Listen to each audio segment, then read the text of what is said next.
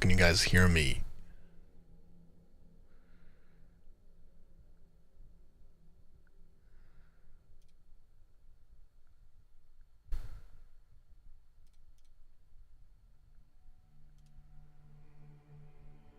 We did hit the button. Hello? Boom. There we go.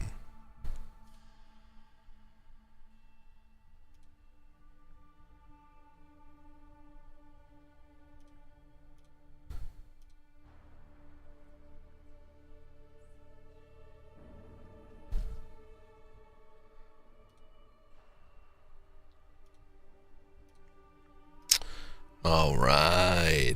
All right, all right, all right.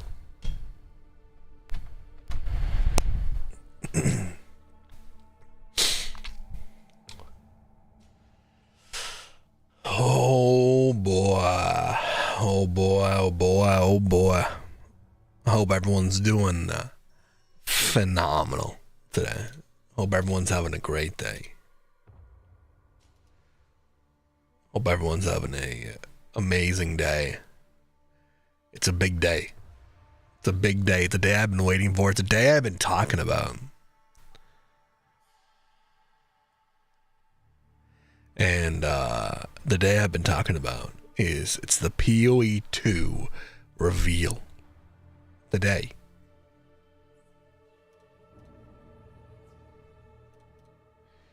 Oh no, did I fuck up something? Oops. Please tell me I did not. Did it say we're playing PoE 2? Okay, it is. Nice, nice. So it's the PoE 2. What? Stop.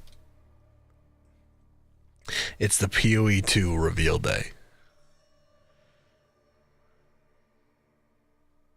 Which is so exciting. So, a little PoE 2 action, then we hop into D4 and we play Diablo.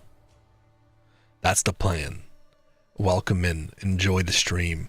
I'm ready, you're ready, I'm excited.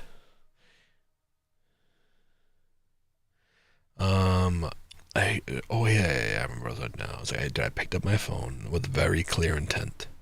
I was like, I'm gonna do something, and then I completely forgot what I was gonna do. Dude, so bad. Let's see.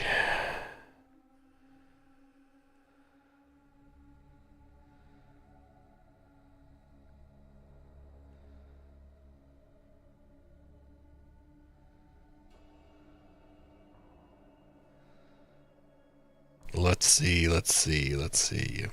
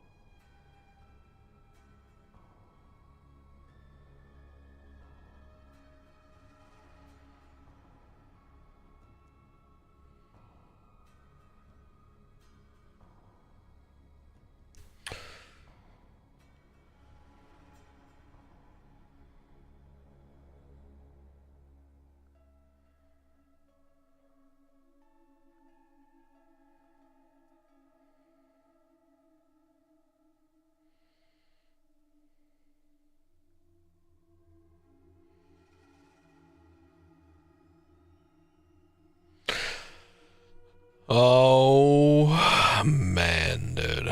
So, let me open up my TikTok stream on my thing.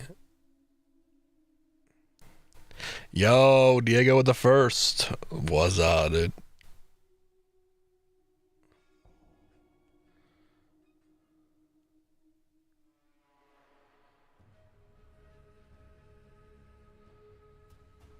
What is up, dude? Oh, something's happening.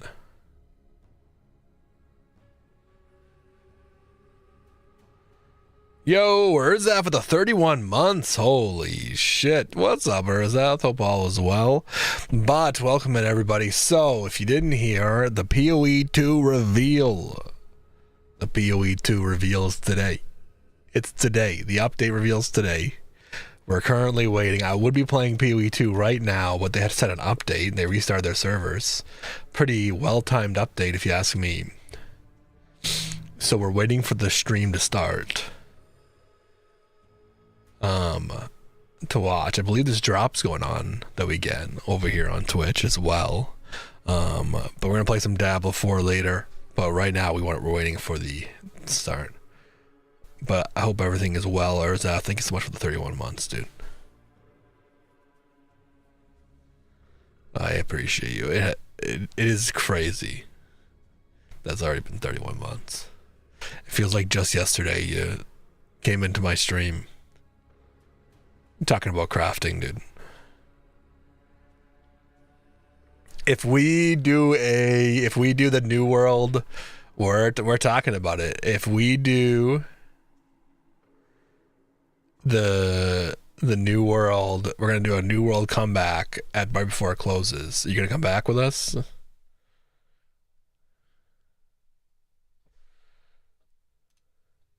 When are we gonna see some GeoGuessr gameplay? Dude, you want it? On. I got worried for a second. I was like, if I type in GeoGuessr, is it gonna show my location?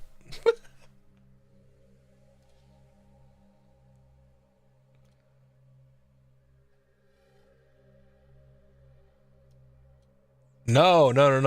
They announced it was gonna close. It's not closed yet. You can't play GeoGuessr for free?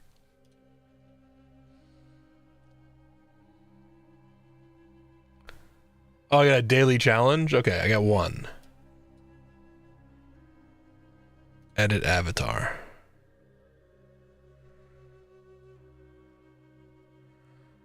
Bro, do you have to monetize everything so harshly? No, we're just gonna play this. Okay. We got 3 minutes. I've like played this one time before. Honestly, I'm getting a little Kura school. First initial was, I was gonna say I was leaning Australia, but this is not giving me Australia at all. And the trees are too green, but I'm getting that part of the world. Very rainy with some cars. Toyota, okay. Hold on, we need the double music is driving me crazy. Okay, we got a sign here. Look at the plants and stuff. This is hard, dude. Okay, those are pretty North American looking plants, but I know they're not. Okay, hold on. Catholic school, okay. Hold on, let's read the sign. Very Catholic school with, okay. Oh man, another Toyota. These are pretty American looking cars, actually. This is a pretty American looking place. But those street signs did not seem American. But maybe it was just happened to be those street signs. We need to find another street sign.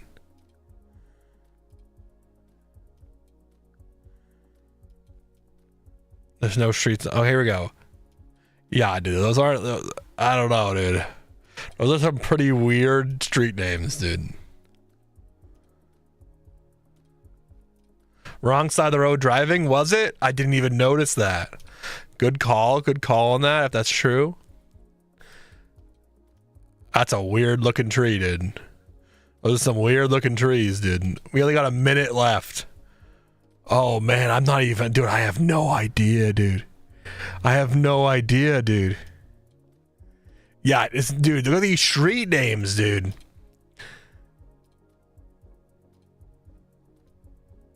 All right. Oh, fuck. All right, we're gonna stick to some of my initial guesses here. Oh man, I'm gonna be off, guys. I'm gonna be off on this one.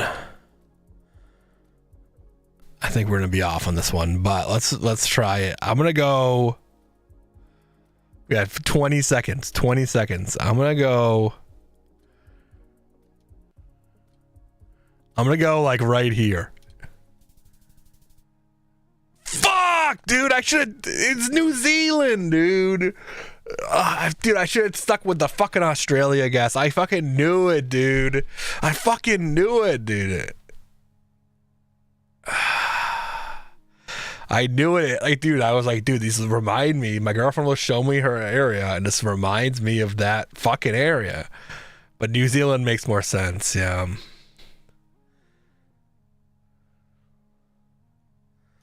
Fuck. I was like, dude, I don't know if like any. I was like, I don't know if like any like really Asian parts of Australia. There probably is one, but I was like, maybe it's one of those. But I didn't even think of fucking New Zealand, dude. Fuck. Damn. We get another one? Oh, we do. We do. Okay. Whoa. First guess, Africa.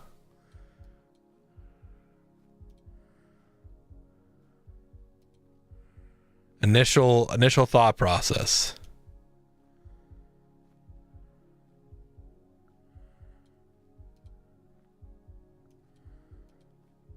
Libya, I can see a Libya. I'm getting a little bit of Sudan.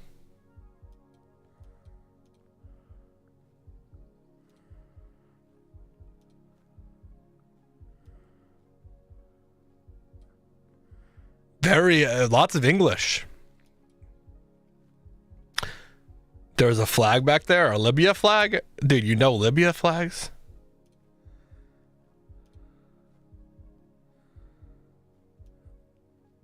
Is that words?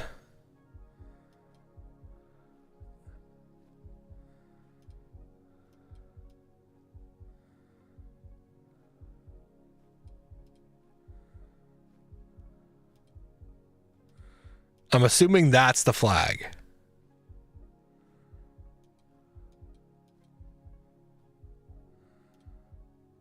Yeah, I do not know a country that is. But it's definitely the flag. They're very proud. They're very proud of it. I don't know what it is. If you know what it is, don't tell me.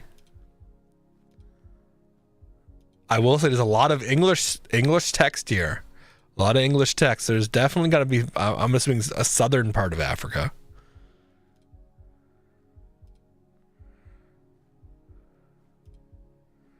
We got a sign here. Hold on. Ministry of Justice. We got a minute left.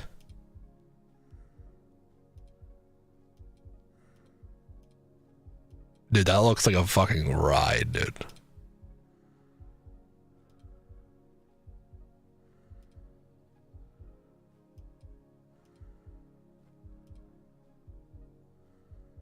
All right, let's get in there. Dude, I saw it and I instantly said that's where it is. I saw Zimbabwe and I instantly, my brain was like, yeah. So I'm going to go with it. Fuck! Senegal. Right on the coast of Mali. Okay. I was wrong. All right, next one. Ooh, definitely U.S. Hardee's. I don't have that here, so not near me. We are definitely in the U.S. And we got Route 90, 90 interstate here. Douglas, Wyoming's this way. Okay, well that gives a huge hint that it's not Wyoming, and Wyoming's that way. That's a massive hint.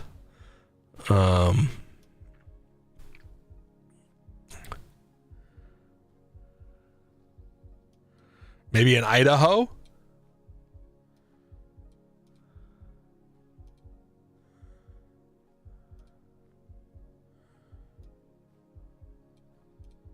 I'm feeling in Idaho right now.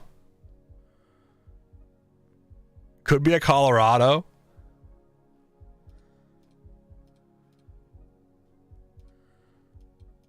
we seen any mountains in the distance that can help? Nope.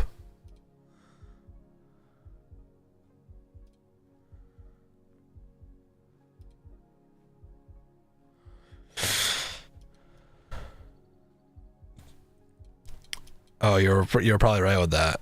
I could have checked the... I wonder if we can get like a license plate before we go.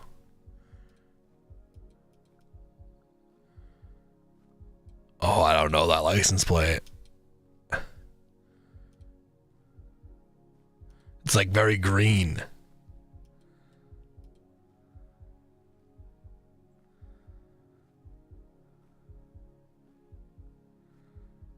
Kansas is your choice? No. I'm leaning on... I'm leaning towards... It's pretty rural. I'm kind of leaning towards Utah or Nebraska. My gut was saying Idaho. But it's very flat here. So I think I'm going to go with a Nebraska.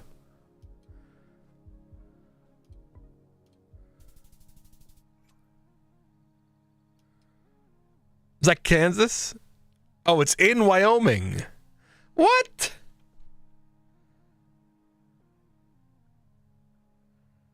No, that's bullshit, dude. It said it with the sign pointed to... Who has a sign that says Wyoming? That's fucking stupid. No, east? Because Hardy is out west? I mean, we're not far off. That's pretty good.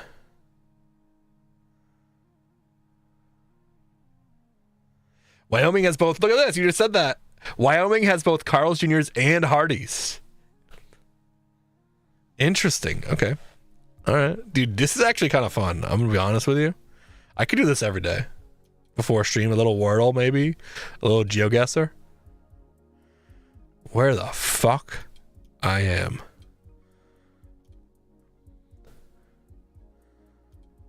Definitely not getting United States vibes here. Though it does kind of remind me of some of the some of the coastal towns near me in Massachusetts, which is kind of like, right? Which is kind of a hint, I think.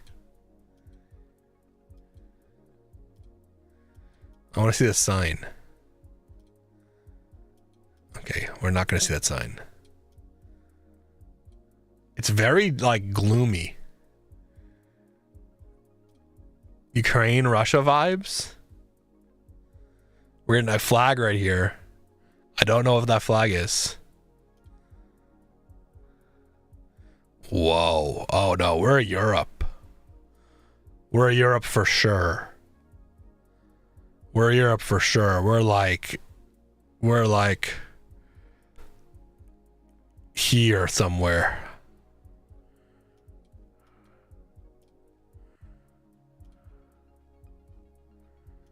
Or like Slovenia, but yeah, some sort of like Czech type country. Yeah. 100%. And I didn't recognize the flag. Which is like a big flag, you know? Well, we got Audi? Wait.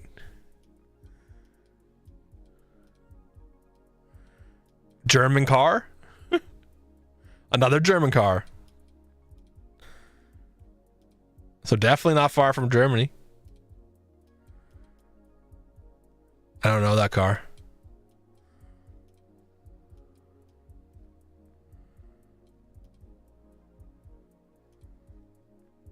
I think I know that flag, but I'm gonna chill. Okay. We have 40 seconds.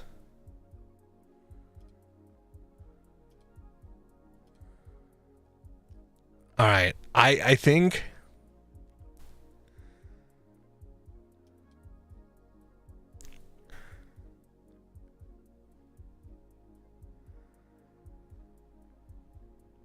I saw it and my brain said to do it. So I think I'm going to go over to like a here in Lithuania. It was Lithuania, just on the other side. Fuck. Damn it, dude. That was good, though. That was good. I got the right country.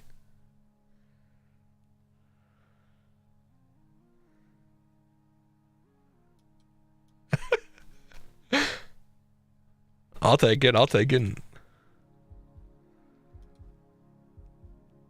Whoa, look at that. Look at that language.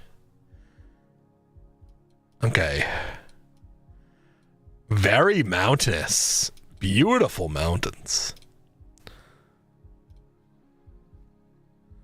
We got a Volvo. Is that a Honda?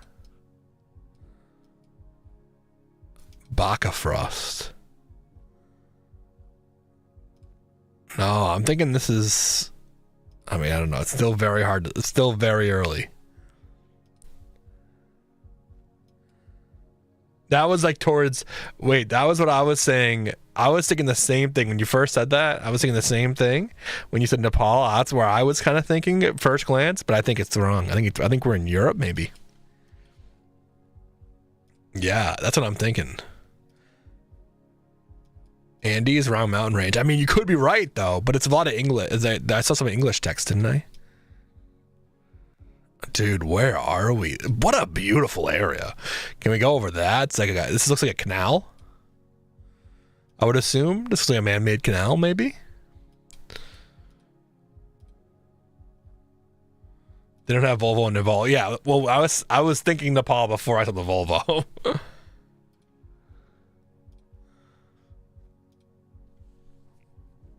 Volkswagen. Okay, I think we're Europe again.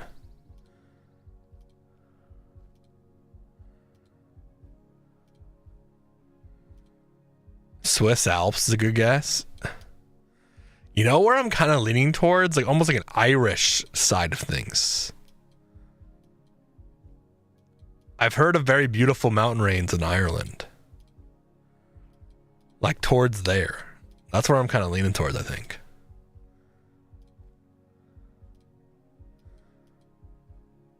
But I want to see language again.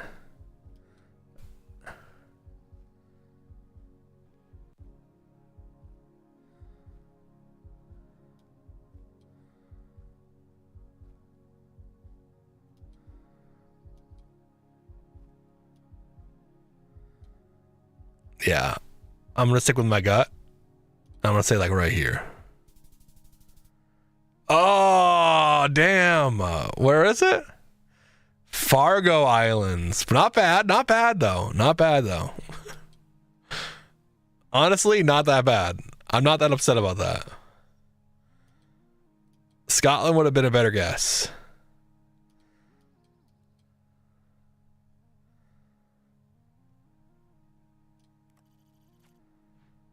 Your score, 11,000? I'll take it, dude.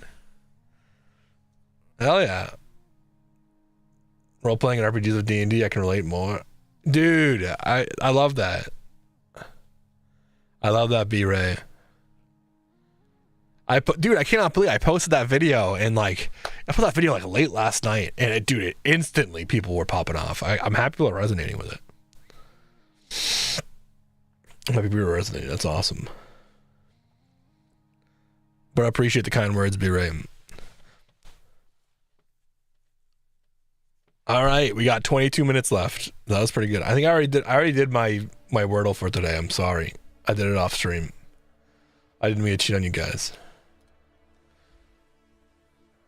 I got super lucky with it though. Anything else like that?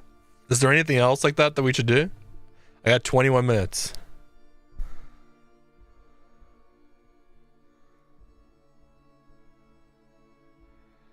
Anything else you guys do like GeoGuessr?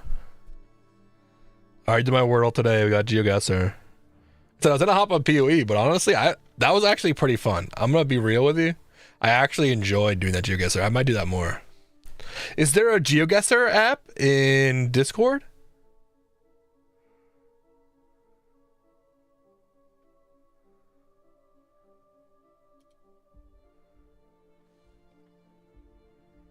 Contexto? Ooh.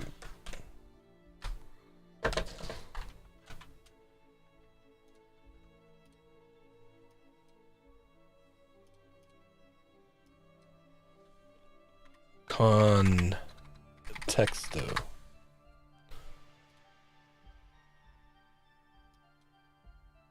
Okay.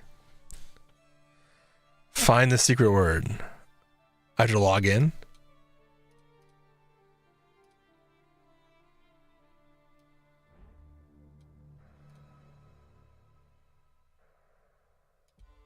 You guys have a number based on how close you are to the actual word. Okay. If you knew League, you do LOL. Yeah, I do know League pretty well.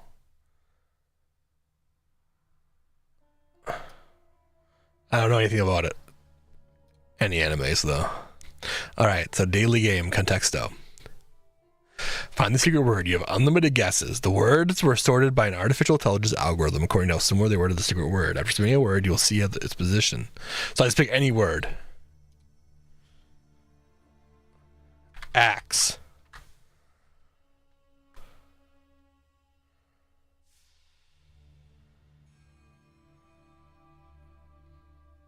I'm gonna guess it doesn't look good. All right, let's do a little bit of a longer word. Let's take it a little. Let's go blood. So is that better or worse? Let's go the opposite way. Let's go like flower. Better. So I'm doing better. You want to get closer to 1. Okay. Maybe we go like, let me go like, all right. This is hard. Let me go like star. Ooh. Okay. Let me go like sky. Ooh, farther off. Okay. Let's go asteroid. Way far off. Okay. So, wow, but star is right. Really? We go like night. Okay, we're still on the same.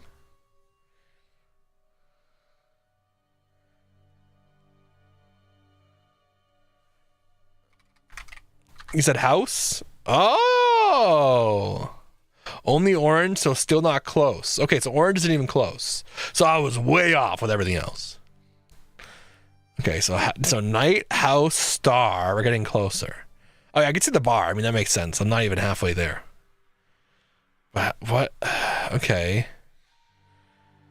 Wow, this is hard. Dude, this is hard. This is the hardest one. Let me go like book. Okay, closer. Okay. Let me go like kitchen. Far. Okay. Let's go bed. Super far. Okay.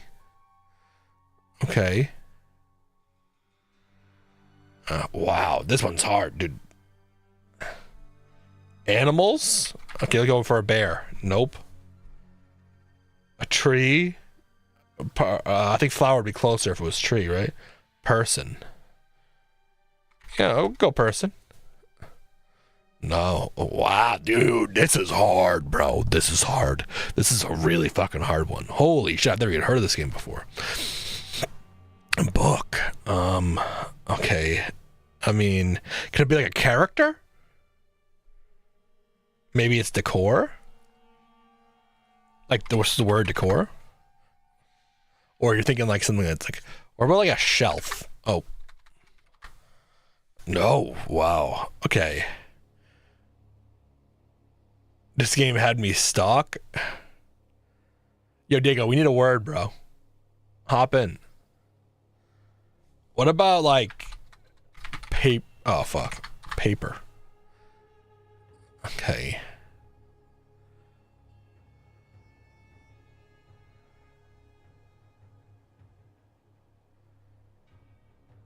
Book, star, house.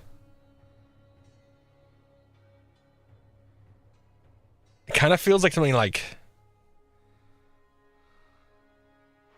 tricolors. Okay, black.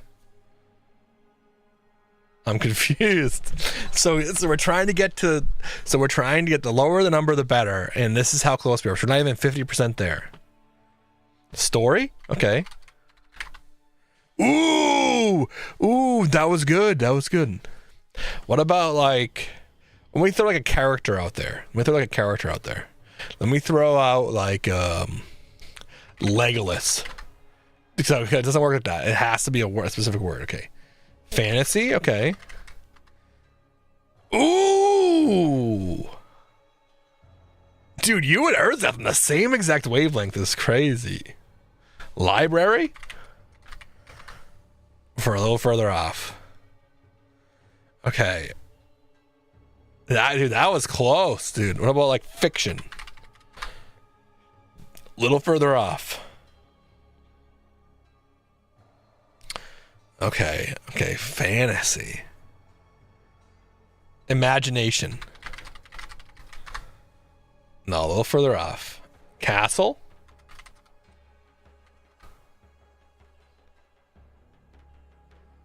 Fairy. Okay. Ooh, far off of that one. Magic. Just magic in general. Nope. Dude, this is fun. This is cool. This is a cool one. Whoa. So what's similar to story, fiction, book, star, imagination, house? Fantasy.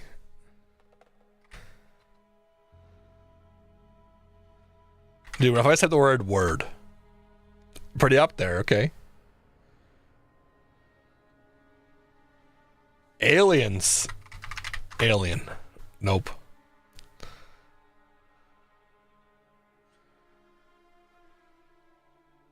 King. Oh, King's a good one. King's a good one. Dude, you're on the right. Dude, he's on the right path. He's on the right path. He's got it. What about, like, let's throw, like, Queen. Is Queen closer or farther? Way farther. Prince.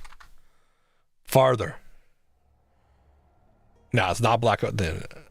Why is Star close? It's not that close, though. So, right, it's like, think if we were at a number, we're like 40% close, right? But fantasy is at like 60% close. Kingdom. Ooh, okay, okay. Star is very fantasy-esque. It could also mean not star like star in the sky. It could mean like star like a person.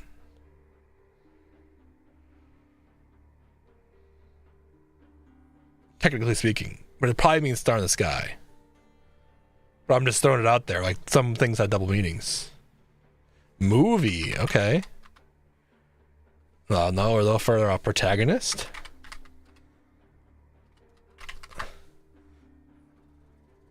It's definitely something like story related like that. It's like we're on the right track with that, I think.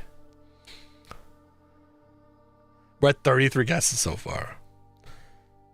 Holy, this is hard, dude. This one's hard. This is it requires a Harry Potter. I don't think I can do characters like that. No. Potter. Nope. Dragon. Oh, nope. I did do Sky at one point, so that kind of makes sense. Fantasy. What? What would something to do with fantasy? Druid? No, far. Magician. Okay. Wand. I'll try that. No, it doesn't like either of those. Wand's actually our furthest thing so far. Whoa. How? So fantasy is close, but wand is the furthest thing so far. Weird. But magic's kind of close. Not close, but magic's closer. Dude. Children. Oh, okay. I can kind of see where you're going with that. Child is not bad. Romance. Okay. What about genre? Like horror? Sci-fi?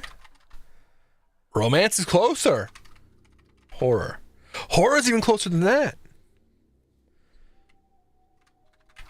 Fear. Far away. Kiss. Far away.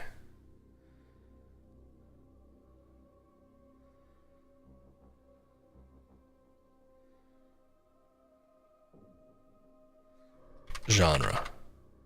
Whoa. Oh shit, Yo, Diego.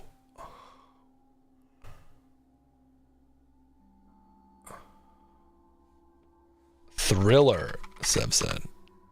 No. So it's like a generic word that's somewhat similar to genre. What about like cuisine? Nope.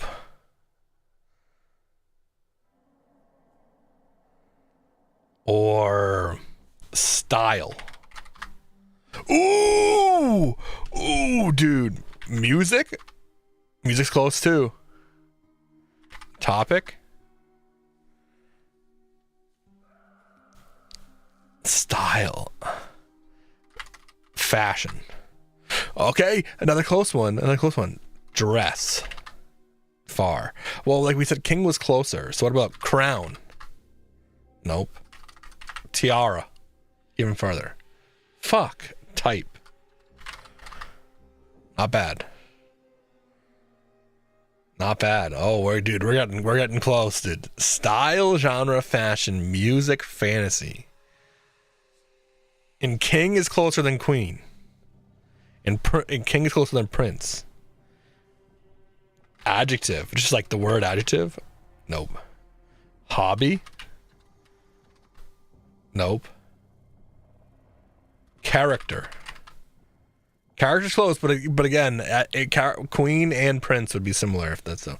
Category. Not bad, not bad. This is one of those things we get so much better at over time, too. Dude, style is close.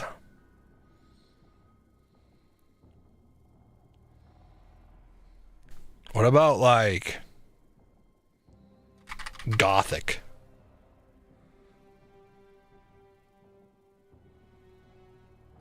How do I spell Renaissance? Ooh, yo. Okay, okay. Medieval. Dude, we're close. We're close. Painting. Okay. Era. Dude, nice. Nice. Nice, dude. That was it. Hell yeah, that was fun, dude. That one was cool. That was cool. I've never seen that game before. How close are we? How close are we? We got 7 minutes. What was this other link we got? Oh no, Gerzaf said lolly. I don't like connections game.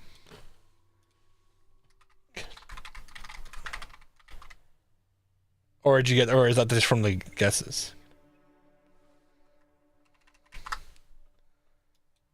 Connections game. Oh, yeah, there is. Connections. Okay.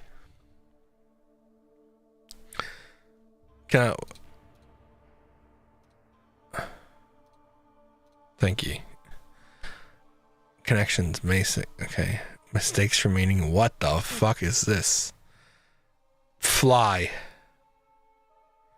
What? Net fly. What am I doing? What am I? Is there like instructions?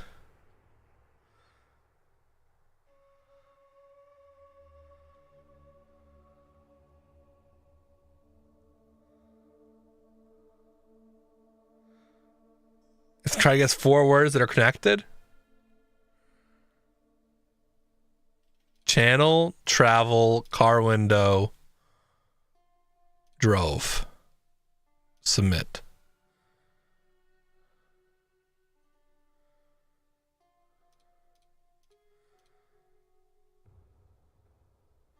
Fly, hook, net.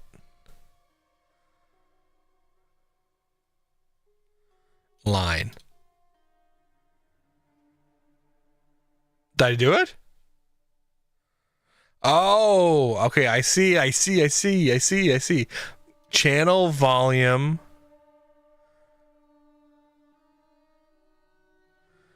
Host.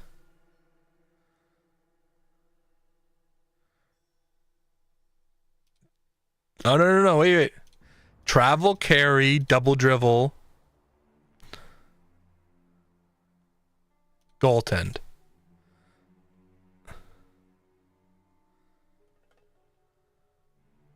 Drove, car window, pack, elevator. No. Host? No. Oh, fuck. I can't just hit that button. I can't just hit that button. Volume, channel.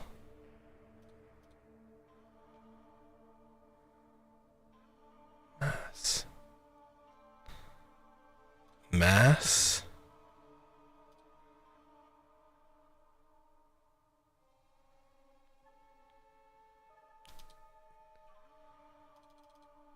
Okay. Car window. Drove. Like, this is like movement.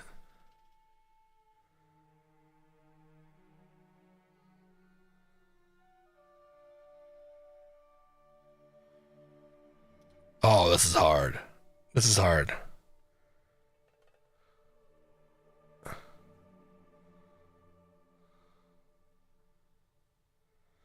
Oh, that was good whiskey. I just saw that. Window, elevator, channel, volume, buttons. Ooh, dude, you're on it. You're on it for sure. Control with up, down buttons. Drove, mass, host, pack.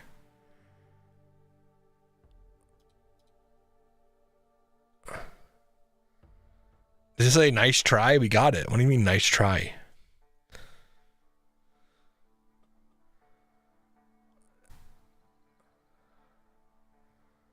Multitude.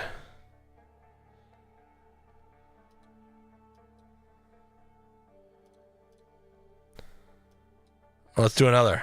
Oh, we only got a few minutes. So that was hard. That was hard. And a bunch of shovels. Okay. Montana, Rushmore, Colorado. Oh, fuck. Hold on. Wait a second. Utah, Montana, Colorado, Kansas, Nevada. Oh, fuck this. Dude, what? Dude, what? This is so hard, bro. That's so hard. This is like 19, dude. It can't be that. Sprite, Crush, Mug, Squirt, all sodas.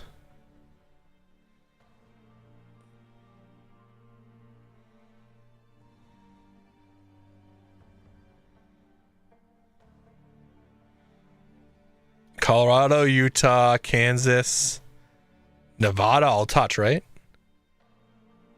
Or is it Arizona? What's the for the touch?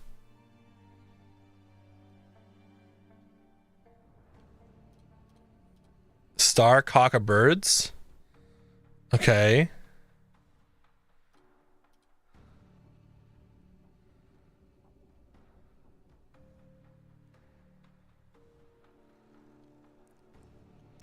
Isn't it Utah, Kansas, Colorado? But isn't it like Wyoming? Did all touch? Something like that. So maybe it's not that. Here, let's just shuffle a couple times. Okay. A soprano.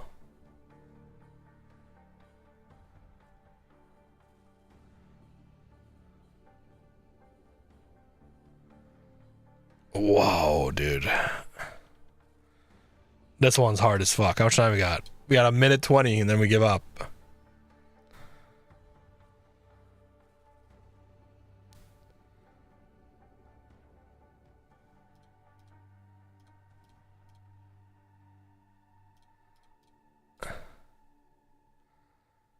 Rush, Montana,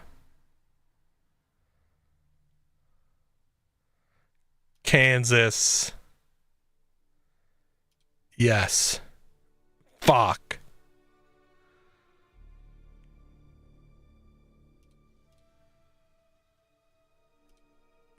Reveal the answers. U.S. Mountain State. Classic rock bands. Oh, dude, we should have got that. Tony Hawk, Tony Montana, Tony Soprano, Tony Stark. Oh my god, dude. Oh, damn, that was actually, dude, that's hard. This is a hard one. The connection ones is hard, dude. They got tons of bet games. Holy shit. Oh shit. Oh shit. Here we go, boys. Here we go, boys. Here we go. Hi, I'm Jonathan Rogers, Hi. director on Path of Exile 2, and welcome to GGG Live. Nice. Huge amount of stuff to share today, so it's going to be a good one. Twitch drops are enabled on today's live stream, so you'll be able to claim the Red Queen's font hideout decoration by following the instructions below. Okay, so with that out of the way, time to roll the trailer for Path of Exile 2, Return of the Ancients. Those in darkness once lay dormant, now return.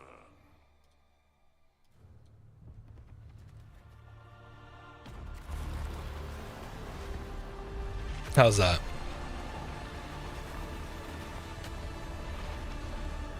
We who came before rise again. Behold, the first edict. Oh shit. New endgame quest, The Origins of Divinity.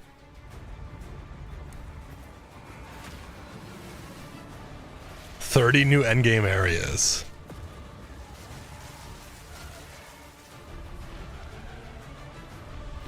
New Arbiter Pinnacle Boss. Oh, hell yeah. New endgame quest, Rite of the Nameless. Yo, Ritual reworked.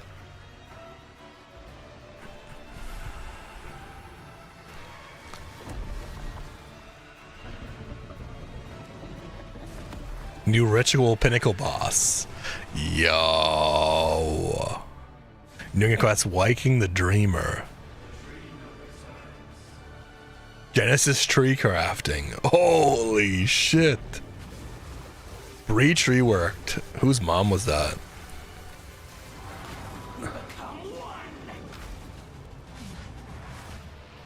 New endgame quest, The Hare and the Raven. Holy shit. Delirium reworked them.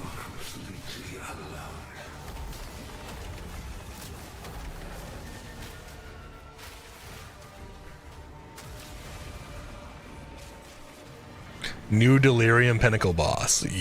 Yeah. Oh, dude. New League, Runes of Aldur.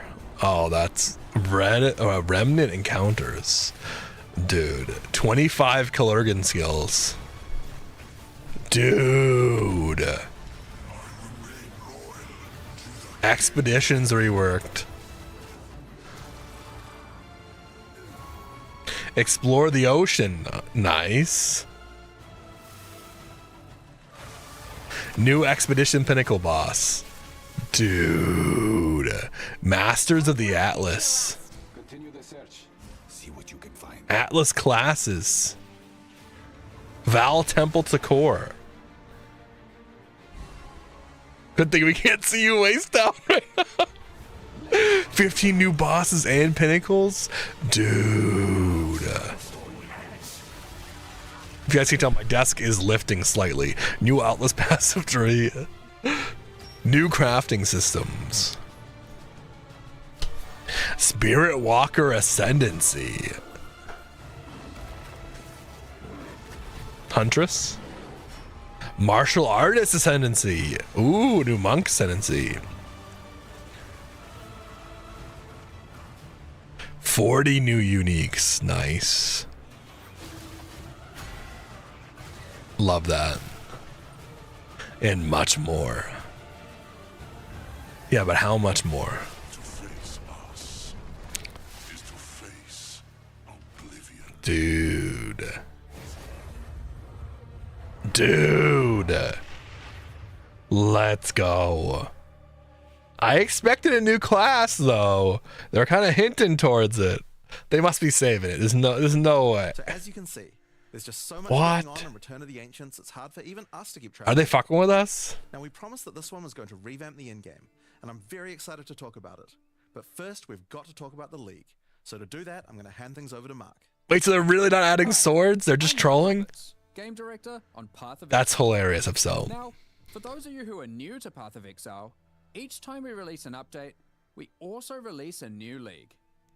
Not only do we have a new economy, but we also introduce new content through the Dude, I should have worn my Path of Exile sweat hoodie. I have that exact hoodie. From the start of the game, as well as new mechanics, storylines, and in-game bosses. In the Runes of Eldur League, you will encounter a man being attacked by the undead in Clearfell. After saving him, he introduces himself as Pharaoh, a young blacksmith trying to bring back the ancient art of Ezomite runesmithing. He has been collating his discoveries in a tome and is keen to show you how runesmithing works. By inscribing symbols on these ancient Ezomite remnants, you can create all manner of old magics. Unfortunately, on doing so, the corpses of the nearby undead are revived and infused with some of the latent power, making for a difficult fight.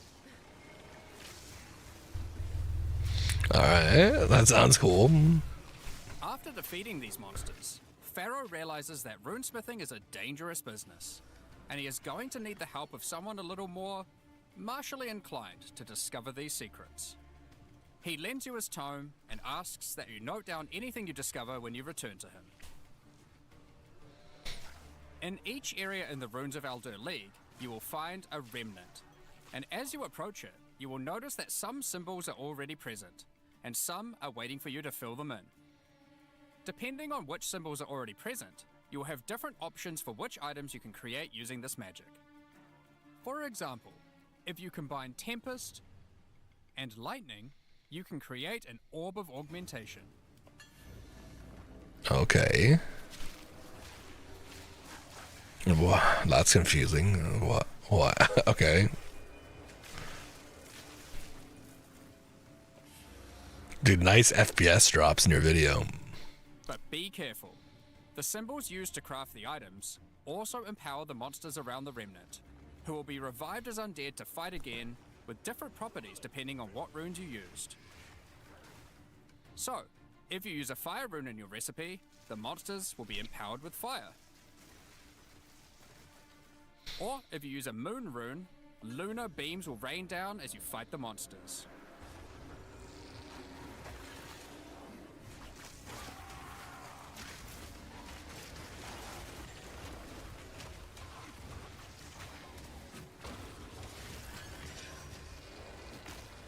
After the fight, break the remnant to receive the item you crafted.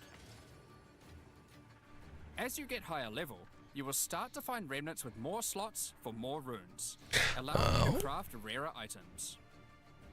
Dude! As the number of slots increases though, more waves of monsters will be added. That's cool. With each wave being empowered by more and more of the runes.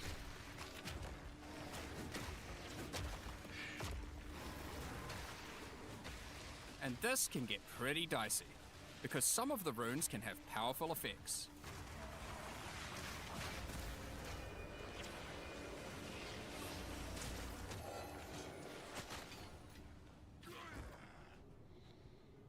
Like the Oh, it's live. I was gonna rewind a little bit. Spawning waves of minions. Remember when they said it didn't need a loot filter? Invincible, but killing its minions will deal damage to it.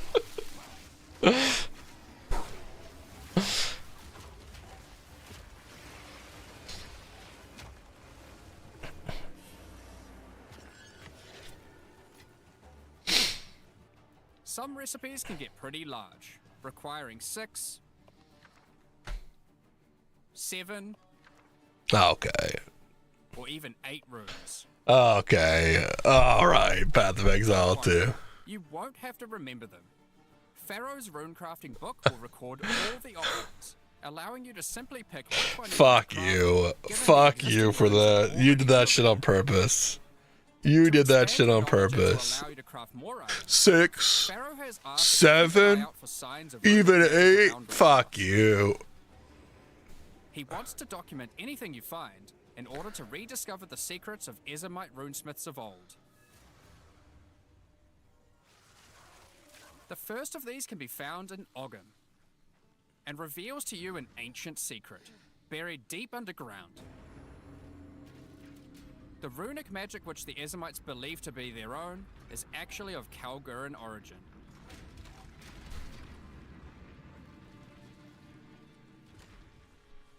Thousands of years ago, the Kalgurans came to Rayclass to find sources of verisium, a metal on which engraved runes allow control over reality. Pharaoh is determined to learn these ancient ways and gain mastery over them. If you can bring him more verisium, he will be able to use it to smith power into any armor, granting you runic ward, the power harness of the Kalgurans since ancient times. What is runic ward? Runic ward is a new resource that protects you from death. What? Should you run out of life, your runic ward will kick in, sustaining your body until your life can return. It effectively acts as a life. Of course, should you take enough damage to run out of that, you will still die. Every single piece of armor in the game can be upgraded this way. What the Even fuck? Uniques. Some are just a strict upgrade, giving runic ward with no downside. Others are more extreme, sacrificing defenses to get a much larger amount of runic ward. There are even some that add new modifiers to uniques entirely, making them much more viable for higher level play. But the Kalgurans use runic ward for more than just a defense. It can also be used to power many other magics. Instead of using gems created from corruption, the Kalgurans used runes of power and fueled them with runic ward. Many of the options available from Remnant What do you mean? are new types of Kalguran skills that exclusively spend runic ward to wreak havoc. An example is Triskelion Cascade. Using it will cause your next spell to be triggered multiple times in a Triskelion pattern. What? With skills like Ice Nova that you cast from yourself, Yo. or with something you target at a distance, like Comet. There are also skills to modify existing effects using runic magic, like Frost Flame Nova. Using this skill on a pack of burning enemies will transform the Ignite into Frostfire, both burning them and building up freeze at the same time. Yo, that's cool. You have basic buffs like Hollow Shell that guards all nearby allies,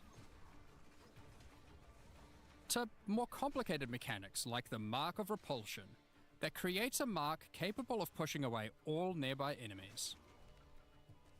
Instead of spending mana, like skill gems do, all these skills cost runic ward, and unlike gems, this means that they don't care about attribute requirements, or what kind of weapon you use. These skills are designed to be used on any class, and so often interact with mechanics that apply across many characters. By combining different runes together, the Kalgurans were able to support their runic abilities, and you can as well. There is also a set of runic supports that can be combined with regular skill gems in interesting ways. Concussive Runes allows you to add these concussive shockwaves to any skill that stuns, while Runic Infusion lets you spend ward to directly empower the damage on any skill. Now, there are other quests during the campaign too, that unlock even more interesting crafting methods. Buried deep in the jungle in Act 3, you can find the Mystic Refuge, containing even more secrets for Pharaoh to learn from. Using this knowledge, he gains the ability to reforge unique weapons. With this technique, many low-level unique weapons can be upgraded to do significantly more damage. Now, we've been able to take a bunch of uniques that had interesting modifiers, but were not in-game viable, and give them a bit of a boost to get there. And it's not just low-level uniques. All Kalguran uniques are able to be runeforged this way too, and they can do some pretty interesting things. Like Searle's Grit, a new unique, which when runeforged can get one of several different outcomes. There's still Oh. so much more that you can craft with remnants. There are also 100 new runes, as well as many other Holy new crafting shit. currencies. This is the runes of Eldur after all, and some of these runes have quite powerful effects. For example, this elemental conversion rune will convert all the existing mods on a non-unique weapon from one element to another. Using it, you could combine a weapon with all 3 elemental damage mods into a single element, making a weapon with massive amounts of cold Yo. damage. That's cool. There is also a rune that lets you destroy your rune sockets to turn them into a dual socket on your item. And there are even crafting meta runes that can unlock new types of mods when used with regular crafting. For example, this rune What? of chronomancy will unlock a set of time-related mods to be crafted on your boots. Wait, what do you mean? Once placed inside, use regular crafting orbs to attempt to get new mods like cooldown speed or increased skill effectuation. Yo, wait, what? You can also create a new type of currency called alloys. Using regular metals alloyed with verisium, new modifiers not normally available can be directly Wait, crafted oh, with your dude, there was like items. +1 minion skill. What was that? Using imbued alloy could improve your ailment damage, for example. There are honestly so many options here that unlock all sorts of crazy crafting projects.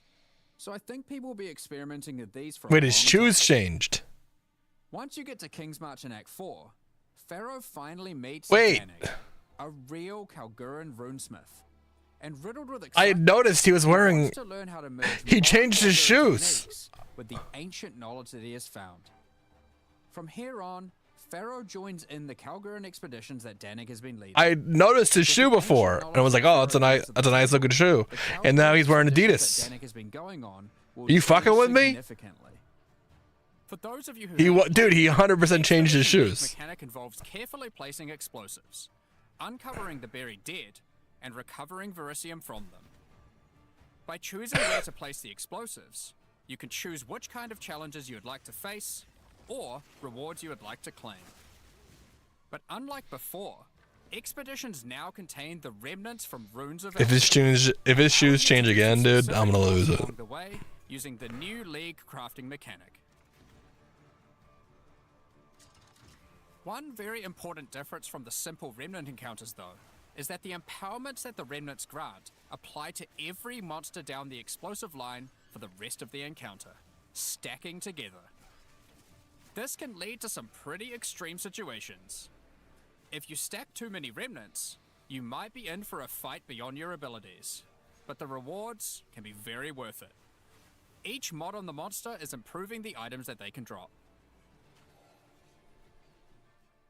Once you get to the endgame, you will find that the atlas has changed substantially.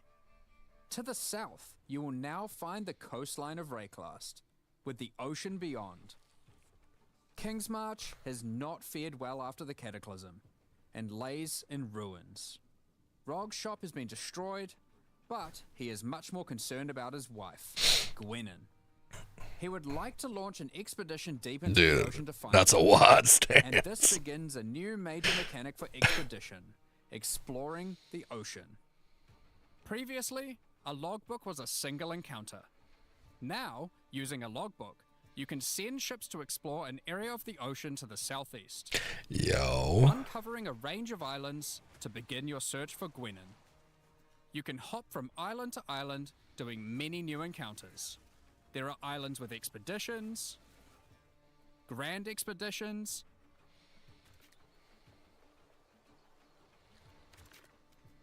new bosses, and all sorts of other unique things to find. Eventually, you will find the island that Gwenin has been holed up on. It turns out that she has found the tomb of an ancient Kalguran, Medved. While she appreciates you coming to her rescue, she is still keen to blow open the doors of the vault and take whatever you can find inside.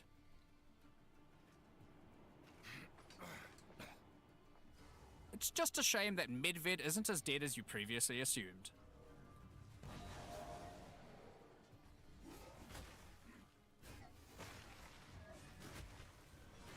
Now, after you have defeated Medved, you will find another logbook.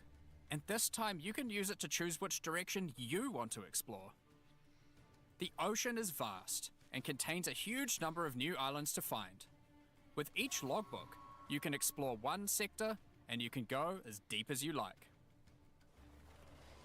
There are all sorts of interesting objects to uncover and dungeons to explore. Many of the islands have expeditions with totally new mechanics. So for example, here is a volcanic island with voltaxic sulfite. Blowing up the sulfite will unleash extra waves of enemies. But there is also this wall with a suspicious light coming from behind it. On blowing it open, a giant ogre comes out, and he is determined to eat as much sulfite as possible.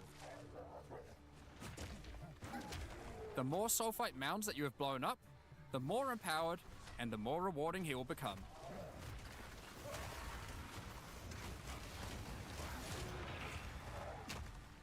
These islands contain all sorts of little secrets that you can find and blow up. Free trapped wisps, blow open root doors, even raise ancient precursor technology. And of course, more bosses. There are more and further vaults to blow up, and one of them in particular is pretty important. The Tomb of Uhtred, the Star Drinker. The Star Drinker. Oh yeah. Uhtred was responsible for calling down the meteors of Verisium, which the Kalgurans used to power their ancient magic. And upon defeating him, he calls down a truly gigantic one into the ocean nearby. Wait, what? On visiting it, you find that it is shrouded by a strange energy emanating from the Verisium core of the meteor within. There is something growing in there, and it can't be anything good. In order to gain entry, Danik suggests that the Triskelion Flame, an ancient Kalguran artifact that can absorb and cancel the effects of Verisium magic, could be used to enter. But to find it, you will need to locate the Tomb of Olroth, leader of the Knights of the Sun. Defeat him and gain access to whatever eldritch nightmare is growing inside. Now, we're not going to spoil the boss, but one thing you should know is that the Verisium that makes up the core of the meteor is of a quality that has not been available for millennia. Bringing this to Pharaoh and Danik should allow them to forge some objects of power. The creation of lost to time. Hell yeah.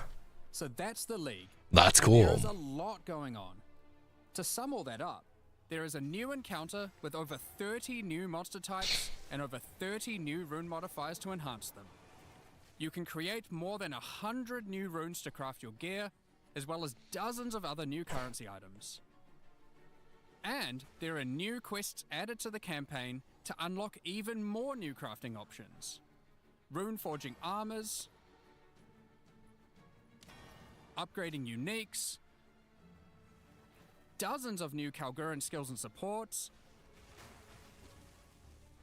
tons of new islands to discover by exploring the ocean, 5 new bosses, including a new pinnacle boss, and a bunch of new uniques to top it off. But there is still a ton more to come. It's time to talk about the massive changes to the endgame. But for that, I'll hand it back to Jonathan. Now, as Mark hinted at before, the endgame atlas is very different now, and the ocean to the south is the least of the changes. The entire area around your starting location is now teeming with new questlines. Yo, Herman, thanks for following, man. Will you investigate the strange forest to the west? The cracks in the earth to the east? Or perhaps visit the ruins of a Val city in the north? Dude, The atlas now has fixed points of interest at specific locations. that's Give awesome. you specific objectives that are easy to find. Like before though, no matter which objective you choose, going to towers to see what's out there is always a good idea. The first time you do that though, something new happens. The earth shakes, and a gigantic fortress rises from the earth. A remnant of the ancient precursor civilization.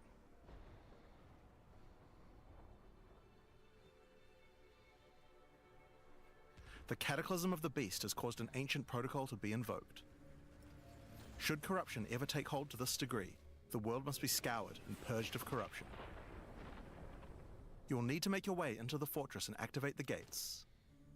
Gain the keys to reach these ancient precursor weapons. Dude, I can't wait either, Herman. I'm so in. I'm so invested. But this will be no easy task. The fortress has many areas to explore and many new things to find. You will power up ancient machines, fight new and deadly foes, discover many new areas, and uncover some dark secrets. Now, the Fortress is the first of the new full in-game storylines that we're adding in 050, and there's a lot going on with it. But not only that, it has some pretty cool new mechanics as well. The areas inside the Fortress are special. Many of them have new mechanics or rewards that they grant. Like this map, where all the rares are contained in essence crystals. Oh, interesting. Or this one, which replaces all monster packs in the area with strongboxes. Okay. Wait, that's kind of cool. Or this one, which spawns an Ismeri spirit that always moves on to rare after you kill it, allowing you to chase it through the entire map.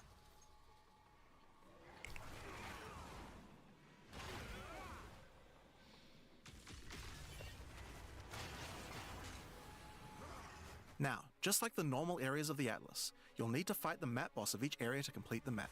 But unlike a normal map, the ones in the fortress each contain precursor nodes after the boss, and activating these nodes will give you points for the new and improved Atlas passive tree. Now, we had an Atlas passive tree before, but it was one of the areas of the endgame that just wasn't up to scratch. The Atlas tree now works quite a lot differently.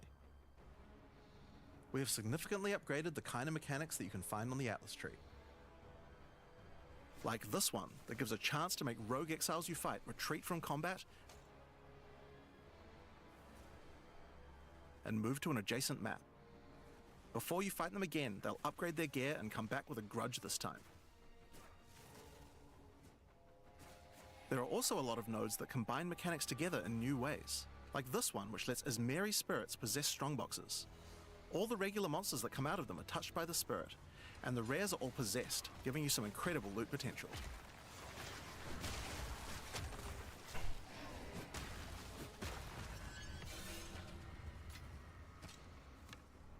You get points from every single area you complete in the fortress, and unlike before, that means you can allocate the entire Atlas tree. Yes, this whole tree can be yours. Wait, what? It allows us to be able to create many types of bonuses that we wouldn't have been able to create before. Like this one, which gives a chance for cities to be invaded by another faction, and can even allow it to contain 2 faction leaders, allowing you to get 2 crisis fragments. If we're done this kind of thing, dude, that's crazy. Then unspec out of it before running anything else. With full allocation, we can have cool bonuses like these. Wait. Obviously, we still want to make sure that you have choices that define your in-game Atlas build. So many nodes in the Atlas tree are now multi-choice. Everyone will get the node, but which bonus you choose to use is up to you. Do you want your powerful boss maps to contain more essences, summoning circles, or rogue exiles? Wait. Okay. Nodes that contain more unusual things. So, for example, on this node you can choose. Do you want to give a chance for shrines to instead be given to the map boss in the area, making them more challenging but dropping special loot? Ooh, Would you rather do. have a chance to be given a shrine buff before entering boss arenas, making for an easier fight? I don't. I want a harder fight, dude. What do you mean? Now, I could probably nerd out about cool stuff in the tree all day. We should probably get back to the fortress. Now, one of the really important things we wanted to do was make it so that all the boss fights in the endgame are now accessible. So, something to note, you can see the time on his... You can see the time on his watch, so you can see how long this has been going on. Like, how many hours they've been recording for. Which is kind of cool. For that, you'll need to travel into the very center of the fortress. An incredible challenge awaits. If you're looking for it, you can kind of see it. It's like they've been fighting with us all day. After the storyline, you still unlock keys for pinnacle bosses in the usual way, exploring the world and finding the keys required to get to them. But we have added a lot more interesting things to find out there as well. There are now all sorts of mechanics that can spawn on maps in the wilderness. Okay. For example, some maps might spawn as a rogue exile hunting ground, containing multiple rogue exiles who are there to hunt rare beasts. You might come upon them in the middle of a fight and be able to take out both of them. Or a map of champions that makes all the natural inhabitants of the area into magic monsters. Or this one that causes all shrines in the area to release as merry spirits when used. Once you have explored and found your keys, you can return to fight the pinnacle in the fortress again. But this version of him will be harder, and not only that, he will have new unique rewards as well. Each time you fight him, you get the ability to activate one section of the fortress, and any maps that you didn't finish there will be automatically completed, giving you all the Atlas points. Wait, So if you're a player what? who doesn't want to explore the Yo, fortress, and instead just race out into the infinite Atlas, you still have a way to get all those points. that's So cool. that's the Origins of Divinity storyline. It's a huge amount of new content with a ton That's of new cool. areas, 5 new bosses, including a pinnacle, with a bunch of new unique items. But not only that, Like it's I a said, completely guys, advanced and includes we a played a ton lot new of map PoE mechanics too inside soon. both inside and outside the fortress. But this is just the new storylines. So let's talk about the next one now, Masters of the Atlas. Now earlier we talked about how the multi-choice nodes in the tree lot of were PoE in a new too. Atlas build, but we didn't think that was quite enough. You have an Ascendancy class for your passive tree. Why not an Ascendancy class for your Atlas tree? Well, that's where the Masters of the Atlas come in. Throughout Rayclast are many opportunities for those with the skills to find them. Atlas Masters are willing to train you in these skills if you're able to help them in return. One such master is Jado, a member of the Order of the Jinn, an organization that secures powerful artifacts to prevent them from falling into the wrong hands. Jado will send you on missions to investigate strange occurrences on the Atlas and recover the artifacts causing them. And for each one you recover, he will gain more trust in you and teach you more ways of the Order of the Jinn. At level 1, you could choose to massively increase the chance for rare and unique chests, or make it so that all map bosses drop an additional unique item, or make corrupted waystones have an additional modifier, but at the cost of making them send you to a totally unknown location.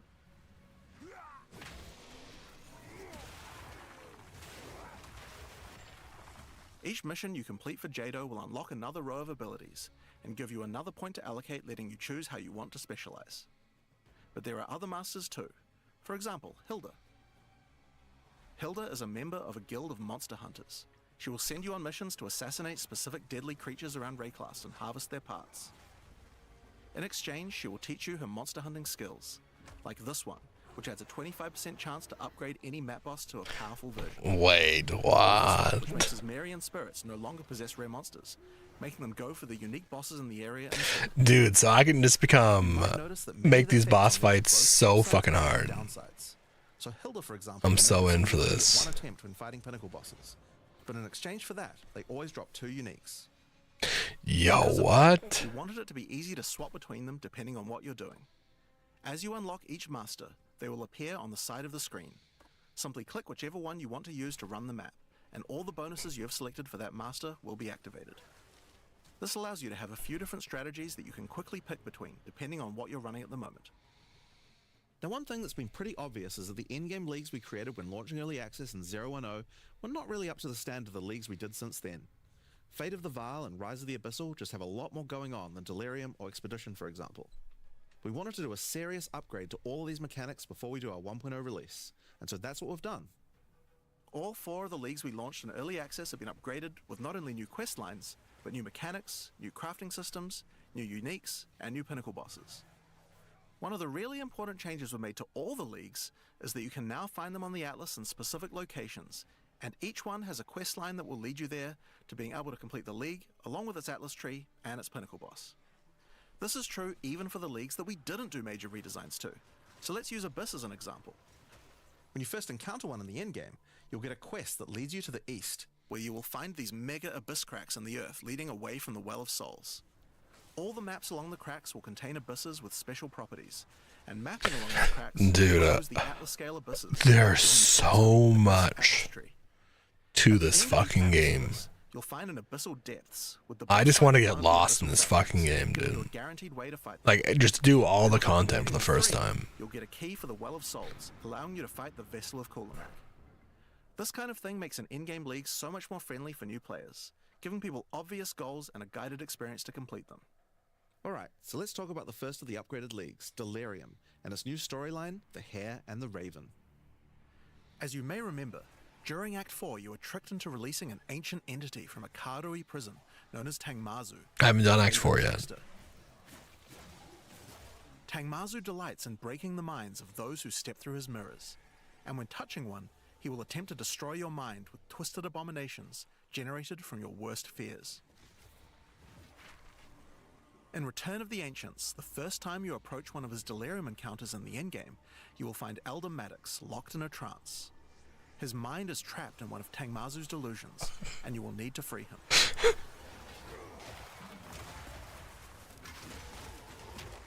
Once free, Elder Maddox demands that as you caused this problem, you should put it right.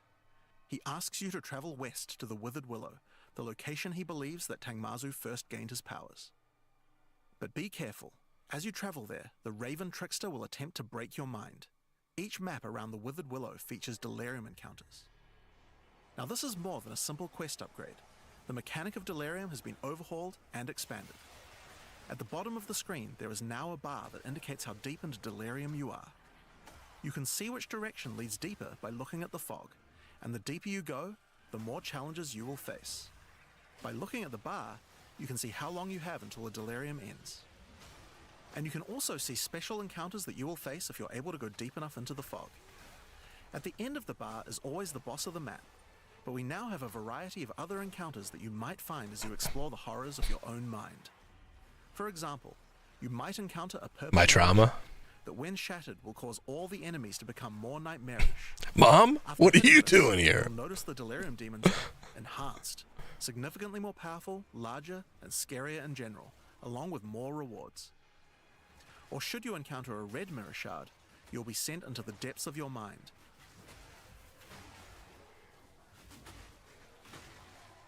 And must escape it while fighting off hordes of your worst fears. Dad? If you are able to do so, you will gain a powerful amulet with 2 instilled notables on it. Once you reach the Withered Willow... Just saw your video about how to have fun gaming again. I totally agree. You should do a podcast, do you think? We hear that a lot. Discovering how to defeat him.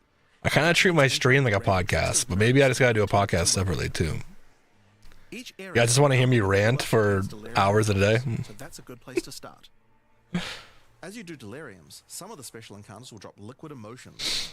Normally these emotions can be used to install amulets to add notable passive buffs to them. But in Return of the Ancients, emotions have a new function as well. It'd be interesting. Each one now has the ability to add crafted mods to jewels, allowing you to add specific mods to an item slot. I'll think about it for sure. For example, Liquid Despair will allow you to add critical hit chance, while Liquid Suffering... Your voice is really relaxing, huh? Thank you, man. And advice so base and transparent. Once you've done enough delirium encounters, the location Dude, you're gonna make me of the blush, dude. an entrance into Tangmazu's realm is revealed, but it won't be that simple to enter. Using his powers, he reflects the map boss for a ridiculous empowered fight, then destroys the entrance into his... So you guys would want me to stream still like the way I am, and also have a podcast you guys can watch on YouTube? In order to find him now, you'll need to... On my let the same insanity channel, or do I need to do a flow. new channel? A strange fruit is left behind which you can consume to fully embrace the madness in an attempt to reach the Raven Trickster's realm. Consuming the fruit will cover My channel's the entire tiny area still. of the Atlas and fog, and every map you do in the fog will get progressively harder and harder as you explore the deeper reaches of your mind. At some point you enter a new layer. A simulacrum of your memories, twisted and perverted by the Raven Trickster. Should you be able to complete the simulacrum, Tangmazu will believe that you are worthy of a true challenge. Oh, I'm worthy, You Tangmazu. take the remaining shard of his mirror, allowing you to enter his realm of madness back at the Withered Willow. If you dare to face him, it will be a fearsome challenge. Yo. Dude, what? Is that the So, boss? That's the new storyline of Delirium. As you can see, it's not only a quest line, there are new mechanics, new crafting options, and new boss fights. But one question you might have is, what happens after? Well, once you've completed the story, grand mirrors will start appearing on the Atlas sometimes after completing Delirium encounters. After doing the grand mirror, you can select where on the Atlas you want to do your fruit-induced drug trip and get another key to fight Tangmazu. But this time, the fight will be quite a bit harder. And not only that, the fight will be able to drop a bunch of new uniques that were not available in the questline version. We'll show some of those later. Dude. After doing a Grand Mirror, the decision of where to spread the fog can be important, because there are some potent emotions that only come from certain map bosses affected by delirium this way. Like all emotions, they can craft special mods onto jewels, but these potent emotions can create mods that you can't get any other way. So for example, Dude, potent liquid melancholy this is an is emotion so, that only comes from there's human so monsters much. and allows you to add a variety There's of so much to this. Can you imagine the amount of people that are still going to shit on this update and be like, oh, they didn't get what I wanted, like Storm's Rebuke, even though this is what we're getting so far, and we're not even done. also notables from a clearly deranged mind. I mean, holy shit. This skill allows you to ancestrally boost fire spells after using a war cry. How about using a Oh, flame blast? yo, what? Now, just like before, you can also upgrade the League by getting points for a dedicated Delirium Atlas tree. But this now works in a much better way and has much cooler effects. The maps in the Delirium area of the Atlas give you Delirium passive points for completing them, so it's easy to see how to progress.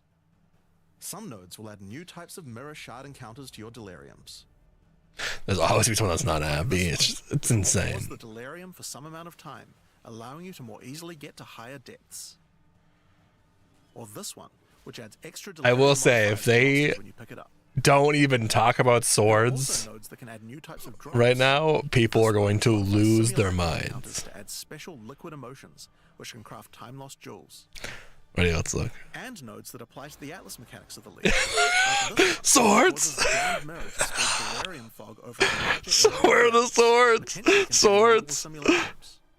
Alright, so that's the changes to delirium. The core mechanic now Swords! includes a bunch of new things to find, new monsters to kill, Told you, new dude. effects on the Atlas. Also include crafting for Swords jewels, win. over 20 unlockable No modes for swords? amulets. Not only that, Swords? Dude, If they don't even mention them, people are gonna lose their minds, dude. But there's still a lot more to come. Yeah. Let's talk about Breach next. I see a sword in the background behind him. You will find Aleph, one of the Keepers of the Flame, an ancient order of monks dedicated to preventing the Hiveborn from entering the world. Yo. As you seem to be a keen slayer of demons, Aleph would like to recruit you to the order and asks that you travel to their monastery to the south. On the way there, you'll start to encounter more breaches, and will notice one of the first changes to the breach mechanic. You still have to kill monsters as fast as you can to keep the breach open, but now you can visibly see how much time you have left to keep it open, and how each kill extends its duration. Alright. Once you've reached the monastery, you will learn more about the Keepers. In the 25 years since the events of Keepers of the Flame in Path of Exile 1, the war with the Hiveborn has not gone well, and they have managed to establish a foothold in the world nearby. A gigantic area has fallen to the Scourge, and the Keepers are unable to get inside. Inside the monastery is the Genesis Tree. What? The war effort, stolen from the enemy and gifted to the Keepers by the Dreamer himself. Using the tree, Aleph could create Dude, that is a sick visual. penetrate the Hiveborn foothold, but without Hiveblood, the tree has withered. To get Hiveblood, you will need to take advantage of another new mechanic of Breach. If you can keep the otherworldly portal open for long enough, the Breach will stabilize and will enter a new phase. The Hiveborn will send their toughest miscreations to defeat you, and the Breach will not close until you can annihilate them, dropping Hiveblood that you can use to restore the Genesis Tree. Holy shit. In some cases, you may even attract one of the deadliest foes the Hiveborn can offer, a Marshal of Zesht. These monsters also drop womb gifts, and if you take these to the Genesis Tree, they can be used to craft items to help you in the war against the Hiveborn. Given that 25 years have passed since the beginning of the war, the tree has grown and withered many times, but with each cycle it learns and expands its abilities. When you first open the Genesis Tree, you will notice these holes into which you can place your womb gifts. Each womb gift can be used to create a different type of jewelry. and will Each fertilize womb the gift. Hiveborn. So for example, you can place this amulet womb gift in Okay. the tree, and it will give birth to a random rare amulet. But the Genesis Tree is capable of much more.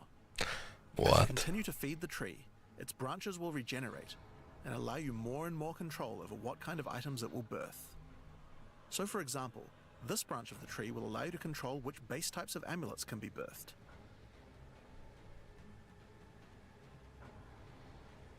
And as you go deeper, it will even allow you to create new base types that you can't get anywhere else. Dude, oh my god. This is going to absorb my Like life. which gives you an entire spirit skill for free. How am I going to have any brain capacity to play any other game but this when this comes out? To the left and right are branches that will let you control which mods the amulet can get, including making sure that they're higher level, or controlling which specific mods that they will always have. With 15 points to allocate, you will have to choose wisely how you want to specialize your crafts, but it's worth noting that this tree doesn't have any cost to respecking it. You can enable or disable the nodes at any time by clicking on them.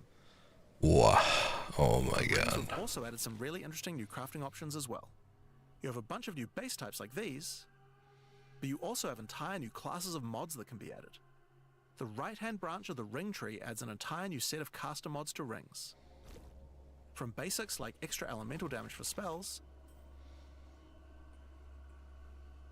or more niche options like this mod that increases the rate you gain seals for Unleash.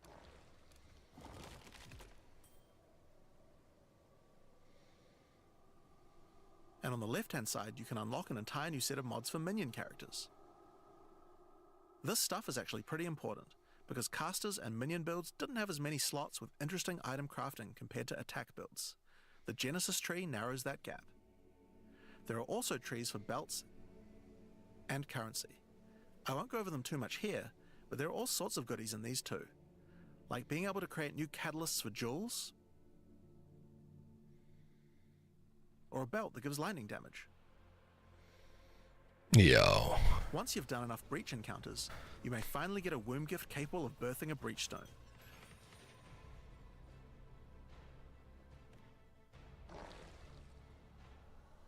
And you can then use it on the Hiveborn incursion.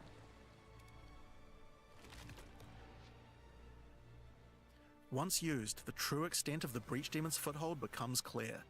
They have not only transformed the land, but constructed huge sky hives as well. When you enter the outskirts of their realm, you will discover breach hives. Using the power of the Keepers of the Flame, these otherworldly structures can be burned away when walking through them. But for each one destroyed, more of the Hiveborn will attack when you attempt to purge the hive.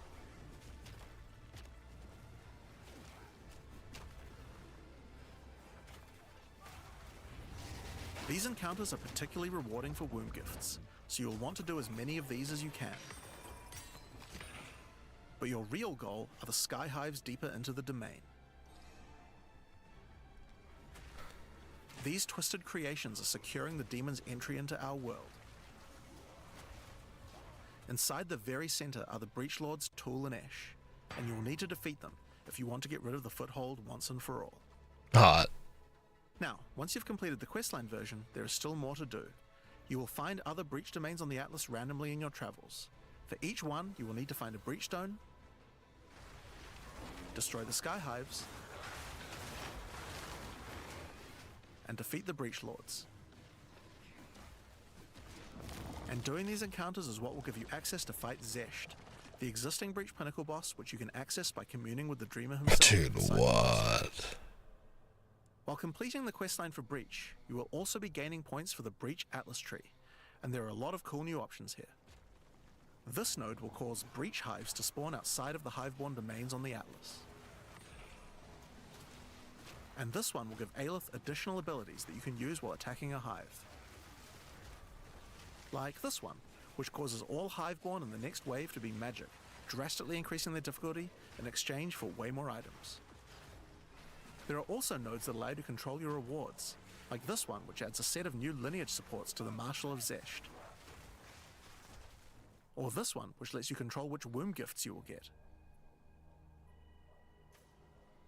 There's also some nodes that affect the Genesis tree, like this one, which will cause Zesht to drop his head, which when returned to the Genesis tree, will grow a grasping orchid on the side of it.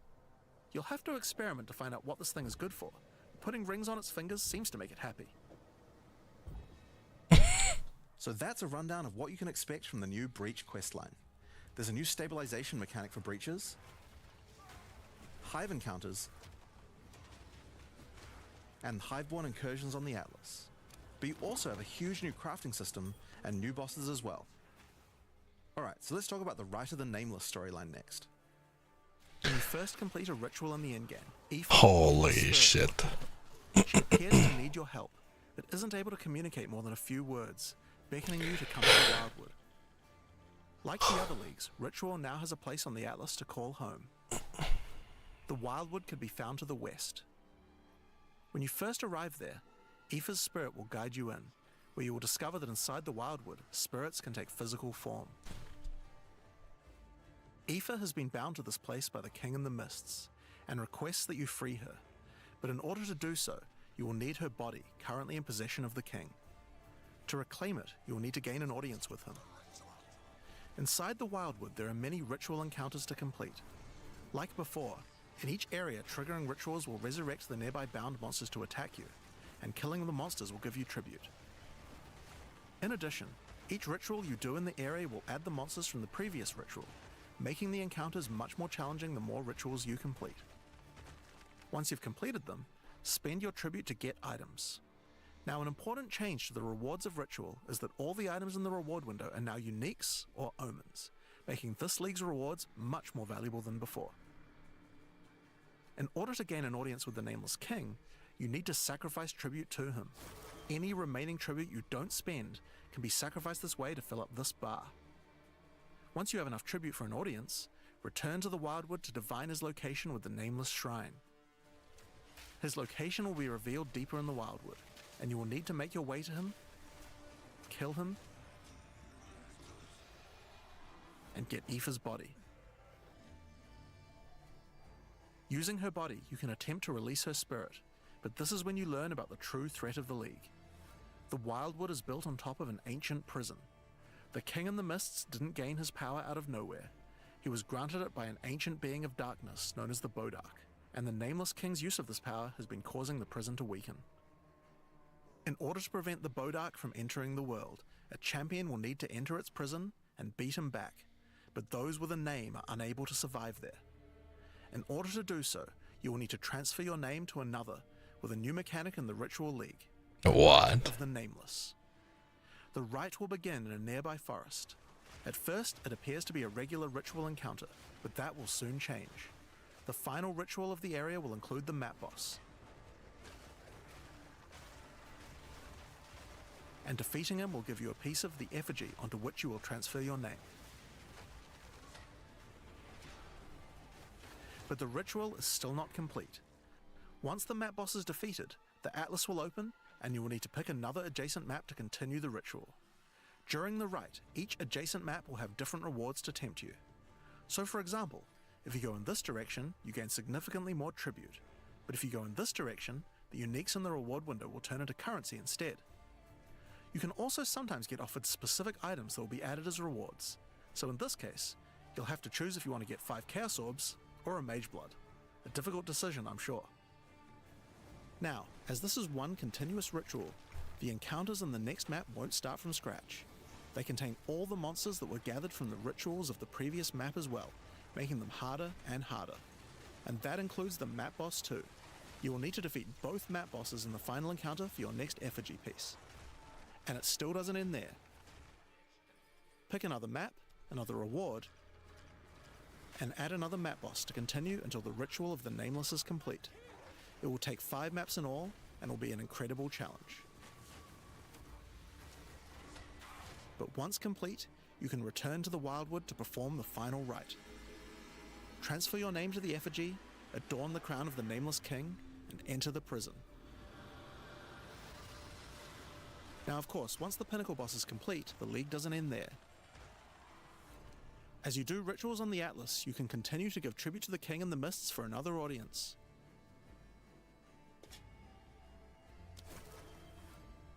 Pick another forest to begin the Rite of the Nameless once more, and this time with a harder Pinnacle boss and new unique items to find.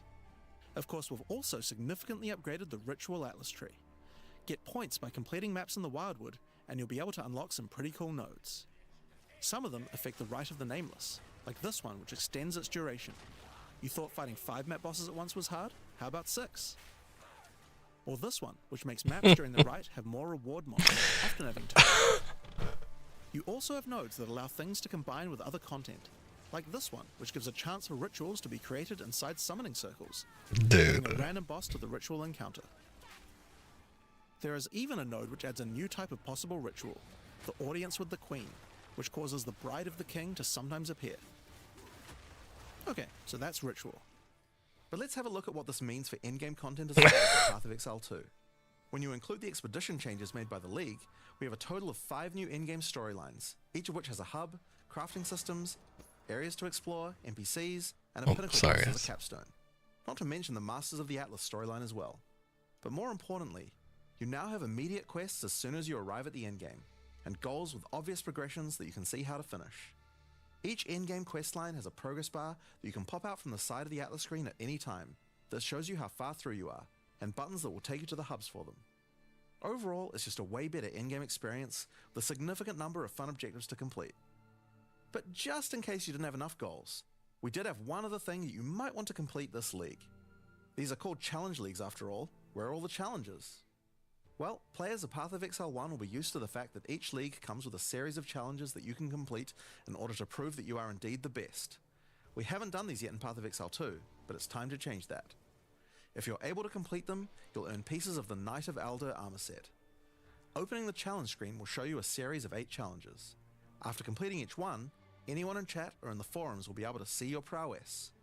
In addition, you'll get a statue to put in your hideout showing anyone you trade with how many challenges you've completed. Oh, shit. You'll earn the first piece of the armor set after doing 2 challenges, and the full armor set after completing all 8.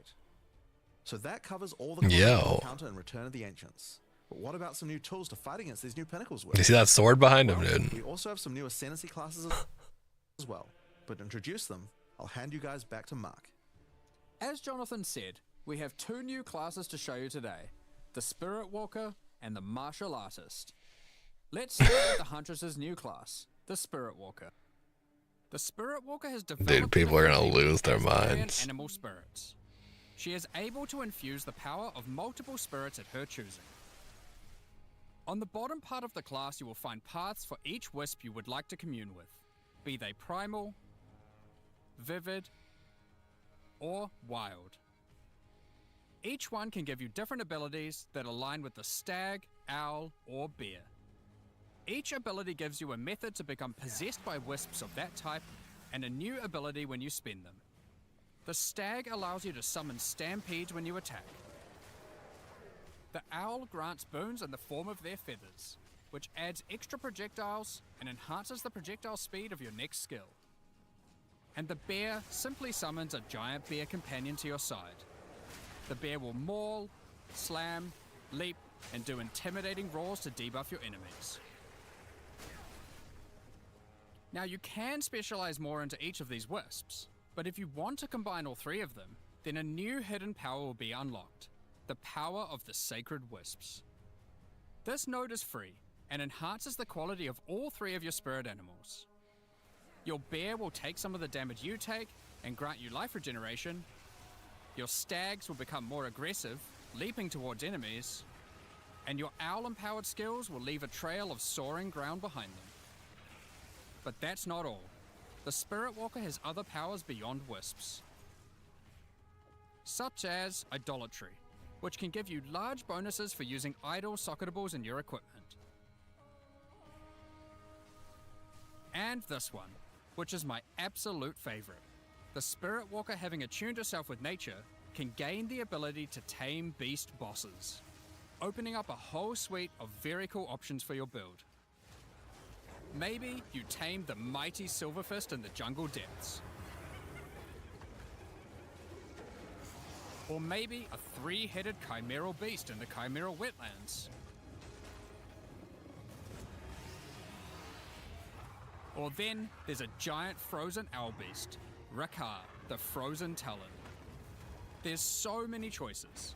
You're going to have to experiment a bunch with this one, and I'm very excited to see what bosses you all choose to have as your trusted boss companion.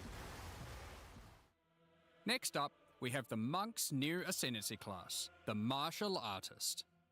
After decades of training, he has mastered 3 of the 7 hollow techniques. Channeling hollow form technique allows the martial artist to create illusions of himself, which then use a skill of your choosing. Perfect for turning skills with less area of effect into ones that can obliterate packs with ease. Should you find yourself overly vulnerable while channeling, you might want to take Way of the Mountain, which causes you to be covered in stone when you immobilize enemies, mitigating large amounts of damage. This can even enhance your attacks too. By hardening your weapon in stone, you can deal even more damage.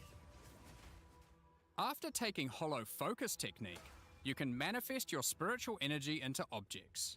In this case, bells, which will appear around the martial artist and can be shattered by any of his attacks, even ones from the Hollow Form technique earlier. Hollow Resonance technique furthers that by adding a manifested bell to your back, which rings each time you deal a critical strike, damaging all enemies around you.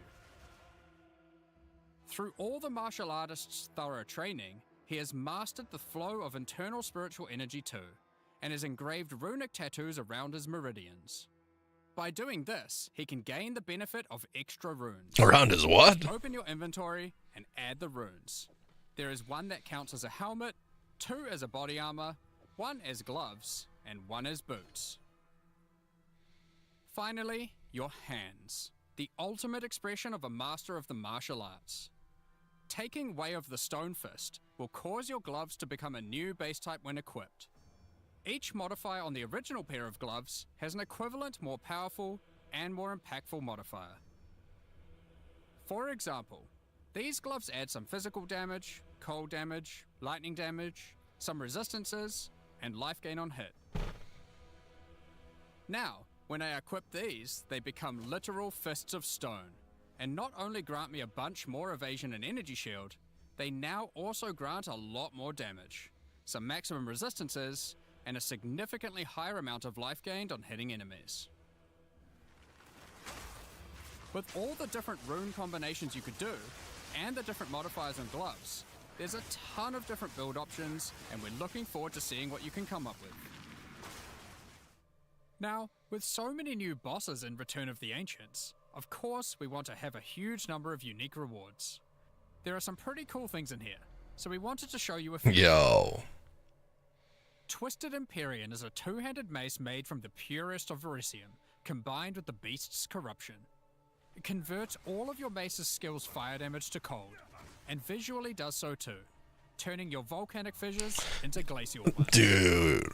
This mace also comes with its own built-in skill, Starborn Onslaught. Using Glory, you can leap backwards, throwing your mace at the ground, creating Verisium fissures, before calling behind it a storm of cold metallic bolts from the stratosphere. Next, we have Eventide Petals, an amulet that not only grants runic ward, but also comes with its own reservation skill, Midnight Zenith. This skill causes your critical hits to grant Arctic petals that hover around you. Once you have acquired enough of these petals, they will be consumed, creating a floral ice crystal near an enemy.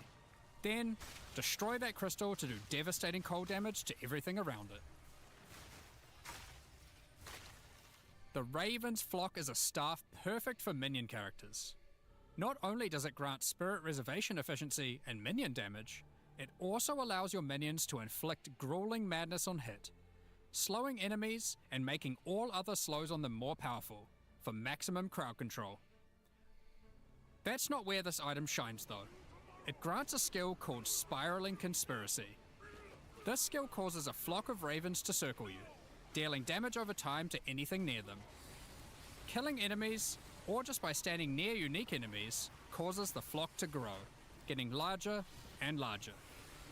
For your PoE 1 players, you can think of this just like a Raven Righteous Fire.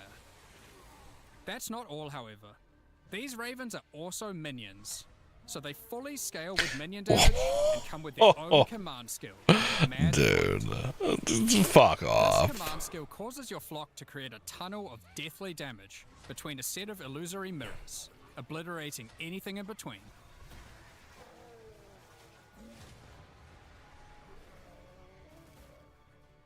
Horror's Flight is a pair of gloves instilled with the purest of fear. Equipping these causes your enemies to become terrified of you. These gloves cause you to gain stacks of fear incarnate when you kill enemies. To aid in your culling, these gloves also come with the skill Crushing Fear. This is similar to the monk skill Killing Palm, except it deals chaos damage, and the amount of damage and area of effect scale. Now if you're allowed to play as this first, dude, I don't even know. I haven't even. As you use this, gain your stacks of fear incarnate. Good news, we got a couple weeks before we have to figure it out, huh? Meaning enemies become easier Few weeks. and easier to kill, even to the point of being able to instantly kill some monsters from full life. Sylvan's Effigy is a scepter for those wanting to run companions. It allows you to have any number of companions of different types, Whoa. instead of the normal restriction of just one per type. But what makes this cool is the Asmerian wolf companion it comes with. This is a persistent minion that bites foes to maim them, bleeding, What? and even howls to buff nearby allies. Additionally, it comes with the command skill Eternal Hunt. Druid which when used, minions. will howl, calling on the spirits to manifest spectral wolves to ambush all foes around you. Liminal Coil is a crazy wand. It allows you to apply as many curses as you please, but those curses will have. What? What's the point then? 2 reasons. Firstly, your spells gain a bunch of extra physical and chaos damage for each curse on enemies. Secondly, is the skill it grants called Coiling Bolts. This skill is a projectile spell that fires coiling physical and chaos projectiles with every cast. What makes this skill truly special? Pretty sure I just found out what Urzat's playing. And chain through every cursed enemy, causing an absolute ruckus. See for yourself. Periphery is a unique bow, which utilizes all the powers of the Asmerian spirits by dealing damage of all elements. And I found what Diego's playing. All ailments. The coolest thing about this bow, however, is the Asmerian Swarm skill. These are minions that are summoned when you kill enemies. They will pursue all nearby enemies, damaging them and inflicting a debuff on them that boosts your elemental damage even further. Watch as you mow enemies down, and the swarms of Asmerian wisps aid you, melting enemies one screen at a time. What?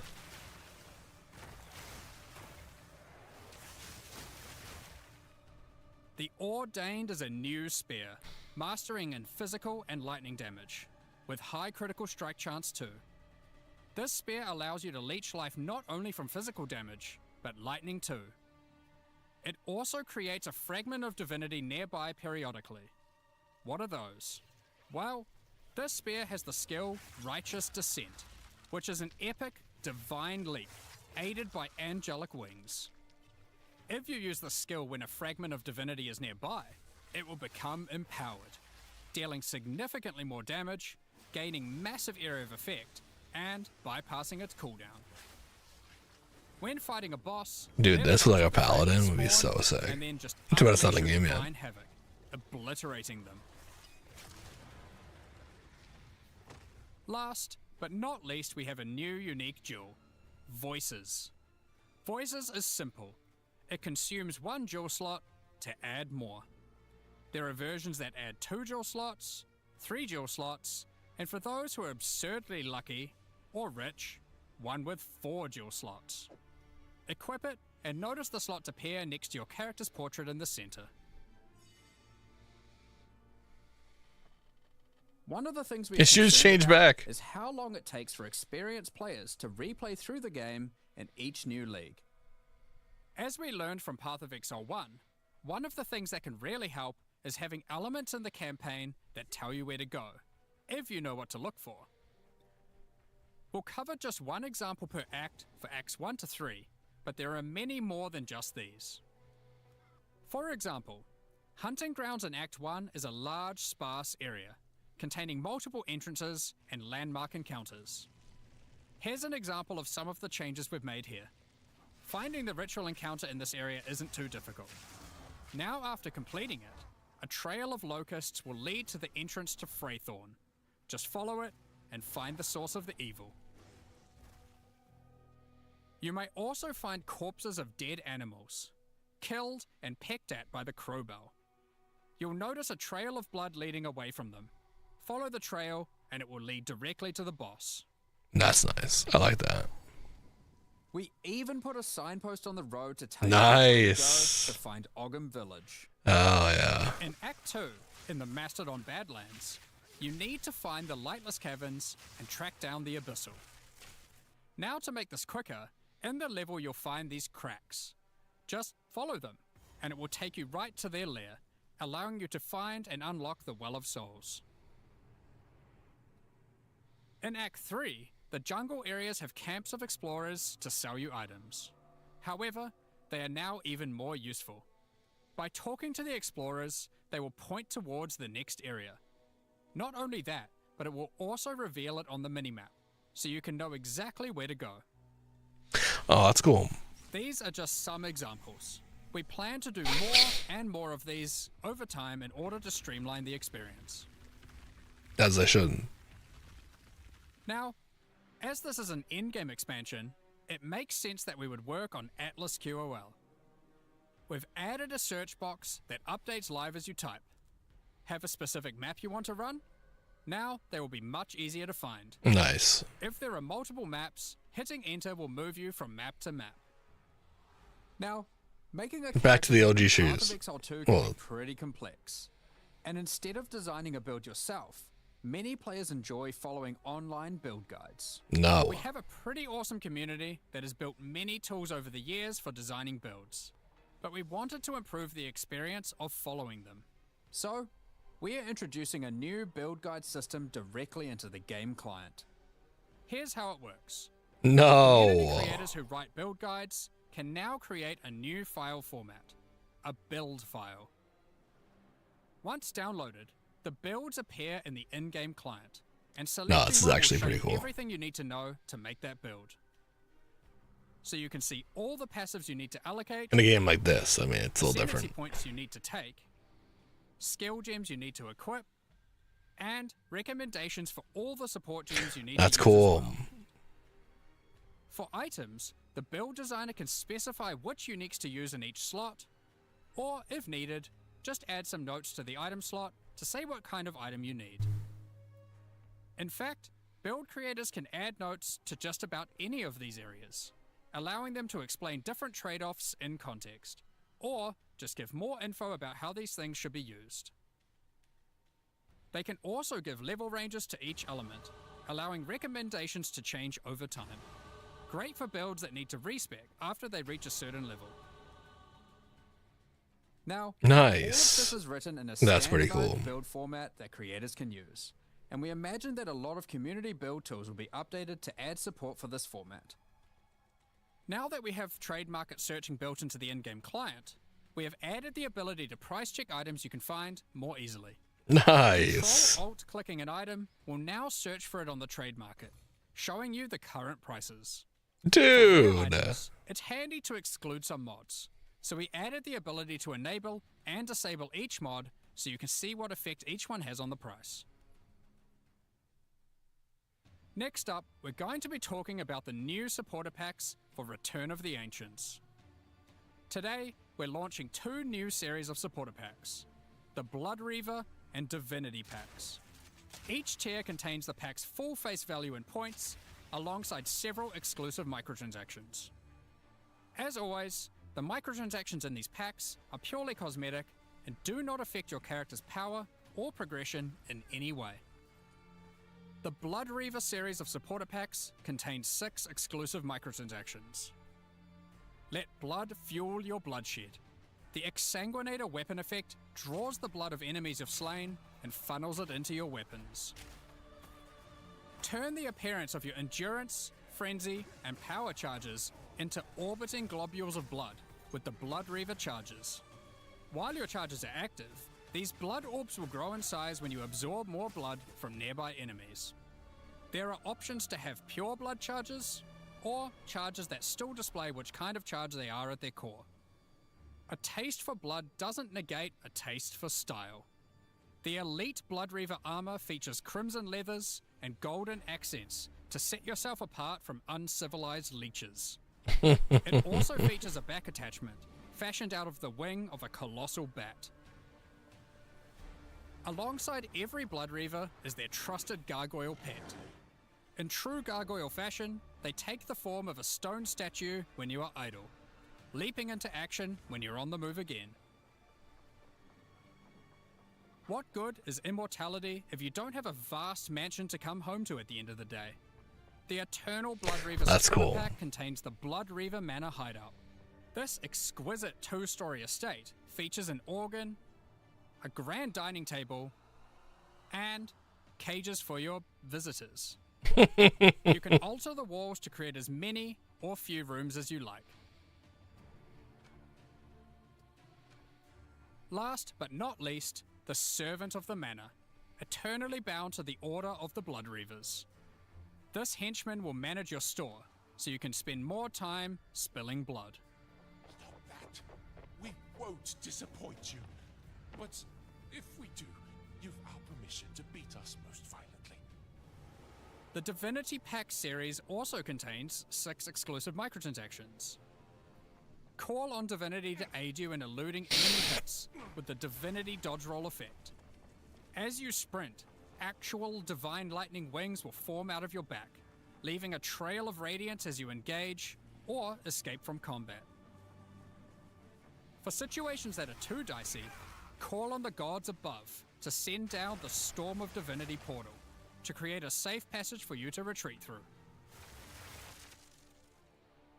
Adorn yourself with the Knight of Divinity armor set, a highly revered attire only bestowed to those deemed worthy for the divine cause. Equipping the Divine Surge character effect empowers you with a storm of divine energy. Using skills causes the storm to burst from your character, spilling raw divinity into the area around you. The Arbiter of Divinity wings are the final piece remaining to emphasize the force divinity has over this realm. This ancient precursor machine was found locked away in a highly guarded vault. Its original purpose is unclear, but it has been altered to fuel your maps using the pure, everlasting divinity within the statue. The pillars surrounding represent how many portals you have left for your map. This map device also tracks your progress as you complete the new Origins of Divinity storyline, added this expansion. Additionally, all microtransactions from the supporter packs will be made available for use in Path of Exile 1. On release weekend, we will also be releasing the Return of the Ancients mystery box, which will contain 2 armor sets, a set of map devices for your in-game adventures, a new tracking scroll that records the amount of currency you've gained from the currency exchange or your shop, and much more, like a set of finisher effects and affinity stashes. That's not all, however. The Fragment Stash tab is finally coming to Path of Exile 2, and with it comes some tabception. Inside this one tab, there's a tab for your various boss key fragments. There's also a tab for all your precursor tablets, with each type of tablet getting 6 tabs of storage. Jesus Christ. Finally, there's a tab for your Djinn barriers and inscribed ultimatums, both of which get their own 6 tabs. That's a lot of tabs. So that's everything in 050. This is by far the biggest update we've ever made to PoE 1 or 2. New in-game storylines, pinnacle bosses, crafting systems, items, ascendancy classes, and so much more. Now, because this update contains so much in-game content, we're doing significantly more testing than usual. For that to happen, we're taking a little longer than usual between the announcement and the release. 050 will be released in 3 weeks on May the 29th, with the patch notes being released on the Friday before that, on May 21st. But there's just one more thing to talk about. Now that the endgame is up to scratch, we have to start talking about our plan for 1.0 release. The feedback we've had during early access has been critical for making all the improvements that we'll be making to the game. At the same time, we had to create enough in-game content to make an ARPG that can call itself a successor to Path of Exile 1. Well, with 050, we now believe we have reached that point, and so this is going to be the last full-size league during early access. Wait, what? The next big update is going to be 1.0. Wait, what? Normally we would do our next big content release in August, but in the run-up to full release, our plans take a little longer on this one. As big as 050 is, 1.0 is even bigger. So we'll be launching 1.0 this year sometime after ExileCon. But that doesn't mean we won't be doing updates in the meantime. This In year, this final phase, we have a lot of things to polish throughout the game and balance to improve. I'm sure there'll also be feedback about the new endgame that we there's need to no improve. way. The difference is that the focus is not going to be on adding more content like the previous updates. It's going to be on improving what we already have. But we still want to encourage people to try out all the balance changes and improvements that we're making. So we're going to be running How are you gonna- event leagues during this phase alongside each update. Think remixes of How are you going to make all the existing classes content. time? And speaking of XLCon, don't forget to pencil it in on the weekend of November the 7th in New Zealand. XLCon is a gathering of our players, and a chance for us to showcase everything we'll be working on for both Path of Exile 1 and 2. And this one will be particularly important for us, since we finally get to unveil some of the coolest content that we've been working on for a while now with Act 5 and 6. Tickets for the in-person event are currently sold out, but don't worry, all the announcements and talks are going to be streamed online for all of you to watch. Now I'm personally so excited for this. This is the year that PoE 2 comes out. The campaign is finally finished. It's been 8 years to get here, but we're finally near the finish line. And with that, it's time to move on to our live Q&A.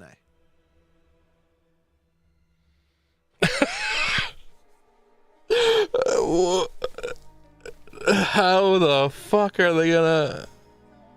How are they gonna do this?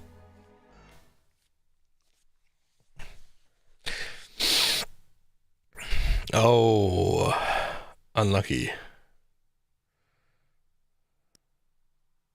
Broken. Good to sit down for a nice long Q&A again, once again today.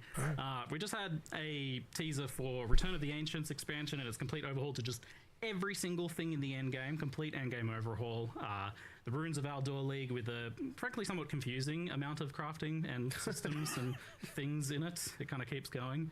And then we've got like the Kalguran skills that work across weapons, the extra looking ascendancies, and some insane uniques and all that sort of stuff. But honestly, it's kind of easy to talk about what's not part of 0.5. So with that very elegant segue, let's do that first.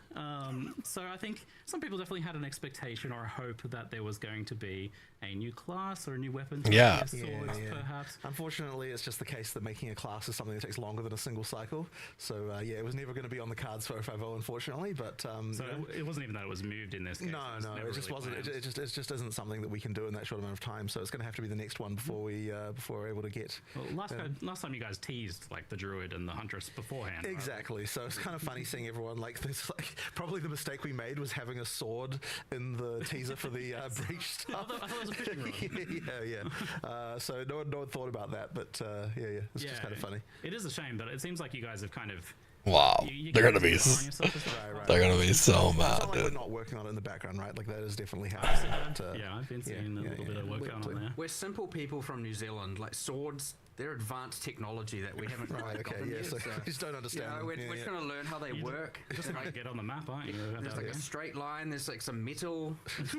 These are complex There's a things. lot, you know? lot to figure out there. But yeah, do you care to speak at all, like kind of what your plans are in that regard, as far as like classes and? I really shouldn't, just because it'll spoil the reveal for that will come Not some exactly, of the time. but like, what are you kind of hoping towards getting, like, from 0.5 onwards, you know, in the lead up to ExileCon in terms of that? Are you hoping to get like all of the classes in the game, just one or two more or something like that? Well, so I think that what the main focus is going between 050 and 1.0 is going to be more about like improving what we have, like polishing everything.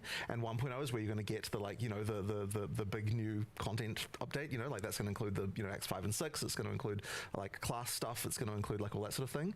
Because really, ultimately, the main goal of what of early access is like make sure that all the systems that we have in the game are good. Right, so we need to make sure the end game is good. We need to make sure that all of the the skills, just the way that combat is good, and like all the various things, like like even stuff that isn't good yet. Like ascendancy trials, right? Like there's going to be stuff that we need to do before 1.0 to get good, and so like that's kind of so long as we can get that stuff, then I think people trust that we know how to create like an act at this point, right? Like so that isn't exactly something we need to test per se, So really what we need to do now is like assuming that people are happy with the end game that we've released in 050. That will mean that we've kind of checked all the boxes of stuff that we need to know, and yeah, there's still stuff that we need to improve, and like that'll happen. So they're not gonna, they're not gonna drop all the classes. classes. Is what I'm hearing right now, 100%. Like now we can get the big update, the ridiculous update that is 1.0 ready. And I heard you mentioning that recently as well, that you don't feel like you really need to get the last acts in for testing. No. I mean, You know like how to do that. we know how to do that. It's one of those things that like look, people saw in for like we know what we're doing when it comes to that stuff. It's just The plan's obviously to get like those last acts in, then finish the story and have all that come out at launch. in 1.0 exactly, and look, that'll be the launch. Conclusion to the story then. Yeah, exactly. So you have done, though, one extremely gigantic update here for Endgame. And it seems like you've done a lot all-in-one expansion. Yeah. And you've got this plan to like kind of do a little bit of like some other stuff in the interim. So why did you go for this route of trying to do so much all in one instead of spreading it out over, say, a couple of expansions? So in retrospect, maybe we should have spread it out, but honestly the reason is because we wanted to actually make it so that like we wanted to deliver a patch where like this is what we expect the end game to be. Like this is the template for what leagues look like when they're in end game, and that kind of thing. And I feel like if we'd just done a couple of them, it wouldn't have really got that across. Like it needs to be like, once again, this is what end game is, and it really is fulfilling a lot more of what we had hoped for in terms of feeling like a world that you can explore, that there's things everywhere and that kind of stuff that we had wanted for. And the other thing as well is there were just like a few things about the current end game, right? It just didn't really give you goals in the right way. Like you get to end game, you don't know what the hell to do, and a lot of players just leave right there. There needs to be the case that when you get there, like there's objectives, there's things, that feels like there's actually a storyline there, this kind of stuff, in order to entice players to actually go further than the campaign and actually get into end game. So I think that if we hadn't have done all of the leagues at the same time, it just wouldn't really have kind of gotten across what we're really going for there. And it sounds like the plan now is to be able to focus on a little bit more polish in the lead up to XLCon as well. So we plan to have some more leagues, but they won't be like content like mega expansion type leagues. Like it's more like kind of like the 1 month event type things that we've done, and that's really just because we want to be able to. We still don't want to do mid league nerfs, and so to be able to do all the balance changes we want to do, because there's a huge amount of balance still to do. In order to do all that stuff, you still need to have an economy reset. And so what we'll probably do is more event type stuff. So if they're not going to do mid league nerfs, which is obvious, that means they aren't going to drop class. They're going to drop like one class on 1.0. Mid-game unique, so that kind of and stuff. they're gonna, it's going to be like post updates for that. That means to be in PoE 2 in terms of like and it's like way more than what you need in PoE 1 in terms of being like to reach the standard. And so now that we've got that, we can expand on that. I'm not a huge fan of that. I'm not a huge fan of that. I'd rather them just take longer in early access and release all the unique content. The sort of the updates between now and 1.0. Because, like, you know what I mean? They're already in so much debt. Craziness that we've got. Right? They're already in so much debt of like what they need to get done. A lot to dive into. Right? So if you drop 1.0 without having all the content that you promised released, now everyone's going to be like, right, you're going to be constantly catching up. The leagues are going to take longer. You have delays. It's a bad idea. I don't like this. Also its own separate league. Encountering remnants, uncovering these runes throughout this storyline. I'm sure other people will feel the same way. And, Yo, what's up, Kobe? I was like, really, like, it's a lot. Dude, it's going good. We're just watching the PoE 2 update reveal. Systems and stuff going on here. In fact, Jonathan, you showed me this rather unhinged looking spreadsheet. Like, I was like, oh, so these are just like random rewards or something. But then you showed me this spreadsheet, like that's like the recipes of all how different runes combine together to make different things. Yeah. We probably put too much thought into it that it honestly needed. But like, like we have to make sure that like if it's an iron rune, like what kind of stuff would be creating that? Like that's just something that, like the recipes have a lot more structure to them, and I suspect a lot of that players won't even think about. Like they'll just see list pick for item. Like that's something I don't really think about. But there is they did. Like what things go to what recipes and. One way to look. They at did this go. What's up, this docs? League has the most spreadsheets we've ever made. Like that's a title line, right? Yeah, I loved everything they revealed. The only thing I worry about is the classes stuff, but and how they're so hesitant to talk about it. I don't like that, but everything else is so good. D4 abolished? Dude, D4 is still really good though. D4 is update. It was actually really good too. I started playing Diablo 4, made my own build, been having fun, bro. Hell yeah, Kobe. Hell yeah. Just like honestly, I've lost the plot a little bit with respect to how many just like D4 is something that actually is decent. I can't wait to play more. Just being crazy. But this is still crazy. I mean, it's insane. It's like unfathomable. Like what's going on with that? It's cool. I think we are getting a new class till a DLC, probably pressure for Tencent. Ooh, that would make sense. Maybe one class unreleased. destroy the unique and it takes one of the mods off. No, Docs, they will do that. Why aren't they talking about it? They just did. I don't know if you saw the beginning of this interview. They refuse to talk about classes, and they're not planning on. They pretty much just like revealed they're not going to do all of it. There's just so many crazy crafting things going on, but it was kind of like, well, when we were designing the league, we're like, okay, we've got Kalgurans. Like, what kind of crazy crafting and magic systems would Kalgurans have, like, that would be different than the stuff that's going on in Raycast? Oh, you're saying they're not going to charge for it? Based around like this star metal that they have Verisia. I don't know, dude. I don't know. Using that as inspiration for all the different crafting things you have. I agree with you to a certain extent. It was just a lot of little nuts on this. Yeah, we went definitely. So there's so many crafting things. Like, in fact, there's even more crafting. It's very sus. Very sus. They're not. Like 80% implemented and then discarded. It's super sus that they refuse to talk about it. They refuse to give a time frame, and they're not actually releasing all the classes before 1.0. Changes the unique and it has a new modifier, but now you've also got a rune that steals modifiers off uniques as well. I had no idea. Why about. not? Why not? You like making more work for yourselves these days. That seems to be. Didn't they I keep promise? saying this to you. Like, why do you do this? Like, why do you Didn't do they this? already Like, promise from now on, you always have to look at all the modifiers on. that they're gonna have all the classes out before release? Wasn't that like already a promise? So they've already fucked up that promise, One other which is weird. all these new That's runes weird. are added, all of them. Remember that shaman that has It's a little scary. It's a little scary. on every rune that we need to That's all we're saying. It's a scary Does thing. that apply to the ones that come from uniques like that? Why? TBD. What's going on?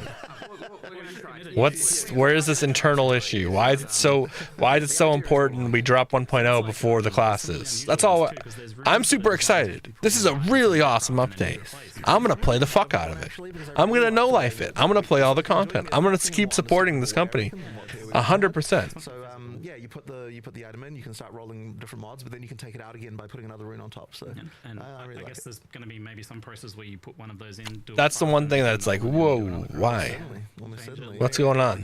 Why the change? We got like That's all. chronomancy mods on birds. It's a little scary. Like a berserking themed one for helmet. Yeah, but they There's haven't like a kind been- of decay, damage over time one for gloves, and there's a few others there. So we've kind of tried to theme them as well. Yeah, that's like even a different thing to what we've had in the past with meta mods. Like, that's not just shaping how we access the current modifiers, but rather new. I'm a little scared about it. I'm a little scared about it, to be I honest. mean, we also have that new modifier pool thing going on with Breach as well, where you know, with the new minion set of mods and the new caster set of mods on rings and stuff like that. Like, Crazy. yeah. But the thing is, part of the reason for this is because we really wanted to make sure. So one of the things we're in the sort of early design phase of this is we're kind of like, every league needs to have something that you're going to keep, like, if you want to grind Justice League, that there's a thing that, like, a reward that, like, you can keep on, that keeps on giving, if you know what I mean. Yeah. That there's like a reason to keep on doing this, like, economically. So therefore every league has to have some kind of crafting system that you can engage with for a very long period of time.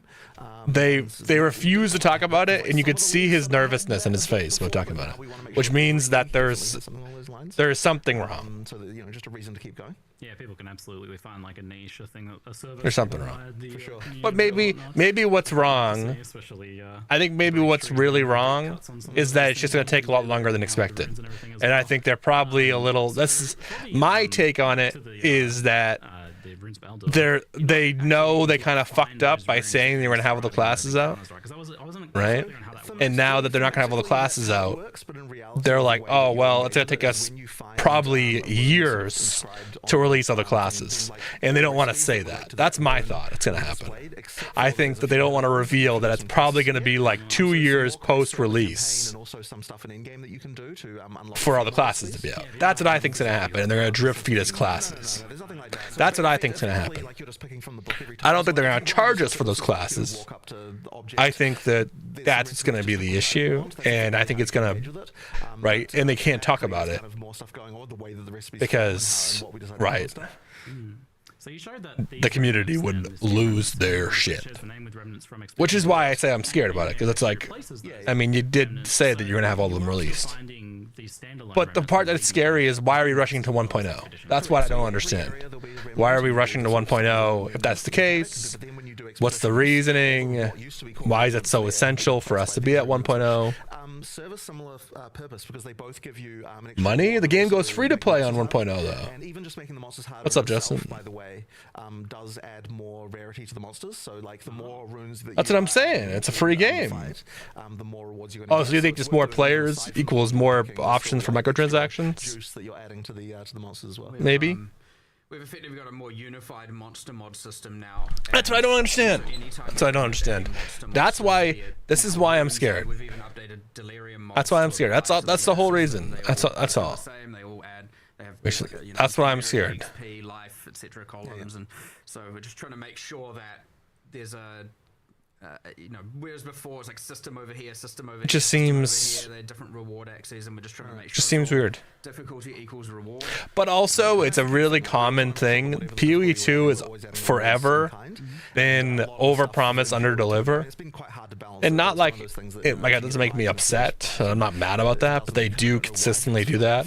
So it could just be one of those things. that kind of stuff. Yeah. So The only part that makes it sketchier is that there's Tencent, right? That's the only part that's sketchy about it. That it does to make monsters harder. Is that something you can kind of engage with? You're like I'm choosing. gonna lower the volume of this a little bit When you're choosing the recipe, while we're you're also chatting. choosing mods effectively go on it. But yeah, I guess the only part that's sketchy about it. I don't think any. I think they have an awesome track record, Like, you know, the thing like an incredible track record, but it is sketchy. where you might want to Because of decide Tencent, to pick that's all. something easier, because you don't particularly like this mechanic, whatever, but it means you're missing out on whatever item is in that recipe. So yeah, like the Yeah, but bigger than this update means the harder the runes are, 2x is huge. modifiers that will be added to the You know, 2x, right? So technically 2x, like what? Like a new league mechanic, some new crafting, and a few ascendancies, like 3 ascendancies is bigger.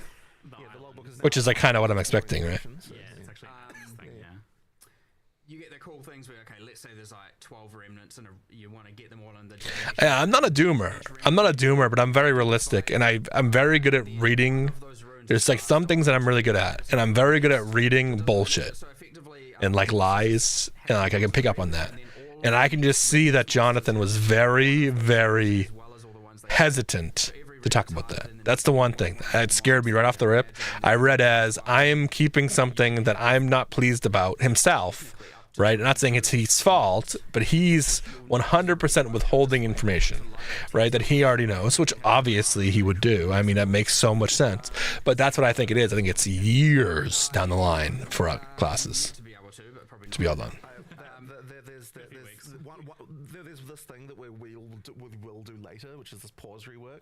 I'm gonna just spoil it now because it's like one of those things that we're gonna. But effectively, But someone like me that's been looking forward to like things like axes and stuff like that, it is a little sad, but it's okay. you can mouse over all of the different things and like At the rate that we're getting it, we're probably not going to see axes until like expand all of that stuff. Like, so look at all. we're not going to see axes and Marauder probably until like no joke 2028 for ages, but we didn't get or like end of 2027, do note when you which is crazy. runes do say what they do on the remnant, and I'd also like to assume it's not cheap to fund a game like that. Oh yeah, no, it's not. Yeah, it's the same. It's not actually More of those times they probably just don't want to separate report to games. modifiers. So it's not. Is it? Oh, okay. I kind of see what you're saying. Well, they're going to keep supporting both. above it, and that one forwards onto the next remnant, and so you can do a little bit of. You can have a crazy encounter, but the next one is maybe not as bad. You're like, oh, Yeah. if you get through that, it'll be Well, okay. 100% docs. There's not more than one class coming. There could be a lot of ascendancies coming. Each remnant gives a reward. I would see that. I could see a lot of ascendancies coming with 1.0, but I don't think there's more than one class. So to speak, you're going to want to do a thing. There's where no you're way. like, okay, I want to get as many runes as possible. There's no way. You want to kind of do things like avoiding. I think it's almost. You wanna make I think sure it's. the last remnant has the most amount of runes, probably. And there's all these like different little things you can think about to try and. I think that's the part they're trying to hide. I think that's the hiding. I think that's what they're trying to hide. I think that's the sketchy part. Is they're very much trying to hide they're not going to do classes. Because if they said, "Hey, sorry, we fucked up. We overpromised, under-delivered again," the community would lose their shit, and they can't lose that momentum before 1.0. In the direct sense. They need to keep the momentum. Well, not with grand logbooks. This is still a crazy update. Just so I think it's really important for me to say, I need to right, this is an insane update that I am 10 out of 10 excited for. Like, if you were to have me rate this update out of 10, it's a solid 10 out of 10. And if you want to be objective, like a 9.6 out of 10, right? Like, it's insanity, an insane update. I'm super excited. I'm probably going to no-life this game, no other games for a solid 2-3 weeks, just being honest, right? I'm going to just continuously play this game nonstop once it drops May 29th, right? And it's just going to be complete, like, June is just going to be completely over, like, just completely taken over by PoE 2. I mean, it's just so much content, and I want to get through it all. Which is so cool. That's so awesome. I'm so excited. So I think it's really important that I think a lot of the time when I do give a critique and I offer things that I notice, people think that I'm like hating on it, and I'm not. I'm not at all. I'm super excited. I cannot wait. I just noticed a really weird body language deflection that I had to call out right away.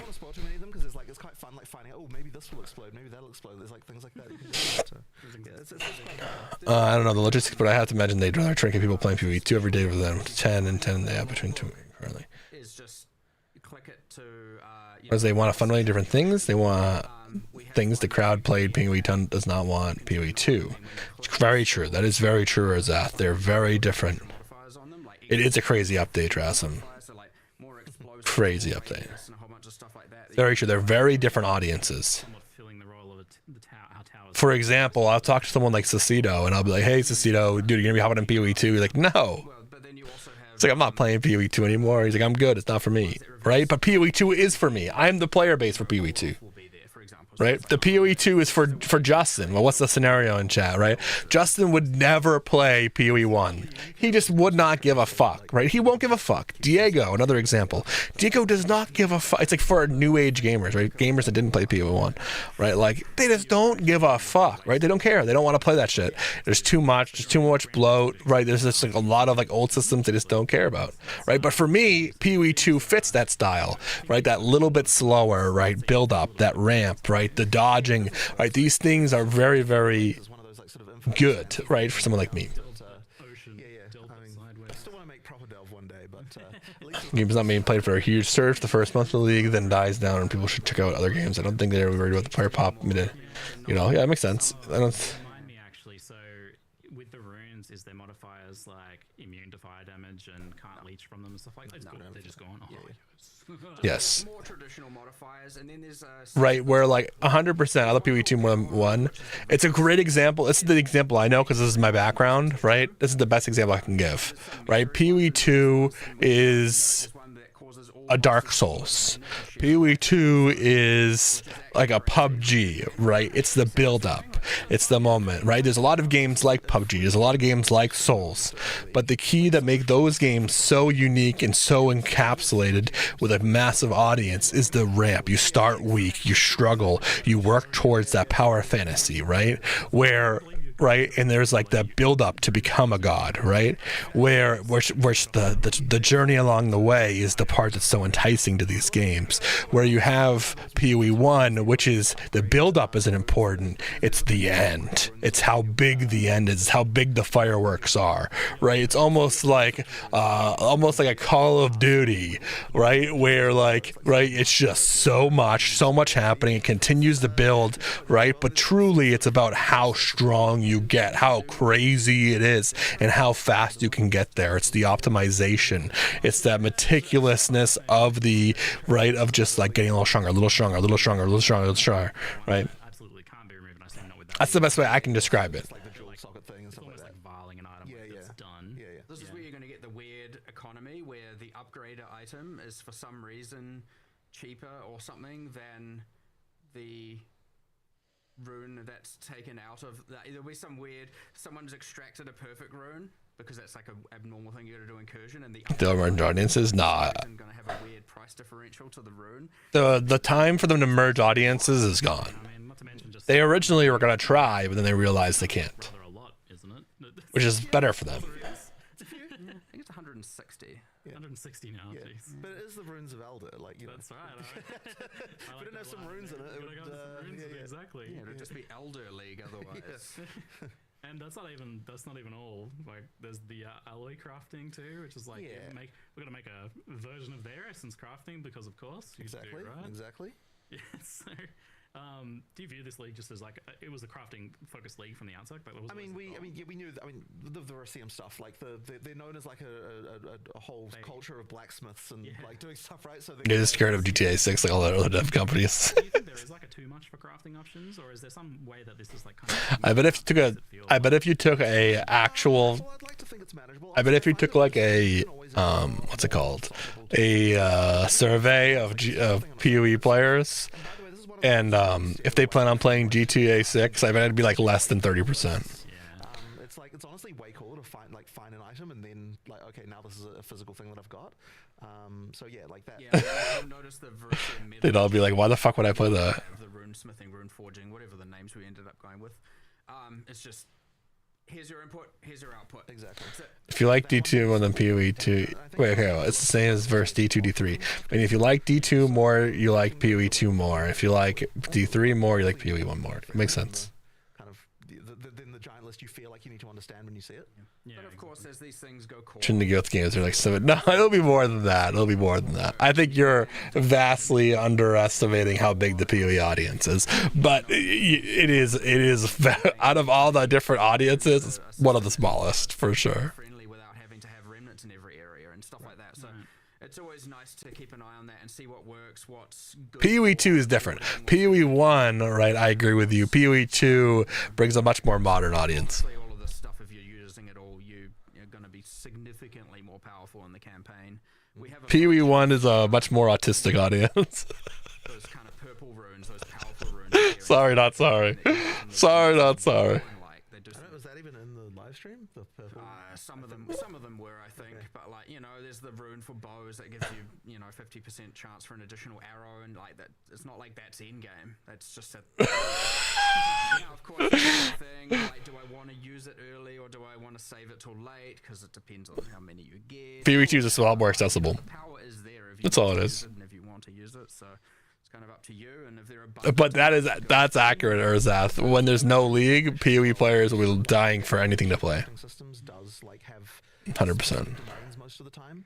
So in the case of the breach one again, that's about jewelry crafting. I mean, maybe PoE should just drop a GTA league, dude. Stuff as well. Add cars to the game. You can steal cars to get new crafting materials. It's like the mounts, dude. Yes, exactly. We do try to we're trying to make sure exact same concept, except they're a little bit more elaborate. About every crafting system, like there are specific ones that can help with specific areas.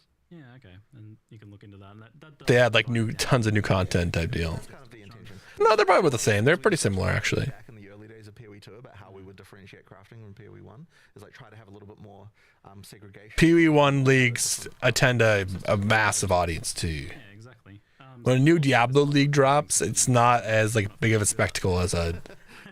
So you can use rune forging to upgrade items, including unique items. They don't just roll to the next one, or you're saying when the players have completed. Maybe some No, when the players complete the league, they're out. This is like another route to modifying uniques, which you've been doing a little experimenting a bit more and a bit. I also think that when a new PoE league drops, it's like insanity and the numbers are crazy, and like I think Diablo's the same way, but it's just different, right? I feel like the PoE leagues are like much more explosive. What is a Calgarian unique? We are going to add a way for you to tell what's Izomite Calgarian, because Val for the other ones. Then yeah, exactly. Then there's a massive amount of people that quit after they're done with the league or majority of the league, and they go play other stuff. For example, right, majority of people that I know, Urzath being one of them, right, when they're done with a league of like PoE, they go play like an MMO, for example. And they go hop on WoW, I hear often, or right, like other MMOs like that, and they have a bunch of games that they kind of mix in, right? In between those, you have survival games that come out, and that's kind of like the method. Yo, what's up, Polo? They finally had challenges to PoE 2. Gonna be super nice. That is gonna be nice. I can't wait to play like all the content. Try to have multiple outcomes for them, and you don't get to pick. So, for example, there's a new shield being added, and it is a strength dex shield, so armor evasion, and it comes with raised shield, and it has some mechanics around that. in the Verisium bench, you can put it in, you can craft, and it can turn into a full ES. 5 to 6 weeks, and you go enjoy another game for 5 to 6 weeks until the next week. Yeah. Based with Ray Shield, so you can, if you want to get away from it being hybrid, and like that's just one example. It's just a good example. To get the one you want, deal with it. For any of you guys that were in our New World company, a great example is like Tots or Cecito, right? So they're there, they play the game, they know life New World. The second a PoE League drops, they're gone. You don't hear from them at all. They play that all the time, and they disappear. Damage to lightning, like it's got a Tempest theme. One of it might be that, you know. Then all of a sudden he'll come out, he'll know life the new game, like in the new update for New World a few weeks late because the PoE League's done, and then he's back to it. There's generally we're going to try and aim for 3. It's very common. For every Kalgurin unique. There are some other niche cases. I don't want to like spoil them because by the way, there's more crafting things. I'm not going to tell you because they're secret. Okay. I'm getting all my secrets in. But I hope people can find them out and enjoy it. But yes, there are some other things as well that are a bit more out there. You know. Yeah, exactly, Justin. We're too whimsical, for lack of a better word. You know, try and add runic. Wherever the winds will take us, dude. We're out. Yo, they have the Prime sub, Drassum.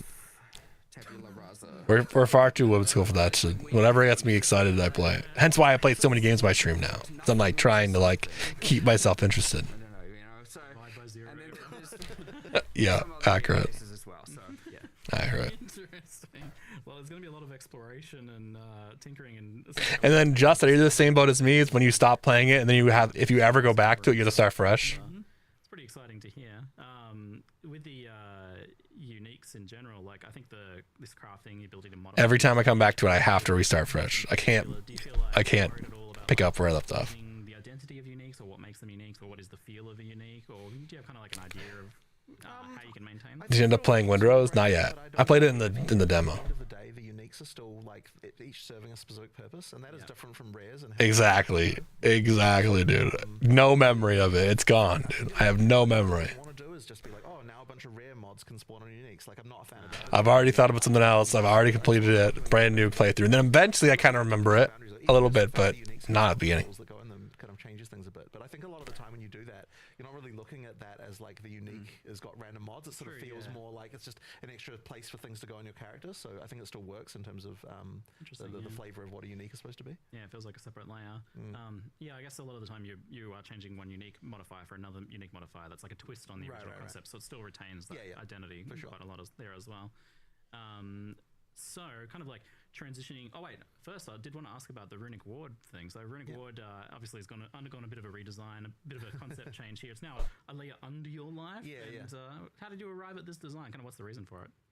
Well, once again, we were thinking, okay, we want to be able to make a magic system that feels like it's fundamentally different than what you'd have on Rayclast. We were trying to think like, okay. I don't really help myself with points or anything. I've loaded for like a little 50 CRM save. How do I say this? So, I've lost myself here, but I guess it is really just coming, something that feels a little bit different.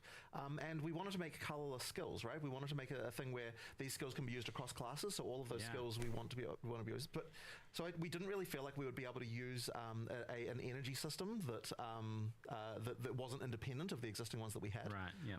And so then we're like, okay, if we make something here where you get to be able to trade some level of defensiveness for offense because you're spending effectively part of your life pool, then we'd be able to make a system there. But we probably couldn't have used life because if we'd done that, there's so many other things that like are going on with life that wouldn't have really been able to, that wouldn't have been able to work. So hence, Ward. I mean, it's just a completely different thing than what Ward was in PoE 1. We just sort of used the term. There's about a bunch of quality builder games that I've played for 2 hours. Yeah. Significant upgrade from PoE 1's just like kind of one-shot energy shield. I mean, that was like hard carried by uniques.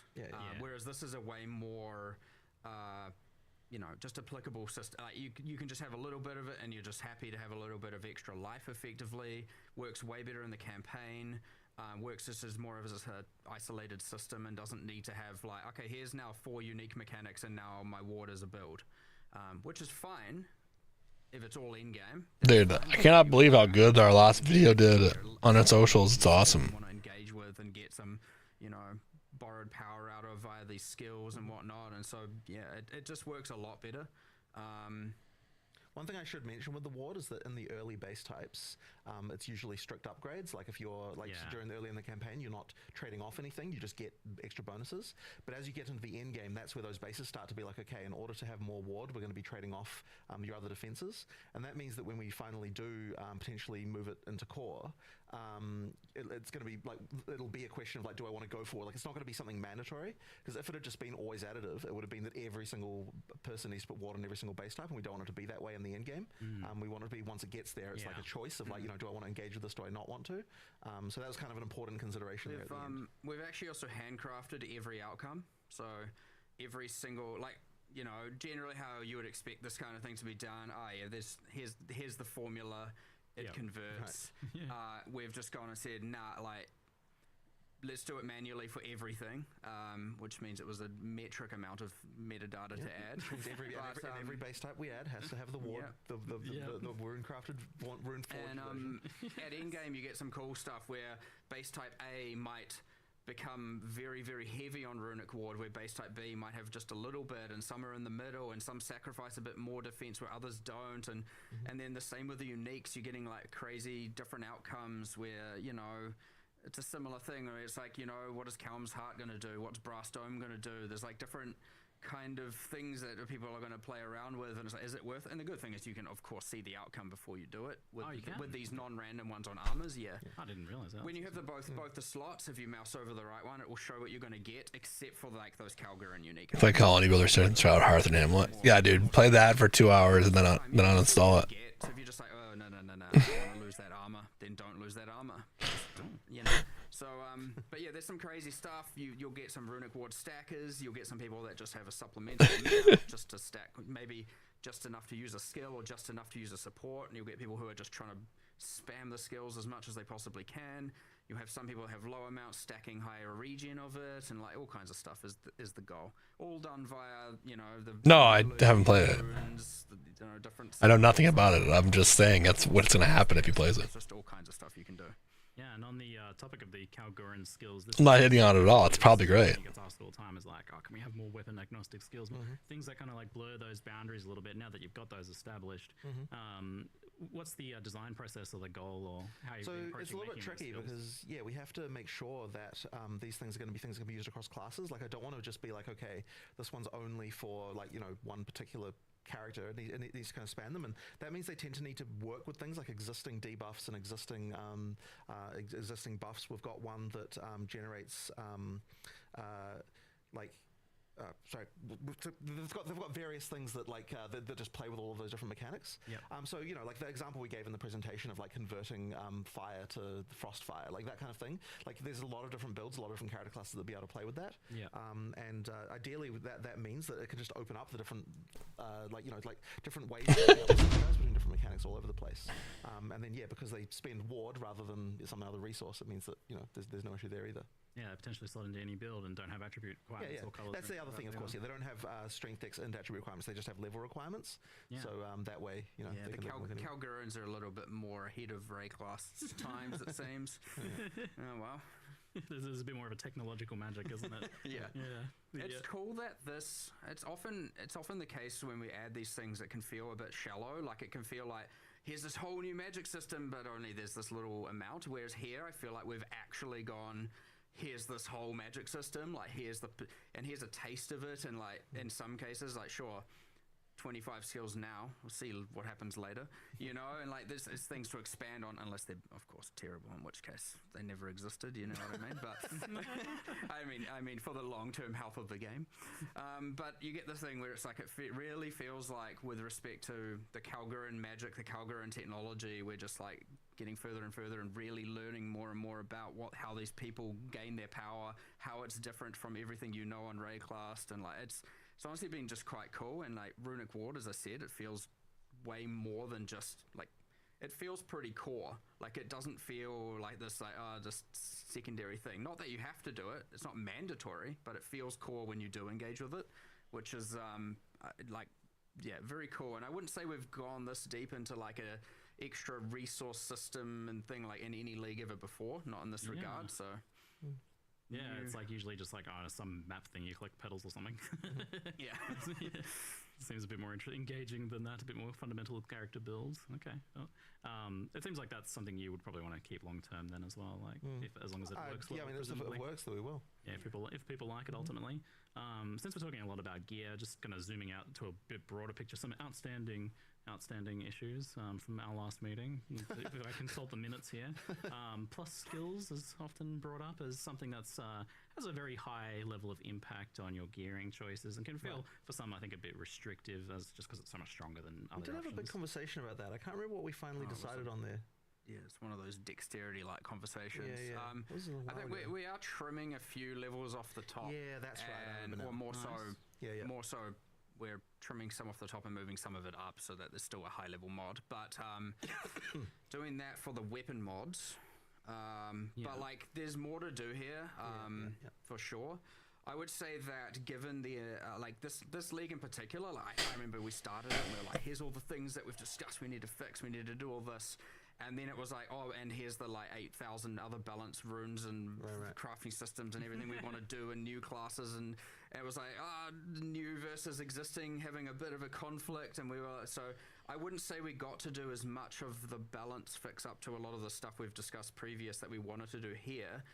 But as you were talking about at the start of the Q&A, like that is, and what Jonathan said is that is a lot of what we want to do, you know, while we have the team making the acts. Yeah, like that's a different kind of balance. We don't have, you know, you're not adding runes and crafting systems to the acts in the same way, Which right? means that those designers it's are a freed different up team. So are freed up to be able to work on all of those kinds of larger balance concerns. You can pretty much do some balance leagues between. We now do, and- yeah, exactly. Oh my god, I cannot keep up. I'm trying to keep up with like the comments and stuff, but it's just too much right now. What's the hype around PoE 2? Are people so crazy about it? It's a massive new update. It's the biggest update they've ever done. There's some important ones too.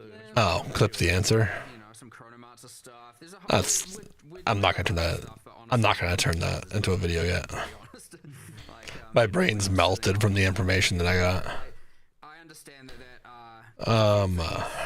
which I assume you're going to bring up a couple others that are left unresolved. There's too many things, dude. It's too. Dude, Hollow. It's that big. It's like that much. Like I couldn't fathom how to describe it to someone who doesn't know what PoE 2 is, like, or doesn't play it. But there is one other change. I cannot even, like, my brain isn't capable of that. But one of the things we identified. There's no game I can compare it to. There's nothing you've played that added this much at one time. Like, it's that level. You could just remove the currency from it and then it'll be okay. So what we were thinking about is like, Imagine a New World season, like, update, and multiply it by 100. Like, that meant like 100 of them. That's like where we're at. Like, it's not, maybe, right, maybe that's a little exaggerated, maybe 50. It's that much. It's like insane. It's hard to fathom that. Like, it's, I don't even know where I'd begin to explain it. It's too big.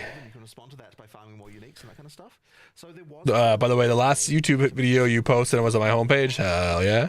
Like, by picking what league you're also picking more of what types of. I was thinking about making the bottom text yellow, maybe, but that's the only change I think I'd make. That should result in like more price. We're getting total economist here right now, but it'll mean that people can respond to the price signals that the market is giving them by farming the correct thing to like get the thing that like the market is valuing more right now. So we're actually seeing that phenomenal difference between the two games on like the economic statistic level. Well, I think it's not so much looking at the statistics, but just realizing that like without the ability for players to do that, it can mean you can get endless information because people aren't able to respond to that by effectively getting more of that thing to drive the prices down again.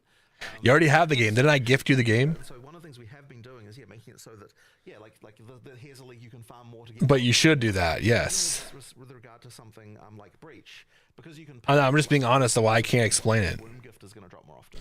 You definitely have the game. I'm pretty sure I gifted it to you. I'm going to have that tree be the one that I'm getting more of, and that kind of stuff. So it's like giving a little bit more control over what the rewards are, should actually lead to a bit more price stabilization here as well. But we'll see how that works. Like, I don't know whether that's actually one of the things, but it does seem related to the. Yeah, if that video does pop up in your feed, make sure you click on it and like it. It would help if you watch the whole thing, maybe throw a comment on there. But most importantly, if it does show up on your feed, make sure you click on the video. That's how it, right? Ideally, you watch the thing, maybe mute it. I don't know. that it can play through, but just click on it. If it doesn't show up in your feed, and make sure you hit like. That's how it gets put into more people's feeds. Here's what I need, here's what I want, I'm going to go get it, and here's the different levers I have to be able to achieve that, be it via choosing a different league, be it by choosing different multi-choice atlas tree things within that league, be it by picking a certain master and taking a certain atlas master skill that changes the rewards of one of the leagues. Like, there's many different axes here, which is very, very cool to just be like, all right, we're going to try and get the best out of the uniques today, or I'm going to try and target farm this or that, and like, it's just a win, even if you're just like, I'm just saying, I'm being so real. There's pretty much a 0% chance I play anything but PoE 2 from like May 29th to like, we'll say June 7th. It's almost a 0% chance. Yeah, it sounds like you're still eager to replace that. That's how good. That's how good we're saying. Even though it would be better if I mixed it in with a bunch of other games. That's where we're at. That's the excitement. The forever topics that always seem to come back. And even if I was banned on all my platforms and I couldn't stream, I would still no life PoE 2 from May 29th to like June 7th. Or June 6th, we'll say, for a week, right? Like, no doubt. This is a weird one, because some of the perceptions that people have about like what each thing means can be backwards from what people expect. But yeah, I do think that that's gonna come down to that sort of ability for people to respond to the market. I think that's gonna help. But as I said, we'll see. If it doesn't help with that stuff, then we'll revisit it and see what happens. More syncs for exalts is an inevitability for sure. It will occur at some. It just kind of has to. Syncs for divines. I don't know, find Mage Blood, see what happens. I was like, you have something in the book. Yeah, I was saying that it's going to be soon. Good luck. I actually said that the next update would be 1.0, like not this one, the one after, which is what they're doing. I had heard that could be a thing. But it's a little scary that I was expecting a class today, and then I was expecting them being like, yes, we're almost done with a bunch of classes, and we're going to have all the classes and ascendancies done for 1.0. Not, we don't want to talk about that right now. It's sort of We can't answer that. Don't ask that. So we'll probably nerf the drop rates of some of that stuff a little bit. I think it's probably just a little bit too far. Like, not to make them like impossible. Mostly transmute and augment. Mostly transmute and augment. So it was just making it a little bit too easy. Yeah. So I guess the outcome of that is that they become the norm like immediately, right? Sure. So there'll probably be a change there. But yeah, like I think that it was just making it a little bit too easy to progress in that early in-game part there. Okay. All right. Now I'm going to hit you with, I usually do this at the end, but right now, a surprise QOL UX round. So you've got this in-game build planner, which is an awesome addition. Very excited and kind of surprised that you did that as well. It's a huge leap over what you tested in the past. That kind of went away for a while, which was like the ability to plan passives. Yeah. So I guess that was the reason why that went away, since you had a bigger project in mind. I'm curious, when you take a different angle on this, what don't you want to do with this? Like, where is the line of where you don't want this to do? Because this is something that helps like players a lot. It's very in-game. Right. Well, some people have asked us, like, are you going to suggest builds? Like, is GGG going to be like, here's some builds to play and that kind of thing? And I don't want to be doing that. I do want to leave it to the community to decide what is that stuff. So that means we're not going to be like, what I don't want it to be is like, okay, you like join the game for the first time and the game's like, pick a build, like, that isn't how it should work. Like, it needs to be that. Nice, dude. 6.4 hours, dude. A lot of players want to follow build guides, and that's absolutely fine. We want to give as good a tools as we can for that. But at the same time, I still want the desirable theory of the game to be that you join the game having never played it before and you just explore and find the stuff that's interesting. So, but then, like, if you've already... Dude, I'm saying... I'm just going to throw it out there. We might as well make that as easy as possible. I'm just going to throw it out there. Sort of thing. So, we've actually made sure to keep it hidden unless you know to do it. If some of the OG guys that I play games with, I'm not going to open it completely to everybody. But if some of the guys did want to do some multiplayer in PoE 2, I think I'd be down this time around. Just saying. If you guys want to do like a six man, just like rush to the end game, I'm not gonna be opposed, because I'm not gonna do SSF. I might do hardcore, but I'm not gonna do SSF. to your account, and that way you don't have to screw around with files or anything. And that's important. It's not, I did see that. You can't put files on the console. We have about a month to play it. You know, add it to your I might play it a tiny bit before then as well, but most of my time for RPGs will be for Diablo. Real trust in your filter creator, because they can just hide mirrors. So hopefully your build creator, so April 1st, your build creator just completely just changes your build randomly for a day. But the documentation for how to do the build files should be going up today-ish, and that means that what I'd expect to happen, although obviously it's up to them, like the various community projects like Path of Building and that kind of stuff, to all but so that you can so that you can export a build from those tools, and then then the creators can yeah, I'm thinking like something like this. I'm thinking like a 24-hour stream. Like I wake up like right before it drops, 24-hour stream straight. To more places, like we tried to get everything we could think of. That's what I'm thinking. There might be places where you're like, because the idea is like anywhere where that's where I'm at. Creator wants to be able to, I know not everyone's gonna be able to commit to that, but that's what I plan to do. They can kind of do that. I love that. Like that's the sort of. I can tell people to upgrade their life flasks for life flasks that heal more. Sure, exactly. Like the example. It's gonna be that big. That's the level. Love it. It's very true. People overlook it. Just so people have an idea. So another one from our. This will be like the #1 game being watched on Twitch on that day. Like this will be #1. Like not even close. Like someone will work on it for PoE subathon. But then every time it's like the guy, like someone will work on it for like a month or something, and they'll be like, oh shit, we've got the I don't know. UI that needs doing, and then they get derailed. The last subathon kind of This time put me away from him. I took him for the fragment. We'll see. Sorry. Yeah, it is actually legitimately was. They feel inauthentic. Kind of, I want it and I need it. Yeah. But it's like, I think there was a bingo card that you saw where you're like, so many people want this. Yeah. Fragment. So you can actually blame the bingo card makers. Yeah, I guess so. Hot Topping was on there too. I had my hand over it. I was like, look, they want the fragment tab. I see. Really what I mean is I want the fragment tab. Another one that I haven't mentioned before, but revisiting, is visibility issues. So skills, I think, are being designed to look as cool as possible under normal circumstances a lot of the time. Like the artist, I imagine, is working on them in that situation. But then they can become extreme on endgame builds, right? You're adding like 10 extra projectiles and screen size AoE scaling and attack speed. So I think like a good example is Explosive Grenade. Phenomenal looking skill, immensely satisfying. Sounds, visuals, but now we've got like grenade nova projectiles with totems firing out multiple of them at rapid pace. It can get pretty extreme. You got to put your sunnies on, man. I know. It's funny when I'm streaming, you can see the face just light up whenever you toss a grenade. It's one of those things where, like, over time, ideally, we're able to just improve the situation with regard to effects. I mean, we do have some systems for limiting this kind of stuff, like to prevent certain particles from spawning.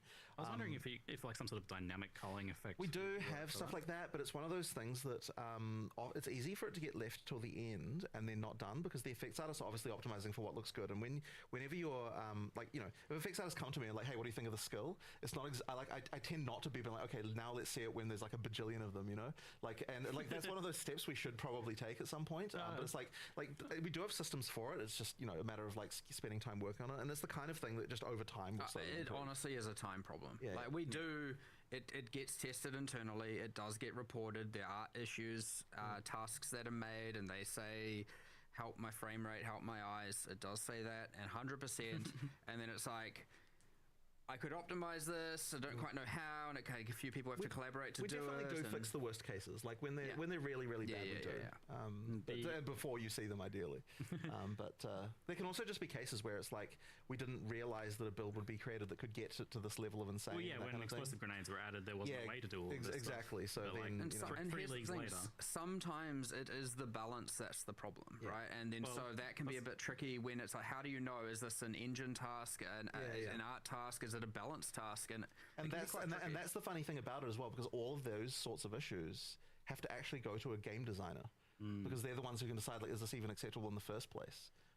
And that's like a sort of a very tricky thing. So like we did do some nerfs in 040, I believe, to some of the grenade spam stuff that you could do. But then I believe there were some other mechanics added that kind of made it come back again. So you know, yeah, it was. yeah. It was like slight enough, and then way more. Yeah, okay. It's brighter than ever. Good. But, you know, Fuck, man, I really don't want to go to work. we could get it better. And just to, I'm sorry, dog. because in the past we'd asked about the idea of like transparency sliders or brightness sliders. And I'm not a fan, honestly. Like, I think it does fundamentally kind of ruin something there that I'm not, you know.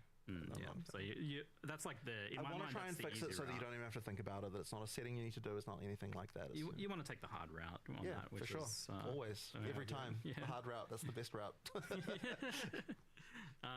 The last one I have, maybe, unless there's some extra chat ones in there, is you guys looking to get full Steam Deck verified sometime Yes, soon? yes. Well, I was telling you about that earlier. So so this is there were a few things around the UI that made it so we couldn't. My friend at work always tells me this is what you signed up for. UI scaling in like different areas now. So pretty much everything like hovers versus like like just like all these different areas. Accurate. Scalable, That's a good one. all the different parts of the UI. That's a very down to earth friend. We can now go, okay, hey Valve, can you Steam Deck verify us, please, and get all that stuff. And we're sort of testing on the Steam Deck now. Like we have, Steam Deck stuff internally. It's a thing we're taking seriously because we know there are a lot of people who want to be able to play it on the deck. So it is now a thing that we're. I really want to make sure that by launch especially that it's like a perfect experience. Awesome. There's still some performance issues at the end game on Steam Deck, like it's still not quite there that we need to work on.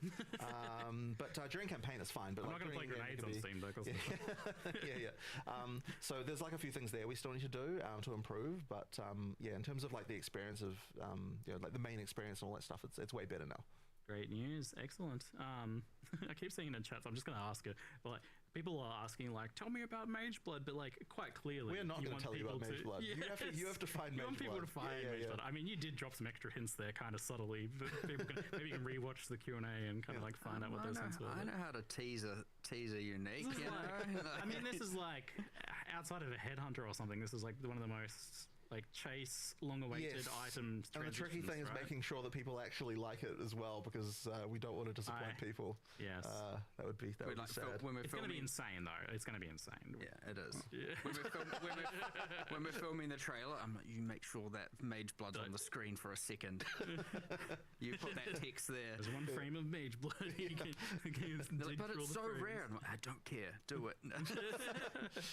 Excellent. There's one for you to look forward to. Before we jump into the end game, let's talk a little bit about campaign leveling. So there's a pretty nice signposting tricks additions there. Yeah. In one case, completely literally a signpost. Literally a signpost. It's one of those things that I like. So we do understand that if you're a repeated playthrough, like it needs to be that it can be efficient. We were thinking about like what is better in PoE 1 than PoE 2 in this respect, and we're thinking there's just like people have just learned a lot of tricks. But then we're like, are there even enough tricks in PoE 2 to learn? Like, like we want more mastery things. Like we want it so that if you're paying attention, you actually can work out, hey, like this thing leads to that thing and all that sort of stuff. Yeah, go nuts on that. We are going nuts on it, right? Because it won't actually affect the time it takes for a first-time player to play through, because like they're not going to know what it means. And that's the secret, isn't it? That's exactly. That's the secret sauce there. And like in some cases we have shortened some stuff. Like for example, at the end of Act 2, there was like 2 areas of the cart. The Faraday cart. Now there's just one. Oh, nice.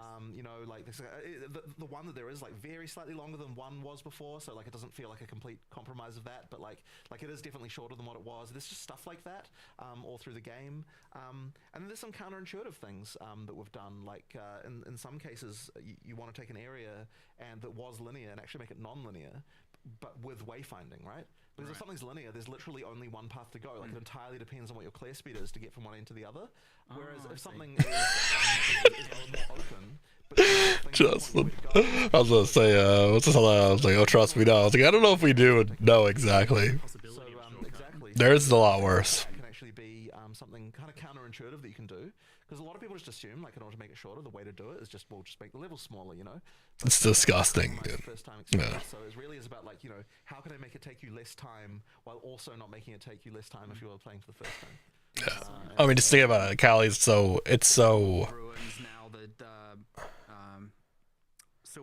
what's it called?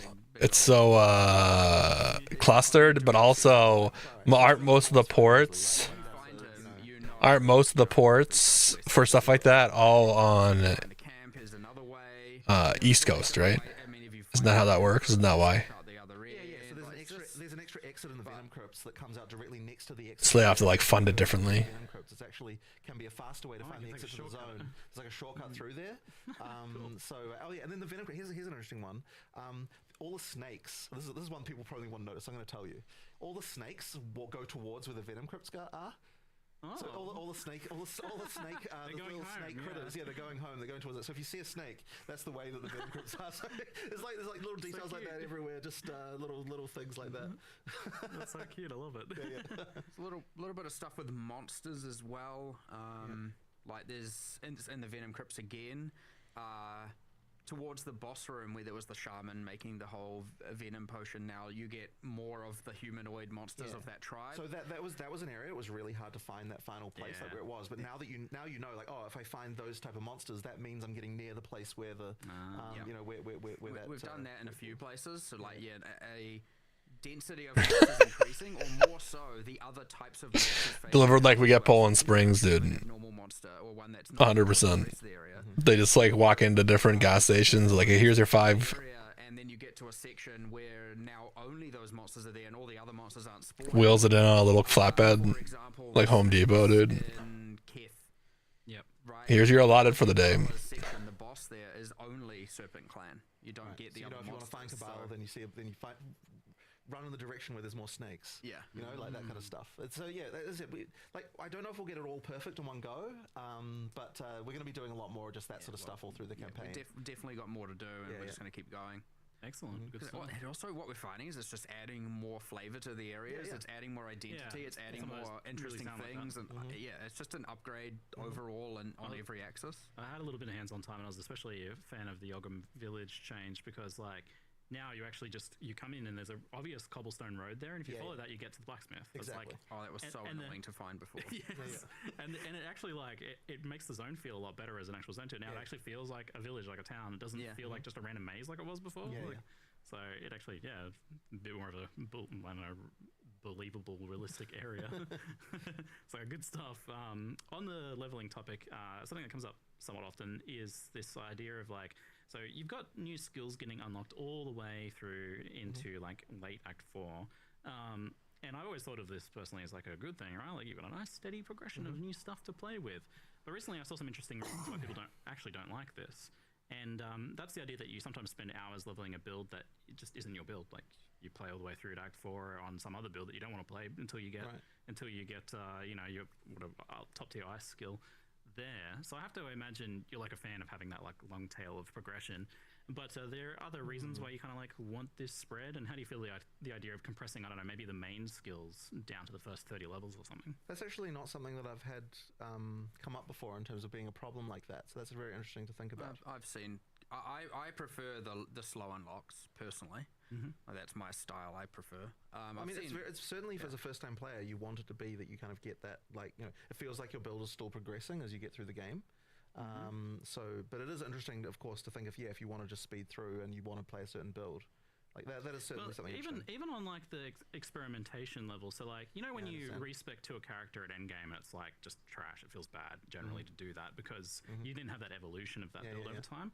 And I feel like maybe if you're swapping over at level 52 to your actual build then, because that's when you get the skill, then you don't actually really have much of that progression evolution of your build to test. It might be more of a matter of just swapping where some skills are given. I think it also can be that we're not necessarily, like, it's not necessarily clear when we're creating the build, like what some skills might end up being ones that feel like main skills in that way. Yeah, I imagine that needs so review it's probably likely that that's like one of the issues there is just like moving things around where they start. It's just that we don't want something that's like too flashy to be something you get really, really early, because otherwise it feels kind of strange in the power curve. Like you do need to feel like that level of progression of like the skills get Paid $6.89 a gallon. That's how I filled up. Right. Glory skills and stuff like that right down the bottom there. Well, certainly. Like I mean, the last row tends to always be those sort of ultimate type things that, like in theory, those are not things that your entire build is like made around. So it's more just sort of extra. The examples that I get brought up usually aren't that sort of thing, but rather like what's that ice skill that shoots projectiles everywhere? That round spinny one. Winter something. Is it Winter Orb? Is that the name? Or Eye of Winter? Eye of Winter, that's the one. Yeah, Eye of Winter is an example that I see get brought up because like it is on that last tier and it is kind of a main skill and it's not really like a big cooldown skill. Yeah, no, that one honestly might be able to come down. All right, so that's something to maybe. I suspect there's some tweaks to the levels. There's some reorganization. There's Possibly, I mean, I could see a thing where also once we have the full campaign in place, maybe there's a point where we're like, okay, you want every skill by, and then we come up with a new point. You know, like. But I honestly suspect the rearranging is the solution there. Nice. Okay, Sure. that's good to hear. I think that would be good for these people who feel like they don't get to play their build for a long time now. Right. Kind of carrying on with the topic of skills, builds, and balance, we have the 2 new ascendancies, which you seem to be getting a little bit like with the classes. They're following a similar trajectory of getting a little bit more, a little bit extra, a little bit more high effort each time. So, well, as we kind of learned from PoE 1, like you know, we have changed some, but ascendancy classes are kind of like just forever things. Yep. You know, we obviously have a whole alternate classes league and stuff like that, which is cool. But you know, we don't. On rare occasions, we're obviously going to change the balance, change kind of what the skills are, but who those characters are and the identity of that, and most of them are going to remain fixed for like a long time. Yep. You'll get rebalances, you'll get changes, like obviously, right? We've done that a lot, but like, you know, I wouldn't expect the Deadeye to despawn anytime soon as an identity. Just by the way, just and so like they just need to. I wonder how much longer this QA is. Be, you know, something that. We are. Let's see how people feel. It comes up a lot, and you'll notice it in these two. Like now, for every single beast boss, the Spirit Walker, yes, we have to make a tamed version. This is what I keep saying. Like, what every pair of, for every mod on gloves, of which we just added a bunch of alloys. And there's, you know, it goes on and on. We have to. It's a main. Melee players always left behind in PoE and PoE 2. Really bummed we didn't get swords. Very important, and so it's like. Always very worth it. Don't you have swords? Just a bit of a rant here about those beasts, because it's come up a bit recently where I'm like, what is a beast? Are the new pinnacle bosses beasts? And I'm just like, oh no, what's going on here? What are we doing? Like, you know, like some, you know, there was. No, it's like majority. It's honestly. A werewolf, a beast when they're in shapeshift form. Wow, exactly. Honestly, less talk about swords than I thought. Is that what you're telling me? Only in second form. Only in second phase, yeah, maybe, or maybe because I mean, cool. You know, or maybe specifically. Nah, I don't know. I don't know where we're getting with that. I don't know. The point is, it gets a little bit complicated. It's like, where does it end? And you know, how much you're talking about, you know, visibility. How much of your screen are you willing to have be a gigantic pinnacle boss? And thing is, like, changing the scale is not actually as trivial. Like, yeah, I was like, I thought you make them smaller, but then I saw like the giant bird boss. I'm like, nope, that looks like a normal size boss right there. I think that's fun, but you know, we did limit it to 1. We did internally have it that people were running around with 5 for a while, and it was a little bit off. Typically an hour and a half. Out of control. But yeah, it's quite fun. But I'm so excited to just see how honestly, it's such a weird thing to say. I'm so excited for how much work we've created for ourselves in the future. I'm very glad to hear that. That is good. That was the right mindset, I think. Excellent. So with the Tame Beast thing, like when you get your first ascendancy, that Tame Beast gem is actually a higher level though. Like, is this something you? Yeah, we do have a thing that we're going to do about that. Okay. There's a solution I believe that we had for that one. Yeah, all right. But yeah. And with this being the idea of being a big single beast, and a lot of the time, like, I don't know that bosses compared to say like Aura beasts don't have a bunch of utility stuff on them. Like, I'm sure there'll be some, but not as much exactly. So I imagine you want these to actually be things that kill stuff. So how do you make the big single minion work? We have, like, honestly, I think it might have even been, we've tripled the damage, I think, of tamed beasts. I'm back with dinner. Nice. Welcome back. We're doing a few changes around that. Update. I don't know if you saw the whole update video. It's crazy. To be more of a thing. Yeah. What'd you get me, dude? A bunch of changes to. For example, raegrok.com/tip. I'll buy food with it and show you guys what I get. Which I know sounds bad, but just let me explain. The thing is that with obviously an undead build, you generally have a swarm, and so the revive time's a little bit lower, and the assumption that things are dying and reviving more frequently. Yeah. Companions should be I'm eating a bit more. Bro is eating a banana 100%. Nah, bananas suck, dude. A few of them, they're more significant. So Yeah, dude, what the fuck, dude? Aura companions, and when they die, you should feel that more. Like you should be having to invest into them. Got an aged bottle of wine with that shit, bro? On the other end, we're making them deal way more damage, so they're more of Would you eat fucking caviar as your appetizer? has gone through, and for every single No, one I'm of just them, we've kidding. got, Sounds delicious, dude. Bro. maybe they have, you know, the primed for stun thing. Maybe they have. We're trying to just really give each of them something that can Leaning complement into your their build. themes a bit. So it isn't just a question of just taking.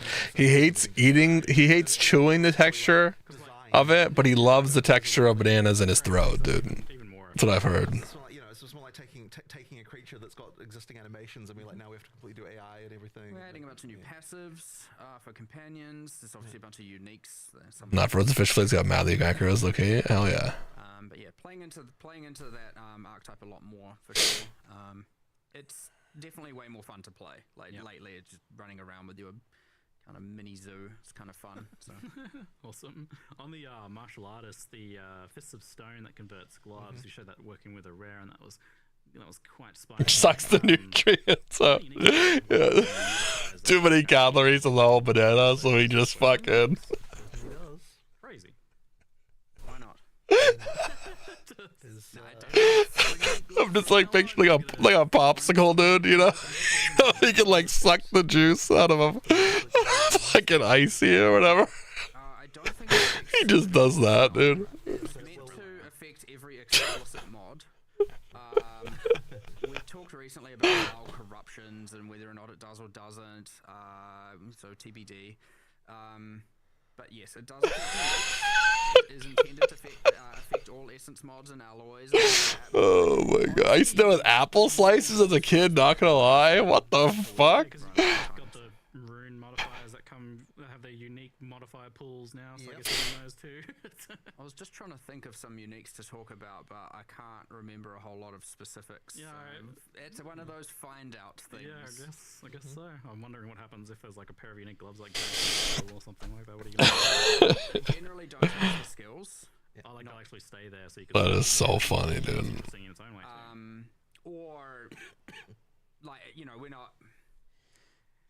Look, having to remake a skill for this is a little bit in the okay. I talk about creating work for ourselves. That's like that's not a bang for buck win. So like making a new skill of a skill for this, that's a line that would have to be very special to cross. So maybe in the future, but not right now. Yeah, right on. So normally patch notes would be right out after this Q&A, but thankfully we're not holding that hostage today as that's coming out a week before. Yeah, so it still needs to be that it's a week before launch because there's still too much that will change between now and then. Usually going right up until the end. If you got them now, that'd be inaccurate, and then you'd get disappointed or even happier. Who knows? But too much would just change, and you know. But maybe we can speak like on the bigger picture intentions, which to some extent we've already been doing a bit, but. Like a classic, another minutes from previous. You've done some buffs to armor and evasion, added some new mechanics here and there. Is there any additional love for those on the card in some way, or defenses in general discussion? Defenses. So we looked at a couple of things. Like the first thing we identified. I'm not gonna lie, I love Rice so much. It's your heritage, dude. Like just reviewing the fundamentals is we're like, okay. Rice is one of those things that like I eat it because I have to. It's not that I don't like rice, like a fried rice. Yeah, I mean delicious, right? But like a white rice. Now that we have obviously enough players, enough statistics. Okay, there's okay, great. So then, so if anyone in chat doesn't know who you are, or by your name,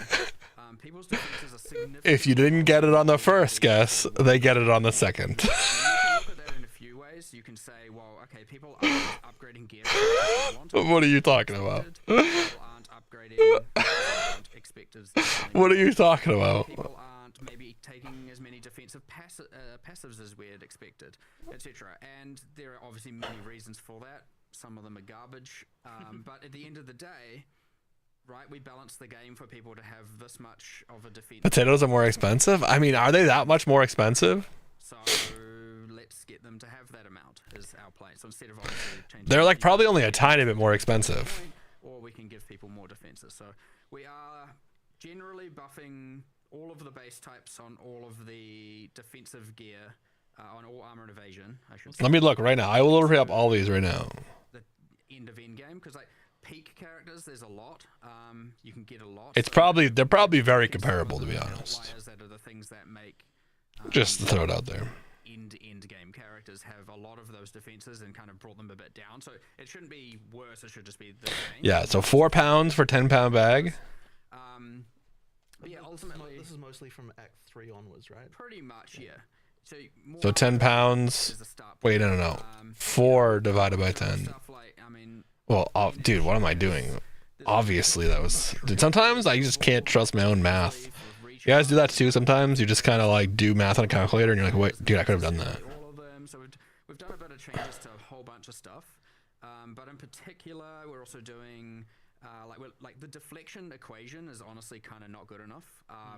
It's too rewarding for very little investment, and then yeah, potatoes are cheaper. Kind of weird thing in the but that's and then. But how much? I guess like how much? Hold on. I think potatoes are cheaper. I think he's right. There's all these clusters there no one cares about. Well, mostly. There's other things like let's use AI for this. Armor applies to elemental. Like there's a bit of it. Generally, it isn't weak, but you know, I wanted 5 clusters for it. I wanted you to be able to actually invest in it if you were in different parts of the tree. Currently, there's only like 3 nodes that granted in the strength section. It's not enough. And then all the way through to like things like the hybrid section of the passive tree, where normally you have armor in the strength section. Over here you have evasion in the dex section, and then combined you should have both of them on the nodes. And you do for armor and evasion, and then you have I know, big rant here. Then you have things where like, okay, all the armor and evasion nodes are like kind of. Here we go. We have AI in the case. Some of them don't even grant armor and evasion, and so there's just like a ton of work across the board. And then those secondary defenses don't generally have potatoes win, which they should. So if you're now playing hybrid, you have to double invest in the double. Potatoes are significantly more nutrient dense, providing 3 times more vitamin B6, 15 times more potassium, 2 times more magnesium, and 5.5 times more dietary fiber than white rice. They also contain vitamin C, which white rice lacks. White rice is often enriched with folic acid, thiamine, niacin, iron. Potatoes are for a broader range of essential minerals in that. And at $1 a pound, the rice is more expensive per pound than the potatoes at 40 cents per pound. However, because rice absorbs water and triples in weight during cooking, roughly around 240%, the true cost of cooked white rice drops roughly to 42 cents per pound. So it ends up being 2 cents more cents a pound and less nutrients. Thus, calorically, they're very identical in value. With rice being marginally cheaper at all, if at all. But potatoes are far more nutritious per calorie. There you go. So mix them in. Get both. Jump between them. Which I don't have an exact plan for yet, but that needs a lot of love. There's a missing piece of the puzzle there. Yes, and it's obvious, right? You look at it and you're like, obviously, but it's I don't exactly know what. I've been eating a lot of pasta recently, but it's not really that healthy. Yes, there's a couple of OP outliers, but everything should be getting raised up. I actually get really sick of both potatoes. And you don't have to. The only was there ever a rice famine? Yes. Very specific node to take this very specific skill, or use this very specific node, or use this very specific unique, and just trying to make. I got sick of both potatoes and rice. No matter what, feels good. If I just have them too much. So anyway, Giga rant.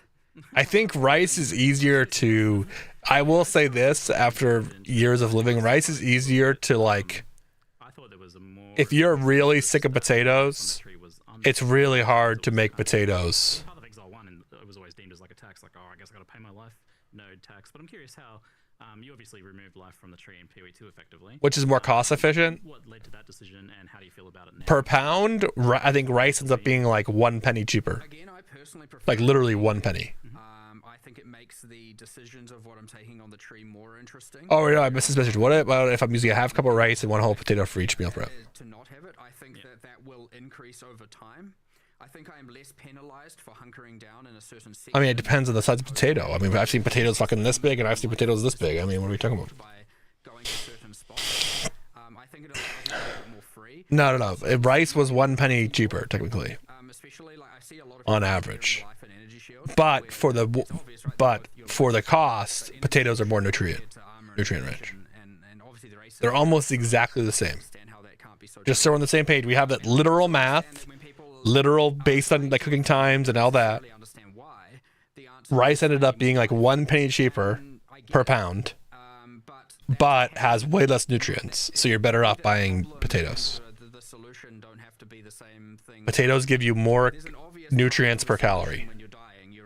So technically speaking, potatoes is better. It can be that there are other ways to solve that problem, and when I look at the defenses, But I would just go. But Diego, I would just take your exact recipes and I would go, all right, this week I'm buying potatoes, next week I'm buying rice. This week I'm buying potatoes, next week I'm buying rice. Like, ready just yet to, like, you know. yeah. But it doesn't say things like these are off the cards for sure. Rice is really easy to cook. But if the defenses are Potatoes are pretty easy to cook. Yeah. Really, well, I'm up with Urzap, dude. I'm all for Urzap. Just only eat steak. Fuck all the other bullshit. Just eat meat, dude.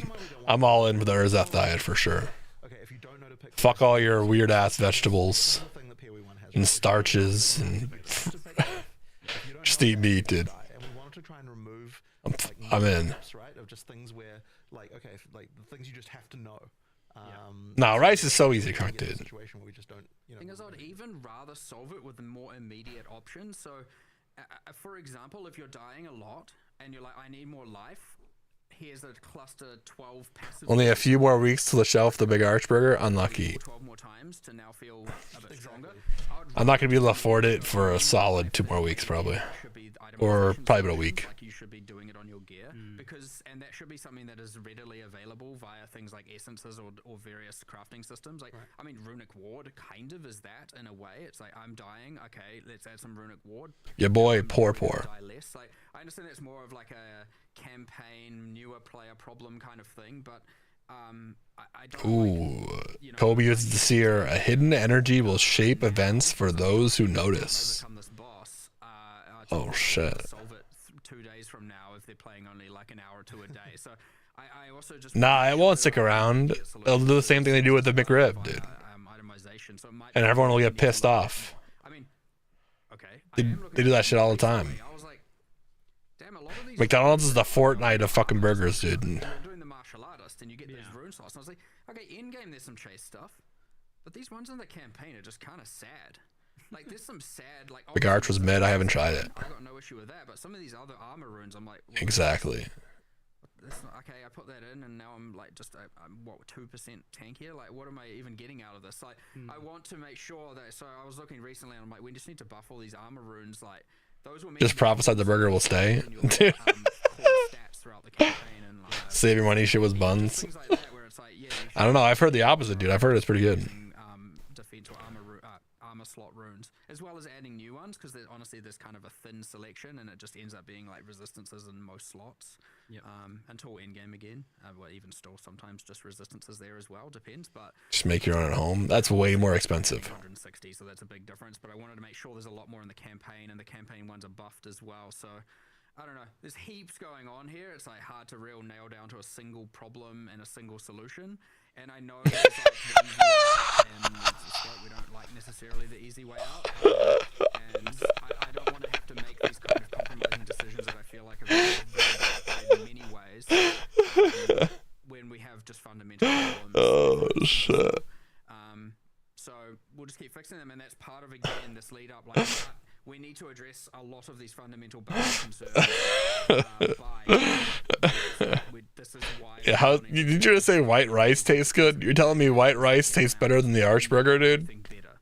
Plug all the holes, get everything good. Because it's really hard to do that when you're adding 100 new systems and crafting systems at the same time. You're like, okay, we're making holes faster than we can plug them, and it's obviously not that dire. Like, most of the time, it's like pretty, things are pretty comfortable. But it's obviously my job to make these good, and so I look at them with a lot more self-criticism.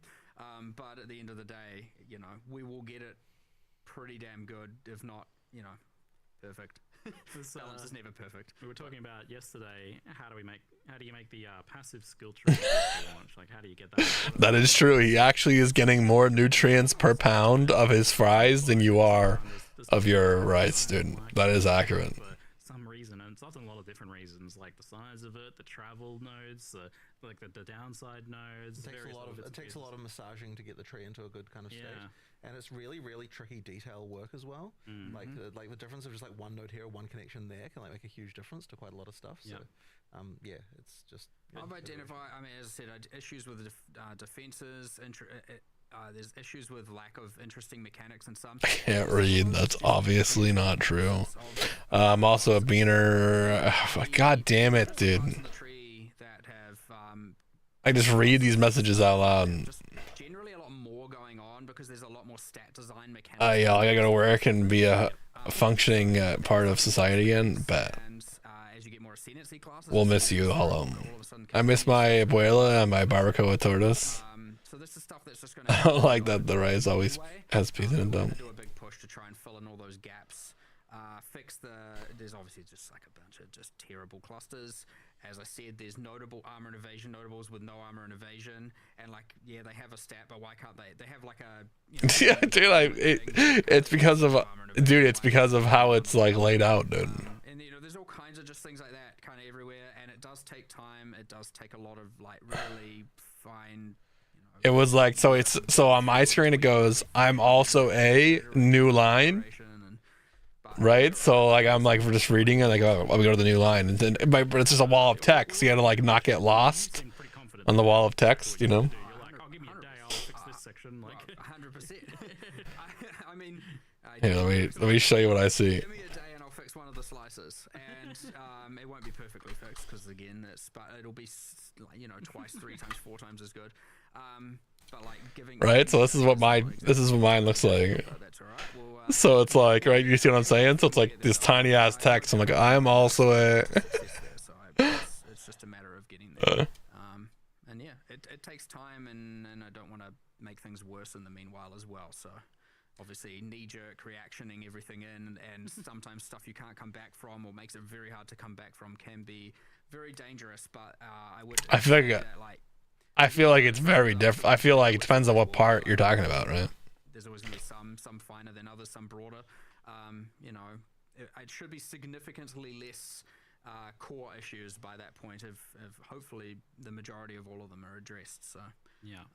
But yeah, hopefully if we do a couple of cool eventy league economy resets between here and full release,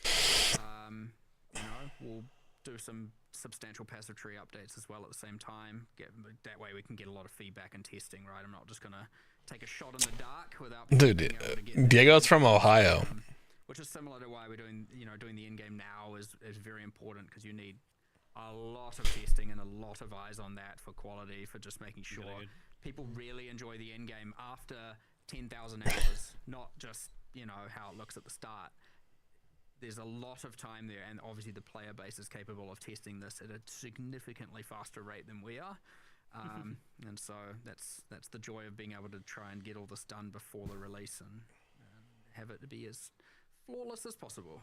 Excellent. On the build meta side of things, one of the ones that came up was fire and ignite builds, but kind of like damage over time builds in general. In particular, there's kind of like absence of the pure damage over time build. Like it seems to be always better to scale the hit damage and treat things like ignite as an add-on. And there seems to be various other problems with ignite as well in terms of like scaling. It seems to be always correct to go like stacking, or in some cases people are saying like, well, the best way to play ignite is chaos damage. So how do you guys feel about kind of like the state of that sort of thing? Those keystones are always going to have that level of like one way is quantifiably better than the other in an interesting way, but yeah, this obviously is not fully fleshed out or fully right. Like you can tell while playing this, and we do want to do more. It was number 3 on I had my like top 5. Here's the things I want to fix. So like defenses was number 1. Number 2, I think I actually had some stuff to do with some minion stuff, which, I mean, we've done a lot of itemization for, but I didn't get to do as much as I wanted. We had the Ascendancy classes in there, had Chronomancer in there, and I had, there was like some gemling stuff in there, and we had Chaos hits, and, by correlation, Archon, we had Ignite. Like, these are all in I was saying top 5, this is now a top 10 list, I guess. More than 5. Okay, yep. But, like, they're all up there, and so as soon as we actually get to haul ass and start fixing all the balance, cool. More than we, have been able to with this patch, given that it's kind of the same resources, trying to ensure endgame is good and there's a quite a bit of overlap there, and with all the crafting systems in the league, like the same resources that are going to be looking at all of these. So as soon as we can get to, you know, as soon as we're like back working on the campaign with our core like content, monsters, pipeline, etc., and you know, thus doing less systems, we can have those guys come in and just like start fixing all of these balance systems. Is the intention to get to there being builds that are like the pure dot feel, like where you don't really have the upfront hit damage, so you dual flame blast and then it's just pure ignite, that sort of thing? Oh, like the whole spreading wildfire ignite fantasy 100% needs to be a thing where you're just doing like, you know, there is the thing where like when you take away hits, things can lose a lot of satisfaction, but there is a different kind of satisfaction of just watching the world burn around you or decay around you. So, you know, you trade one for another, and different players have their different preferences, but 100% that is something that we want to support. We had a bunch of keystones in mind for enabling it. We had different supports that we thought we could try to enable it. It's just a matter of being time to execute it. So I would be very, very surprised if it doesn't come in one of these interim patches between here and full release, though, to at least some degree. With that wanting to get things right for 1.0, there's I have a feeling that like 1.0 is like where you get to establish like here's the baseline of what the game is supposed to look like, and that's what you were saying with Endgame, indeed. So I kind of wonder about like how you feel about a few things and how close they are to where you want them to be for that game's foundation thing. One of them is the pace of combat, especially in Endgame. He used to play Michael Myers custom lobbies and lower end build to the really high end builds that are just currently 100 move speed through maps. It's a really tricky question because like people get such different experiences here. I mean, like there are definitely a few like part of the issue that we have is that people often judge things by watching streamers who are often playing something that's completely cracked and out of control. Sure. And so people don't get an understanding of what the average player is actually experiencing. And it can even like affect like our designers in some ways, because like when you look at people and they're just like completely trivializing things, it's easy to forget that the average player isn't like, you know, is actually taking it longer. And when I say average, like the true average is like way worse than you might expect in terms of the number of minutes that it takes them to kill bosses and so on.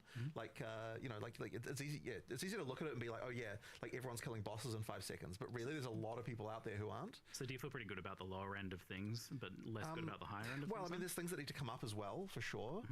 But it's more just that, like, okay, like, you know, there's some things that are a bit out of control with like, Jonathan. Why? On the top end, like, why does he trip you up? The stuff going on with triggering, and like is a bit out. You know, it's a bit out of control. And so there's stuff like that, and like as I said, I think a lot of people judge the pace of combat from things like that. So Can't believe they have in Ohio. Probably just worse versions of the food that we have. If you have a mage blood or equivalent, you should be cracked. Right. Yeah. So, I mean, I think I've said before that the ideal situation is the first time you fight a pinnacle, it's going to be a pretty damn tough fight.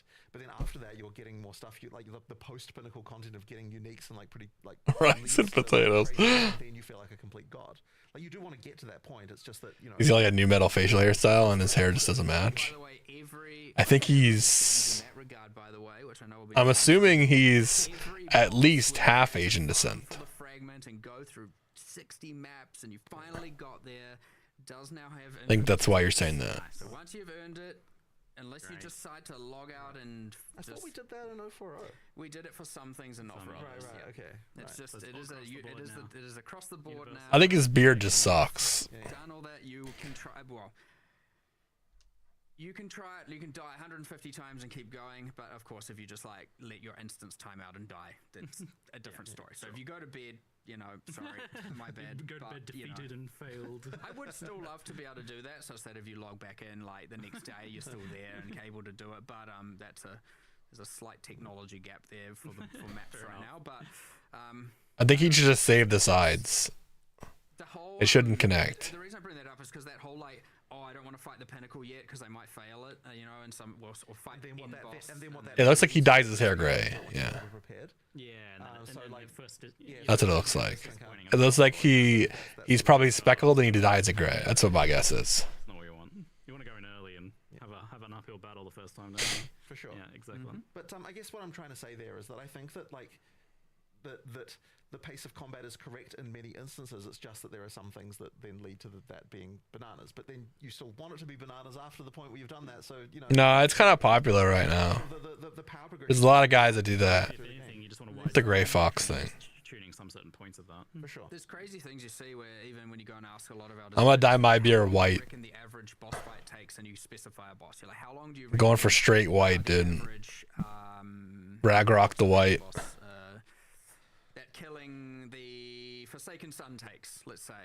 And like honestly, in my experience at this point with understanding, No, I would destroy it. You can't dye anything white like that. Point, you know, sometimes it's honestly 8 seconds, and sometimes it's 20 seconds, and it's like, is it ever really more than that? And then you're like, and then you get that with all of our, or obviously a lot of our designers play and a bunch of people, and then you go and actually look at the stats, and you're like, oh, it's 119 seconds average. That's 2 minutes. That's what we intended for it to be. And so the average across and that's the average, which means there's some people taking 4 minutes and whatnot. And so it's actually like, oh, okay, the numbers are not as bad, and yeah, it turns out if you know what you're doing and you are good and you play a lot, you kind of kill things quickly. I know a lot of people might be like, oh, you should have that be flatter. Because My beard and hair is white, and I love it. But I earned every white hair. Nice, nice. mechanics and stuff. And so I'm getting grays in the side. if you know what you're doing, have That's about it. right? So it's a bit of That's about it. I'm starting to see him. way less. When I shave my head, see, I never really see him. Power, but also then that feeds into the end game of you want characters that feel like gods among gods among gods, right? Like you can do that, but it is again just comes back to who, you know, do you have item X, item Y, item Z of different kinds? So, But it's only a matter of time too cheaply open that I'm fully gray. as in Let's be almost real. free. And I don't mean economically. I mean like as in you. Just I'm scared because like my beard is like getting like lighter in the front. down. Dude, I'm scared I'm gonna go full Patrick Rothfuss first. Yeah, you can be a god. That's what I'm scared of. If you guys don't know what Patrick Rothfuss is, let me show you. Leech. And thus triggering. One, the state of recovery. This is what I'm scared of. I think my beard's gonna do this. Situations where the only thing that matters is the thing that kills you. I'm pretty sure it's much lighter in the front. Like the two that I shaved off like 9 inches of, I have like two like tufts are way lighter than the rest of it. So I'm scared it's gonna happen. And so we're gonna simplify it. We're gonna try and make it simple, but unfortunately, Dude, I had the same problem. Justin. So now leech is like it's a bit of a problem. So Mine tinges red too sometimes. Are we fine with telling people how it works now? Like we could go into it. Yeah, that's fine. Yeah, all right. So basically, the key thing that we're first changing is we're going to a single source method of doing leech, which means there's only one leech buff active. So whatever is the biggest hit that you did, like you're only leeching from one place, and that obviously then means that we need to change all the balance of leech and everything like that to make that work. But it does mean that there's a difference between there's more of a thing with like life gain on hit versus leech is like a thing between like fast hitting and slow hitting builds. Like higher hits are going to lead to more leech. But the other thing we're changing as well, and this is just kind of to retain the idea. Like, so one thing we liked about what we had was that when you get more leech percent, you do get more leech. But the thing is that the way that damage scales, like it just gets completely cracked at some point, and like it gives you insane amounts. So effectively, what we want to do is add a cap to the amount of damage that leech will consume. Maybe it was just jet black about 20 years ago, but old age just caught up with me. So I don't know what that number will be. I got it, dude. I got it. Let's just say that it's like 1 million or something, right? Like I don't know, maybe it's less than that. Yeah, it's hard to say what that number is. Sometimes you just gotta own it, right? Some people like dye it constantly and stuff. Right. So effectively, there'll be I've thought about dyeing my beard darker. Like, cause my cheeks are really light as well. Like, I have a lot more hair that doesn't really get picked up on cam. My cheeks are really light, so I have thought about dyeing like my beard a little darker just to fix that part. But I've always just never done it. Like if you double the percent on your character, you get double the recovery. But you know damn well, like I said, if I start getting those Patrick Rothfuss tufts of gray, I probably will dye those. Fuck that. Increasing your recovery. And that's like the key thing that we need to prevent. So, and I mean, the intention really is to sort of get it so that, like a typical character who's like investing in leech, who actually cares, it's like they're able to recover their entire life orb in like 3 seconds or something like that. Like that's the kind of thing, right? And yeah, you could go further than that with like even more investment, but it's probably like not worthwhile compared to other stuff. And then like other characters who aren't investing are going to get less than that sort of thing. But like you do actually have to, like we don't want it to be so ridiculous that that's the only like source of recovery you would ever need. Yeah, because it's now capped, we can give a lot more leech early as well, because that was kind of a bit dead. Yeah. If you're not dealing significantly high damage. So then we get to buff all those values. And that obviously, kind of some people know about leech resist on monsters. Like, currently you leech less from a white or magic monster than, say, a unique monster, because the assumption was you're hitting many, you're AoEing. Right. Now that now you only get one instance, that's flat. And then that means that Leech will be more consistent between boss fights versus not boss fights, which is another thing, I think, a good thing. Like, you kind of can rely on that in some level. But if you have all the affixes, you know, you got some investment, you could anywhere between 20, maybe up to 40, 50% of your life recovery per second. That's where you're aiming which for. Is obviously still pretty fast, but and then we're removing some of the instant leech stuff, and then you have characters getting 3 million% of their life per frame. You know, while triggering this is part of the meta skill equation infinite as well. triggering per frame, and it's just like what are you supposed to do? And hence the 200 million DPS, like infinite recovery and immortality builds, you know. The leech explanation sounds like complicated, and it kind of is on the back end, but the player facing side of it is now just that you get a leech percentage, and that's the only affix. And you get more of it, you get more. Like, for there's most no other people, you get a mod, and now your life starts recovering. So it's very honestly better than before. And more importantly, and better than before, but also importantly, doubling it doubles the amount of life you're getting. Yes. You know, so like, there's a lot of calculation going on to achieve that. Very simple. But the one thing that is important to know is that there is a point beyond which getting more single hit damage is not going to increase the amount of recovery you're getting. So at some point, obviously, getting damage gives you damage, but at some point, getting damage is less valuable than getting more leech investment if you are simply wanting leech investment. Okay. Interesting. All right. There's obviously going to be some adjustments there for people to. For sure, it's a big change with the meta skills and custom crit comets and things like that, and their interactions with these various things. For sure. Yeah. So that's going in 0.5. This stuff for people to figure out. Yeah. Cool. Go test it out. It's all fully changed internally. Feel free to go have a look at it. All right. And with that, so like I mentioned, the part of the core problem ultimately is that it's fully changed totally. Go have a look at it. That's hilarious. So he's saying, you just data mine it. So very quickly, does that allow you to? I'm not gonna stop you from looking at that. It's crazy. To feel like recovery is getting a bit more under control. Well, part of that, I mean, that folds into the whole the defenses and everything thing. But like outliers are outliers for sure. I mean, obviously some stuff is intended to mess you up. It's kind of the point. But you know, it all folds into the same. Be it recovery, dude, I don't know what I'm gonna play in PoE 2 yet. Just having significantly lower defenses than we anticipated. Tools for getting more life via runes, like all of that folds into the same problem here of if you're absent of all of these tools and you don't know how to do the like very, I guess the meta strategies, then you sometimes are just going to get obliterated by things. So I'm just hoping, like, obviously that leech is a case of bringing down the top end, but I think more the defense is bringing up the defensive tools, like i.e. body armor runes, etc. Runic ward, everything. All of this is going to help. One thing I do wish in PoE is, and I know some people don't care about this, but it is a thing. I'm gonna pause this. I'll mute it for a second. One thing in PoE that I would really, really like, and maybe other people are different, but this is how I think. I would really like for PoE 2 to make it so I can customize my character just a small amount. Even if I can't do like too much of the body changing and stuff like that, I would like to pick my gender and like maybe change my hair and stuff. And I think taking that from Diablo would be a nice change. And I know not everyone agrees. Some people don't care. I don't think it matters. But for me, it kind of does. Because like, for example, right, when I'm going and I'm talking about playing, when I'm going to play next league and I'm getting excited for this next update, I kind of want to play a witch. I'm just like, But like part of me is just like, I just don't want to play druid. I just want to be a dude. And then like there's a part of me right inside of me that's like, I just want to play a warrior. And like I just want to play a warrior. It's like a fire mage, right? And even though it'd be better as like a witch, even though it might be better as a sorceress, right? I kind of just have this problem where I want that, and so I kind of wish that problem would go away by just a simple 2 options of picking and a couple of tattoos and stuff like that. And I get you might not see it and stuff like that, but just be able to let us hide it, right? I feel like it's not a hard change. It would probably just be a nice quality of life. I know not everyone might agree with that, but it's something I would like as a RPG player. I would like that in PoE 2.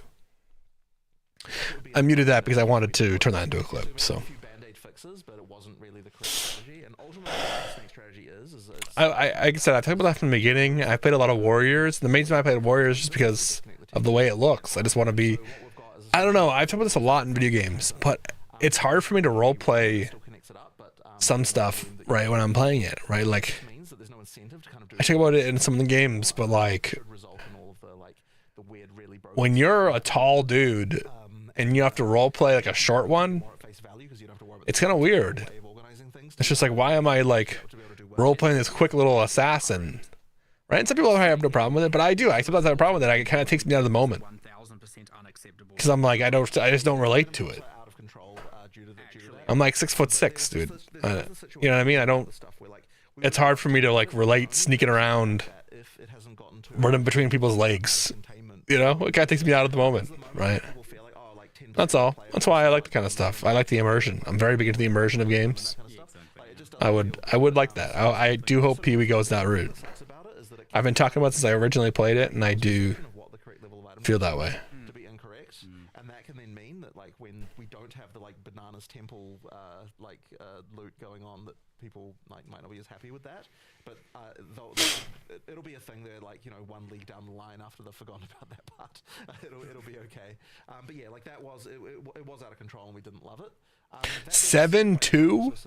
Did you get the extra rewards? You're 7-2, Drassum? Yeah, we've done some buffs to the reward rooms. So basically, just like if you play it conventionally, there's some buffs to the rewards when you're like for the stuff that was like pointless to do before. So in particular, the reward rooms that you get for killing the architects, like those weren't good enough. Holy shit! There was a strategy where people were using those to like get quick. Dude, you're the tallest person I've ever talked to. We fixed that problem. There's a bunch of algorithmic problems with like. That's crazy. Decide to get deleted or swapped have been changed such that there's not like some of these weird. You know, they got to the point of being honestly a little bit exploitative to the point. Holy shit! That man got the Viking genetics, dude. People feel like I have to do this weird thing that I don't enjoy doing in order to get the most rewards. Like that's the key thing we want to. Yeah, because of course they will do it, right? Because that's the most rewards. Couple cool things. The Atlas tree now applies to the temple. Cool. Right. Holy hell, man! We are obviously relevant. Were you an athlete? There are some cases where obviously there's no summoning circles in there. It's so funny that I'm asking these questions because like people ask these questions and I hate answering them. I really wasn't that good of an athlete. Like you had to play football because I'm like huge. I'm like no, Parts of the tree that are blocked behind killing the architect. I didn't. Now I'm doing the exact same thing to you. Little districts in the city where like you kill the architects, now the district is unlocked and you can go in there and little things. Yeah, there's just little. Played basketball, football in high school. Nice. I mean, I'd hope so. Production, could I request a brief intermission for us so we don't have to rush the rest of the endgame discussion? How you guys feel about just having a quick 2-minute break? Sure, if that's what you'd like to do. We've never done that before, but all right. I know we've never done that before, but we should. We'll be right back, folks. Okay.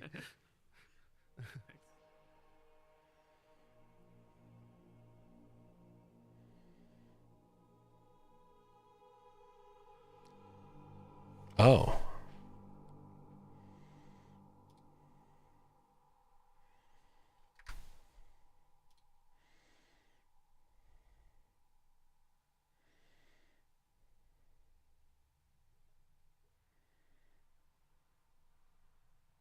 Pros are gonna go old need pee breaks.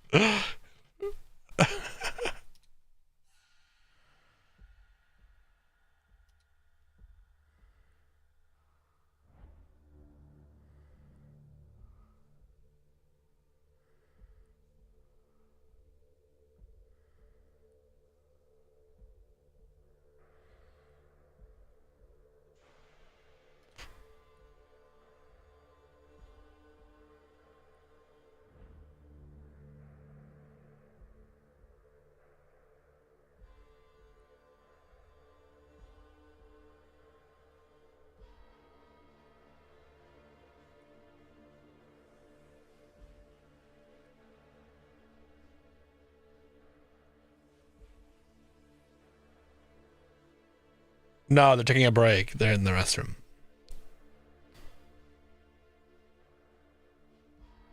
I play native stickball? What is that?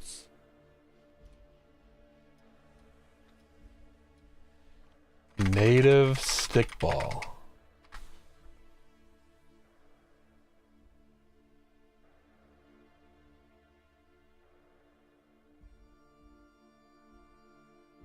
Oh, shit. Wait, are you native? Or do you just play it?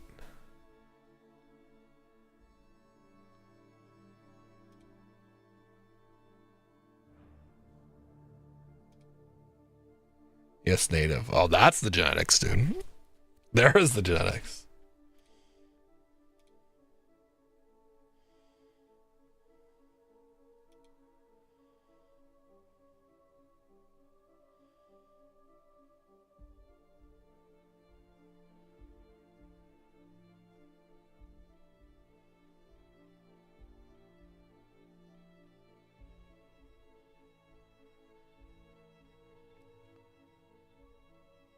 Man was a fucking warrior in his past lives.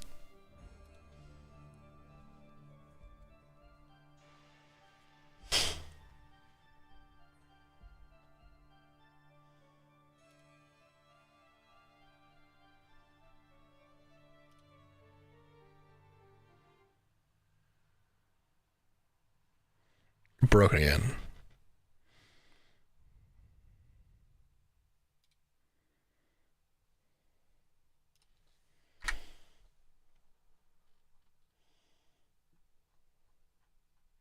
Firstly, I'm very happy to see that the world looks like an actual world now. Yes. It's an atlas, an actual map. It's where you go and do exploration. So was this kind of the goal for the outset when you were making this whole world map style atlas from the beginning? Well, okay. I think that I didn't realize when we were making it the importance of having those fixed locations, like knowing where things are. Okay. And we wanted it to feel like there was a world of stuff to explore, but I think that we did make a mistake in not necessarily like realizing that, you know, it is important that you can get your bearings and that kind of stuff initially. So having the fixed points like has worked even better than I expected, honestly. Like I was a little bit worried it would make it feel like too samey every time, but honestly it's really cool. Like in all of those points of interest, like I don't know if we really showed it like how easy it is to sort of get to the things, but it's usually to get to one of the league things. It's only like 4 or 5 maps away from the sign location. Like when I was first showing it to you when you first arrived, like, you know, like you do just go. Like I started with it just all fog of war there, and I'm like, okay, if you just go down this way a little bit, then you get into the breach area, and if you just go like, you know, and ride a little bit, then look, there's these abyss cracks here and stuff like that. So that's really cool. And the other thing is as well is just like, you know, the fact that there's like a giant ocean to one side means you just got your bearings. We're like, okay, we're on the edge of the continent here. Like this is where we are, and we did even try to sort of think, okay, well, like in the physical Ray class map, you know, like this is the direction in which like all of the, you know, the temple of, you know, the Zeres temple and everything of Laraval was, and like, so we're going to put it in that direction. We try to sort of like have our bearings so that all those things are sort of like have some kind of real world analog, which is pretty cool.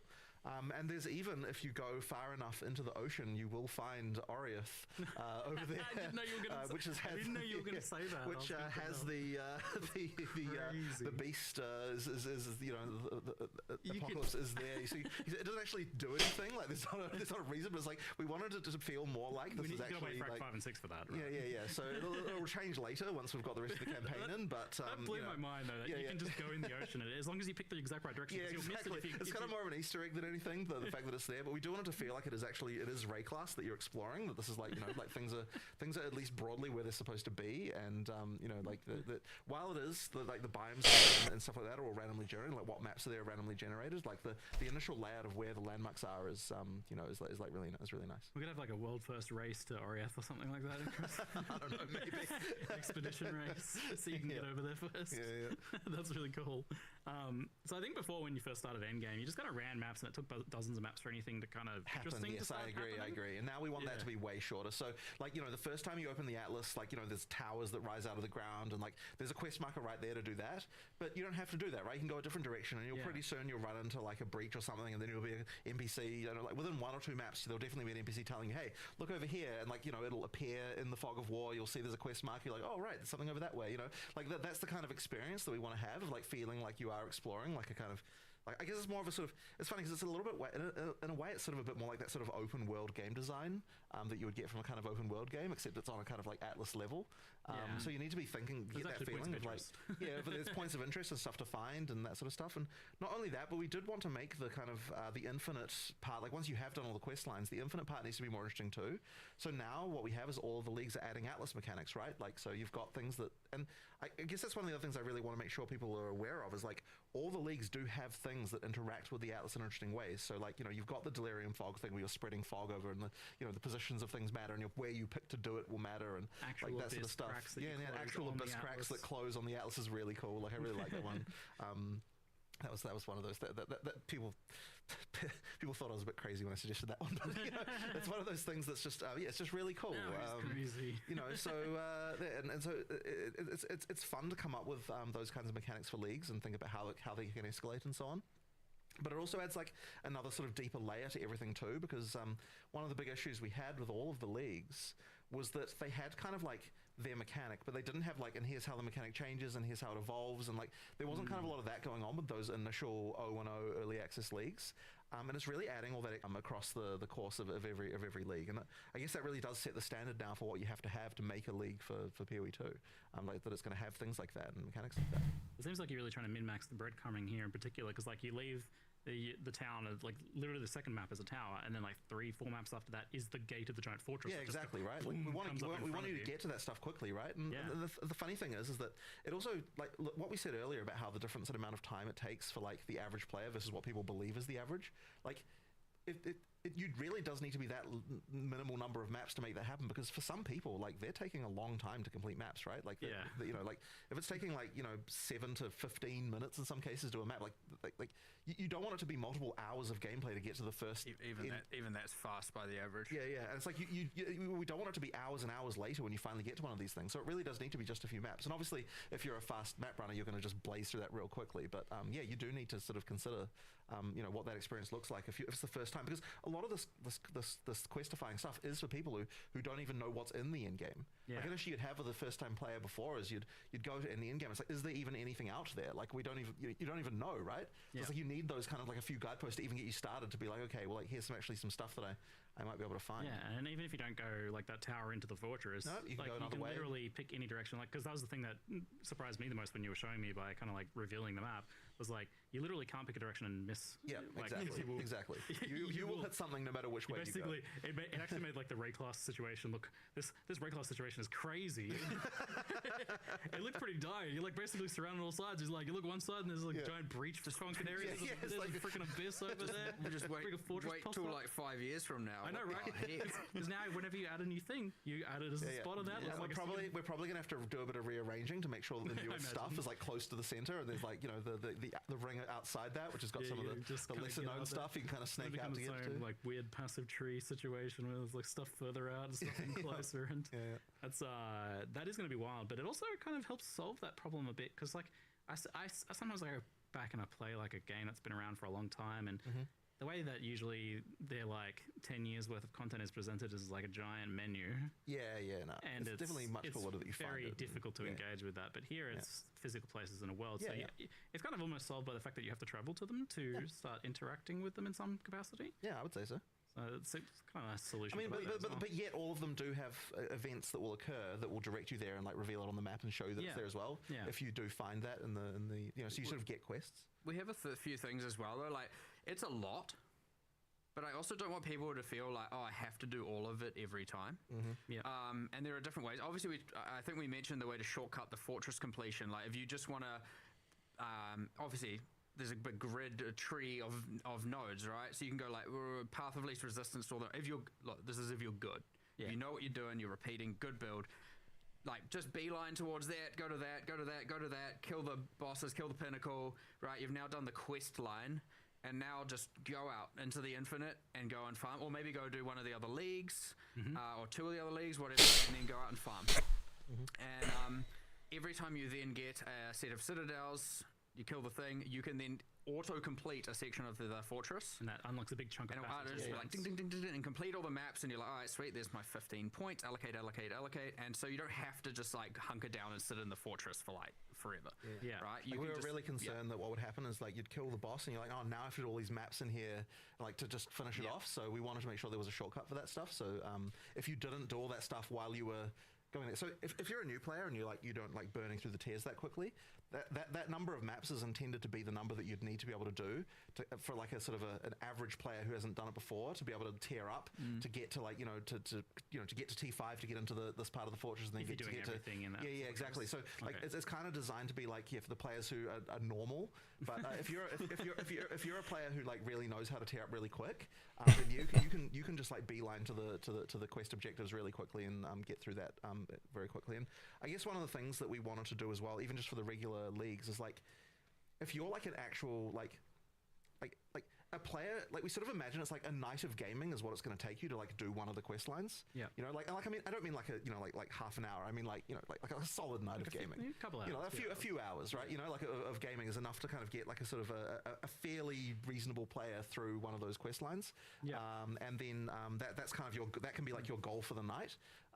And then the fortress might be like a couple more initially, but yeah, but I mean for the good players, they're just going to be able to they can obviously get through the stuff really quick because they know how to burn through every map really quick and that kind of thing. So with the fortress, so how many roughly passives is there on that core Atlas tree that you want?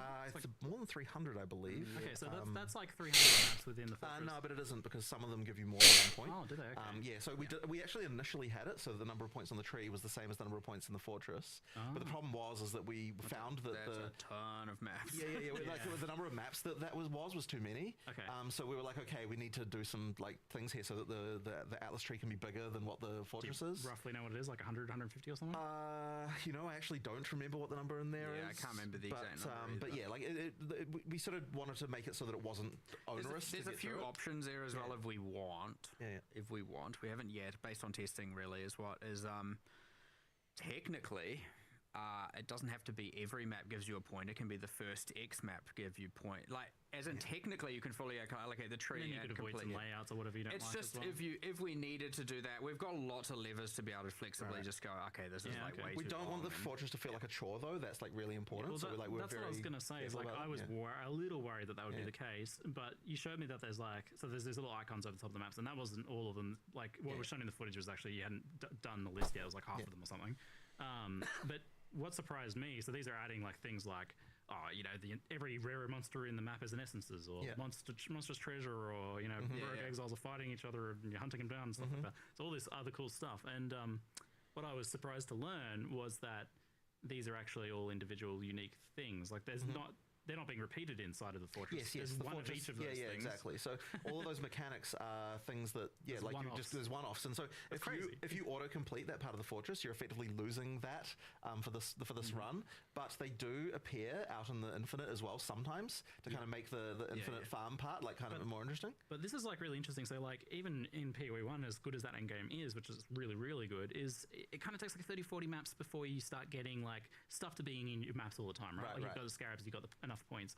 But here you've almost created like an end game Atlas area of maps that you can do, but that's preloaded with scarabs effectively, almost. Yes. And then as you do that, you're effectively then loading it more with the Atlas tree, so that when you do the infinite farm, you've kind of got more of that stuff there. So when you run out of that, then you've got your passive tree filled out and everything. Then the passive tree does add a lot, and of course you allocate all of it now, so it's like changed quite a lot how the passives work.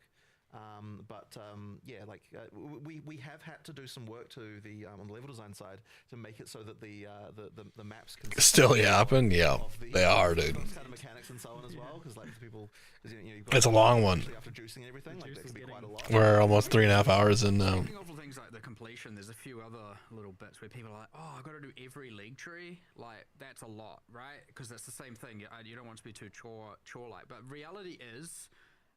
There's a few changes around this. So let's say you do the fortress or you do the infinite and auto complete it after doing the quest line, and then you do just delirium.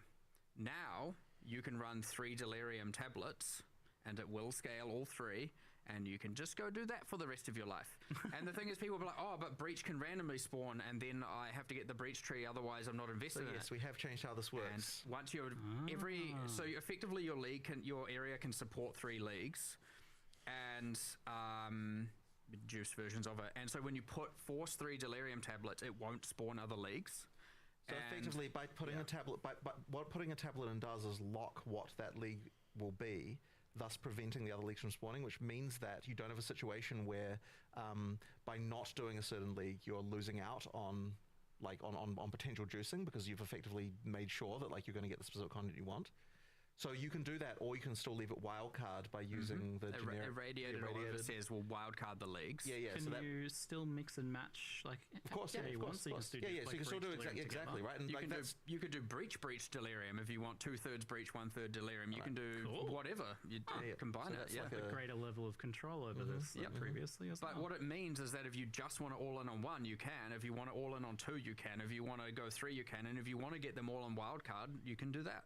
Awesome. Okay. Yeah. And part of this that I was a little bit worried as well, that you were like the physicality of the map is really cool, but I was a bit worried that the downside of that would be that you'd be removing this ability to focus on things. No, you definitely can. Yeah, okay. And in particular, I was worried about the breachstone thing, because I was like, oh, so if you want to use a breachstone, you have to find one of those things on the map to put it in. Does that mean you can only farm a boss if you physically have one of those locations on the map? But no, all of the pinnacle keys are all tradable, so you can do that stuff. And if you have 20 of those keys, you can just do the boss 20 times. Yeah, exactly. So the bosses are all in the so each of the leagues has a kind of hub that like where the league, and that happens like in its physical location, right? So you know, like there's the and the hub is where you use the pinnacle keys in order to fight the pinnacle boss.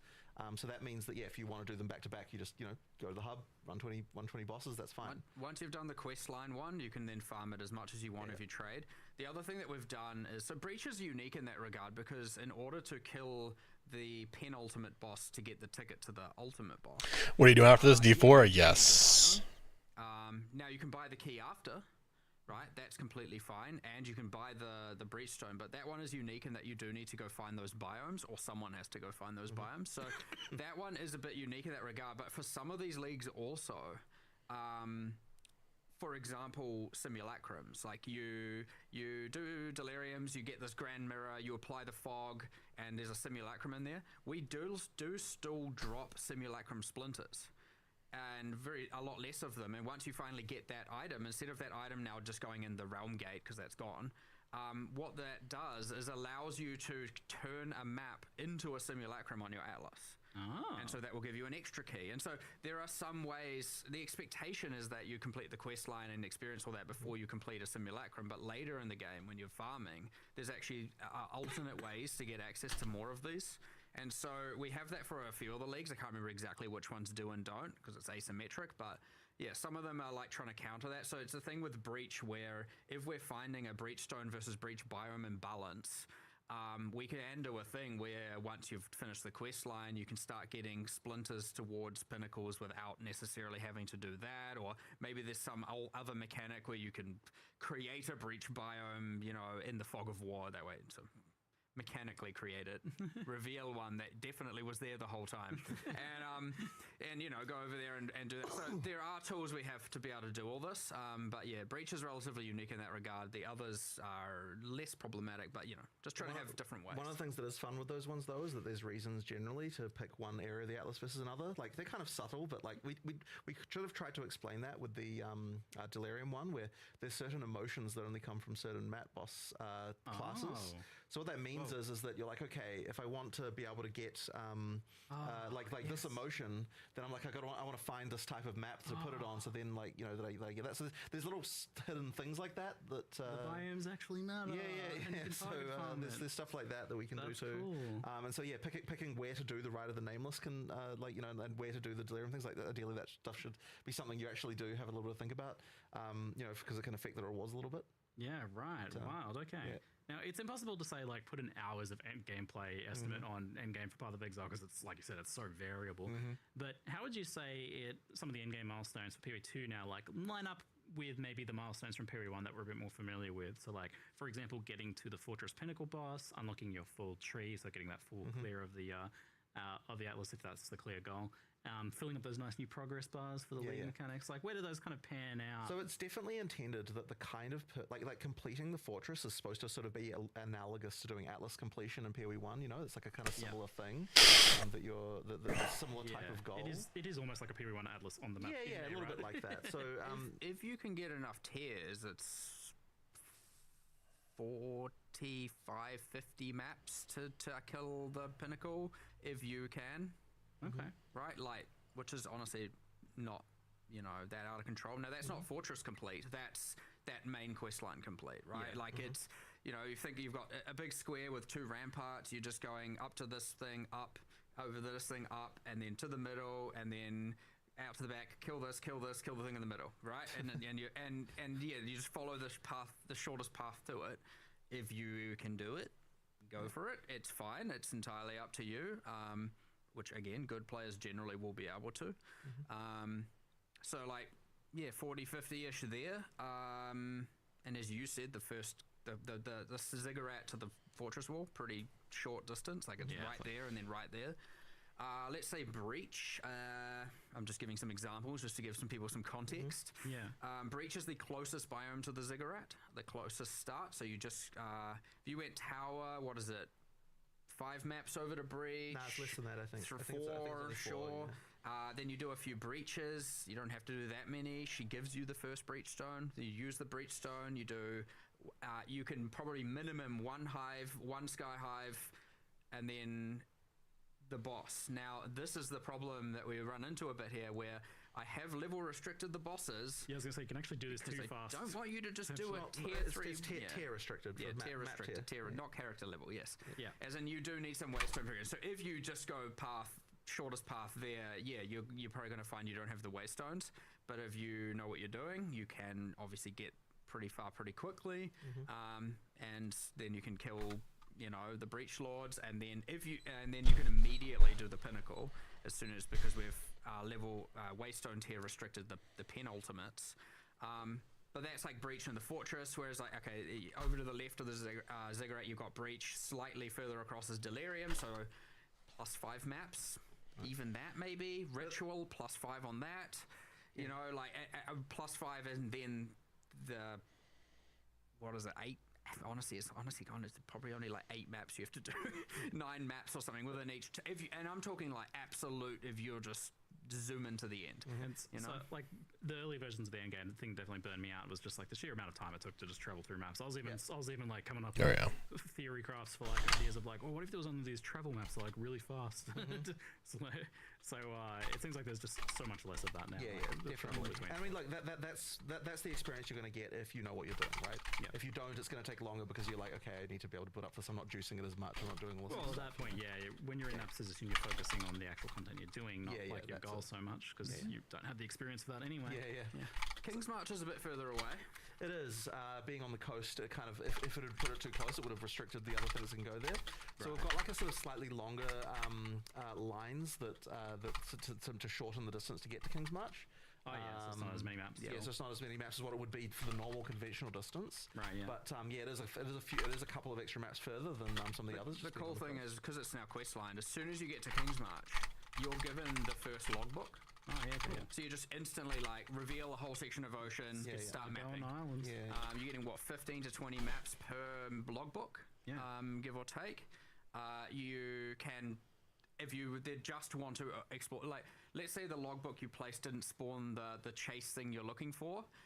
You can just shortest path to the edge and then reveal another, and you can go check another logbook and up, go sideways, up it's just a big grid of squares. A logbook's tradable thing, like if you want to blast through that. Yeah, the quest ones are not, like, obviously, which by the way, you get your first logbook, it spawns a guaranteed island with a quest marker. You complete that, it gives you your second logbook. Because the start's questified, right? So the first therefore you can get through those bosses and stuff like that with the first 4 logbooks. So it actually takes you all the way to the boss as part of the quest. Because, as I said, because now what we're doing is every single quest line takes you to the pinnacle boss.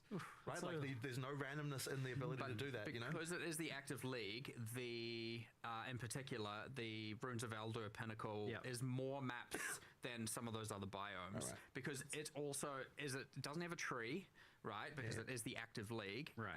And it has just a lot more generally going on in many different ways. So it itself is a bit more, there's more going on. But then when it's not the active league, we can then, like get that to be more like in line with the others and that kind of thing. Oh man, I'm so excited for this to play it so much. But funny thing is though, like I heard you talking about very recently, this idea of like, it's actually good to have a quitting point stepping off point, and this seems to be tackling that problem. So too. that was another big thing when we were designing this initially. Is like, so I mean, and at this point we were literally just looking at Steam reviews and being like, okay, like what, like on a more meta level, like why do you get a situation where someone's like, game is terrible, 400 hours played?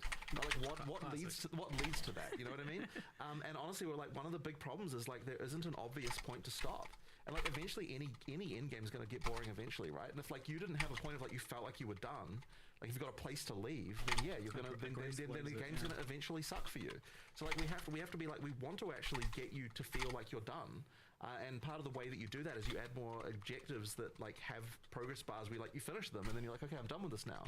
And so whether or not you want to do all of them or not, the key thing is that there is a point where you finish the fortress, you've got all the points there, and like there's progress bars, and like there is a point where you do, you know, you finish the league. There is a point where you finish, you know, all of the other league mechanics around, and then, you know, and then there's, for other people, there's challenges, right? Like part of the reason we wanted to add challenges in this one was to see, like, there's quite a lot of people who just like the thing that their goal for the league is finish the challenges and then I'm done with it, you know.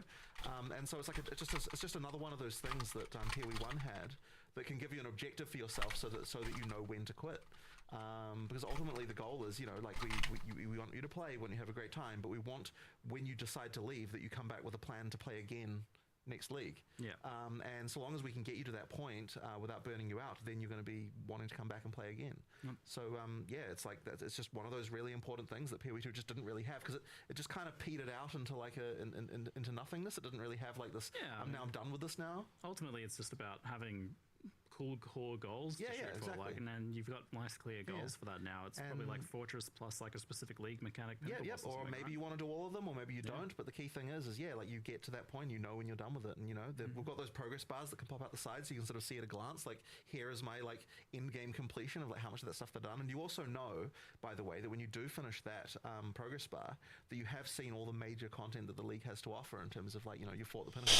Yeah, there's more uniques you could get and more things you could farm, but you know, like that stuff is really extra stuff. It isn't really the core of the experience of that. So yeah, that's part of what we want to do. And at the same time, for the people who never quit, the the infinite Atlas. Of course, we want to make sure that stuff is better, of course. But you know, like at the end of it, like it is still important that Infinite Atlas significantly better. It is way better. Yeah. Way more chase drops to get. Yeah. And Mage Blood. You know, like it's so much more crafting that you might want to min max. Like there's just a ton. And you could be like, I'm gonna go and farm the land. The not ocean. Okay. You're gonna go farming mechanic confirmed. Is that what we're talking about? You're gonna go farm the infinite land. Time to retire down to a nice life of farming. And then the next day, I'm gonna go explore the ocean and just logbook, and do all of those. You know, like different choices, different axes. That's also important and cool. I'm gonna go do breach this day, and the next day I'm gonna do delirium, and the next day I'm gonna mix them all. You know, like it seems super easy to change like whatever it is you want to do if you want to mix a match now. So if you are focusing on expedition, like there's nothing now to stop you from going and focusing on breach for a while instead. Right? And of course the fate of the Vile Temple, right? Like it actually is unique amongst the others in that it doesn't have an Atlas active mechanic, because the temple is its own whole building a dungeon vibe, and so it still is a tree. It still appears in maps. It has a tablet. All of that. But you know, instead of now like doing the progression on the Atlas, the meta progression layer, you're doing it in the temple, right? Just with less snakes. Excellent. And the new Atlas tree design supports this idea as well, where this core full tree is like a full completion thing, which is cool, but also like your initial reaction to that might be to kind of like worry that, oh, it seems like it kind of removes some player decision. You have some specific things. So that is something we're really worried about, and but I'll explain also why we did it in the first place. So we had this problem where designing the Atlas in a way where you don't want to constantly respec really handcuffs you in terms of what kind of nodes you can add. Because if you want to add a node which is like, oh, this cool thing happens when you're in forests, it's like, well, now if you're not in a forest, you're like, it's a waste of a point, right? So effectively, by doing full allocation, you can now say, okay, well, I'm not wasting any points. Like they do different things at different locations, and it means that we can just be more interesting with the bonuses. And they can be way punchier. Yeah. Because we're not like worrying about so much about the balance of that. So then when you're doing your initial progression, when you're picking stuff, it's more about like, you know, what stuff do I want now versus later. But the issue with that is you can't add difficulty if you've got a full tree. So we're like, and you still wanted the idea of having a build for your character. So then we're like, okay, we're going to solve this in two ways. One of the ways is we're going to add multi-choice nodes to the regular Atlas tree, so that those ones can be like, am I going to go difficulty, or am I going to go like more difficulty, more rewards, or am I going to go less difficulty, less rewards? So that example in the stream of like, okay, for shrines, like, do I want the shrines to go on the bosses, which is going to make it so that they're harder with more rewards? Do I want to make it so that when I go into a boss fight, I get an extra shrine effect, thus making the bosses easier? So you've kind of got that tweaking you can do. And so on the regular Atlas tree, you'll find things like that where the design space there is that they're decisions that you're going to want to make, but not very often. Right, so it's like, you know, as my character gets more powerful, maybe I'll flick that node from one mode to the other, but it's not something that you're going to be changing all the time. So that's that design space. But then for the Atlas Masters, this is the design space of things that I do want to change all the time, because it depends on what like maps I'm facing. But then we make it really easy to change because we've got that system where you know, just a button on the side, you just pick which one. So what that's actually most close to in a way is kind of like the Jesus Christ, I've forgotten the name of even these. You know, you pick the modes when you run a map in PoE 1. What do you call that again? There was the Zara thing for like Exarch and Eater. The influence. Okay, yeah, that thing. Yeah, exactly, right? So it's, Jesus Christ, I can't remember any more of the names of the shit. Yeah, it's kind of more analogous to that in a way, because it's like before each map, you might want to consider what you're picking, and like depending on what it is that you're doing there. So that's that design space, and so those things together. But that thing there also has like, you know, like the choices that you're going to make. Your sort of Atlas build comes out. They're kind of like your Masters. Atlas build loadouts. But with pre-configured nodes as opposed. And way better than that, because like if you want to respec one of those, it's only a couple of nodes, exactly. and you can do that freely. Yes, exactly. So it's no longer but by making that not be on the giant Atlas, it actually simplifies that quite a lot in terms of being able to see that. So like at a glance, you can see like, here's the choices that are important, so as nice opposed to like the million other little nodes that kind of don't really matter in practice. So nice not having also just like I suspect from a more player who's like you know, approaching it for the first time as well, just way less FOMO, way less like, oh my god, I don't know, do I go this way, that way, I don't know what to do. And there's still choice of how you do it, but even with the masters and stuff, you have to have all these respec systems with different currencies. I'm gonna be honest with you, this is a really cool interview, and I love this kind of stuff, and I love the transparency and stuff they do. But holy shit, it's longer than I expected. I mean, even just what league you're running is in itself a build. Like, I guess you have this kind of like. I will say that I was not expecting we're now pushing 4 hours. These nodes on the Atlas tree equals, you know, some certain benefit. Path of Exile 2, yeah, what's up, Pharaoh? Yes, this is the Q&A after the update reveal that we've been waiting for. Was not expecting a 6 hours interview. Yeah, nope. I was not expecting a 4 hour video, but hey, you know. Okay, so you'd think by having the tree be it's like having like an hour long video plus like a 3 hour podcast. But effectively the complexity there is we moved into a much more tight place where you can sort of do all of that in one go, so it's just a lot more manageable and it feels a lot better, I think. What's the deal with like the sub trees within each master? Because they each have 3 tabs, don't they? Is that right? No. So each of those tabs is a master.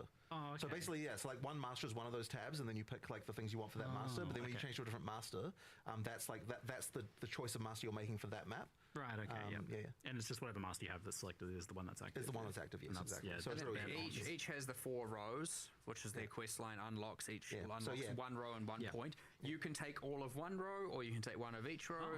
They're just all kind of keystone-y things that. So there's a lot of, even within that, there's obviously a ton of permutations of things you could do. So. Yeah, right. So we've got our Atlas ascendancies and all of that lined out. So the kind of like the equivalent to your T16 plus endgame juicing now is like, go do the fortress. Wow, I really thought those were real candles, but they're fake candles. Get your masters done, so they have their quests. I guess they appear kind of like at certain points when you discover those ones. Wow, I when they were zoomed out, I saw the candles. I was like, oh wow, they have candles. That's nice. They're fake. You can see them. It's just a little piece of paper going back and forth. Wow. From the map you just did as like the place where she's going to set her objective. So then it's kind of like you can kind of do that like while you're doing other things, because like you know, there's can't even light a candle in 2026, dude. To get her. So there's like a place like right really near the starting point where that is, but like then her mission can kind of be completed as you're doing other things. Dev seems so excited about their game and their choices for it, so much that they don't seem annoyed. No, dude, this dev team is like actually one of the best dev teams like available, like easily. Doyani's like master quest. It's his side quest. Yeah, and the places where the corruption biomes are is like Easily, like actually they are. zone. We've put them in, This is like one of those teams that you don't mind spending money for. You know what I mean? so like we've kind of got that stuff. This is one of those ones where you'd like donate money. You know, like keep doing your thing. His little master thing now makes it seem like it'd be pretty easy for you to in the future make other leagues into masters like that as well. That was what I was going to say next. I was immediately like, someone who's looking at this damn well knows we're going to be adding more of There's these. going to be more of them for sure. Effectively, more Atlas classes get added over time based on different new themes. Like, because we've tried to have Jado, Order of the Jinn.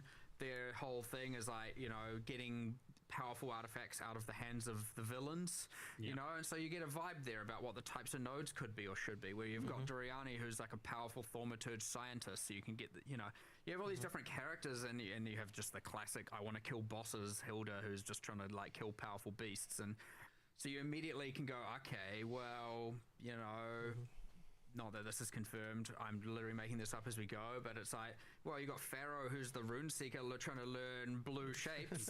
Could be a Maybe master. that's a master when he's not, if it's core or not core, depending on how things go. Yeah, you know, like goes on the Atlas is a big thing. Like you've got these options now for how to integrate things, which as exciting as this is to play now, I'm excited for the future of this a lot, because it seems like Could be a lot more. it's much easier to see. I mean, how it expands. we designed more than the masters that we're even putting in here. We just didn't get time to do them. Yeah.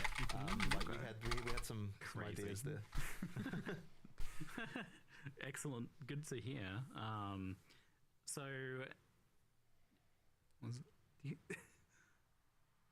yeah, so you guys could scroll down a little bit more on our Q&A. We can move to the next part. Thank you, guys. So, with the traveling around the map, so towers still kind of exist scattered around. And does the Grand Project still exist as the way to kind of like teleport after you've done a tower? It does. How does that work now? It works some way. There's a bit of a change. Not to like nerf it, it's just like there's a way about how it needs to work that I can't remember the exact specifics of, but yes, ultimately, yes, it does. Excellent. Okay. Have you guys ever considered like just making towers work like that in general? I kind of love that thing. Maybe. Might help with some of the discussions around. I know you're a big fan of like having nice variety in the Atlas, and certainly it's going to be a lot of that, because if you're doing like one of those breach areas, you're going to be like doing a variety of maps in them. But for some people, they want to just avoid certain layouts ultimately if they can. And so in a way, like you can path around maps a lot of the time.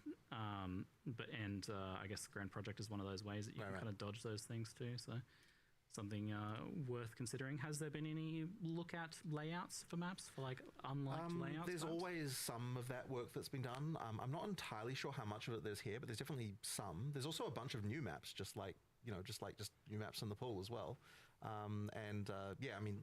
There's always work on layout stuff, and they address that stuff typically. Just like the level design team just tends to sort of address that sort of stuff.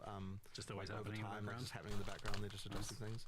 But that being said, I don't want people to believe that we're just going to devolve into just like every map is just a simple layout without any like resistance at all. There does need to, on some level, be some maps that are just like have like maps should have some level of identity, and like I wouldn't want to just erase it all and just turn it into a pile all of slop, gorgeous all day. Exactly, you know what I mean? So like I don't want people to think that it's like, oh yeah, everything will eventually just become like a freaking circle or something. You do want to have some level of interest. You want some interaction with some maps are better with certain leagues than others, and that others, kind of thing. you know, different things like that. So, but yeah, obviously if there's maps that are just like nobody likes, like not a single person is ever keen to run ever, then we might want to consider changing that. Well, you did get rid of the slow levers in Augury, so that's yeah, for sure. Rogue Exiles are a fun idea, and there's some cool things for them here where you've got this like nemesis system where they can come back and hunt you down. It's the patent has expired on that. It's okay, we're safe. Have Exiles been made more substantial in general, because they kind of push overs? Like to make that a bit juicier. Excellent, great. I'm glad, because I was like very excited for them, but they were like, they're kind of lame. So that's good to hear. Co-op progression, I had like grim expectations for how co-op progression would work with this, but you've reassured me that it seems like co-op works well here. So the way that it works basically is that for the fixed part of the Atlas, when you complete a map that would give you something like a passive point or something like that, it actually completes it for everyone. And because the layout is fixed for the parts of the atlas that are important for quest stuff, it means that, yeah, effectively you can all progress and co-op the atlases at the same time. So you don't have to worry about that part. But as soon as you're in the infinite farm area, now you're effectively working on your own atlases just like how you were before. Yeah, like... Some don't, and I'll give some examples because, you know, so the general just random map that gives, you know, gives a passive point. Yep. It completes for everyone. Now, if that's disconnected, like let's say I've been mapping and you join me on day 2, and now I'm just completing maps, you will have a disconnected set of completed maps. Right. You cannot path from those. They have to be connected to your home to be a path. So you still got a path there, right? But they are completed for you. Oh, interesting. So once you connect it up, you can skip over them. But the other thing is that...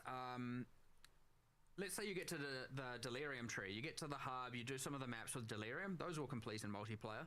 But then you get to the Grand Mirror. That one does not complete in multiplayer because it applies a thing to your atlas that, if it were to just complete, would rob one of those players out of some sort of... I am thankful for this long interview because I'm able to make adjustments and changes live. Any of the guys with the keen eye can probably see that my camera is adjusting and changing. And then you can run all those and complete. I'm like, it's a rare thing I get to be able to do that. Because like you can like see what you're gonna have, you can like take photos and record, but it's rare to get to be able to look at it while it's encoding live and adjust like lighting and stuff. I don't want to rob you out of rewards, right? Like because you happen to be playing in a group and you're like, damn it, we should have split up, and I should have left the instance before you did that so that I got it twice. You know, we're trying to make it that's not, you know, just stealing loot from you. We've got some kind of rapid-fire random chat questions here mixed in. Some people have been asking about like the portals for maps, so like the portal restriction, 1 portal for 6 modifier maps. Is that something you're like looking at or reevaluating, or how do you feel about that? The change now at this point? There was some discussion with it. I think we now have it be -1 portal per 2 modifiers. Oh, what's no, but wasn't there something where the tablets did something as well? Oh my god, I don't remember. I can't remember. There was some change here. Oh, this is actually... yeah, I wasn't expecting there was a change here. I just... We've changed some stuff, but the whole thing of like we don't want you to run 5 mod maps all the time because like just of an happenstance of dying. Like we've done some stuff around this. Maybe we undid that though because now we have like Atlas nodes and the master for additional revives. There was something about that though. I feel like we did something in... There is an Atlas node that gives you an extra...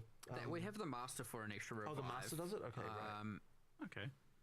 There was something here, I just don't quite remember. We have one that removes all the revives. That's often what's mentioned is like people are like, 1 portal just feels like, oh man, like some BS gets me, and I'm like... We are doing things around it. I just can't remember exactly which decision we landed on. But we did show it. We did show...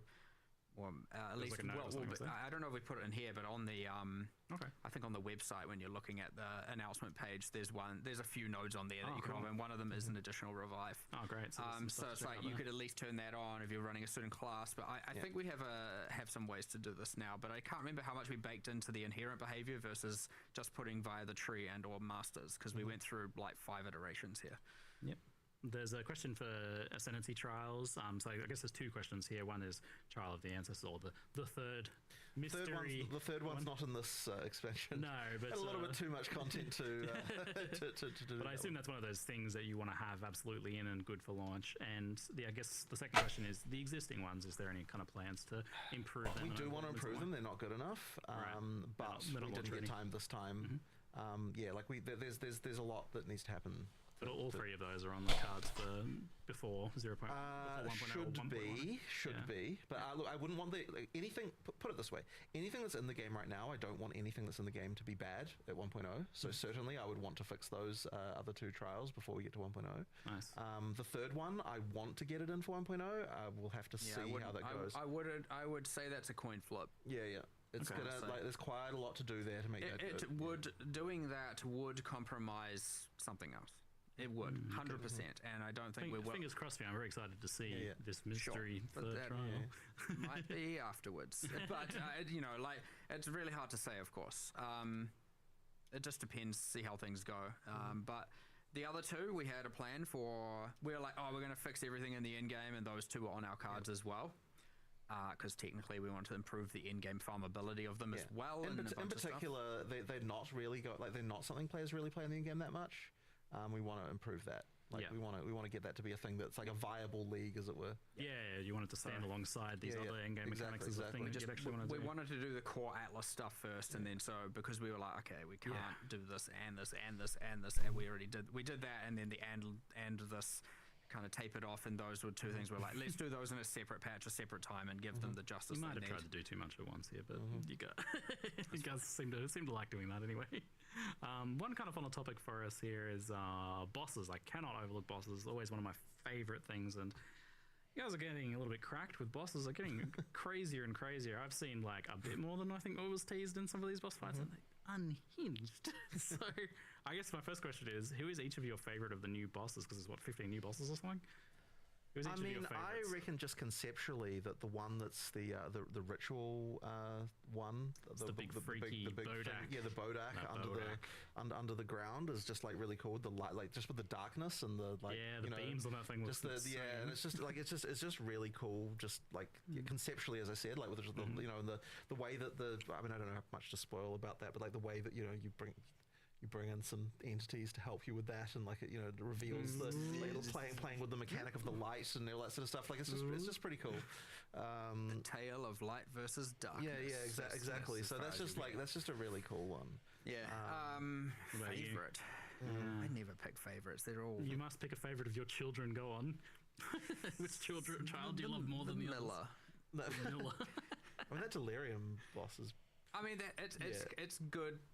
I love how they're planning on picking certain things to fix instead of doing too much at once, and then possibly a ton of bugs.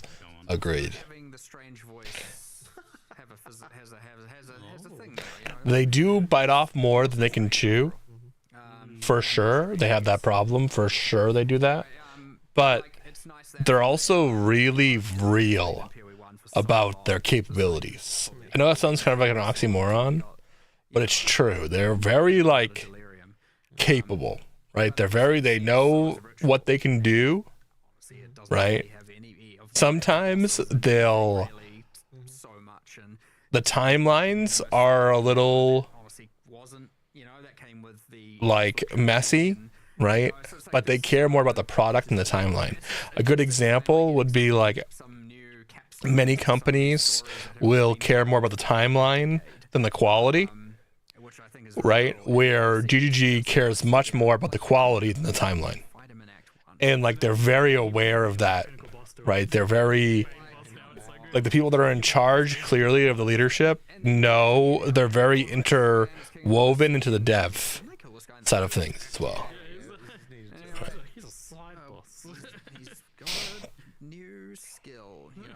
It's just not good enough at all. Obviously, it's more than I'm underselling it, but it is clearly just not good enough. And so I wanted to be more, ancient with it, more, primordial with it, like things that are just beyond your comprehension of power, and just like, holy, we're on a couple of them look a bit mind-bending in that regard, which but not also just like OP human, those are cool, like technically Tang Mizzou is just a OP human, and there's such a cool little storyline there, and people, I can't wait for people to see that, because there's actually a cool story link between Ritual and Delirium. Not that mechanically they're overlapped, and you get to see, some of the origins of how he came to be who he is, and you might feel a little bit sympathetic for him, or you're just like, nah, I don't like you. You just make me see crazy demons and stuff, or maybe you're like, I love that you make me see crazy demons and stuff. I don't know, but I just love all of that. Like, I like that we're finally putting a bow on some of these things, finally getting to the end of these. Well, I wouldn't even say it's the end, right? Like, it could be the beginning of something new as well. Like, that's the whole point but something you'd be a bit more proud of. Absolutely. 100%. It's like, it's a bit sad that just that Olroth guy that, who as a character is cool, but as a, boss fight, it's just, it was clearly just a rip from PoE 1, and, it's like, here's this new thing in PoE 2 with this new epic new how we make bosses has obviously evolved over so long, and we're just taking this thing from several years ago, and it's just the pinnacle. And sure, we redid the effects and gave it a fresh coat of paint, but it's just not the justice they deserved. And so that's I would love like a mini documentary, honestly, on like the process of how you make a boss now. Like, how does it actually go? Like, how do you get from like the original concept or whatever to the boss now that has like 40 skills and is crazy? There's kind of a few ways. Sometimes where it can be driven from 3 points. One can just be purely like narrative, let's see what we can come up with. Like the campaign is way more narratively driven design of bosses. Right. Like we kind of know who is going to be the final boss and story before we develop the boss, and thus it goes to concept and through the art pipeline. That's probably a more standard pipeline, but honestly, I would say a good half the bosses, and for example, and you're not going to know this, and it almost undersells it in a way, but the Expedition Pinnacle boss, like the Runes of Eldur Pinnacle boss, right? That, which some people saw some silhouettes of and whatnot, but that thing is like this giant, massive, horrific creature that's just like, you know, resembling a spider, and you know, that was initially just a random mini boss in Act 5 that we were going to do. Yeah, and the area kind of evolved to the point where that boss didn't fit anymore, and so we were like, well, whenever we're looking at we're doing league design, we're often looking at some of the assets that we've got around, and then like it can actually inspire design for some of the stories as well. Yeah, you like look at this cool so we thing, sort of like, look at this thing, we're like, oh man, like what if we looked at the mix between, what if Verisium and Corruption were to come together and mix, and like what that would sort of result in. Like you see this thing, oh maybe that could be, and then once you've got that, you're like, okay, maybe if we change this model to kind of be more in line with that, we can then like, you know, like look at this and be like, okay, like, and sort of create something. So having those constraints when you're designing a story, and then like seeing like some other stuff can actually really inspire quite a lot of creativity as far as like designing the storyline as well is concerned. You go back and we're like, you know, like partly it's also like it's too epic for this just random Act 5 area. That's like an in between. You know, it's not a key story boss, I guess is what I'd call it. And not that those shouldn't be epic, but then you take it and you're like, all right, let's make the limbs out of Verisium, let's add this, let's add this, add some magical power, we can do this blue glow here, add some more flesh, and by the way, and then we tell the modelers, like, by the way, we're going to 3x the scale of it, and they're like, oh geez, the resolution of the textures might not hold up. So they're like, you know, there's all kinds of stuff like that where we have to do, and then all of a sudden you've got this like, and obviously when you make something that big, you have to, if it's already animated, you probably have to reanimate it, right? Because the way it will move needs to be different. Big things move slow. Correct. Especially if you want some telegraphing that matters. So, you know, it helps. But honestly, the way it comes about can just be, honestly, just out of nowhere. You just have this thing and you take it from somewhere else. You have the narrative driven. And other times you just have, like, I mean, our artists are just working on stuff. Like, normally we're very, very reactive to player demand for what they want from mechanics and balance and stuff like that. We try to be. And so we don't generally design leagues significantly ahead, right? And generally, honestly, we do not know the next league. Just, we've said this many times before, we do not know it. So, but obviously you need time for the artist to produce all that art. And so they're just making stuff. They're just in there making cool stuff. They're just making lots and lots of cool stuff. And it can be sometimes we have a mechanic we want and we want art to support it. So we look through our library of just ruckus and we find something that fits. Or sometimes we're like, damn, we're like struggling to come up with a theme for a league here. We look through and we're like, oh, what do we do all this, and this is the boss and this is that. And then we just piece some stuff together, bit of retexturing, maybe some, you know, and it just can come together in that regard as well. And so we have this just insane backlog library of art constantly being made for stuff that we don't necessarily know. And sometimes they give some direction. Like, for example, I know, and Jonathan's mentioned it, we are going to do Delve again at some point, right? So that's, as soon as I hear that, I'm like, okay, I'm going to tell the, you know, concept artists, the character artists, and sometimes even the environment artists, it's just like, we are going to do this at some point, make sure it's there, make sure we're experimenting and thinking about what does it look like? Who is now all of the Crystal Knight, or maybe his friends or his siblings or his father or his, you know, you just start expanding and just let them start coming up with the real epic stuff. And then it's like, what does the underground now look like? Are we still, you know, they might want to experiment with things that's like, do we want to change how Azurite is represented? Because it might just look like Verisium now. And, you know, stuff like that. So we kind of have just stuff like that going where it's sometimes directed, sometimes completely undirected, just going constantly. And it just allows us to just really quickly then just grab some stuff out of the hat and chuck it in and start, you know, assign it to either a mechanic or a theme and just unify those three threads, which is the art, the mechanics, and the narrative, which, yeah, either can come first is kind of the thing. Either could be the chicken or the egg, and You know, it's kind of awesome, and it allows us to just be like real fast. Yeah, awesome. Well, you guys are absolutely cooking with this. Can't wait to check some of it out. We do unfortunately have to wait a little while, but I suppose you might have a few teasers and things like that for us over the next couple of weeks to help make things worse, maybe, while we agonize over this wait. But very much looking forward to it. Thank you both for the extended amount of time for a very large Q&A. It's been a good one. Awesome. Flew by. Yeah, it was good stuff. I enjoyed this first intermission. Yeah, first intermission. Woohoo! Whopper of a league, right? Very excited. I couldn't make it. Yeah. All right, we'll see you guys next time. Thank you very much for watching. Thanks, everyone. Thank you. See you on launch.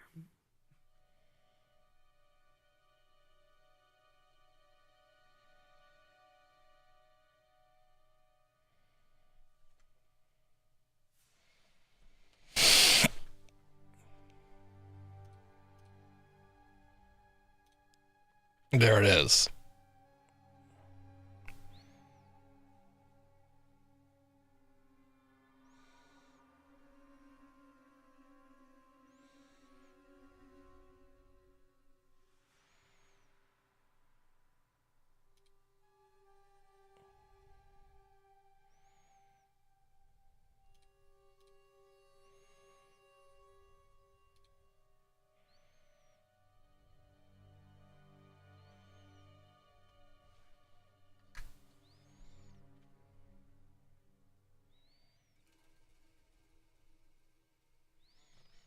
God damn, that was long. It was long.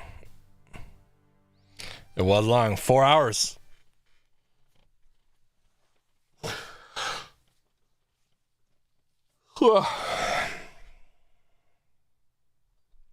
Dude, I need a pee so bad.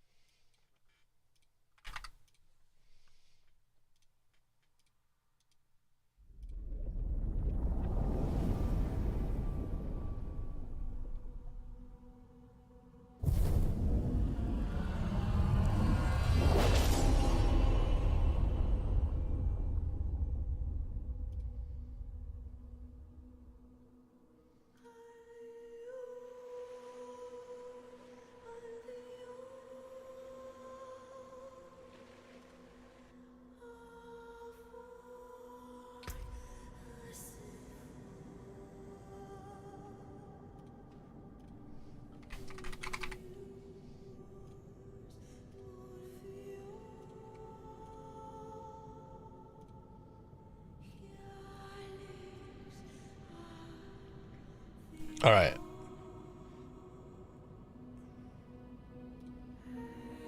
One second, and then I'm gonna reach out the TikTok stream and we'll get started.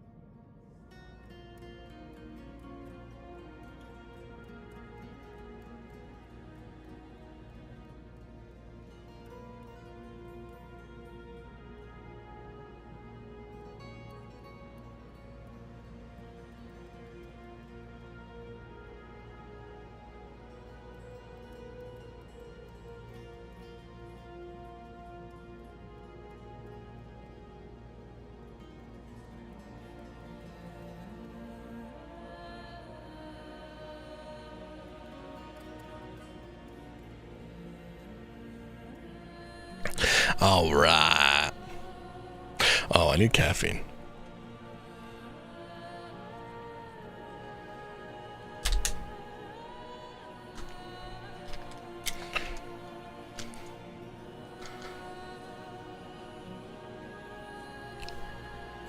Hit the restroom, stepped outside for a second, got some fresh cold air. It's got warm in my room. So I thought, let me cool down a little bit while I'm out there. And here we are. I have a fan right next to me that's silent. We got a couple of seasons ago.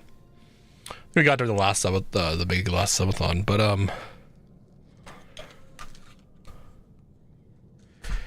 it's kind of like annoying. It like dries out my eyes. So that's like hot as fuck, I usually don't use it.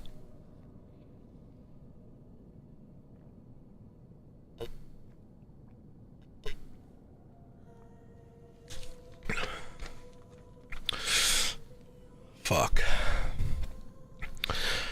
That was the rest of my water. Do I have any more on my desk? No, fuck. I fucked them. I need to reset it up so I can reach my water from my desk. All right.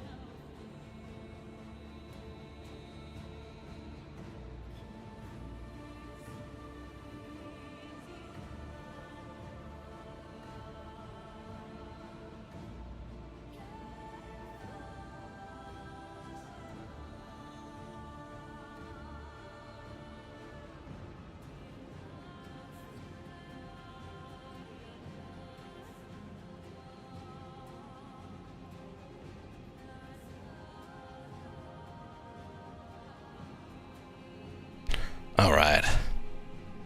Got some water.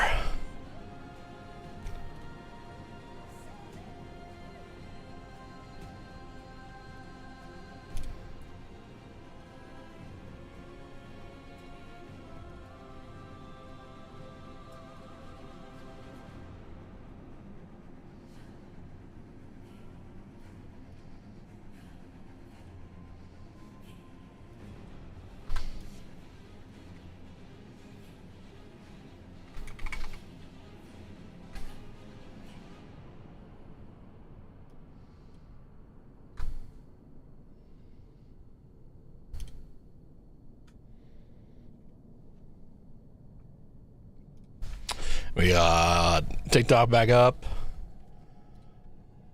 All right. Everything good?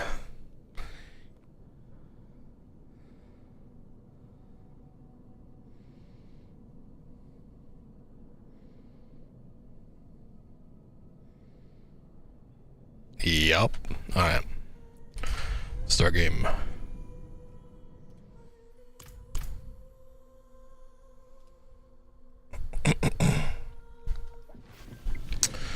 Oh, dude, where the fuck was I in this game? Oh yeah, we're working on some new build stuff. My inventory is empty. We have quests here. We'll just go right to it. It's close.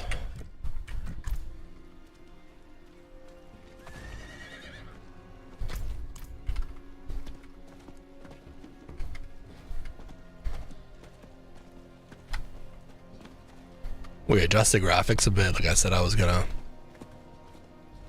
So things should look good and be smooth AF.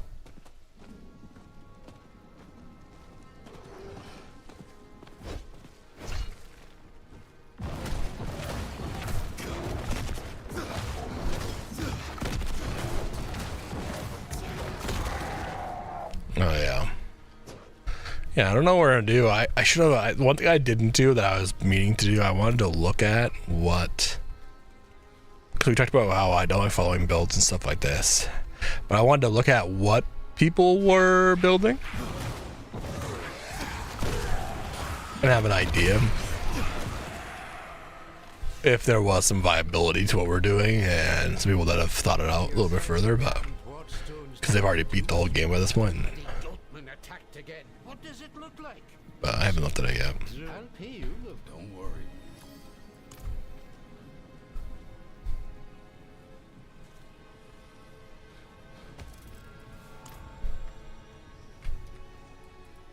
Ah, you spoke to Cloud.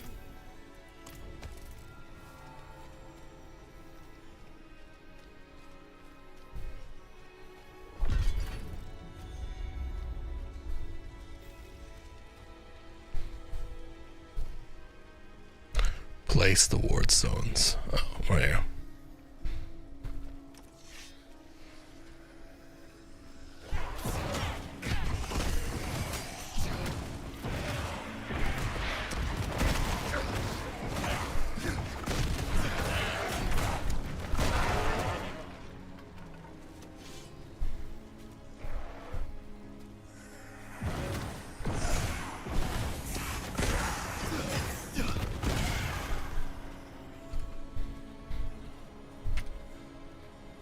Don't hit me. Yes. Excellent. Excellent.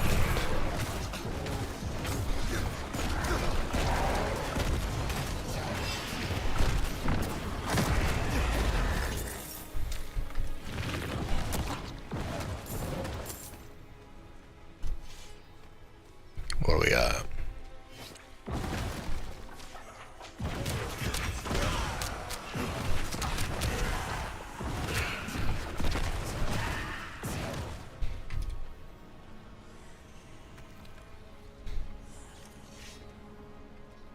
What is this?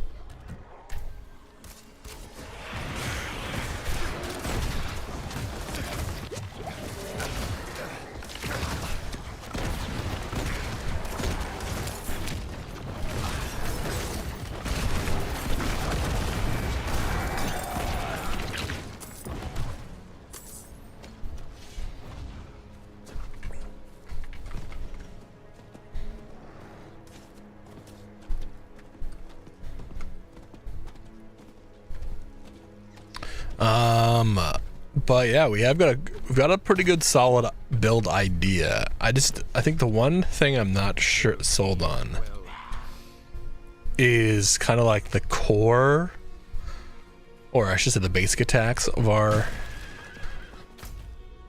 system.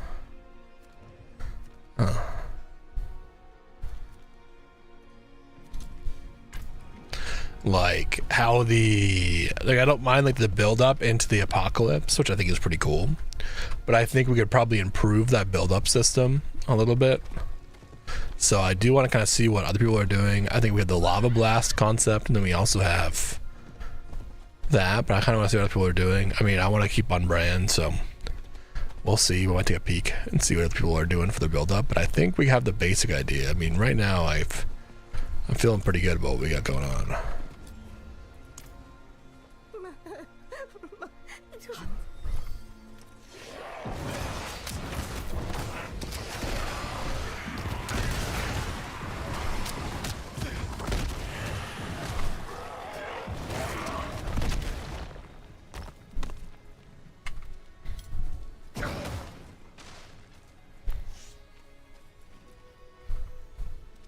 Search for evidence. No, that's not the right thing. Follow the trail in search of Phelan. Got it.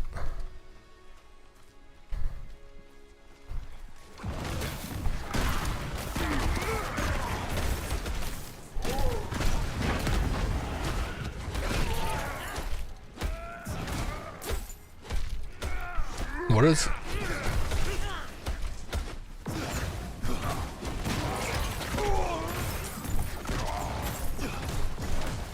Oh yeah, the other thing I wanted to do before the stream, I didn't have time. I wanted to create a settings video. I'll do that after stream today. I'll have to like go through my settings. I forgot about that. I was rushing to get on for PoE. I knew there's gonna be drops, so I was like, I don't want to miss. Like, I don't want if there'd be like an hour that like the video isn't long enough or something. I mean, I didn't expect 4 hours, but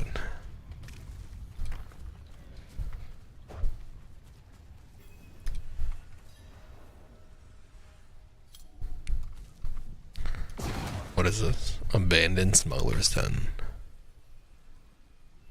Few div settings videos save my gameplay for Call of Duty. For Call of Duty.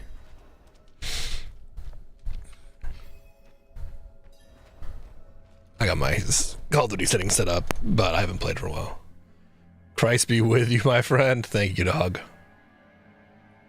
Save yourself from Warlock. It's so ass. I probably disagree with you. I'm having a good time. But we'll see how it goes.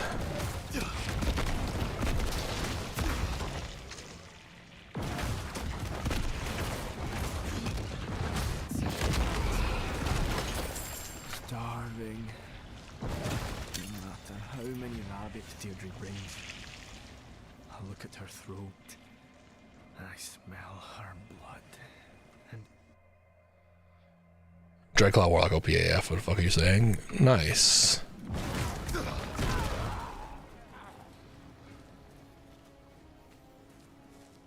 Yeah, we don't look at builds or anything here on our first playthroughs. It's just my first playthrough. We follow our heart. So am I getting staggered right there, or is it because I'm like clicking on the enemy? Like, am I stunned? Is that what it is? Sometimes I just like stand still. It's like I can't tell if it's like a stun or not. There's like no clear indicator.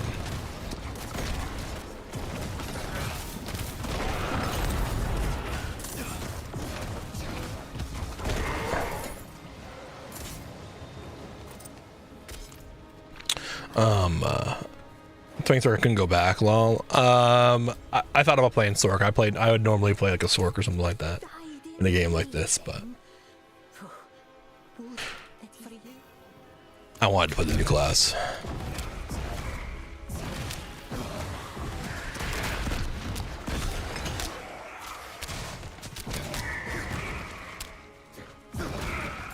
I've been using this, but how are you doing, Marcy? Me, by the way. But I was using the sensitivity SM for 7 years, so I still just copy because COD uses it every year, so he knows how to get the same. Yeah, you hear about controller sense?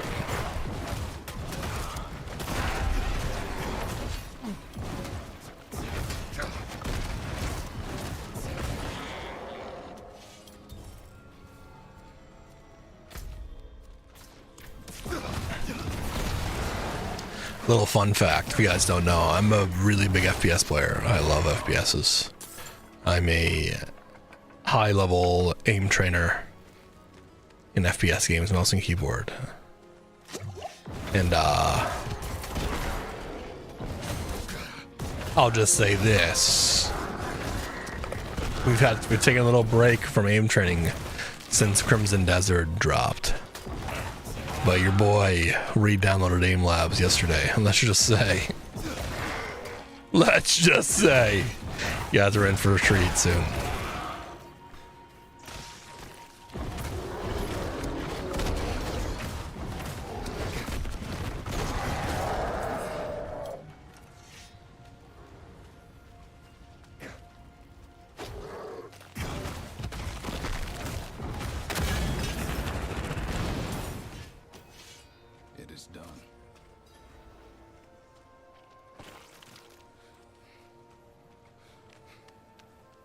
I'm doing good. Pass all my exams. One, they haven't posted the grade yet. Dude, you got it easy. You got it easy.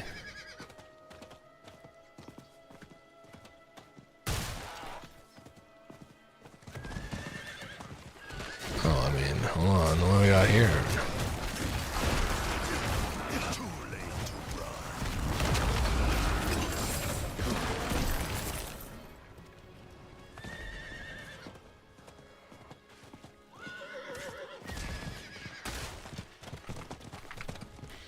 Yeah, we downloaded a couple shooters that I put on playing a little bit on stream, but we got so many games to play, so I'm really trying to make it so you guys are always going to have some new content to watch from RÆGROK.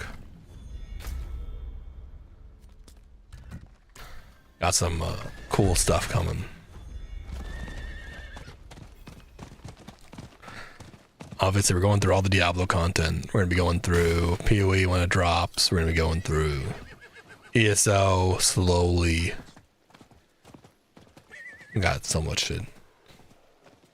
So much shit. Yo, Daryl, thank you for the phone. I'm still me. One of them had nights never.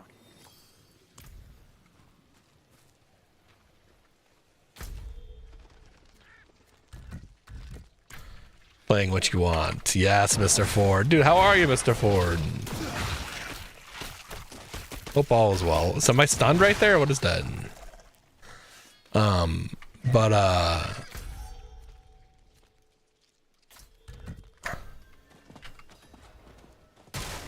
But exactly, playing what I want. Playing what I want in a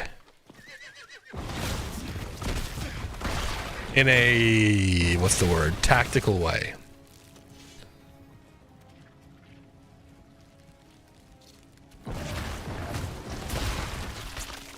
Check the upper messages. I don't think I see any upper messages. So maybe it got filtered. But yes sir, dude, appreciate Daryl. You sure I'll play PoE 2 up next day? I actually, so fun fact, William, I actually just watched the whole PoE 2 video. We just streamed the whole thing, watching it. But really my first ARPG was PoE 2. I played a little PoE 1, but I really wouldn't say I was that into it. My first ARPG was really PoE 2, and I'm getting into Diablo right now because I am a PoE 2 player. So I will be playing the next update. I will be playing the fuck out of the next update.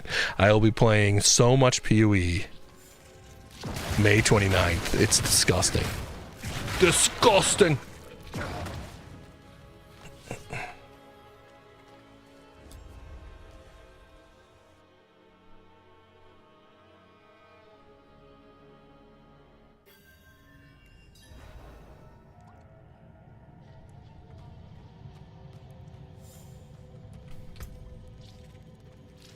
No, I don't.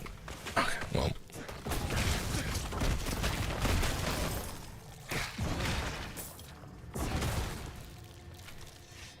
Yeah. Like I said, the one thing I'm not set on the build right now is like the basic ability. That's all in this. But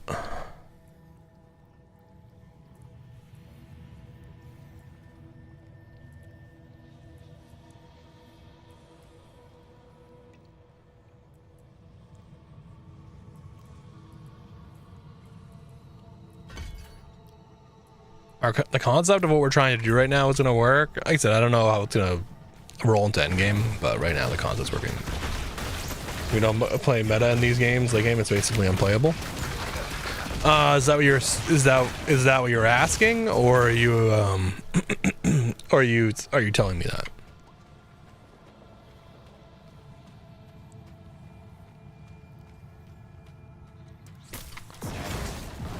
Yes, basically asking. No, I don't think that's true. I think a lot of people say that's true. I think the point of playing these games, like the intended way that a dev is making these games, is that you adjust your build to make it work. So like, for example, like you're gonna run into problems where you're not doing a ton of damage or you're not really going, but you're gonna find combinations and things that work with it, and items, stuff that work with it. I think most of the time, I mean, there's definitely, so like, let's not be delusional. There's definitely some builds that are entirely strong, like insanely strong, but let's compare it to something that's so easy to understand. Saying that you can only play the meta in this game would be like saying that, like, why would you bother playing anything but Stealth Archer in Skyrim? It's a really easy example that we all understand, right? Like, yeah, obviously it's very good, right? Obviously it's gonna be more efficient, and when you bring the math in, it's probably worth playing almost always, right?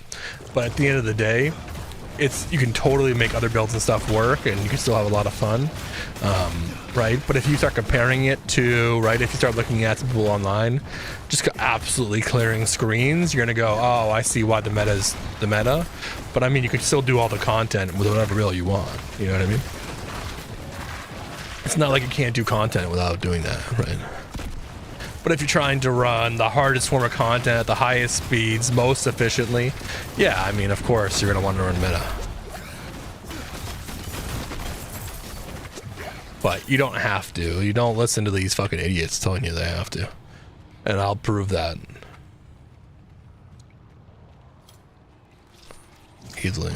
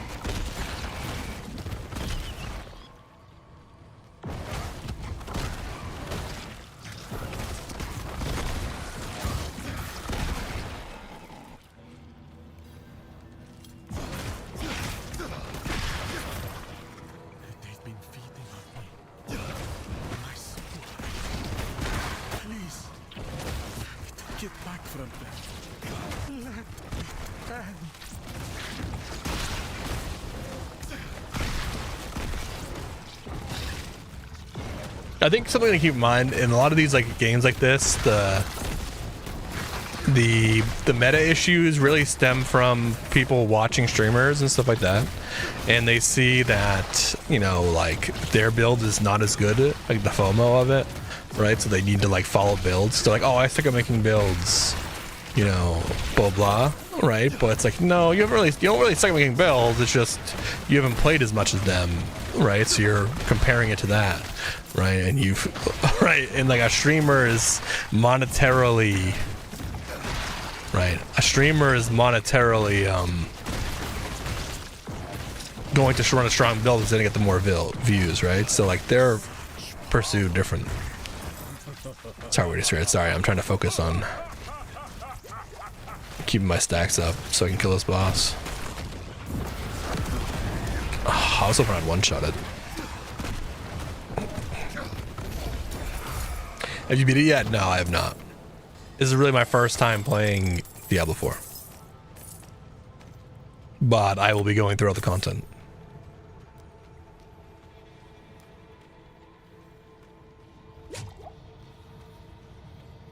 We're documenting what the fuck? Documenting our whole playthrough. It'll be all up on YouTube for you guys to watch. It's up right now.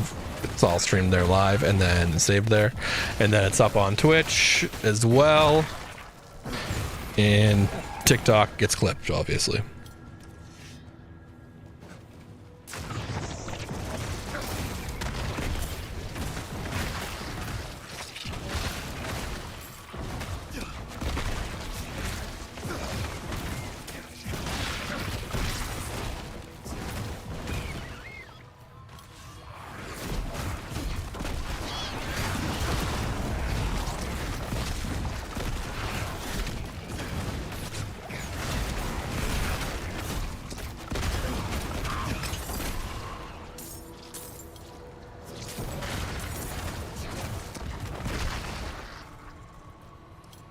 This DLC is so fucking good, dude. I mean, so far I've been really liking it, but I'm very new. We're just starting. So far, right, the early game experience is awesome. Like, I played a Diablo 4 a tiny bit before, right? But coming from PoE 2, it was kind of like a hard sell because it was like, oh, this game is just like, it's fun, but it's like, it just does so many things worse, right? And right now, it does a lot of it's closed that gap so much, and I'm actually really enjoying it. Just hit pit tier 100 on my chain lock. Nice. Yeah, I was looking at that chain ability. I don't know, like your build in particular, but I was looking at that chain ability myself. Seems pretty good.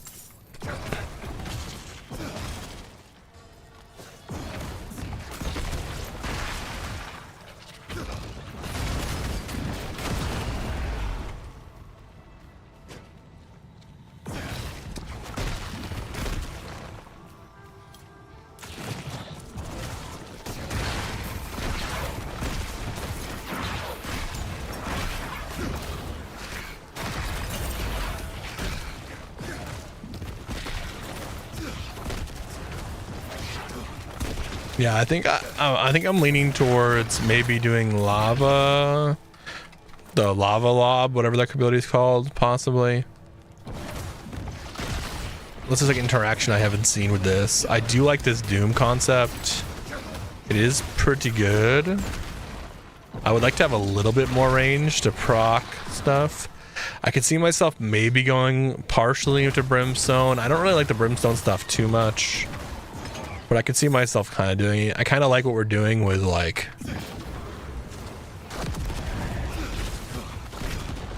the build up with the lava fissures, where I can kind of like build like almost like these massive crosses, which just proc our apocalypse instantly once a wave shows up. I mean, the concept's really good.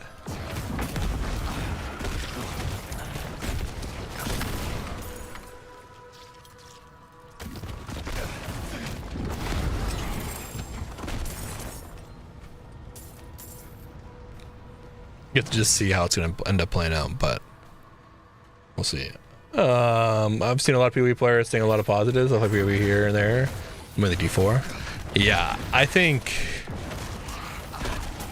that like the biggest thing really is just like the skill tree changes and stuff they've added are huge, right? So like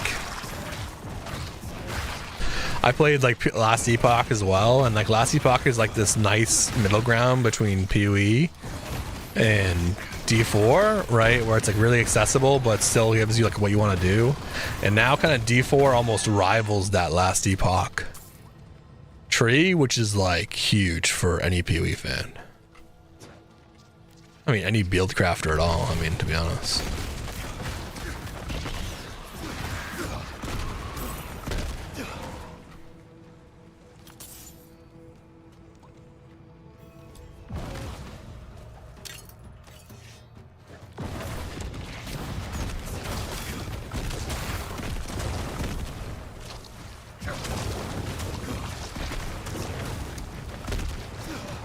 Yeah, see, like right here, I would love to have the lava lob.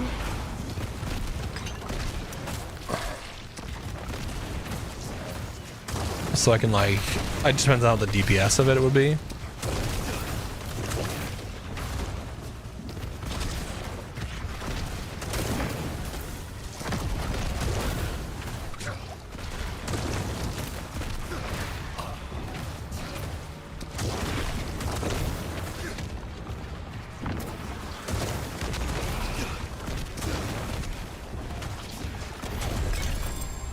So a little bit more range, but we'll see. Like I said, I'm not sure.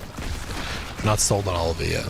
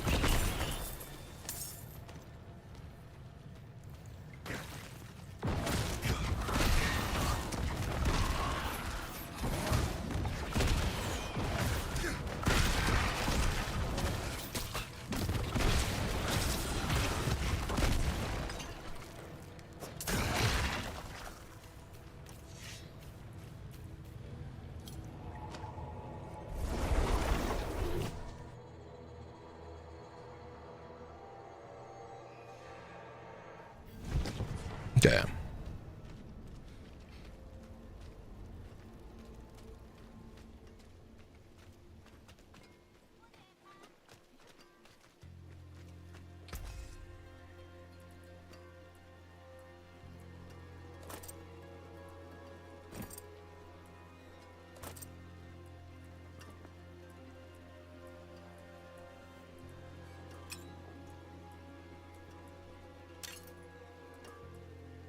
Oh yeah, one setting I know I need to change is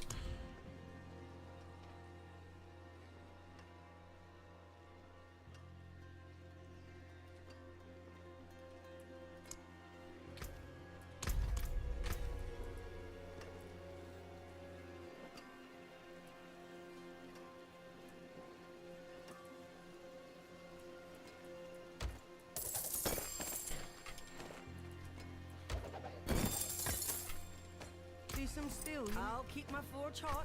Return soon.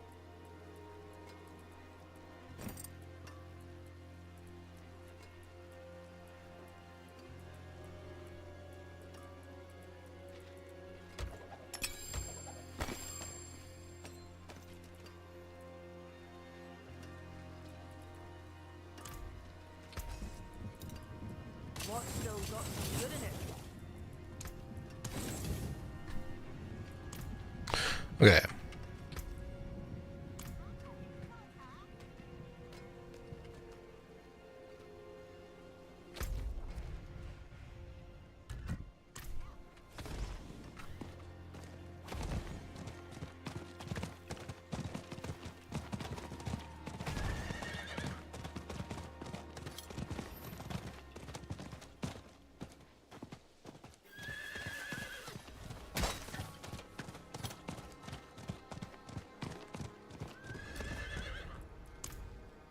Let me see that. Thank you. All right.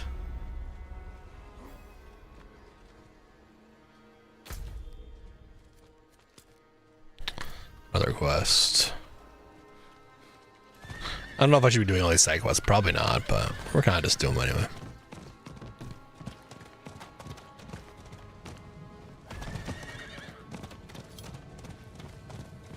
I'm having fun.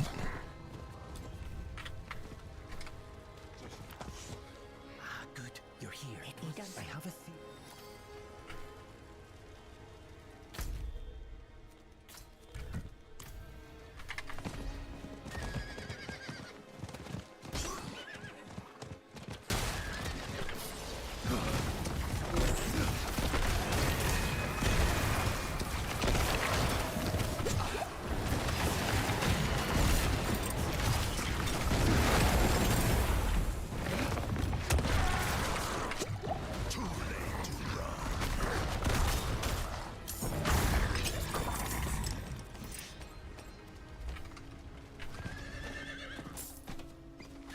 Yo, what's up? Good night, Ian. How you doing, man? Are you playing with the Warlock? Yeah, I'm playing Warlock.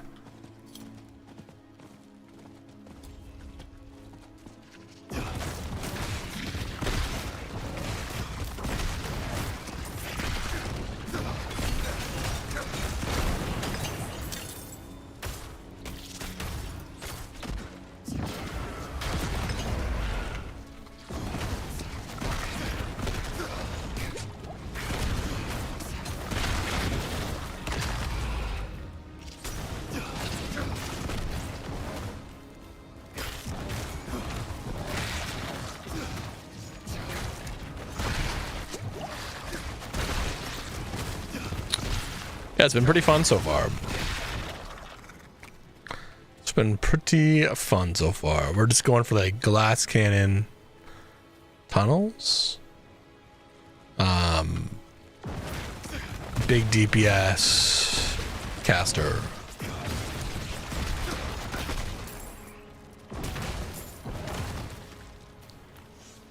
But I'll make anything work that I can, you know what I mean?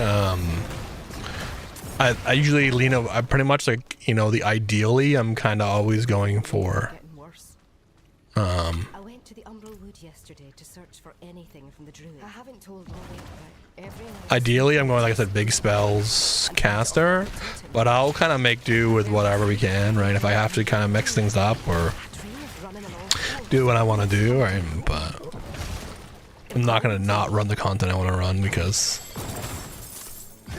I'm stubborn, but we will try to keep our concepts that we like. We like glass cannon, like big spellcasters, but if we have to end up going some summons, I usually avoid them, but if we do, no big deal. So Una is the powerful werewolf serving this call. I recognize the totem she describes. Wait, do you hear that?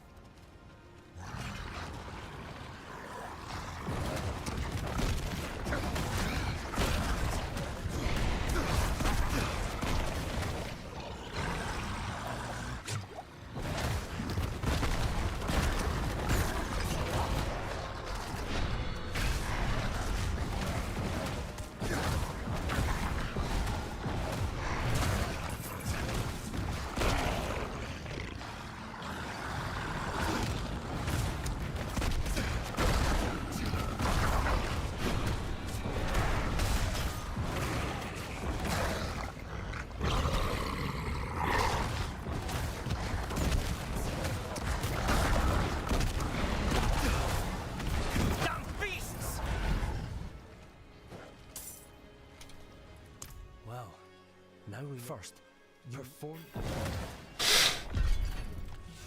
All right.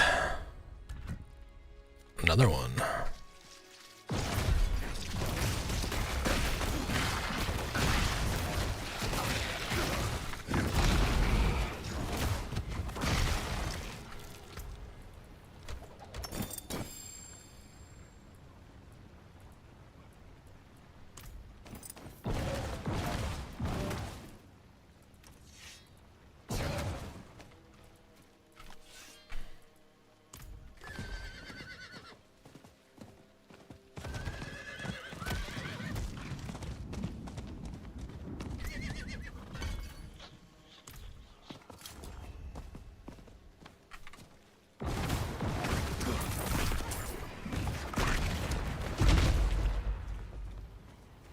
Yo, J Killer, they follow him. Find the druid totem.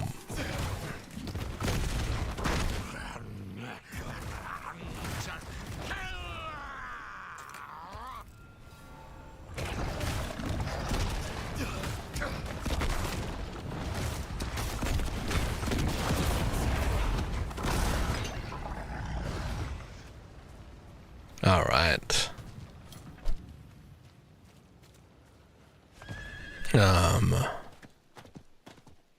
Came from Instagram, love your content. Dude, thank you, man. That's awesome.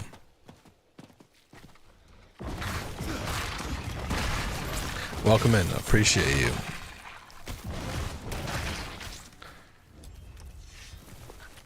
What is this? Slay enraged goat men inside the circle. Alright. That I can do.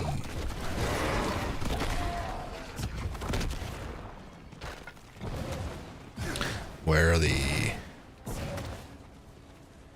the goat men? Did we kill the goat men too fast? I guess so.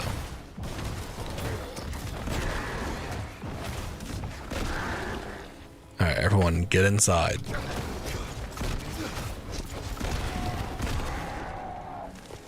Please, please get inside the circle. Yes!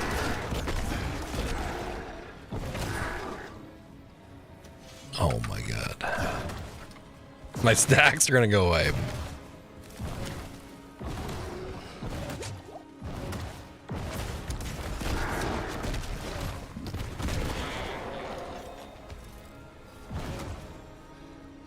Oh, we lose them for sure.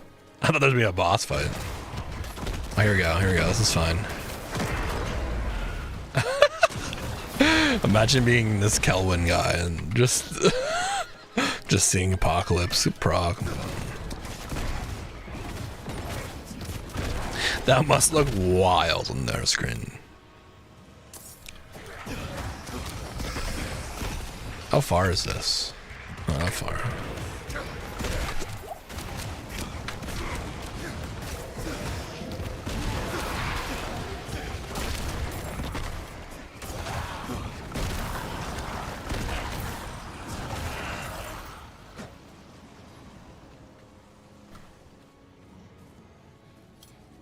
someone doing this. Is that what it is?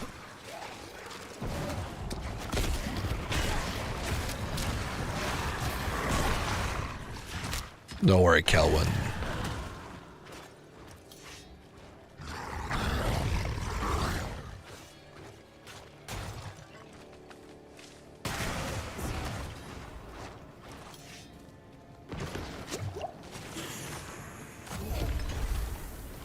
Holy shit. Dude, Kelvin's OP is fucked too, man. He just two-shot that boss. Okay. Jesus, man. Now he's just trying to show off.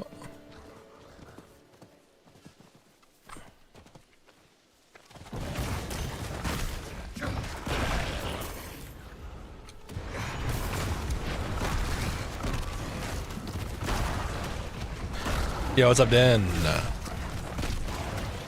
You still do your challenges on your stream? I mean, sometimes. We haven't really done one in a while.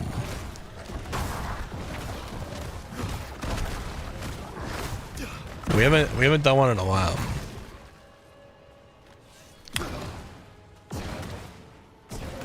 Need help leveling at all? I mean, I'm probably pretty good, but I appreciate you. We're just having fun. Playing through the story for the first time in the content.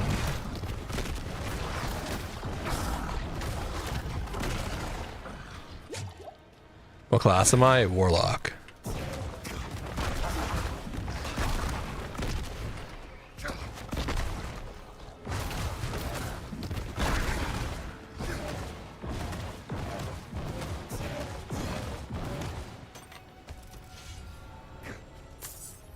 Damn it. Here, we'll just toss this for no reason.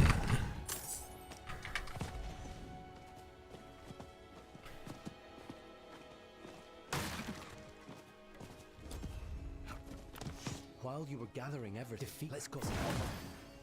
Alright, now what?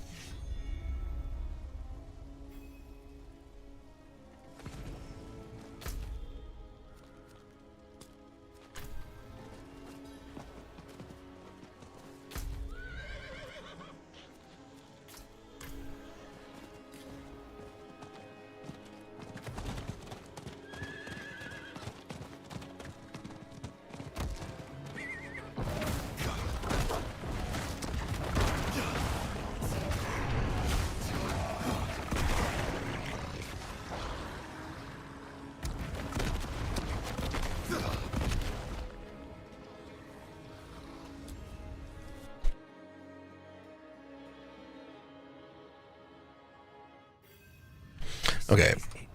All right. Go to the ritual location.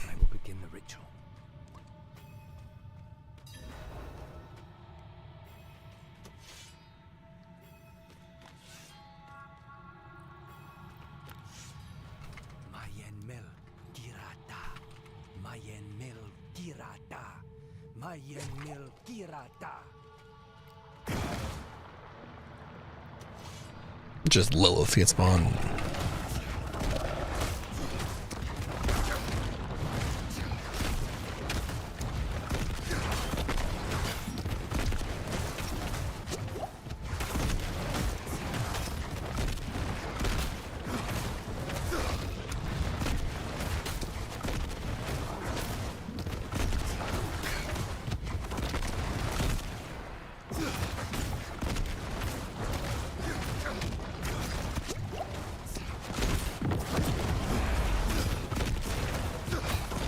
Right now we're having a lot of trouble with single targets with our current setup, which is pretty annoying, but it's alright. It's not that bad. Sorry, came to meet me, but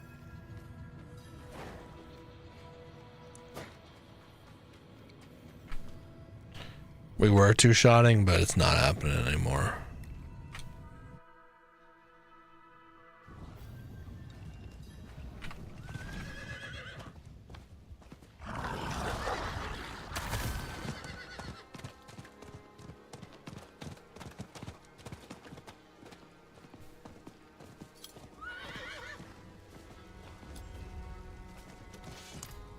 says I will stay.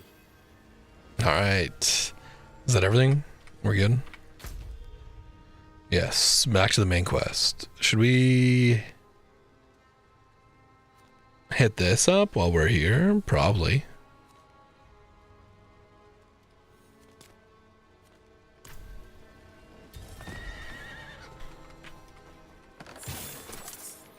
What is this? Wait, what? It's good you find it. What the fuck?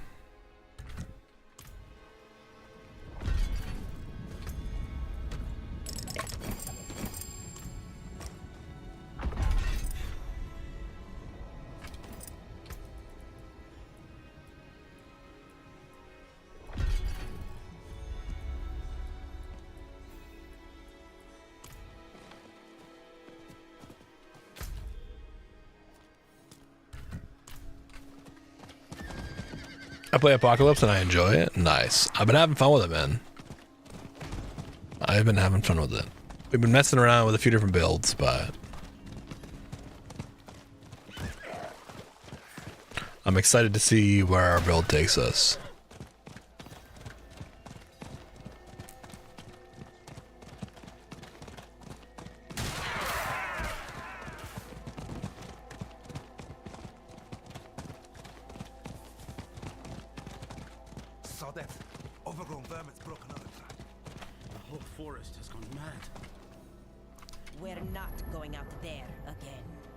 Holy shit, this so many more quests. There's a horned woman in the moors, spreading corruption, if that's what you mean. Yes. She's after the druids who vanquished Astaroth. Ah, that madman Nefane lives out there. We already tried checking on him. Got as far as Boglinstone Circle, and then the druid's wolf companion appeared and bit one of my men. I'm already short on knights. Not going to risk what I have left on some bastard who hates the cathedral.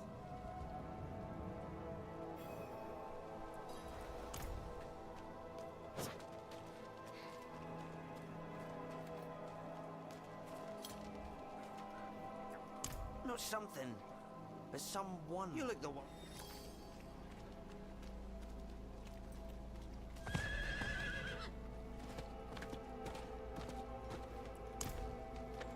Nay, traveler.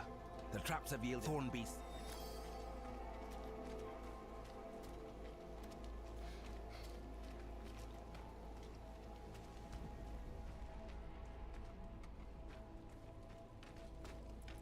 The fly swarms folk of problem.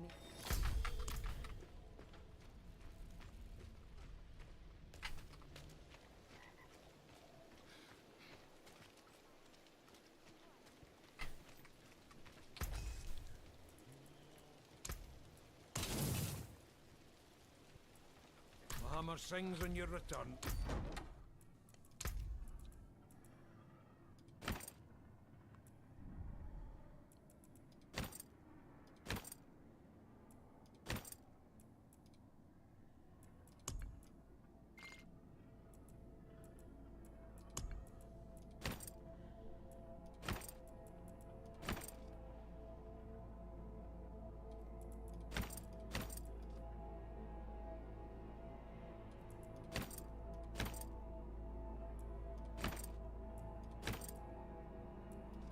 Oh, I don't want that.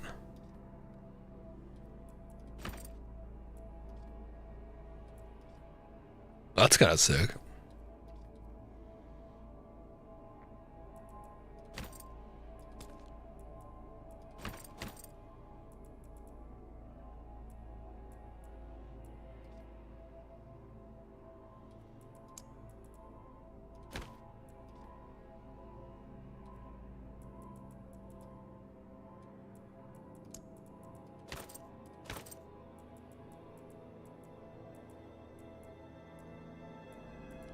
Do I not have the adventurer's hat? No, I don't think I do.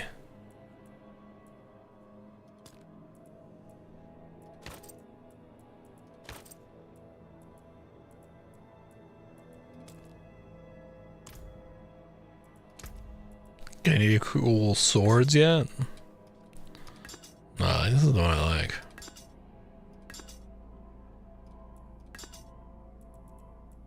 Well, that one's pretty sick too.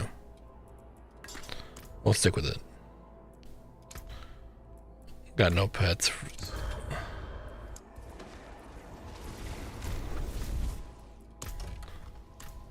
Alright. Then we got a quest right here. Let's do that. What class is that? I used to play, but I'm not getting back. But I'm just getting back into the game. This is the Warlock. This is the new one.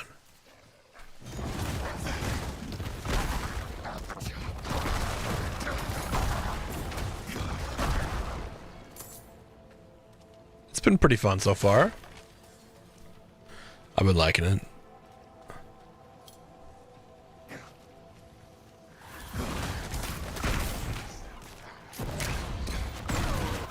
Oh yeah, almost dead.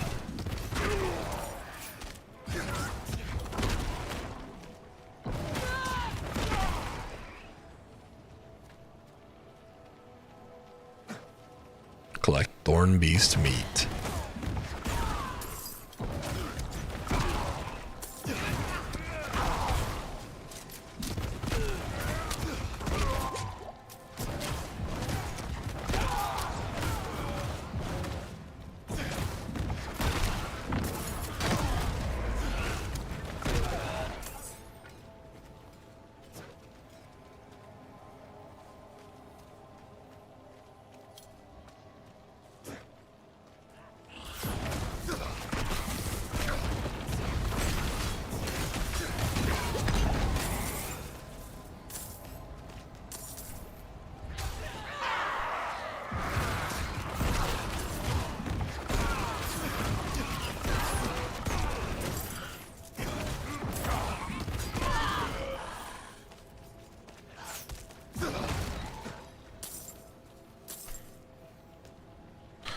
And then what's this one?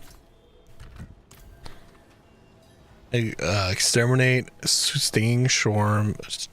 Oh my god, English, dude. I don't know what's going on. Exterminate stinging swarms. Dude, it's a tongue twister, dude. Exterminate stinging swarms in the in the shrouded moors, dude.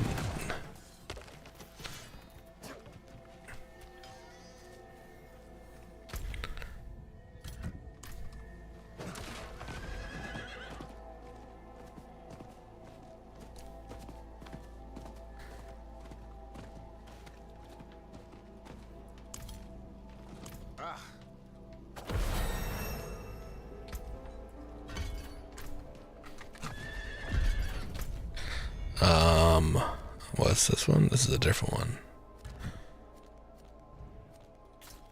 I mean, those are just go this way, do the main quest, and then if we see stinging, oh, these must be stinging swarms.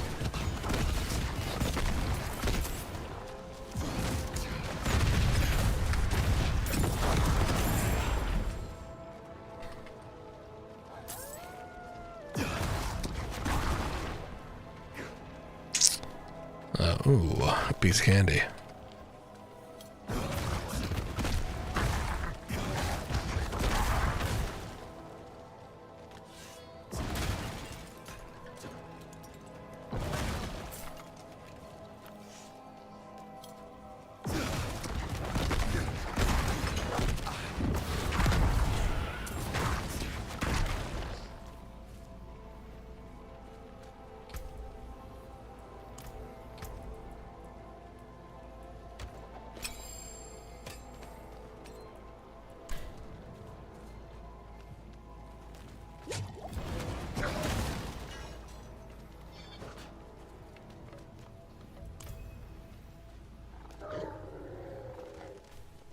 Come now, my friend. Do I smell like a knight?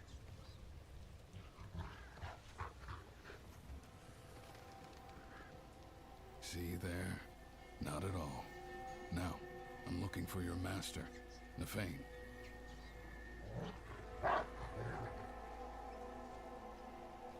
Oh, is he this way? I'll follow you then.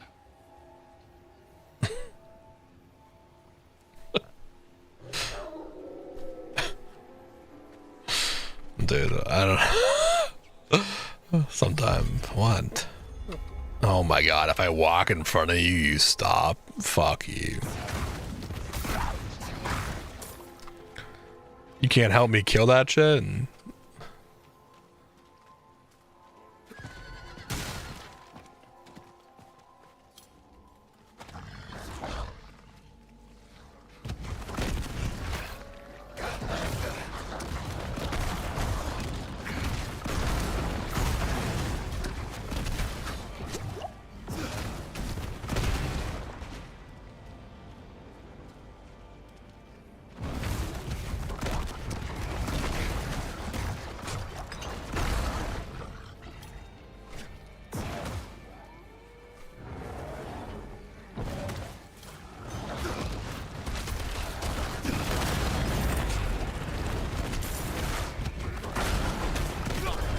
Oh fuck, I wasn't paying attention. Oh, what am I doing, man? I can't believe I just died. I just died for the first time. This is why I was happy. I was just gonna do a hardcore character, and I was like, it's like my first time really playing this game. I probably shouldn't. So I don't have to worry about the stress. I would have been so mad, dude, if I died to lost my character to that. I would have been so mad, dude. I would have been furious.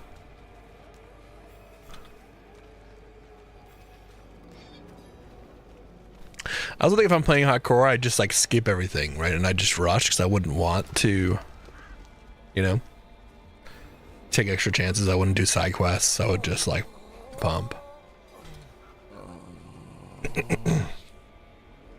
Nefane? What? Who? Oh. Who are you?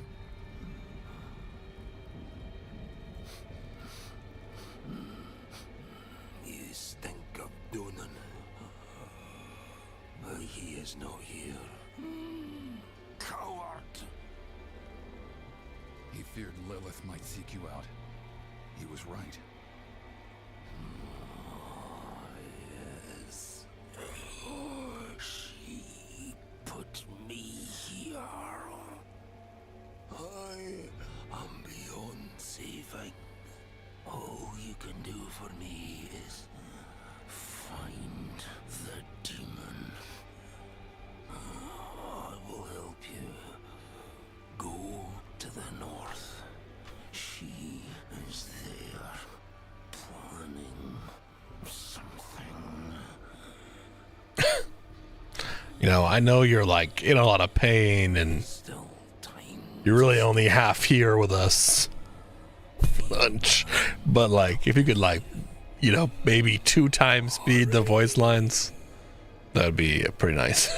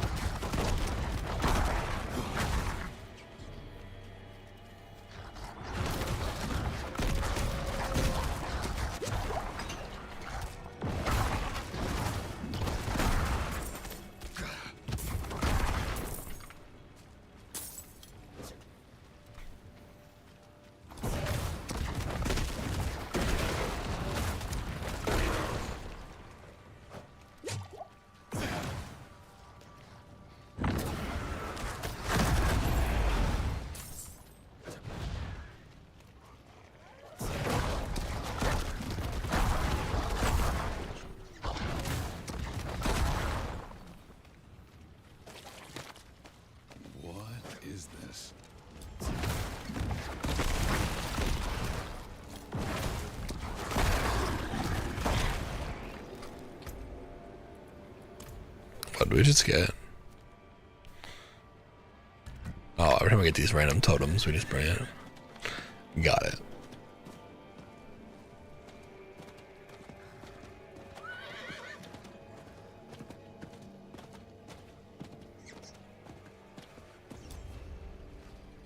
Profane clot.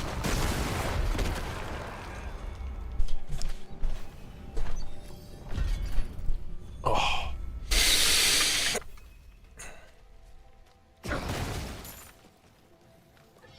Oh.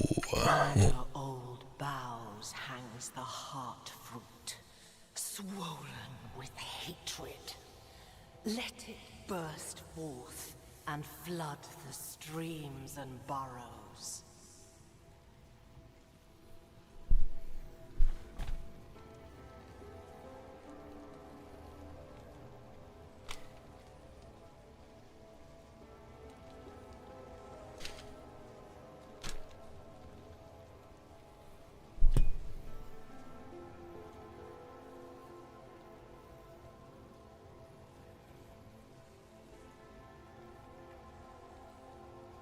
My soft light thing is like getting in the way. Is it fucking up our... Let me see.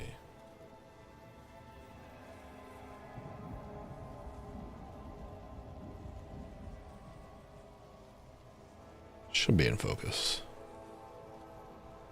There we go.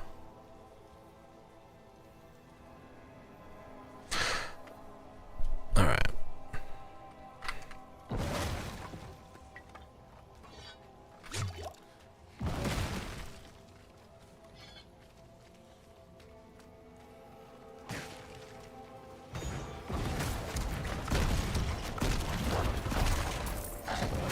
In this crimson cradle, let there be born an amalgam of rage!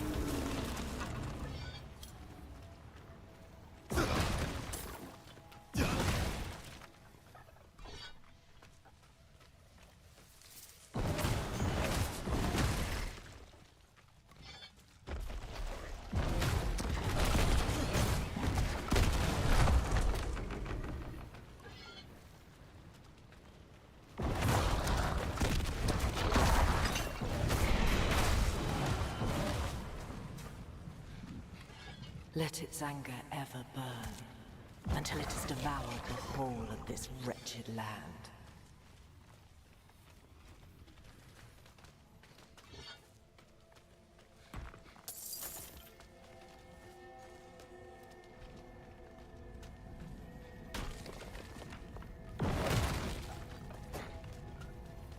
Nefane's blood. It all flows here.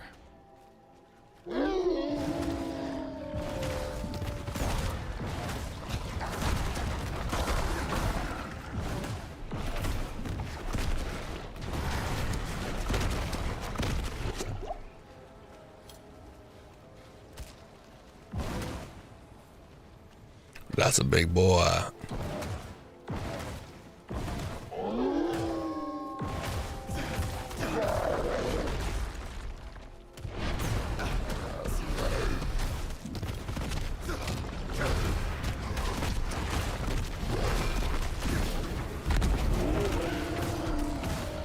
Come to me, spawn of hatred. We have tender meat to hunt. So you're wounded, but not dead. Where'd you run off to, little fellow?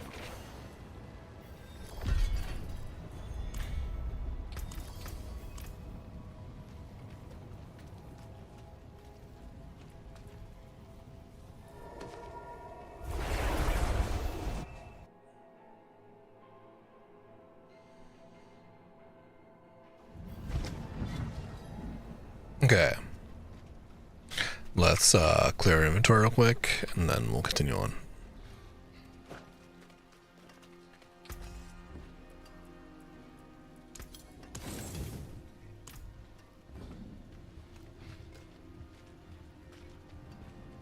That's the spirit.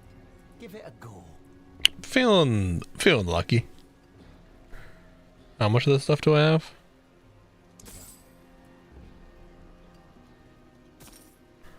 I didn't mean to do that.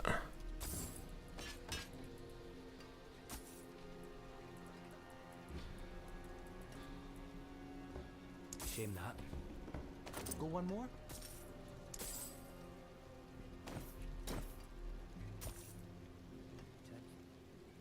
Oh, too bad, friend.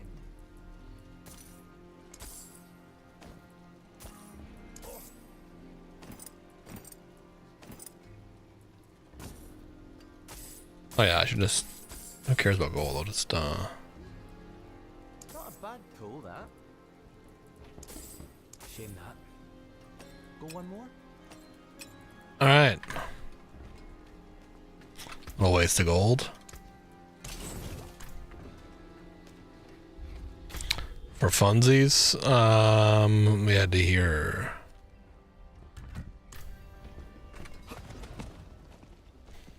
I need your help defeating Jamanra. You're still on Jamanra?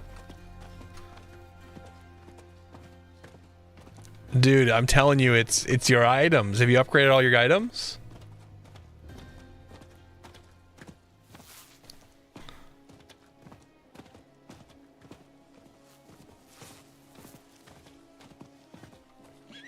I don't need to kill these.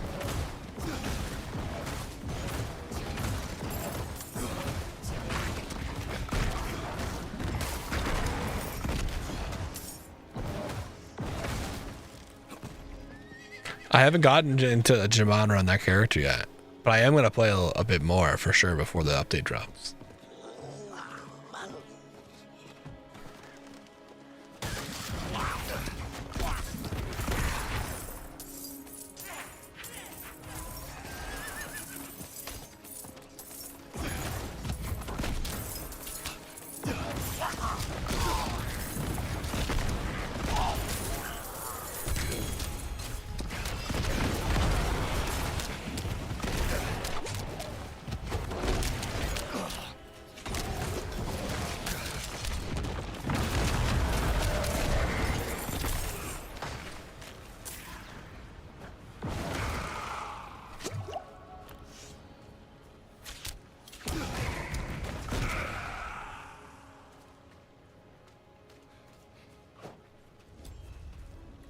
Perhaps the body was one of those. This part we can perhaps.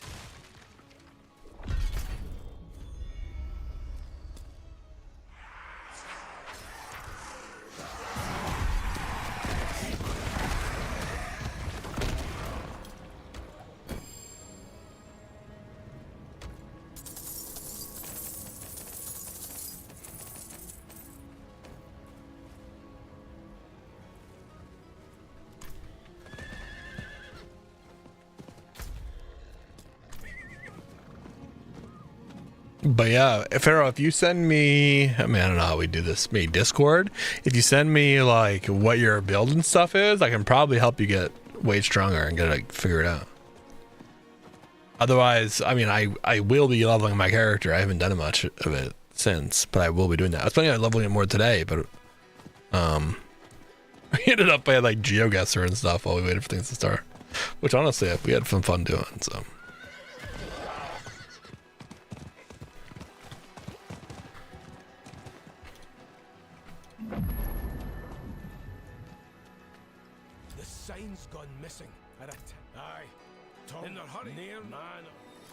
Oh, he will he?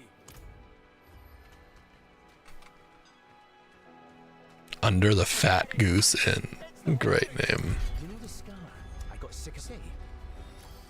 Drinks on me.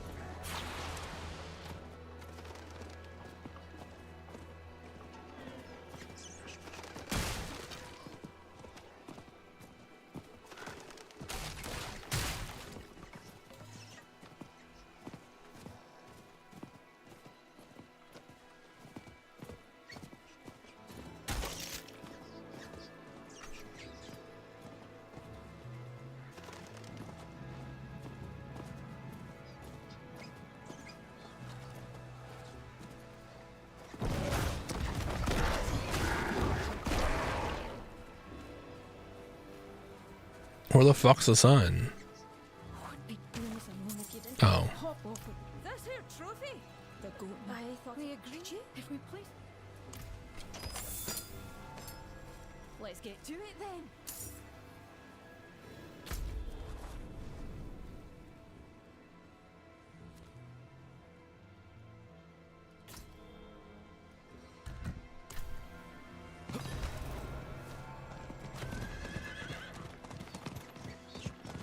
You still there, Pharaoh?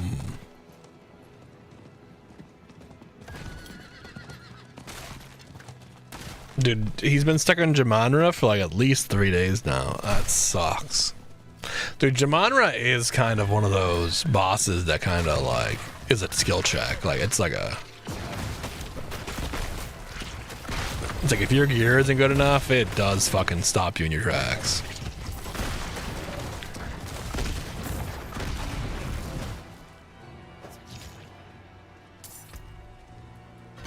I definitely struggled on Jamanra the first time. Was it our first playthrough or was it the next one? It was. I mean, it was different back then too. Mercenaries always avoided the eight-legged nasties of old Heimberg. But Tavish was no coward. He swore he'd climb the old crane and show them who's high and mighty.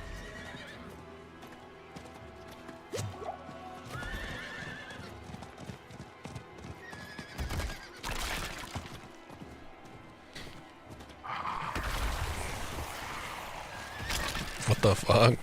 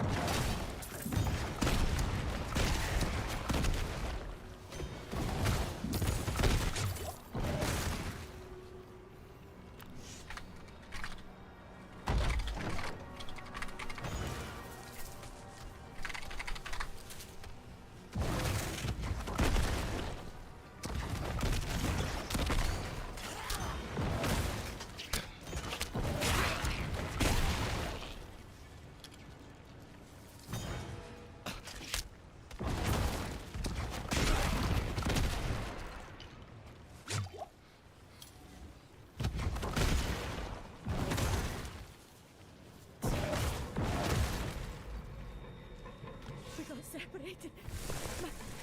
My friends were cut down. I won't last on my own. I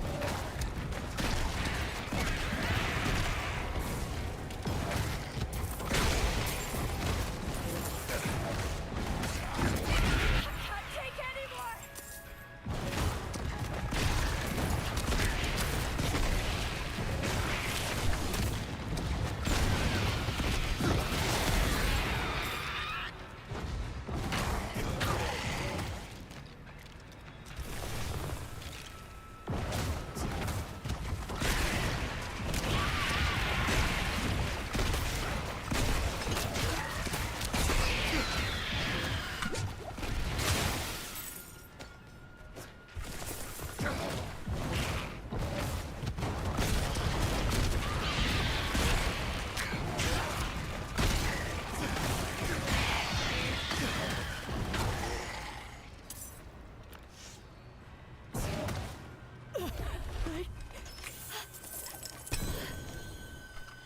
Oh, what do we have here?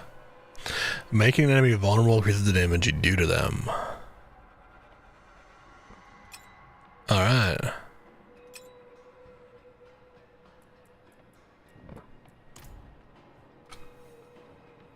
A crucial object is missing.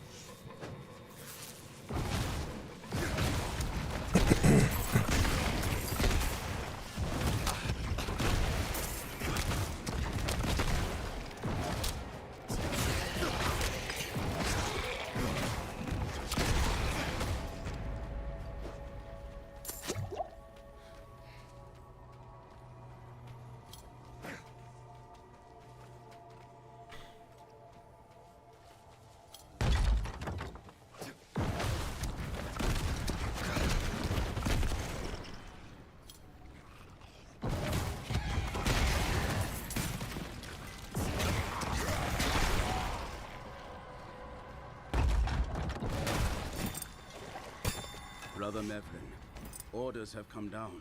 We're closing the tower for good. I warned them that building atop the old Zakharum crypt was trouble. You should have seen how many priests they brought in. Keep the dead at bay. All that work to maintain some backwater foothold. Just a few more days of this farce. They're sealing up the passageways to the crypt. Then I'll see you in Elf. Light's blessings. Brother Kozinga.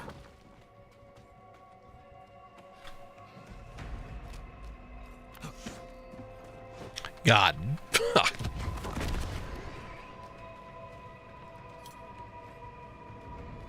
Alright. Crypt time. Party in the crypts.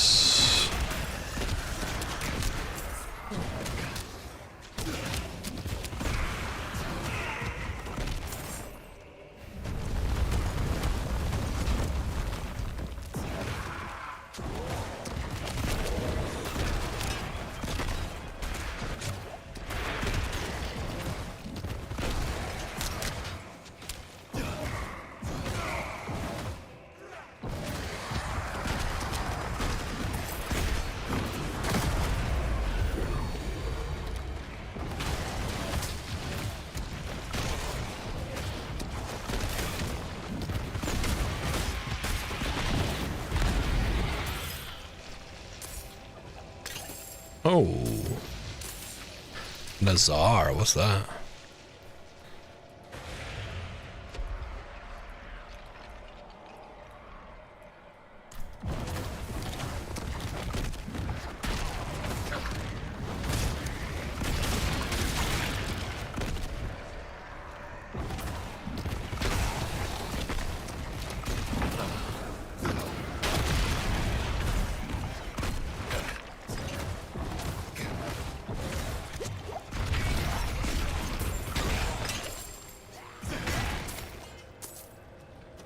Oh, dude, I just saw Gothic Blade. When's the Gothic remake? Just reminded me, dude. When is that? That's like soon, right?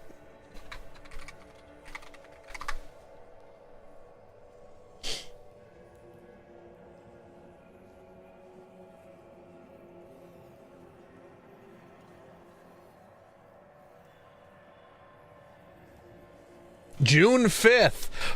Fuck, really?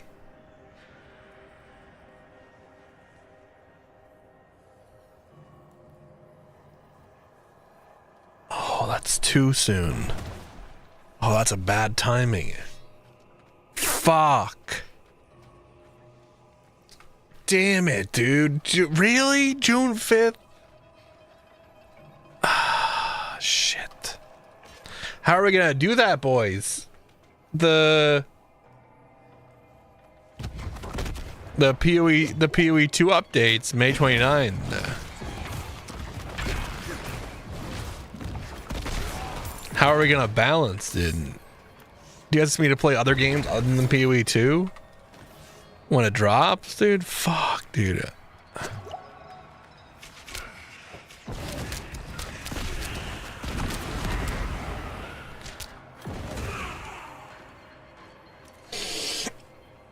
Oh shit. Wait, hold on. So it is a 31st month. So we get, okay, that's pretty good actually. So we'll have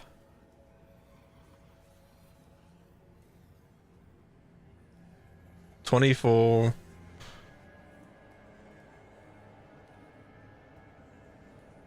Two, 3, 4, 5, 6. We got a week with it. I said a week. Okay, so it works out. We can still pound out a week of PoE 2, play the Gothic remake, see how good it is, and then we'll swap over to that.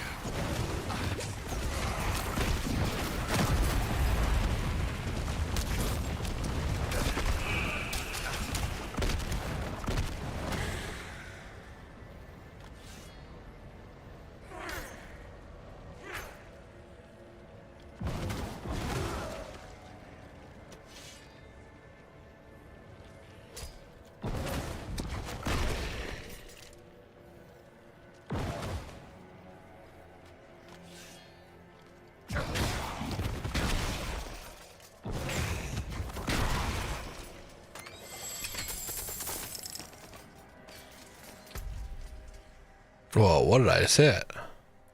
Season. What is this button?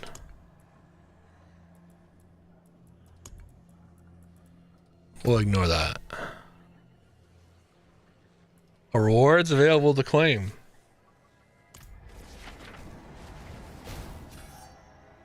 I'm being hit by something. How am I being hit by something?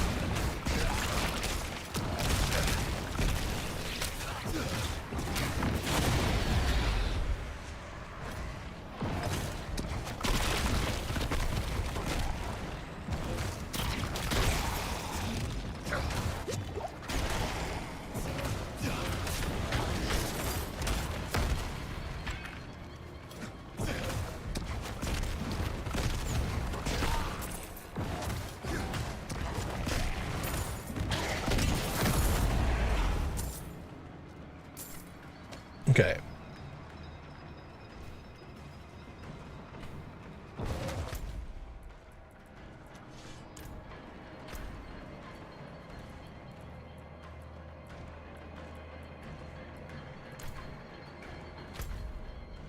What were we doing? We're looking at reliquaries, but we're not gonna touch that much. Salutations, history's champions.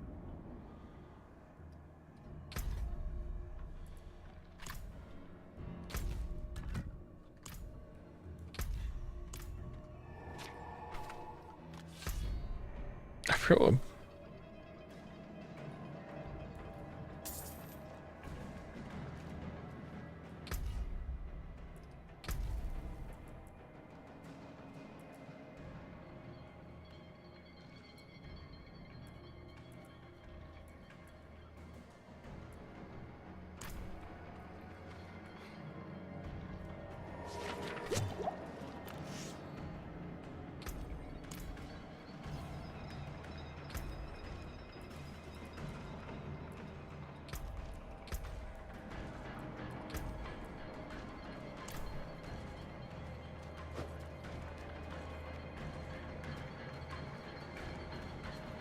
I swear there was.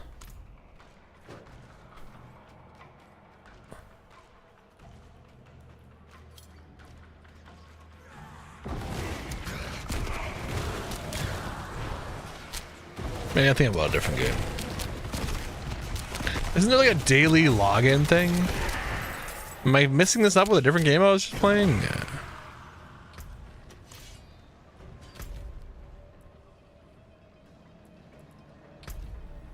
I have hopped on a bunch of games recently.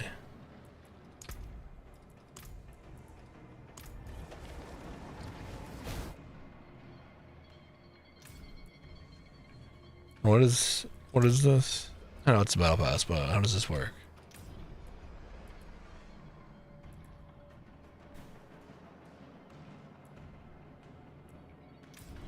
I don't even want to look at that. So.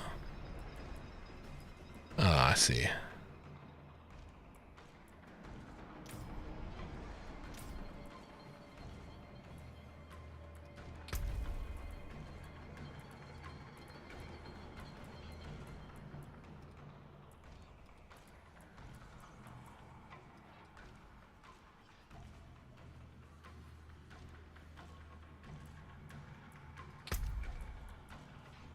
Season's Blessing.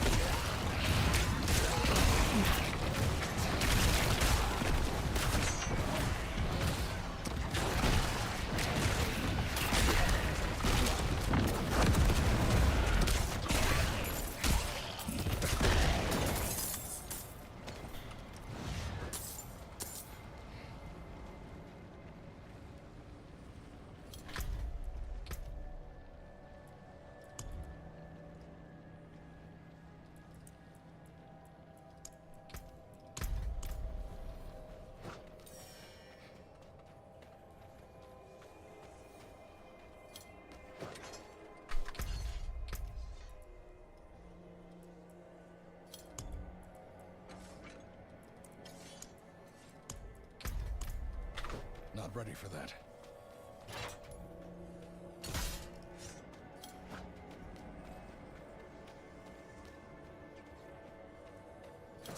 Needs more time.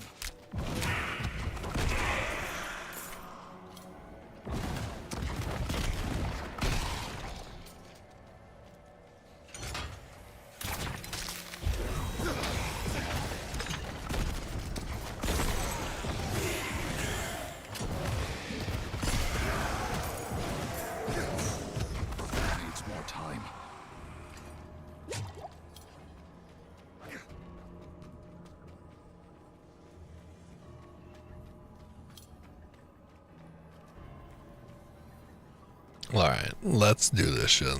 Tomb Lord. Joke's on you. I'm the Tomb Lord now, bitch. Ouch.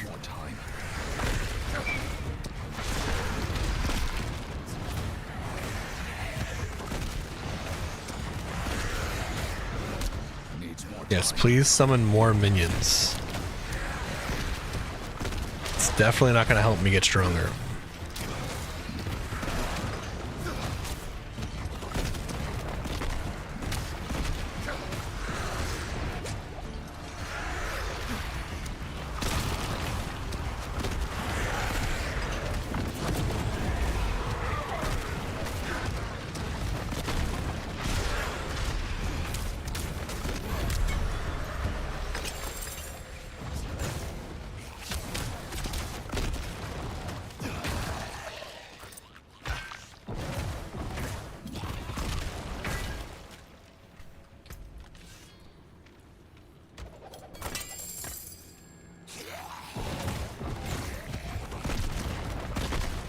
Gothic blade.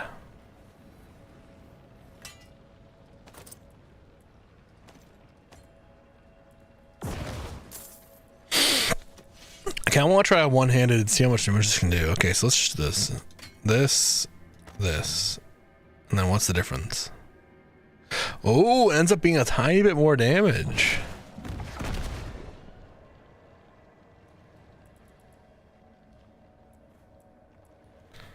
Just a teensy little bit.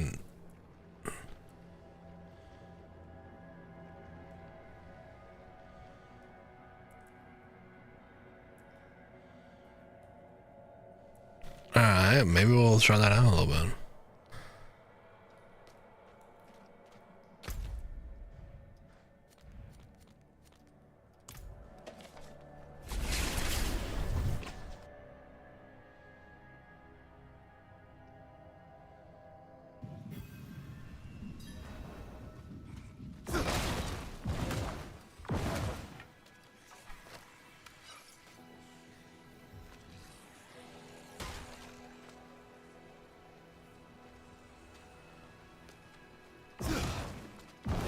Am I getting punked right now?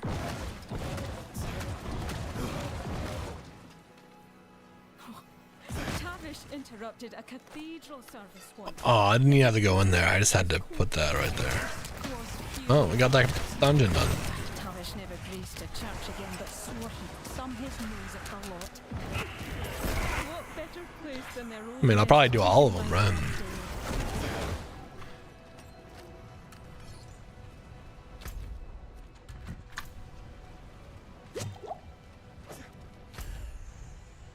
Yeah, he was track of them, so.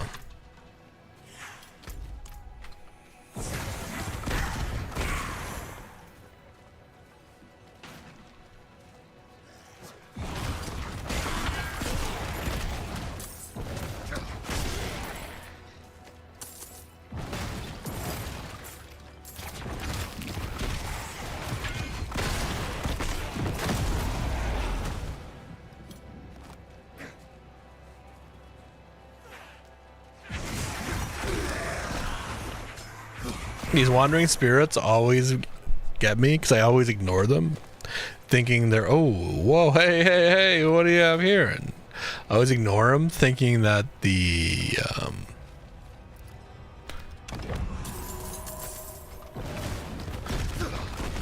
what's it called? They're like spirits and souls, right? I just like subconsciously ignore them. Like, oh, that's another player, you know. That, when you do all the altars, we need to pull up a map of all the altars for sure. And we need to, why can't I not move? Do all those. I'm assuming I should just hit level cap and then do that.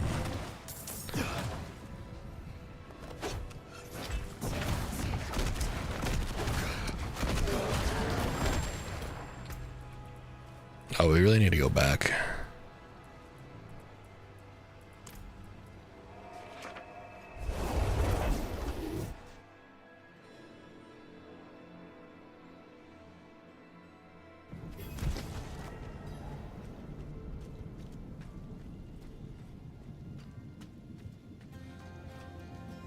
Greetings. How shall I guide my hammer?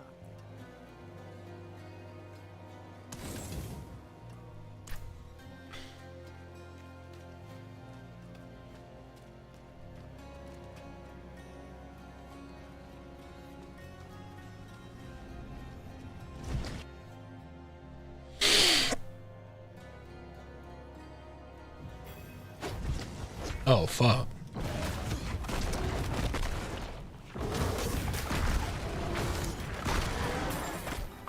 I mean, I'll grab these ore veins again.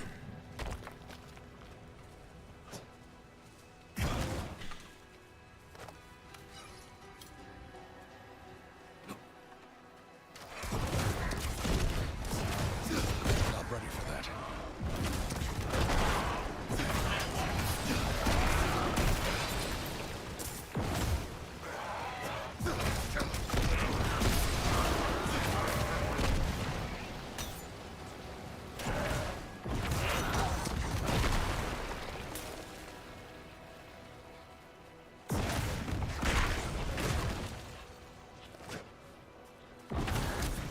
Not ready for that.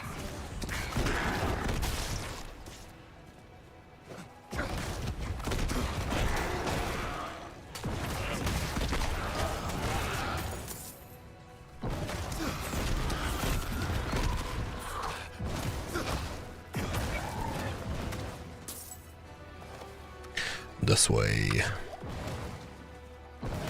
Yeah, keep our ship procced.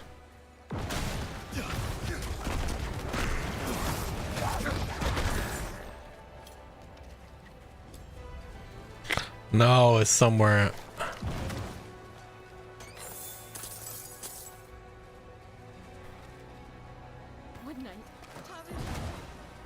Oh, I thought I had to go inside.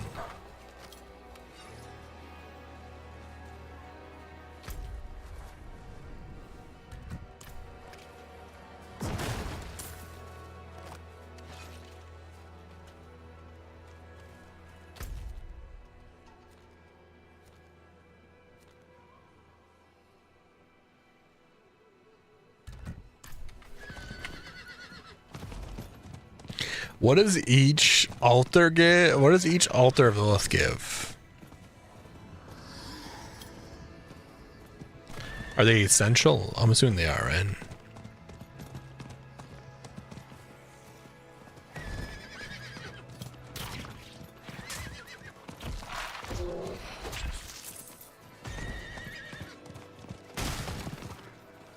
The deeds are done. I didn't do this for you. Oh, I'm good.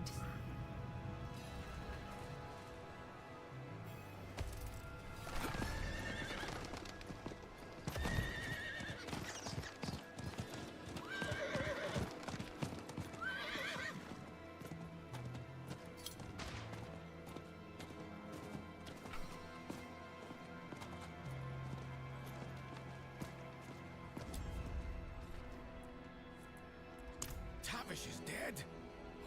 Damned beasts. The goose won't be the same without him. And Nairn. They're why the goose stays open. Even during the hardest times. A respite from the darkness of this world.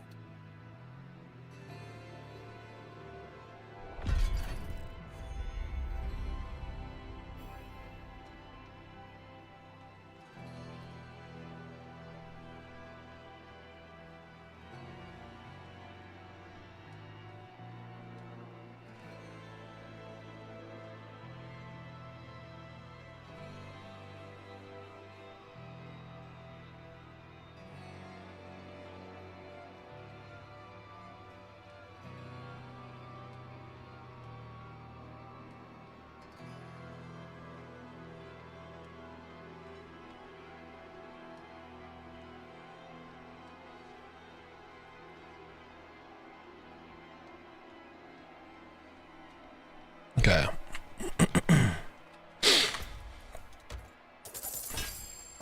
Oh, I mean, yup.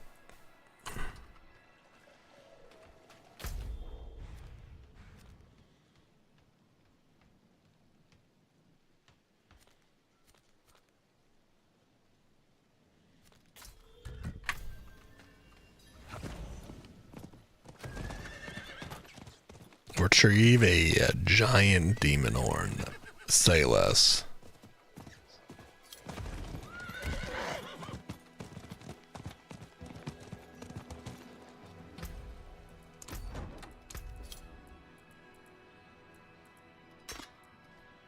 Ooh.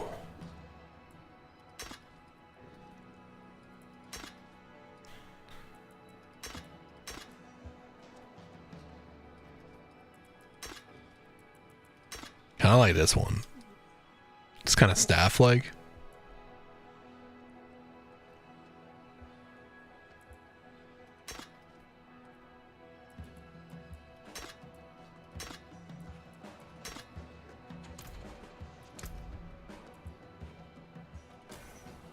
Holy shit.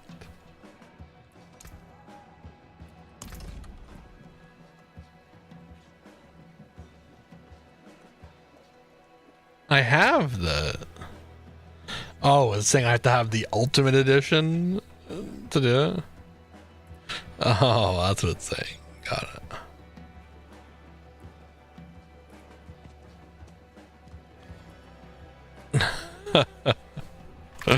Oh, that's so funny.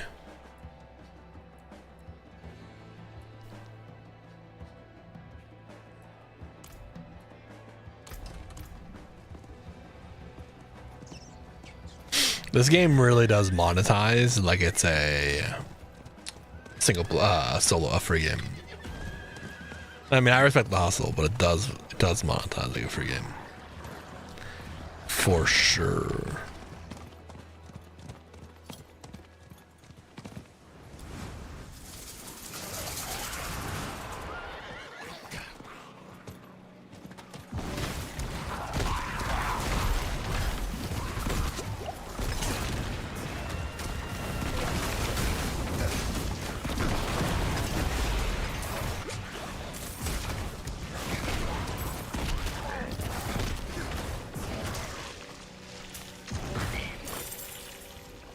Needs more time.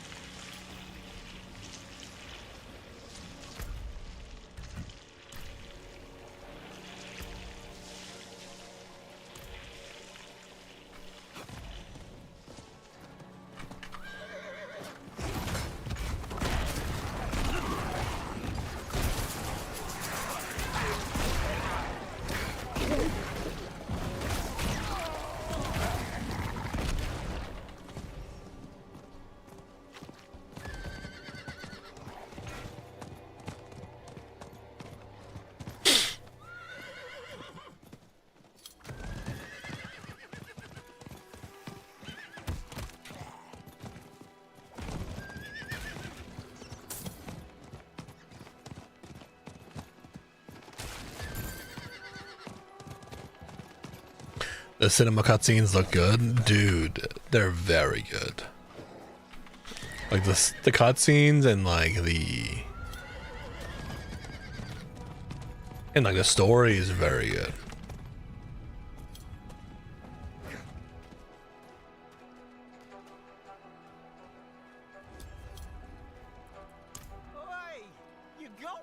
Doubt the locals would like that.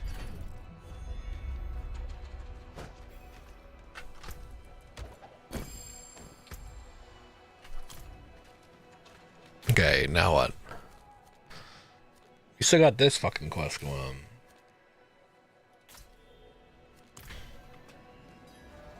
Exterminate stinging swarms.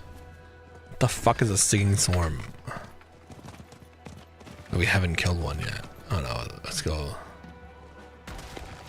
Let's just teleport. What are we doing?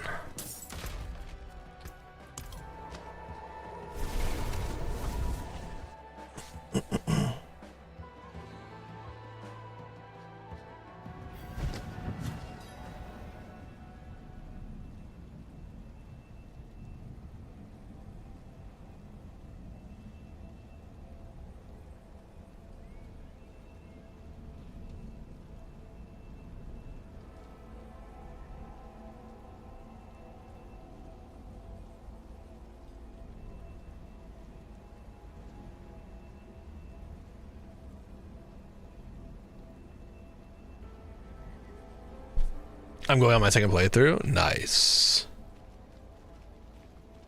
Yeah, technically this is my second playthrough, but I didn't do any of the end game content really.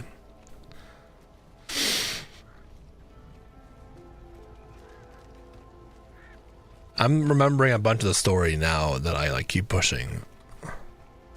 Oh, here we go. Here's some stinging swarms right here.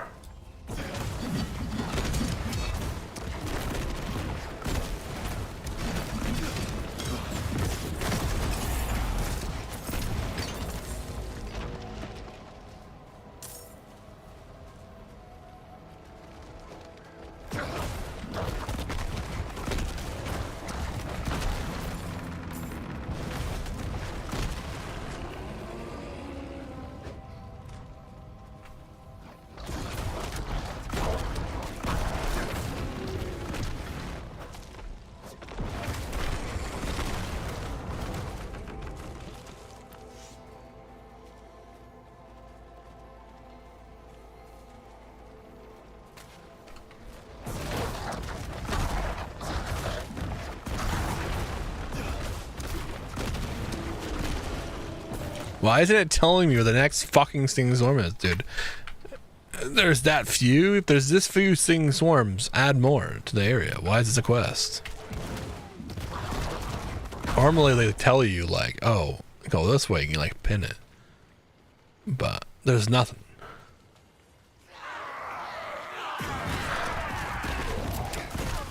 So weird.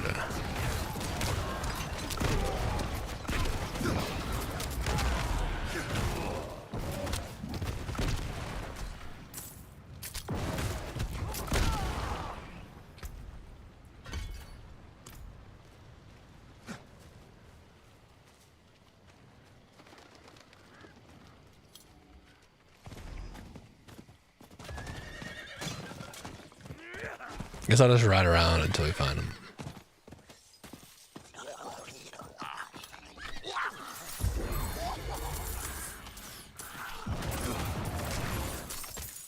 Not ready for that.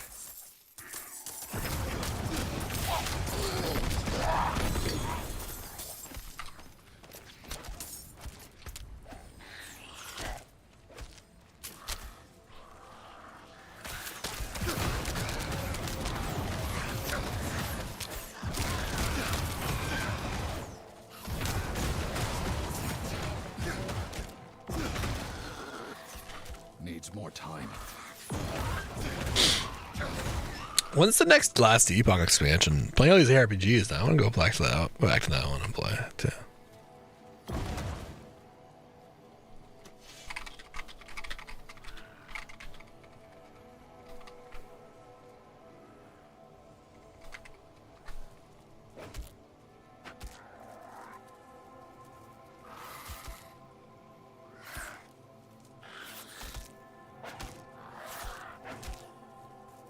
Oh, fuck. It's this month. Jesus Christ, dude.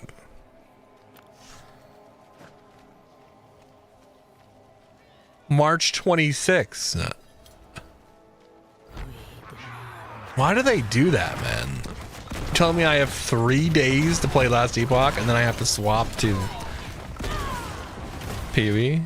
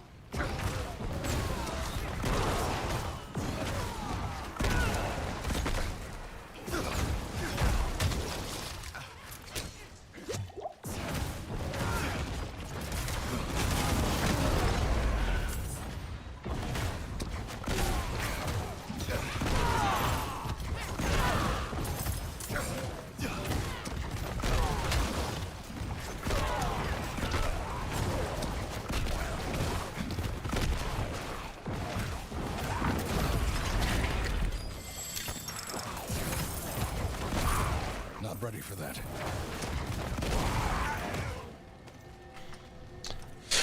How I got a cooling system online and I can't play a certain game on my system? Oh wait, you're saying on your like PlayStation or something? It's like overheating. Sorry about this crazy dude. I'm having fun with it. It's pretty cool. You probably need to pop it open or pay someone to pop it open and clean out the what's it called? There's like a radiator in there.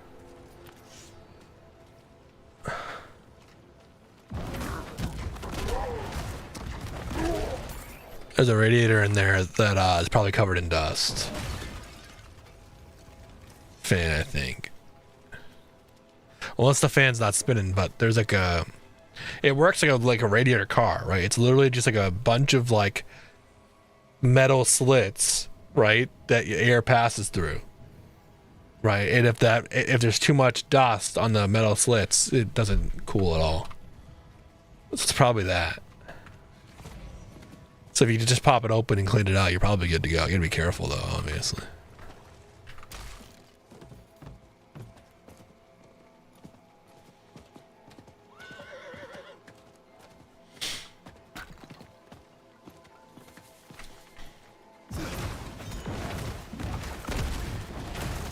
This quest is bugged for sure, because another swarm I just killed didn't count.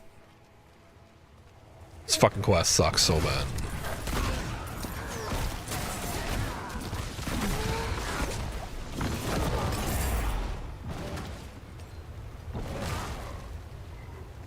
Kill an enemy that doesn't exist. Got it.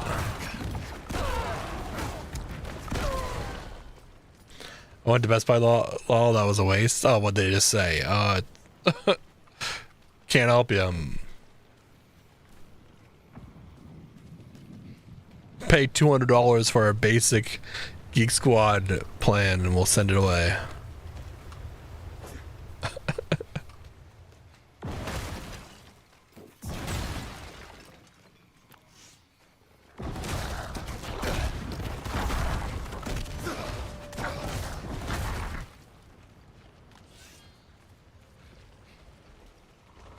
But yeah, I guarantee, dude, I guarantee you can like look, you can like just Google it, bro. Someone's got a YouTube video on it, how to clean it out, dude, guaranteed. Walk you through the whole process, tell you exactly what you need.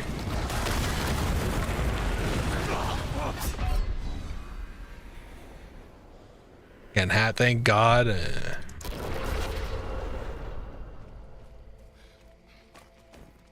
Thank fuck we're not playing Aircore.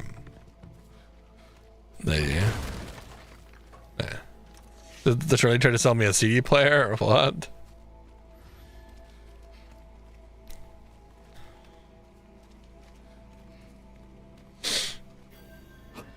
Signs of a bloody struggle.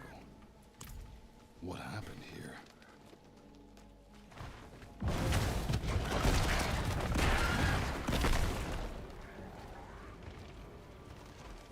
Because in the meantime, can't watch movies, so buy one of these.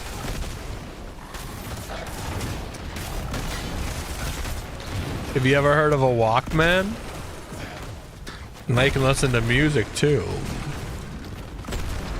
On the go. With skip reduction, so when you shake it, it only skips once in a while. Only $15, it's a deal.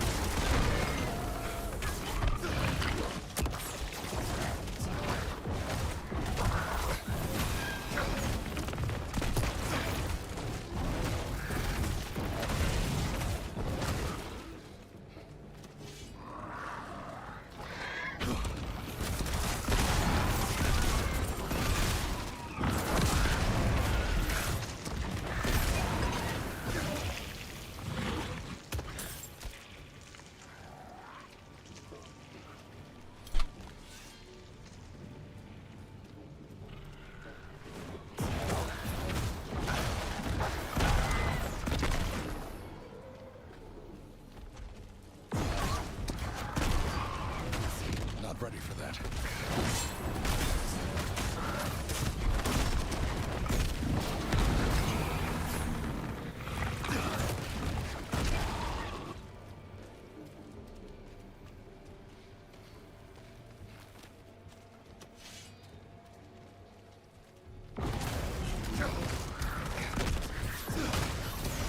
Not ready for that.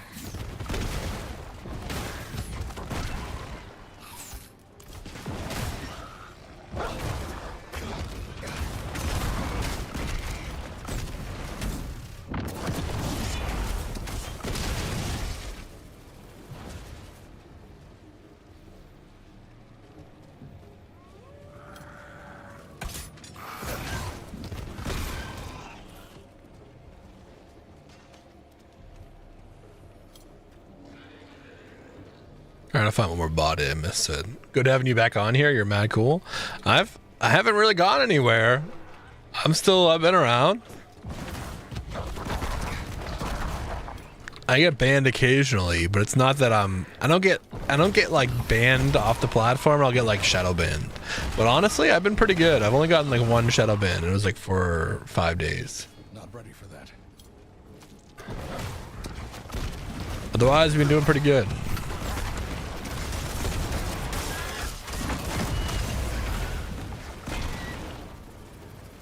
We're very they've definitely relaxed on the punishments a bit, though.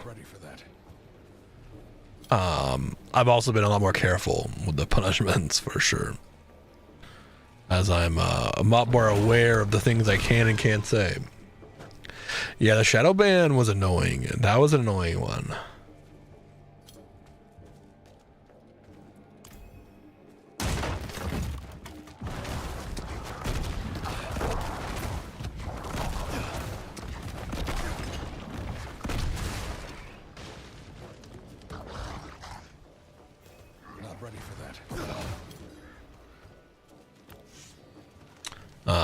That was an annoying one. I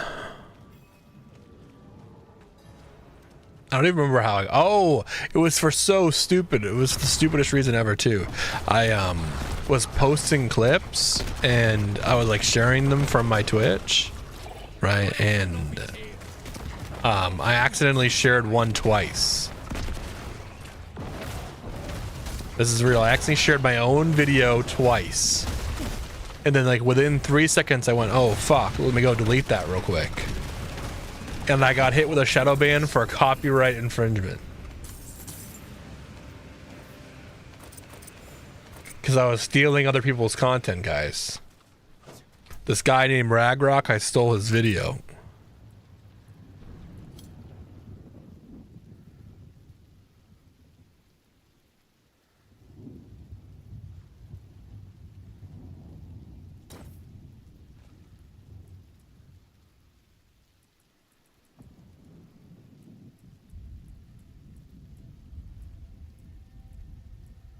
And even though I deleted it within 0.3 seconds or whatever it was, like it was within 3 minutes. You know what I mean? I went right over and deleted it. The thing I realized. And I got shadow banned. Couldn't stream. I got stream. It just wouldn't push me to the algorithm. Right. I would stream for like 8 hours and have like 20 views.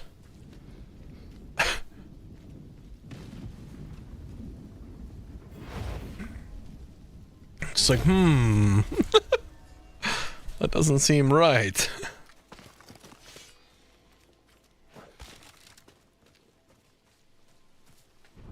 Yeah. Annoying one, but again, it is what it is. It's how TikTok works. TikTok's very,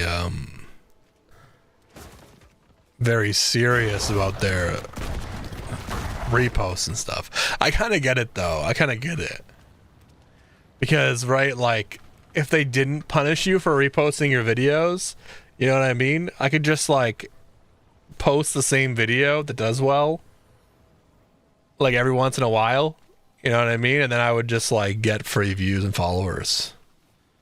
So they kind of have to be strict on it, because if they're not, right, then I can just do that shit. Or like, oh, I know this video works, post it. people still kind of do that. They just change it a little bit, you know?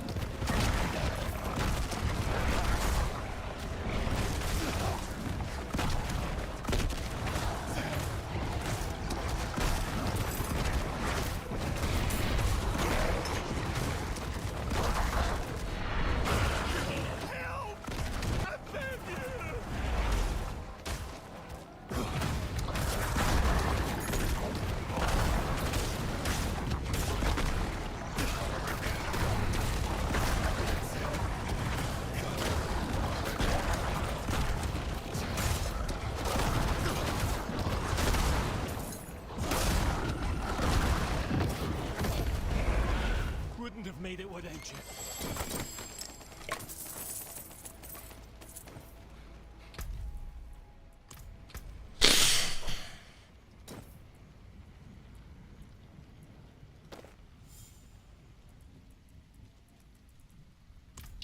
All right. Dude, I'm actually gonna be, I'm genuinely gonna, wait, what? Wait, why don't I see these?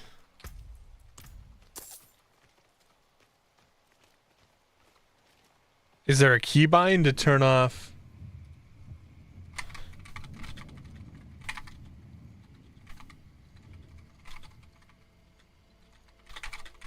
I need to figure out what that keybind is.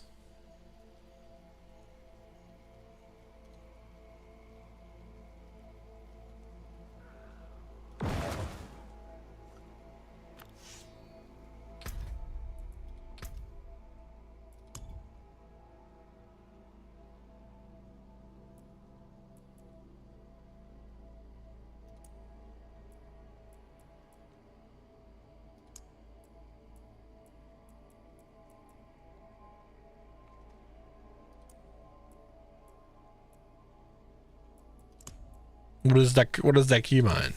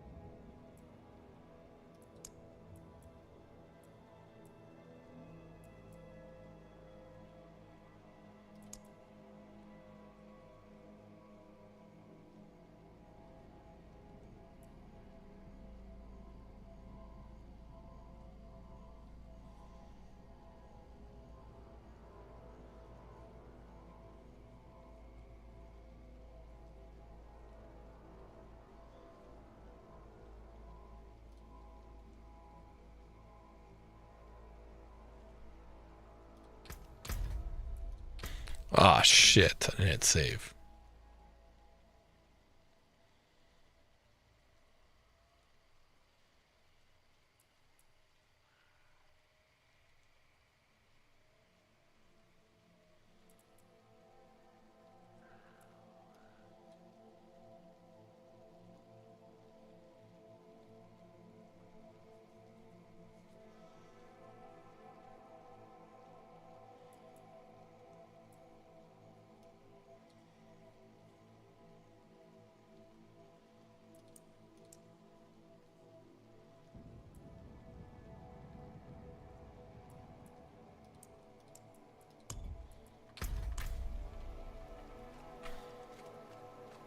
There we go. Now it'll always show, I think.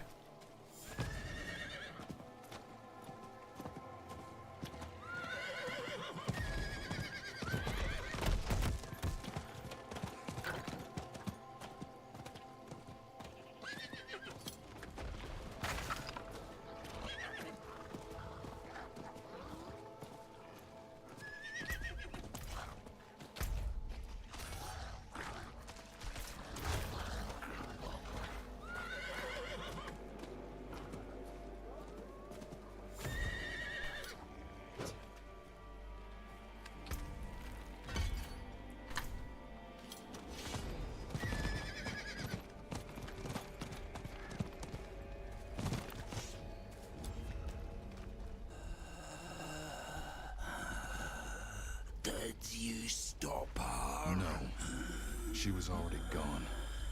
And I fear she has taken a piece of you with her. A beast born from your blood. It's my fault.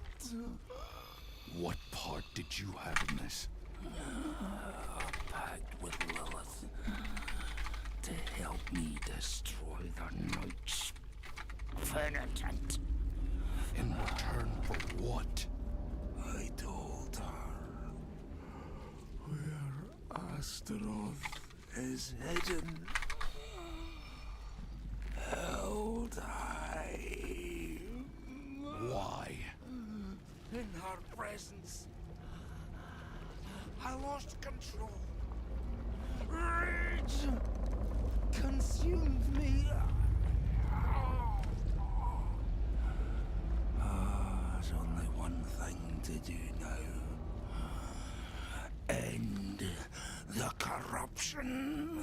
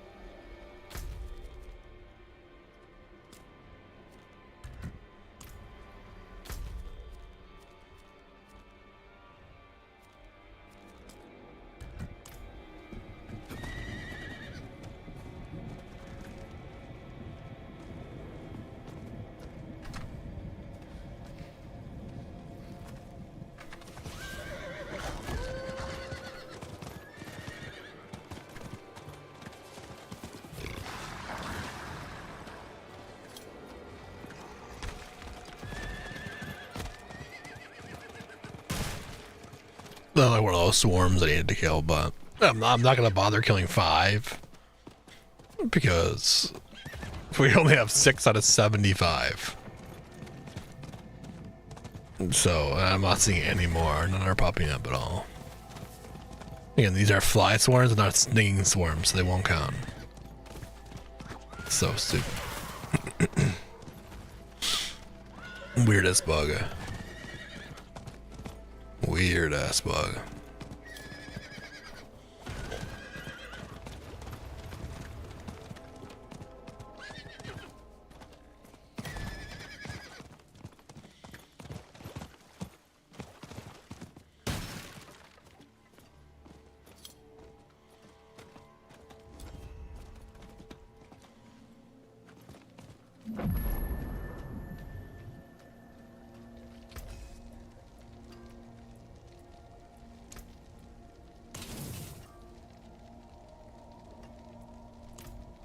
Alright. What was that chest piece we just got?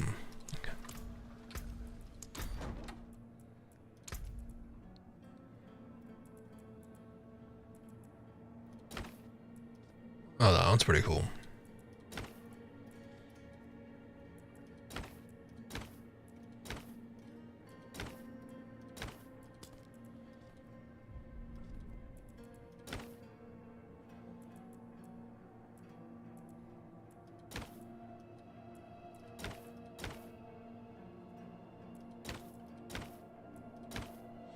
Oh, it was ESO that I was remembering that menu for the daily things. That's what it was. That's what I was playing. was definitely ESO. Now I remember.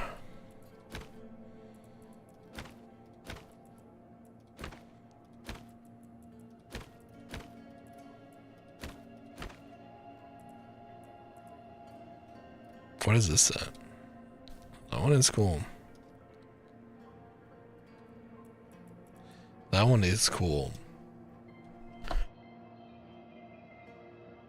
Oh, hey there, pretty lady. How are you? Is it warmed up a little bit at all? It should be. It should be the middle of the day now. It's freezing still.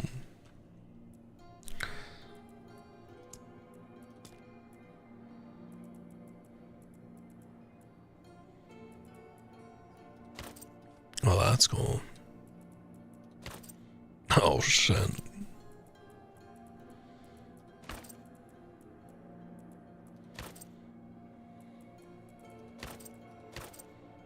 What the fuck?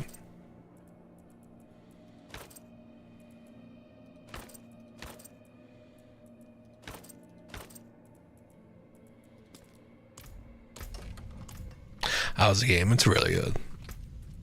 It is really good.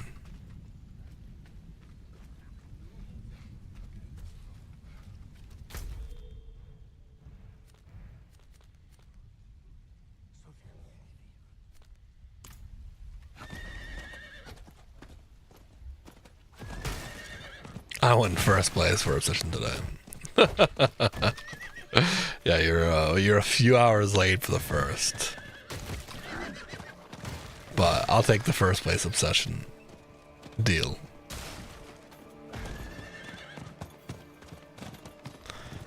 You win.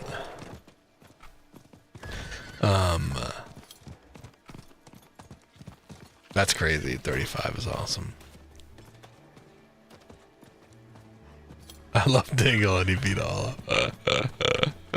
Awesome. Yeah, we were all watching the PoE update thing that happened today. Wood will bend like grass in the wind when the spirits arrive. Physical body.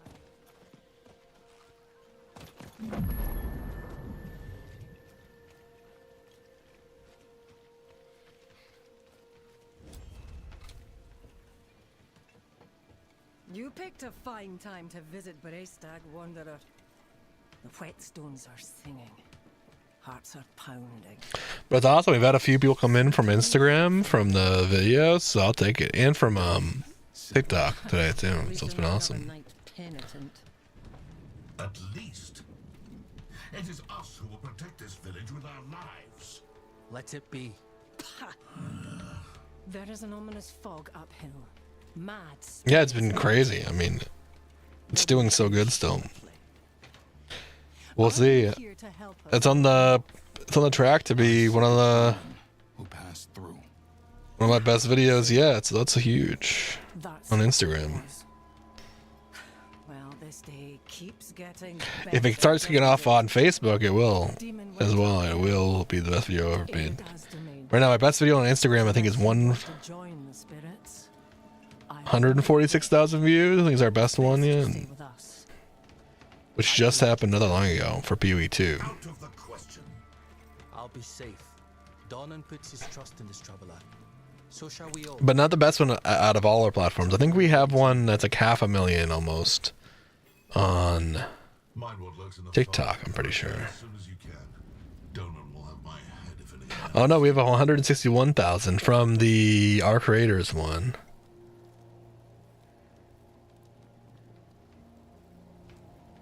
That's our best one on Insta. On TikTok, where are we at?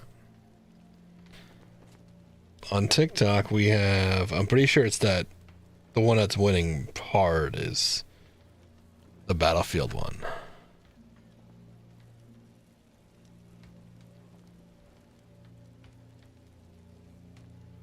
Yeah, 408,000. Almost 409,000. Or it'll be a while before we beat that. I don't even know what game. Right, it has to be a game that's that culturally significant. When's the next one gonna be? The next game is that big? GTA?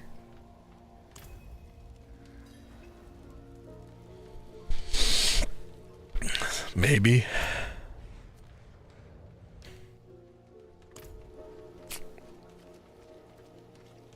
I just happened to explain something that was confusing You look like someone who's seen the world.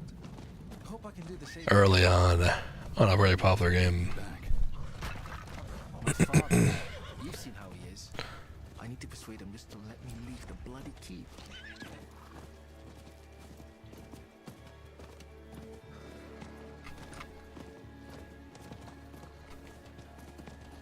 Should start a stream where chat like so a personality out. Yeah. Yeah.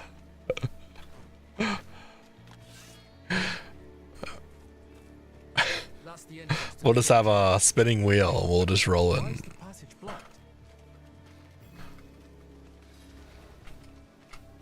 It'll just spin. Like 90% of it's gonna be really angry, but then like the last 10% will just be a bunch of different ones, you know.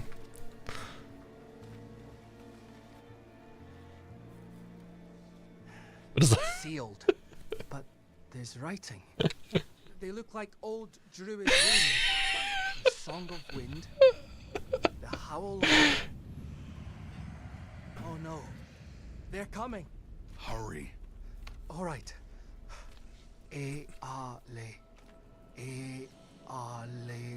You are a calm, collected, and level-headed, actually.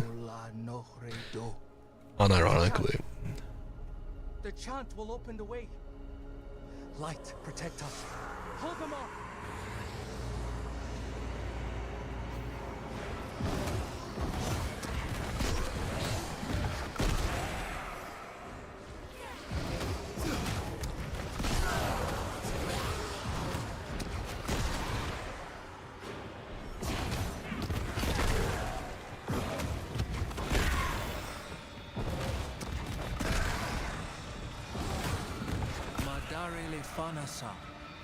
Yeah, say it like you mean it. I did.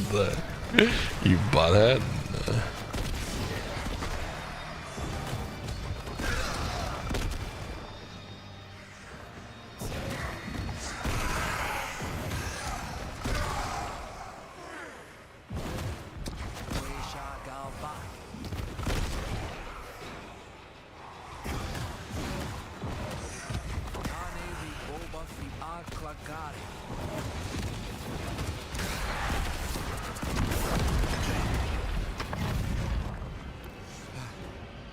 It worked. Something's rousing the spirits from their rest. We should make haste within.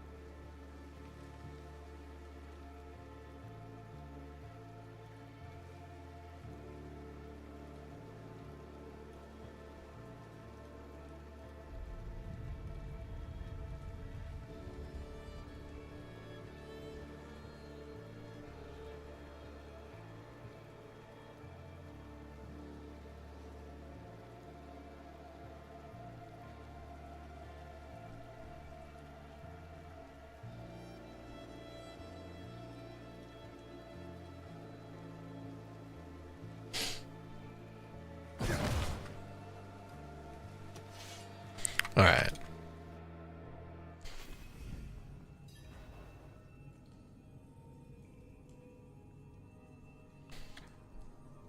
Well, I think it would be a hint.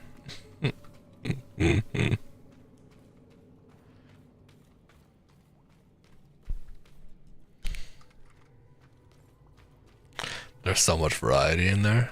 Yeah. So many options. Sure, he's got like a D100 and roll it each time. I mean, if I get to choose, it's always going to be the same ones, so. I'm going to pick my favorites if you let me choose.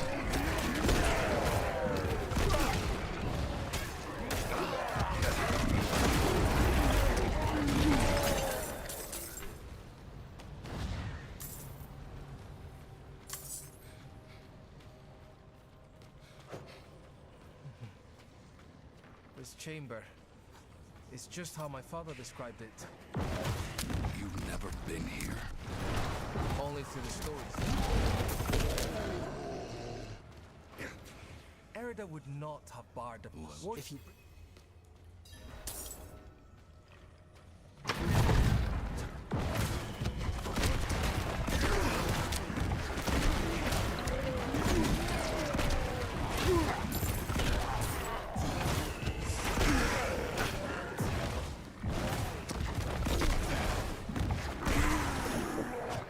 Needs more time.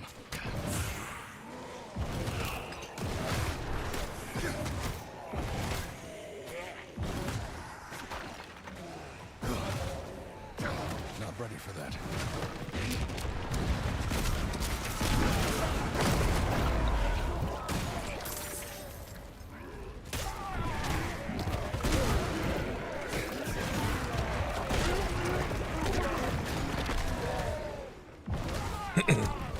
You like crying, paranoid, depressed, psycho, subby, bossy, confused, airheaded, ADHD, OCD, charmed up, gigalicus. I have the lightest painkiller. Like I said, I'm just gonna pick my favorites. And then you're gonna have to be those when I roll it, so careful what you wish for, buddy.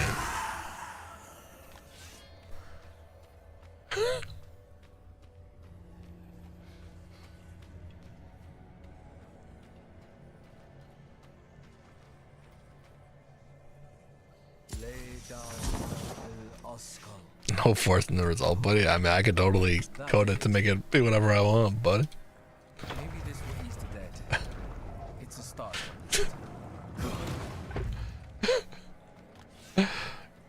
I swear, you've rolled it 10 times and 9 of them have been subby. It's so weird. Yeah, weird. So strange. Demonic movements. Lilith's been here. Something's written on the altar. By stone and roots, by tears and pain, we bear this flame that must remain. Dead eyes stained with ash and ember, cursed are we who must remember. Ah, an elegy written by Erida. This is a memorial to all who died fighting Astaroth. The weak perish. All ash forgotten.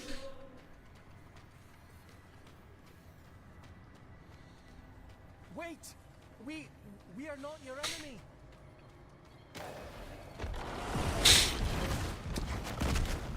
Not ready for that.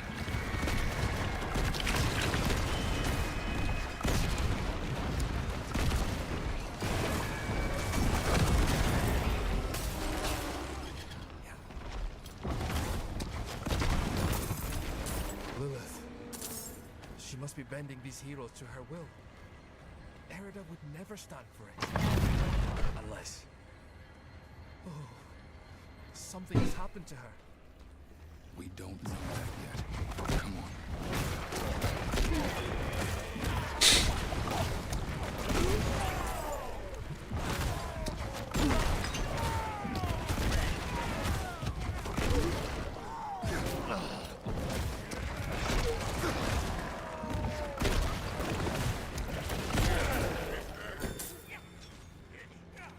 You would have the best time. I don't know if I would, but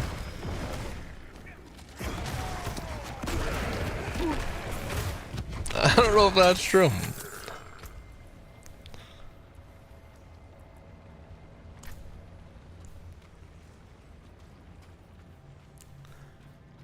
I don't know if I'm believing you, buddy.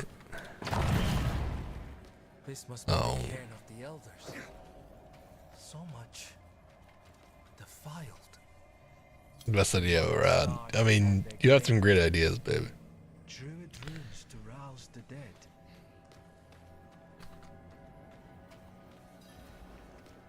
I mean, you did decide to date me after all. I mean, that was a pretty good one. It's a high quality idea. These runes, the delicate touch. I'm not biased. This is Erida's work. Why would you be aligned with the demon? It happens. Demons find the sick. You aren't supposed to reinforce me. You go. I'm always gonna reinforce. Here you go. Then they bend you to their will. No, it was here you go. But then I turned it into a joke. You see. What do we do? We'll need to stop her. Right. Solutions are found ahead, not behind, as Father says.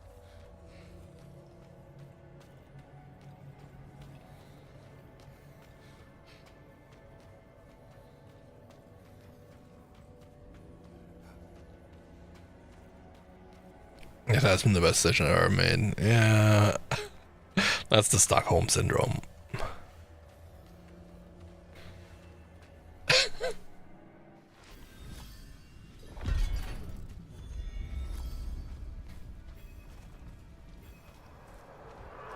Did you hear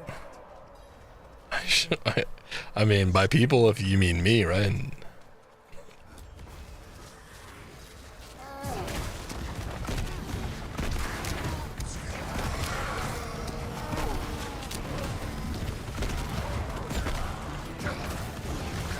Not ready for that.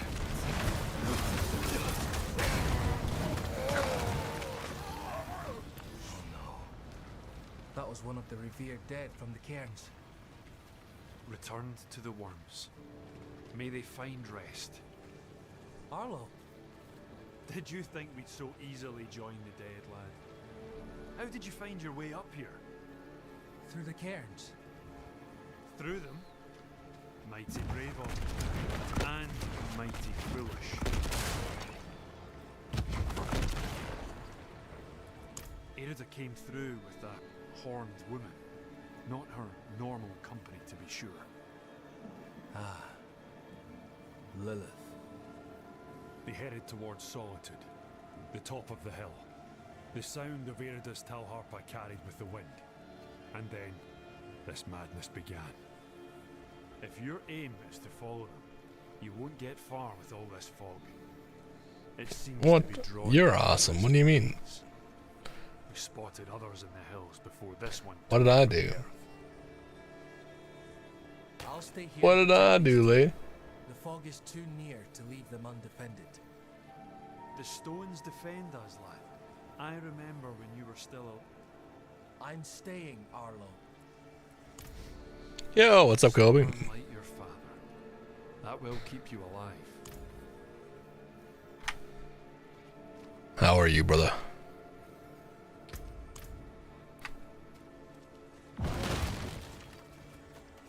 Find and destroy the risen remains. Bad. Needs more time. Alright, everybody, group up.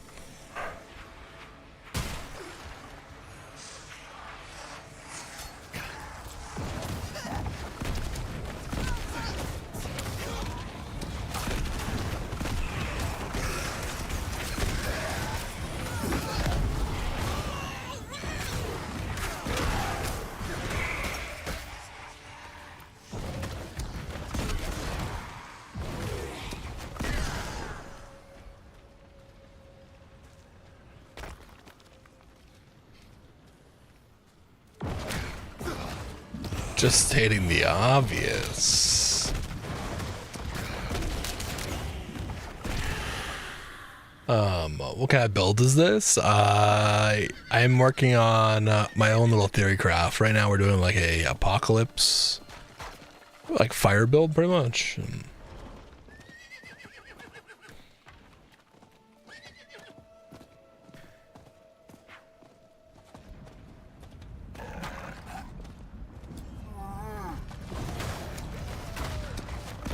Not ready for that.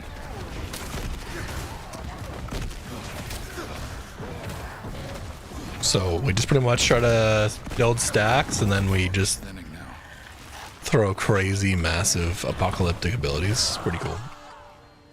We're still working on it with the theory craft and trying to get something pretty cool. What are you playing, dude?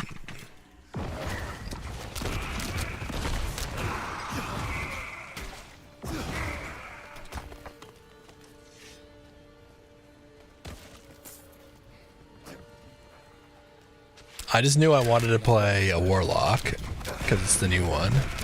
And then I didn't read any of the abilities or anything. So I came into it blind. And I said, ooh, fire spells. I like fire spells. So I started working on Hellfire abilities. And then I saw Apocalypse. Well, I saw the demon form. I was like, let me try that out. It was really cool. I did some like demon form, demonology with like the fire breathing spell. It was like really OP. And I swapped over to Apocalypse, and I've been in love with Apocalypse ever since. I mean, I would like to be a giant demon form constantly too. That would be kind of cool.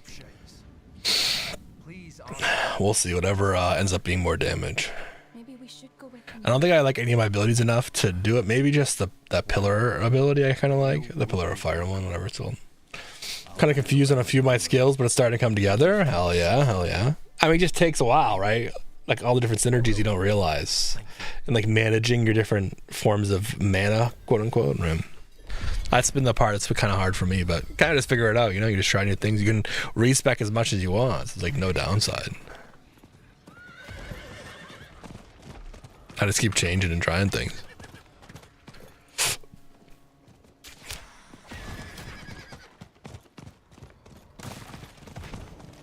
You know, it's crazy. You said, you know, I should flash people more, and then I don't have a snapshot. It's crazy. That's all I'm gonna say, lady.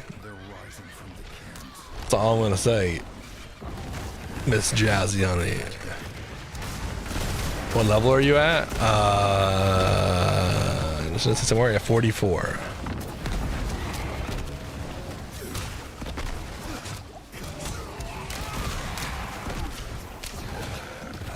Needs more time.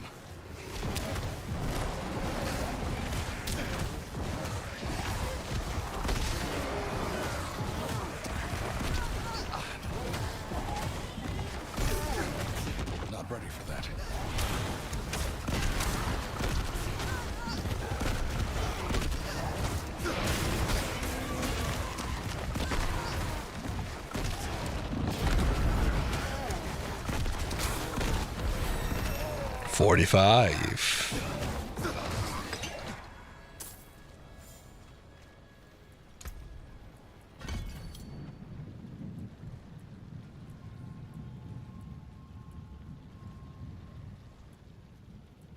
Oh, that's crazy. I haven't been putting any.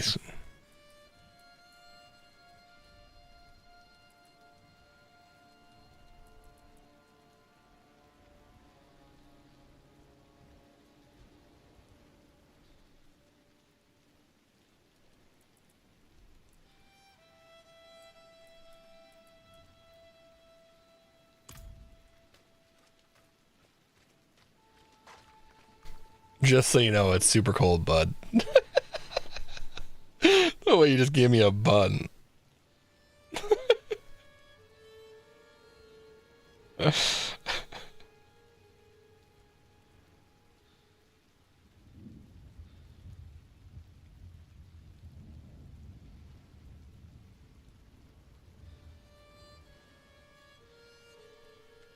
Can confirm it is cold. Have you seen the signs, Zion? Erida. Hell is coming, and my people are not ready to face it. Not yet. But you are already strong. Come forward.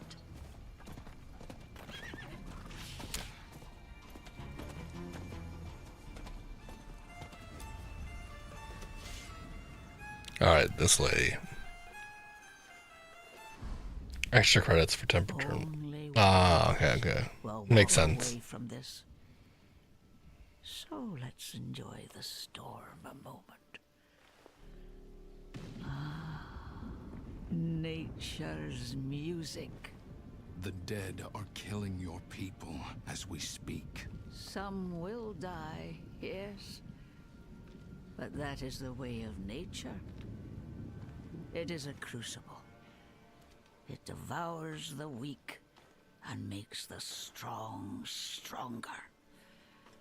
And those who survive, they will save this land from hell. You've fallen for the demon's lies. No. This is my choice. Lilith only granted me the power to do what must be done. And what did you give her?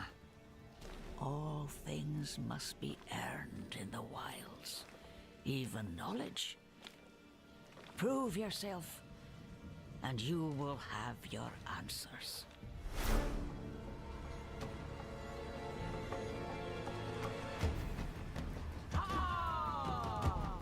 Oh, fuck.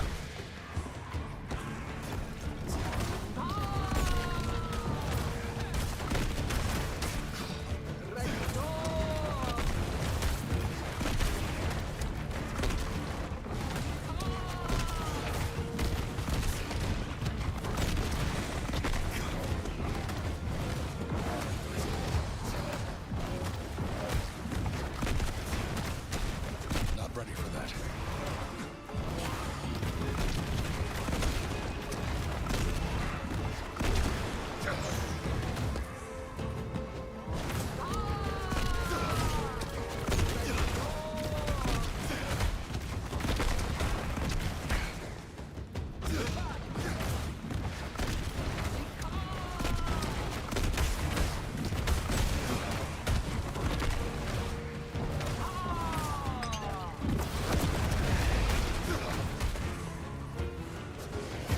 Needs more time.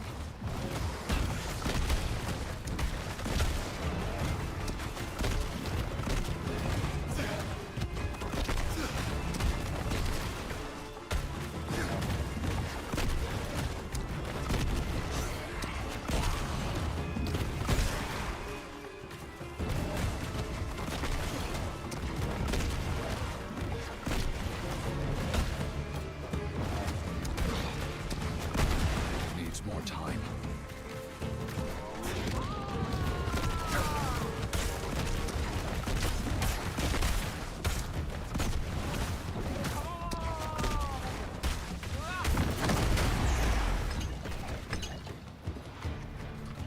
Yeah, fuck, lady. The stronger prevails. So be it. What did you give Lilith? I told her of the wards around Astaroth's prison. How to break them. Why? My people have forgotten what it took to defeat Astaroth. They must learn again. If they cannot vanquish him, how can they stand against the full might of hell?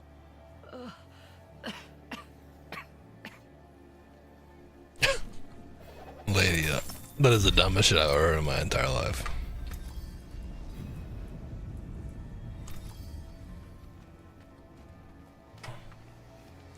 You going to hell, lady.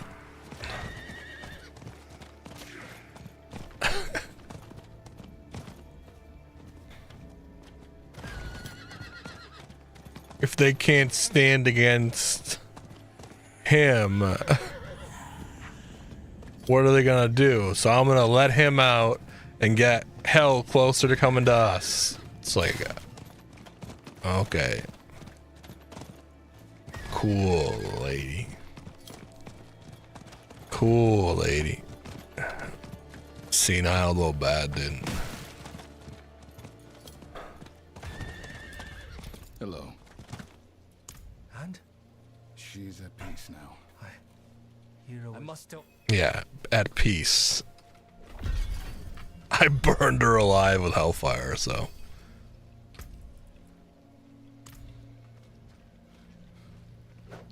Problem solved. Doubt the locals would like that. Better than starting from nothing. I don't want to do any more of these side quests.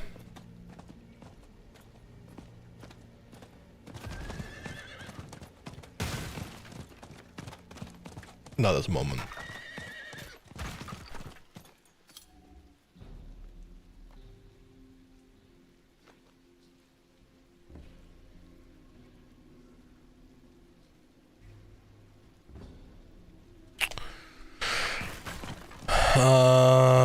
Okay.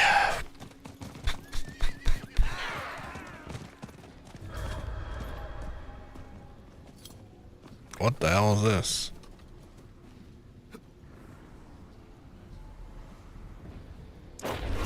Oh, it's another player. You're welcome.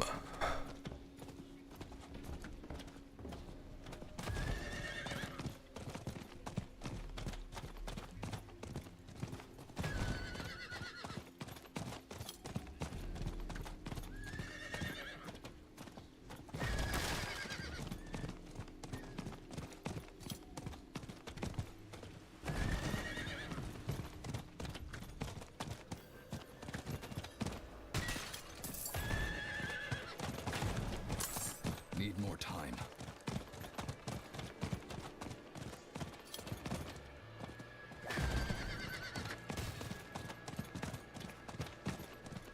Need time for that. Oh, I just realized that I probably teleport to where I need to go. God damn it, I should have looked. Oh well. Oh no. I'm too late.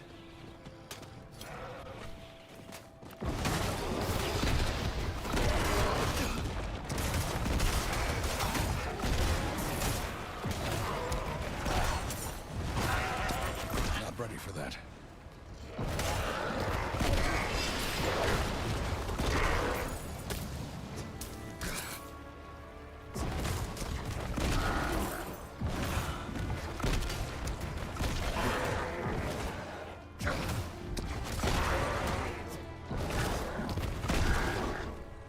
Needs more time. Locked. I'll have to find another way inside.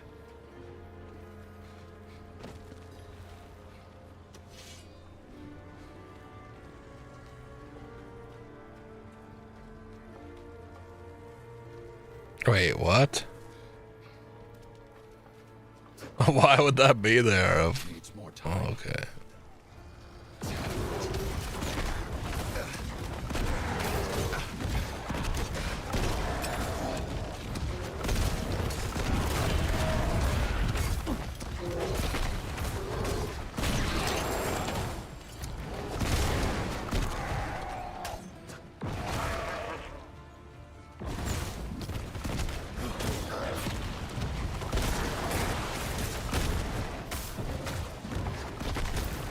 Needs more time.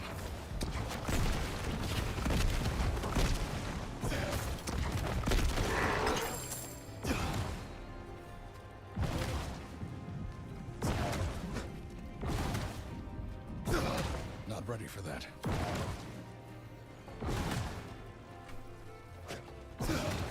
You there! Come here!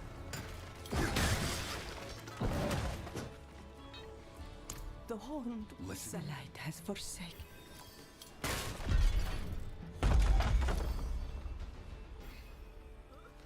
All right. Let's keep it moving.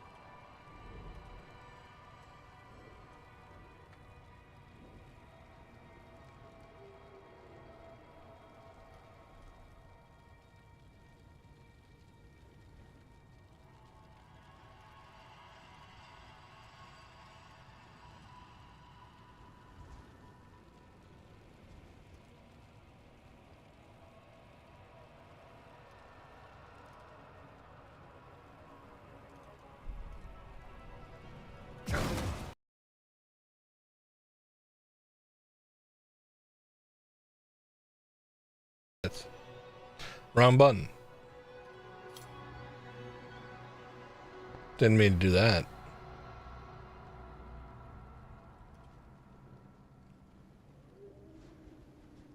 Awkward.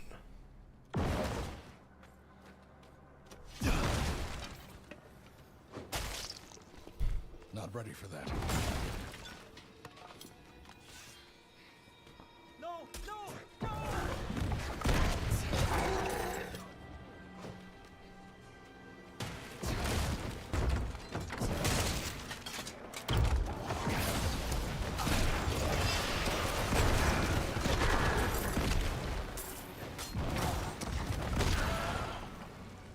Not ready for that.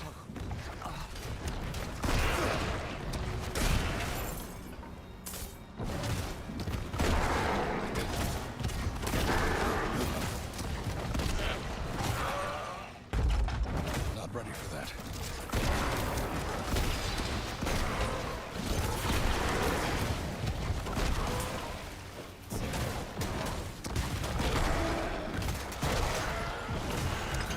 Needs more time.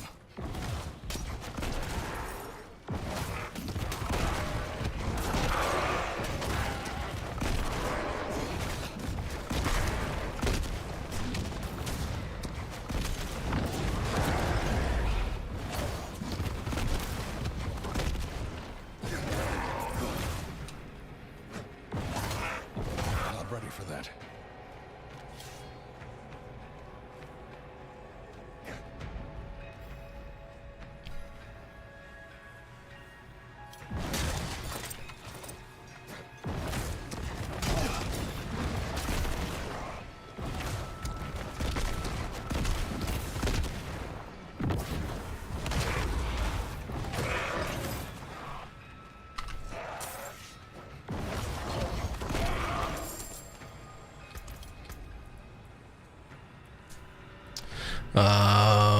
Ooh, a little amulet action. We'll take that. Delve deeper. Nope.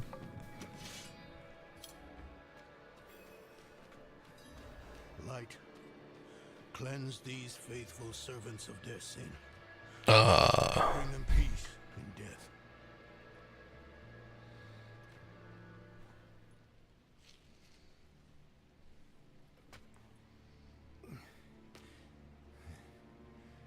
Bloody miracle you made it here in one piece. Lilith and that beast tore right through us. Could have killed me too. But she left me untouched. She's toying with me. Wants me to watch her destroy everything I've built.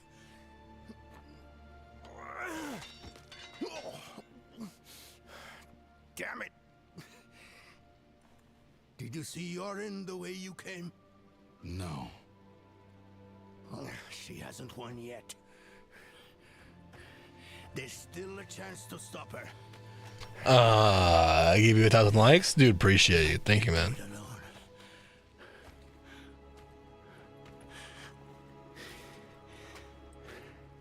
I'm with you. Where is she now? An old chamber beneath the keep. That's where Astaroth is. I didn't vanquish him like the stories say. I imprisoned him in a soul stone. It was a last resort. I built Eldheim over the stone to contain its evil. I've spent my life watching over it, keeping it a secret, so Astaroth would never hurt anyone again. Not even my son knows. I'm sorry for hiding this from you before, but I couldn't risk a stranger finding out the truth. We should get moving. Follow me. If you didn't see Yorin outside, oh boy. We'll search on the way.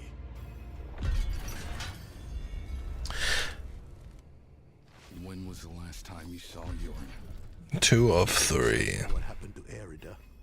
And then Come on, Donald. Let's go. Pick out the base. Let's work out that cardio, dog. to escort him out of Eldheim. This night, he was with Yoren.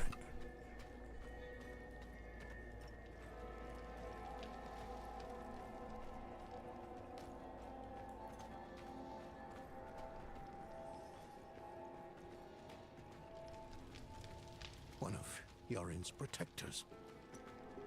Yeah, not looking good for Yoren, dude. Come quickly. Bro, what do we... Yoren's mace is here. I told them to get out. Maybe he and the Knights tried to stop Lilith. Could she have taken him somewhere? What possible reason would she have? He means nothing to her. We need to move. The way to Astaroth is through here.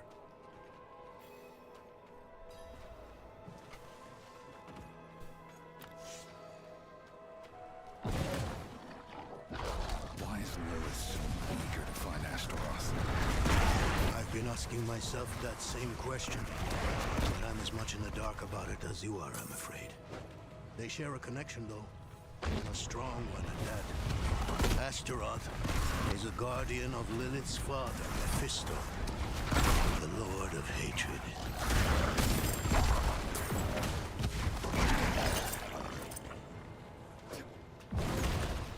Not ready for that.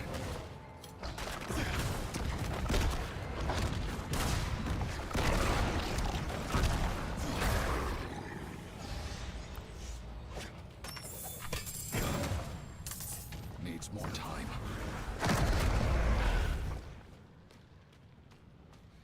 Great hammer. Yes, more DPS. Let's go. Let's fucking go. Hidden Tomb. Dude, no one ever decided to go down here and be like...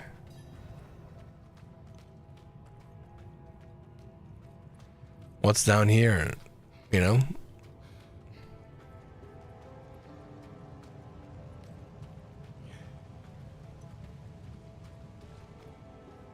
Here it is. The Soul Stone Chamber. Lilith has what she wanted all this time. She took the stone. Yeah, obviously, No sign of dude. Yoren, though. Thanks, Copernicus.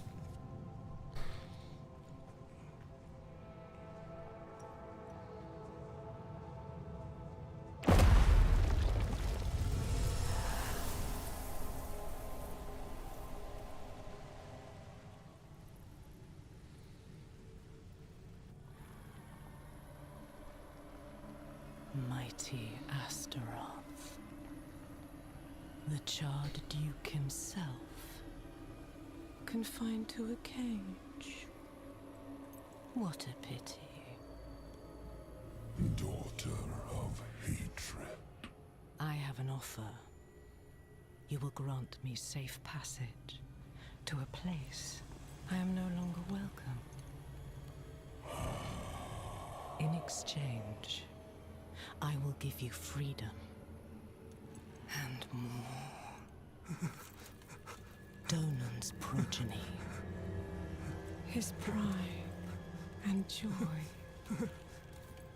your retribution if you give me what I want.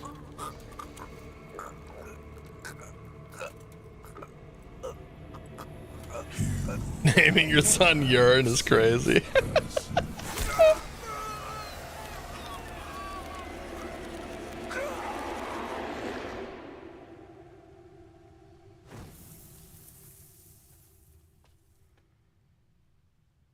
Was it another vision?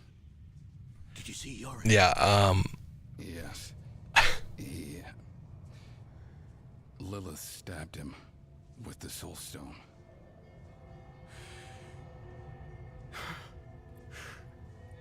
My son? yeah, it didn't look good, dog. Yeah, I'm gonna be honest with you, Donan. Did not look good. This isn't over. At best, he's lobotomized. No. At best. You have to trust me.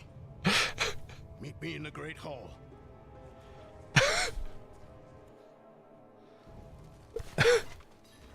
spoiler alert, he's probably not gonna make it.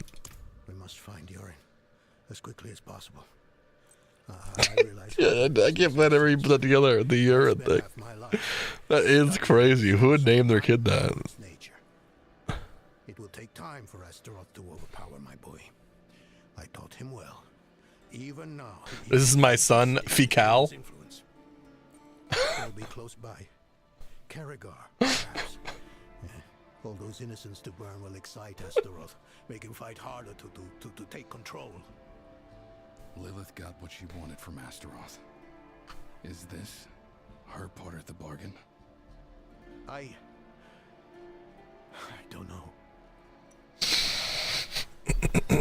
Alright. Where are we going? Karagar? Alright.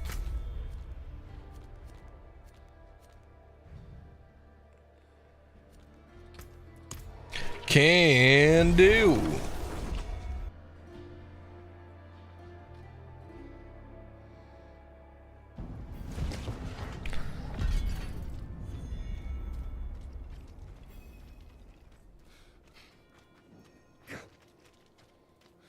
World boss spawning soon in Fractured Peaks.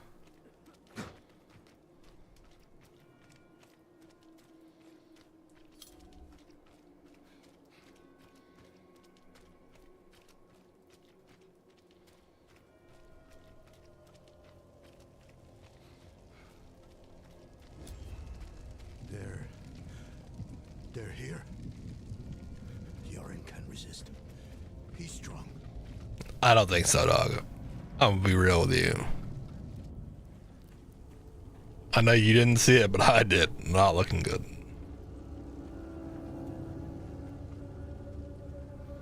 You're in. What's going on with my cape? You're in.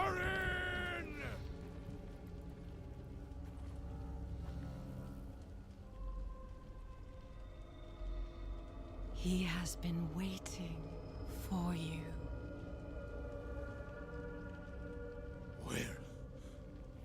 Where is he?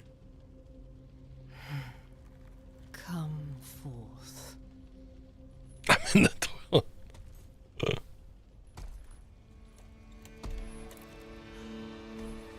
My boy.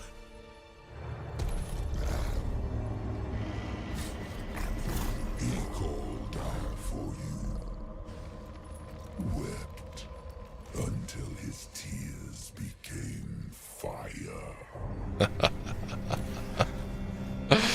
Nice. Hell yeah. Hell yeah. Do as you please, Astaroth. He wept until his tears became fire. It's such a hard line, dude. That is such a hard line. Hold on, I have a thing for this. Like, that could have better. He wept until his tears. Alright, hold on, let's go.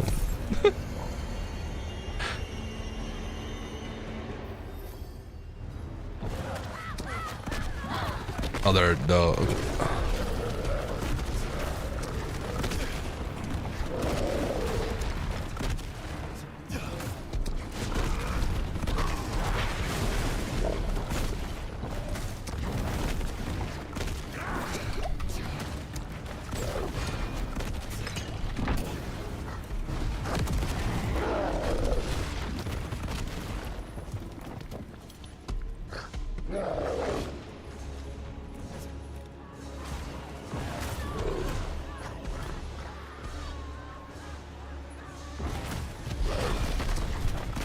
Not ready for that.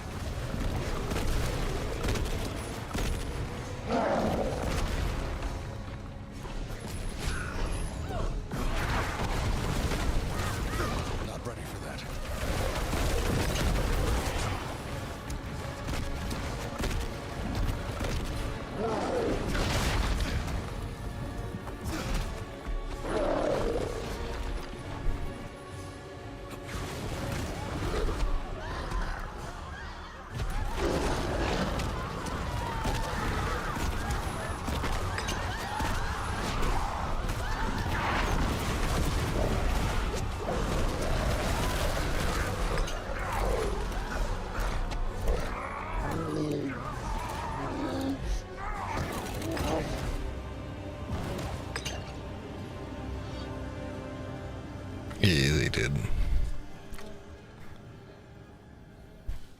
That is still such a hard line.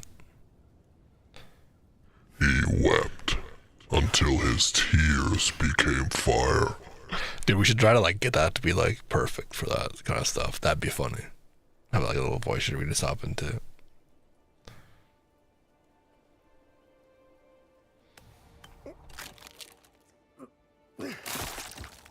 Yeah, again, not looking great.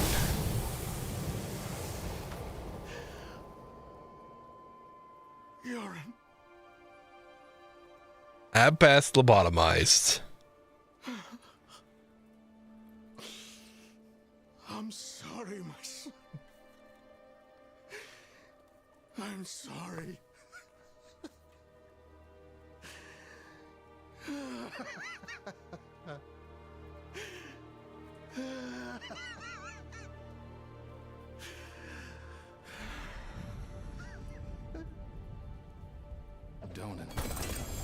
Oh, I mean, yeah, you guys keep crying over here. I'll just dispose of this loot.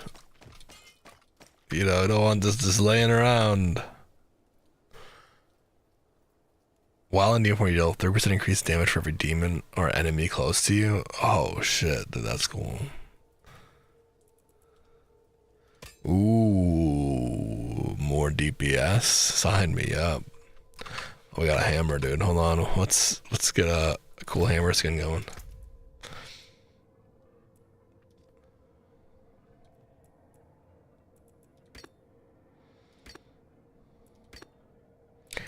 Yeah, I used that one before. That one was pretty good.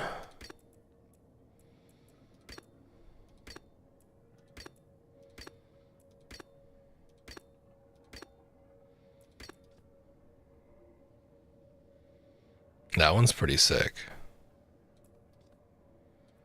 I kind of like this one though. It's like kind of staff-like.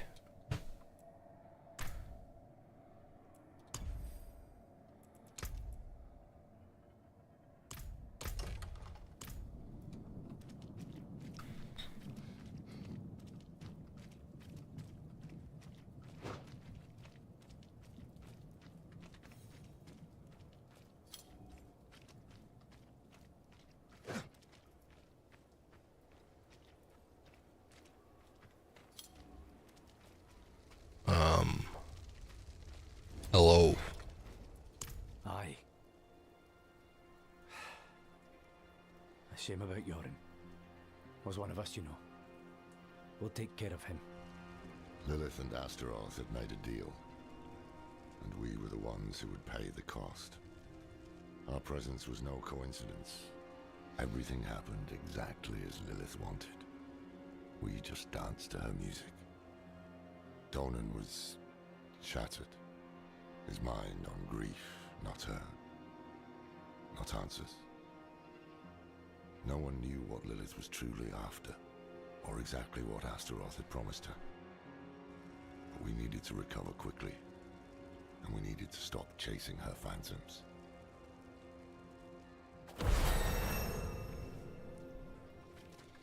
Alright. Level up time. Give me that.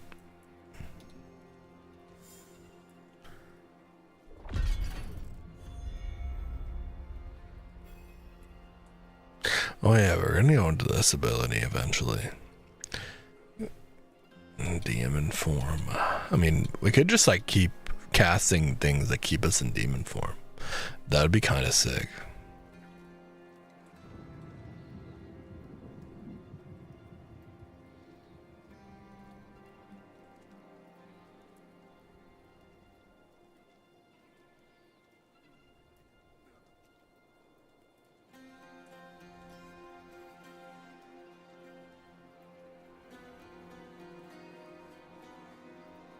Damage by 40%. So how much damage does that end up being? Is that less or more than this? I'm assuming this is more. And then we have the demon form ability we can go into again. And we have Sigil of Chaos.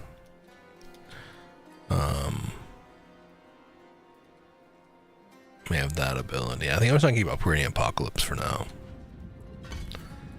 And then we'll respec things later. I'm liking your build. Yeah, I'm thinking it's pretty cool. We're not I'm not fully sold on it yet. I think we still got a lot of stuff to go, but we're getting there. We have some obstacles to cover.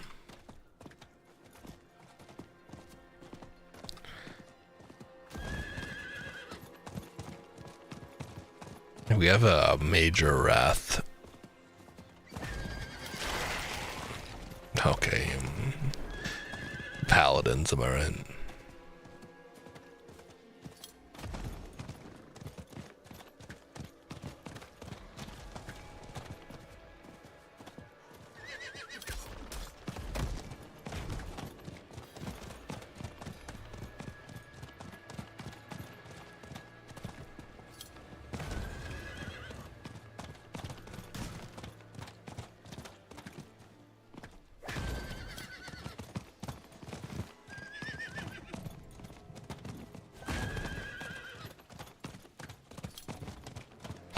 Around the world. Need time for that.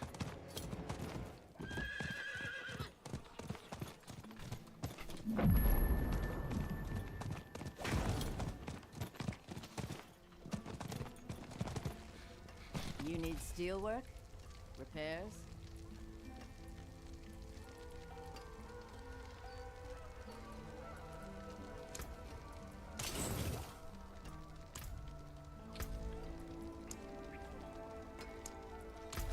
Fight hard, huh? Make the doubles pay.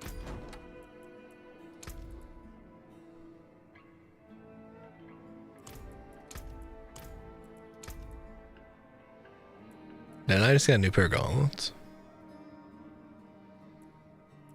I swear we did.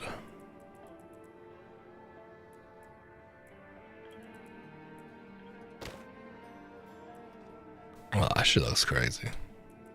What does this set look like? Oh, it's just that looks cool. I guess the chest piece isn't bad.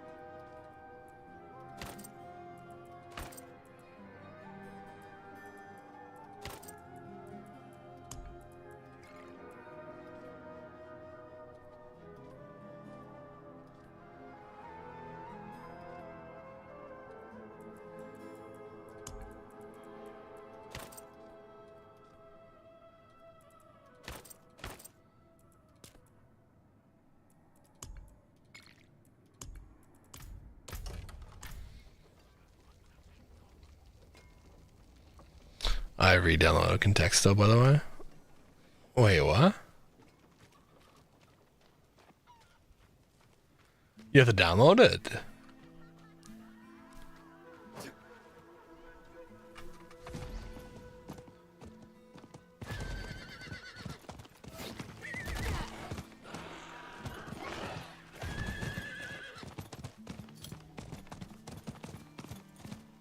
You can play it on your phone. Oh. Dude, it was fun. Or we might do that at the beginning of streams more often, man. That was pretty fun. Maybe I'll start my streams off with stuff like that.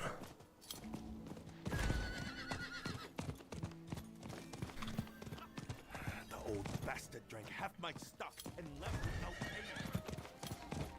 Little Wordle, little GeoGuessr.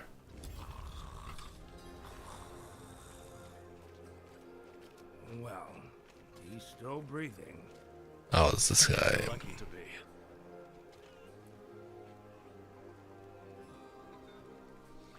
Good way to have interactions between everyone's stream. True. That old man there, he claims to be Horadrim, but he drinks like an ox. Algorithm type ish. Not true. He came to town days ago, looking for a servant of the demon Lilith, a pale man. It seems he didn't like what he found. Yeah, on my knees. I will take it from here. Who are you? I'm, a friend of his. Or maybe an acquaintance. See, I saw this pale man in a vision. And, Enough. He's yours.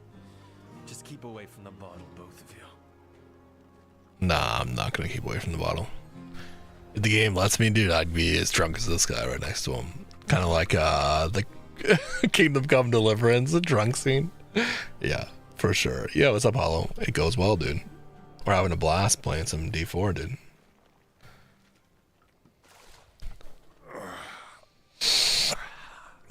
Where you're dancing naked in the fields with... Oh, damn hells, what do you want? You told me to meet you here, Lorath. Remember? Of course I remember. I'm just surprised you're not dead. Hand me that bottle. What happened to you? I was attacked, obviously, by vast quantities of alcohol, wielded by my own treacherous hand. There may also have been a brawl with a goat over this patch of mud, but I like to think I triumphed. Lorath. Crazy how Jazzy loves Diego, but hates when I young first. Jazzy does love Diego. The pale man was Haradrim. Rodrim? Then you must know him. But if Diego starts taking it every day, I'm sure she won't. His name is Elias. We'll have to see. He was my apprentice. Maybe if you had a sillier name, she would like it better, you know? The sanctuary. It's possible that I did not take the news very well. What must we do then? Find it. Figure out what he's done. And then kill him. Listen. There's a woman here someplace. She has some messages we'll need. And I'm of no use to anyone right now. Could you find her? Enough time has been wasted. Dude, have you ever thought about changing your name to Haellow, dude? If she's heard from Hollow, you know?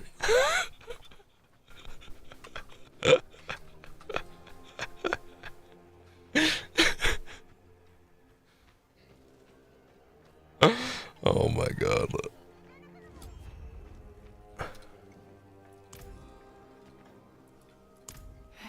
No, Roma have to. Yeah, let me go talk to you and then come back. That was awesome. Love that. Love these types of quests.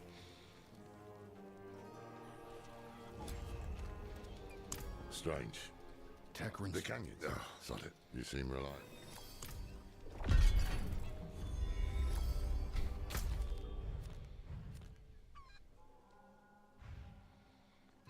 Oh yeah, I should probably go do that, huh?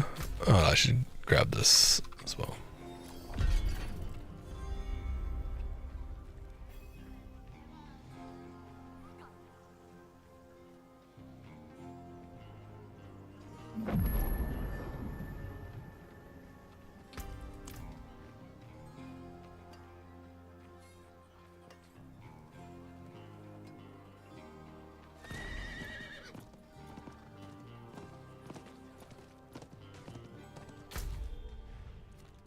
Didn't I just click that, dude? Yeah, that shit's so annoying. The pinning and stuff, they could improve that system so much. What do I gotta do here?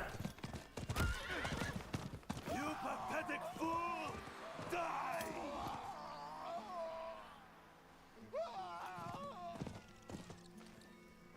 You? Those like us have but one rule. Never succumb to the demands of It's no mistake. You Travel to the heretic sanctum. Deal.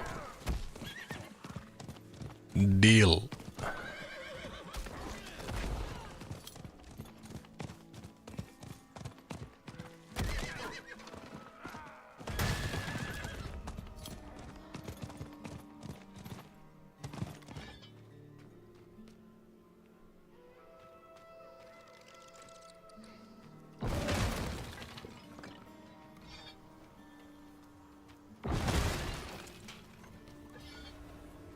Oh, I mean, what do we have here?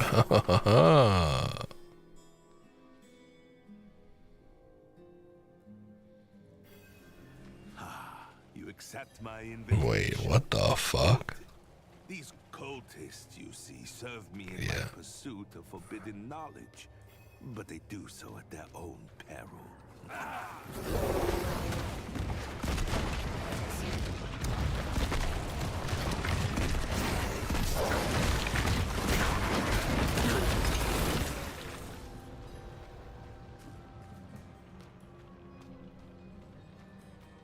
It is well that you have bloodied your hands in these halls. It only reaffirms our bond as kindred. We suffer not the demonic.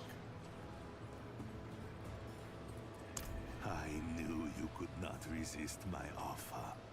I've watched you, observed you from the shadows. Your power over the dark arts is notable. Yeah, it is. Are you willing to be truly great? Yes. Come now. I would not ask you to break our edict. Demons must always remain our slaves, never become our masters. What I offer is the knowledge to bind demons like the ones you see before you. My will alone sustains them. I've sparked your interest, I see. Go. Take the binding stone, and we shall begin.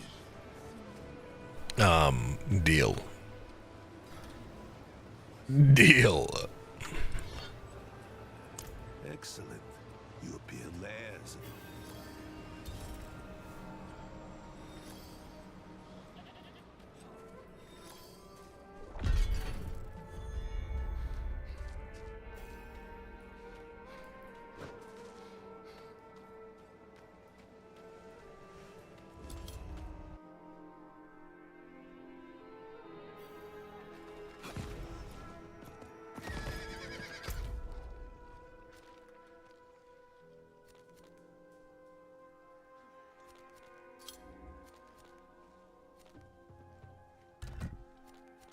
Oh, there's all different ones. Okay. Don't touch me.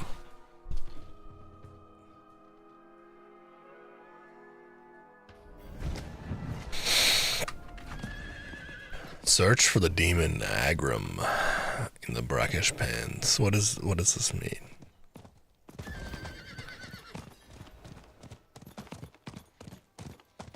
What does it mean? What does it mean? I better not be getting summons, dude.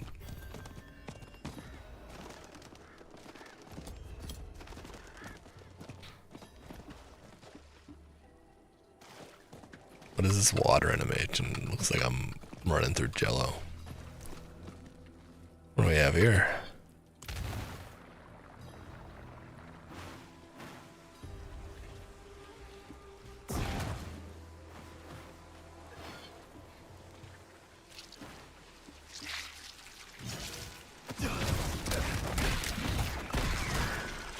Oh, trace it. Oh.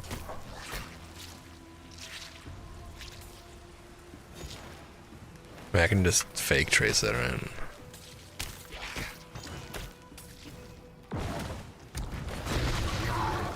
Yo.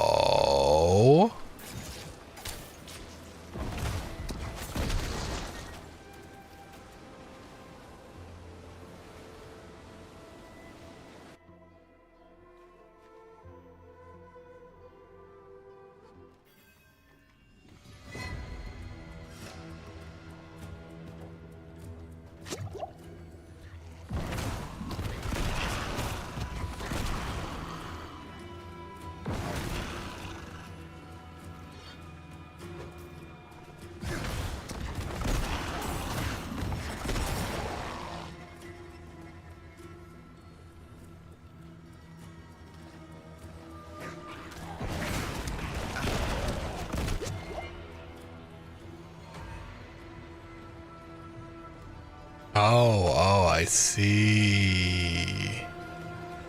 Oh, no, it's not. Wait, what's this?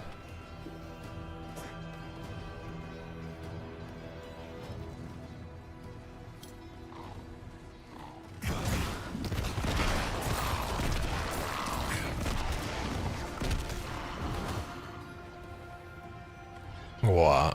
Oh, I had to kill all the vile childs. Got it. Binding ritual. Goat. Oh, I mean, say less, dude. This is for all the times you headbutt me in New World. Yeah.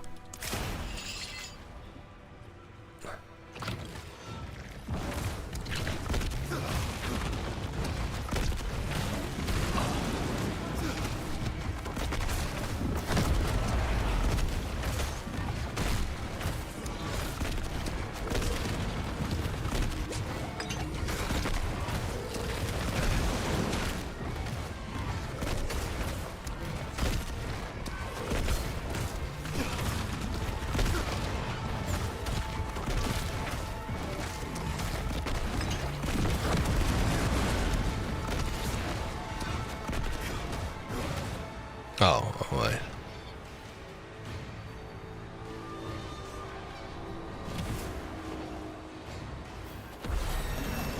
Oh, I mean.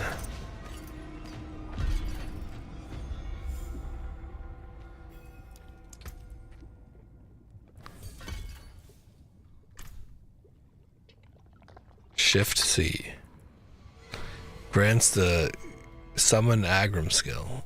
Oh.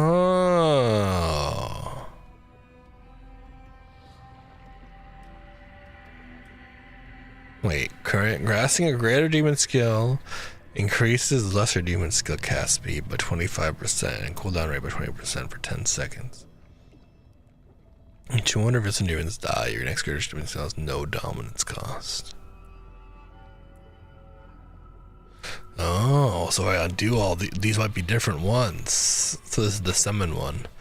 I wonder if one is like deal more fire damage. You know?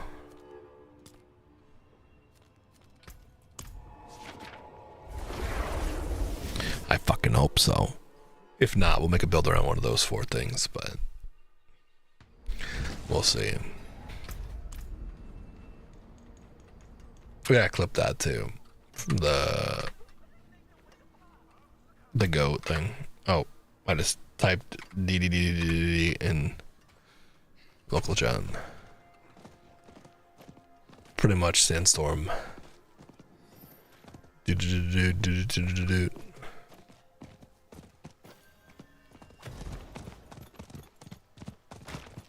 Let's head over to this teleporter, grab that, and then we'll head to the next warlock thing.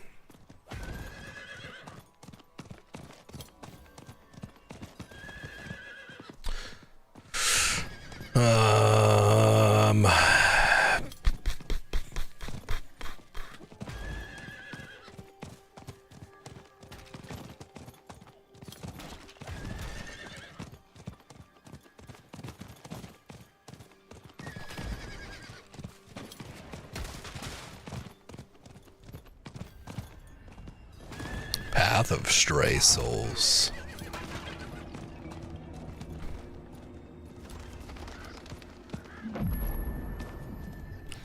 Alright, now let's go here.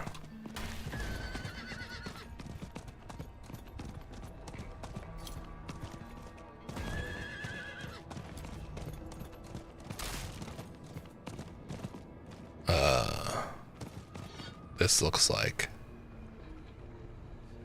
yes, this is very flame-like. Are these? No, it doesn't look like it.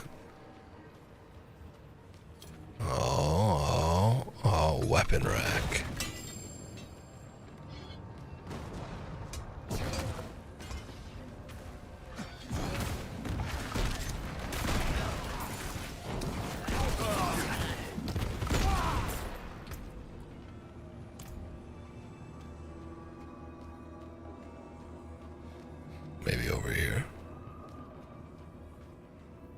over here. Not ready for that. It looks like it would be right here. Oh wait, what's this? Ah. The Hellhound resides in a place most cannot reach, beyond a portal, bathed in fire. The Hellhound Requires a suitable offering be made in exchange for protection from the flames. Okay. Pure malice stalks the Forsaken Ascent. Okay. Slay the beast and rip out its heart for your offering. Say less. Acquire the Heart of Malice.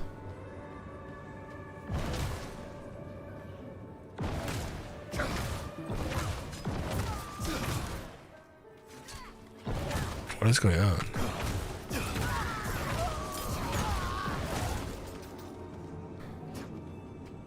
Needs more time.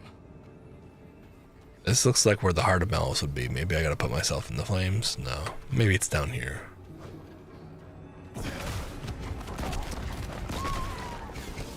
No. Oh, yeah. That looks promising.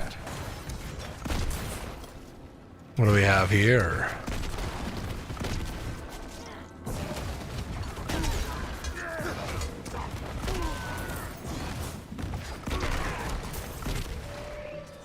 I don't think this is it.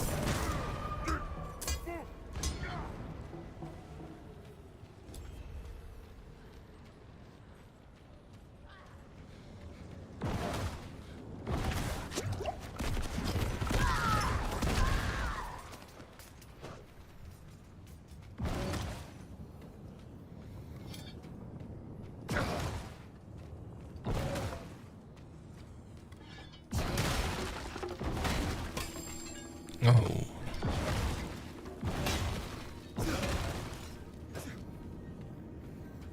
Brother, what do you want me to do? Oh, you. Fiend of Malice. I mean, at least give me a challenge. What the fuck? What is this, a lesser demon, dude? What the fuck?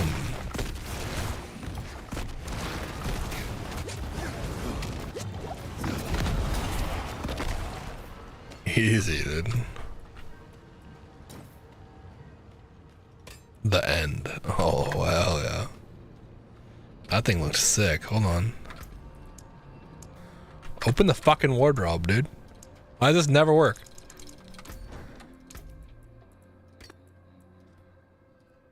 Look at that thing, dude. We don't have that one yet. Save. Oh, hell yeah.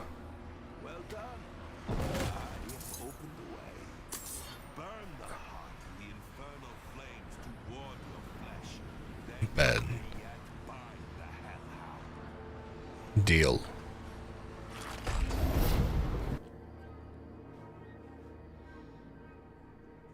Deal.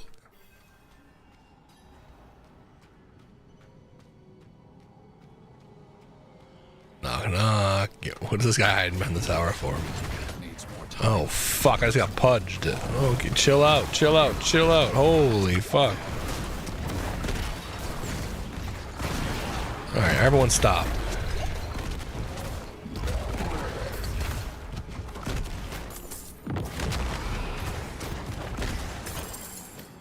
Holy hell, dude. We almost died right there. Finally getting some good shit, though. We're finally getting some nice upgrades for quests. We gotta just push the story forward, I think.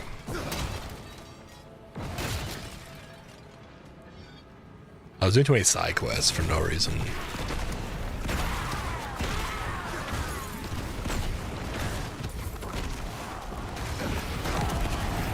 Needs more time.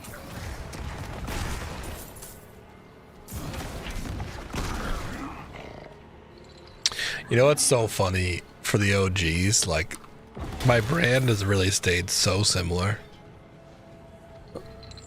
It's just that I don't have to openly advertise it, right? I got to just do all this shit. Just like cast hell flames and summon demons.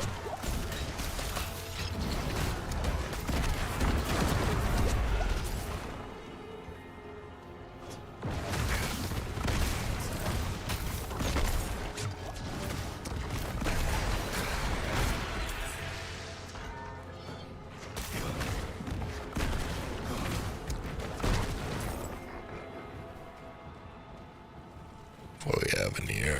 Oh, a little looty, a little loot. All right. Needs more time.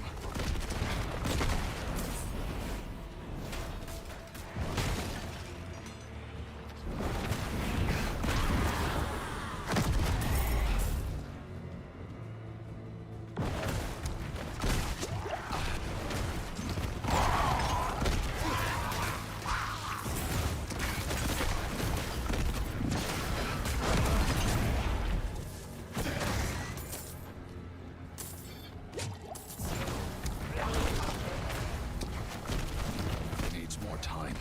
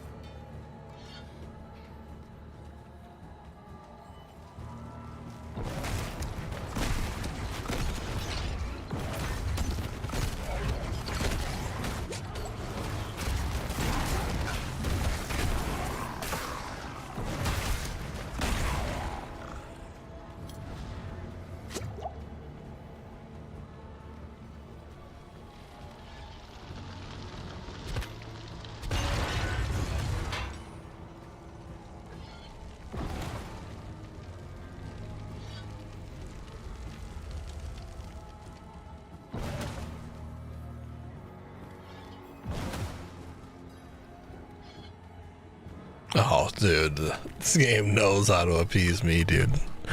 This one's also for New World.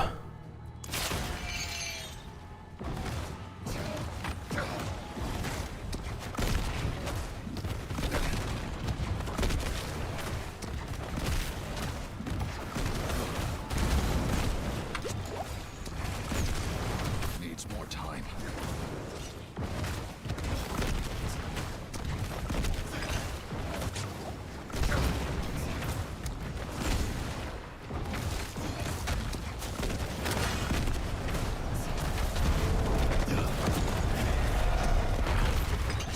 Ooh, okay, okay.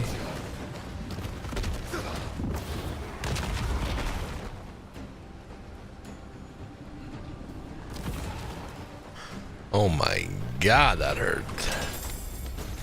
All right, give me all that. Give me all that good stuff. Victory downfall.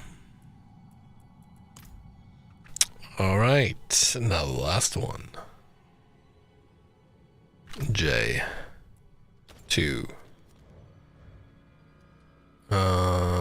We go to here. So what if we grabbed this, and then we went to this, and then we teleported here?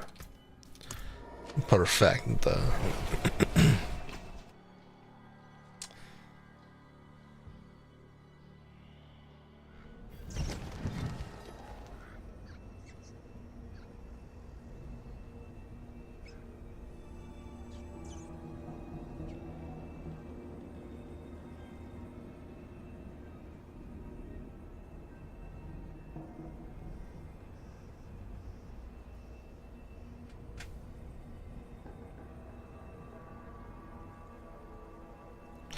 All right, let's go.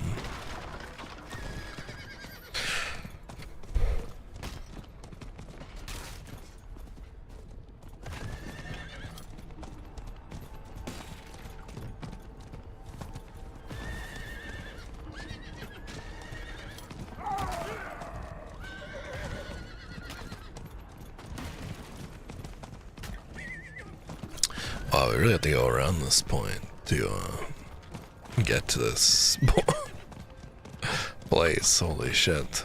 It's about these like little windy verticality roads. Thank God we got like a GPS, dude.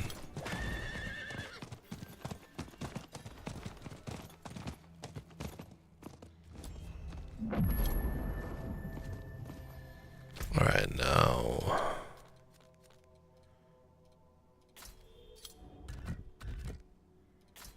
yes, back this way.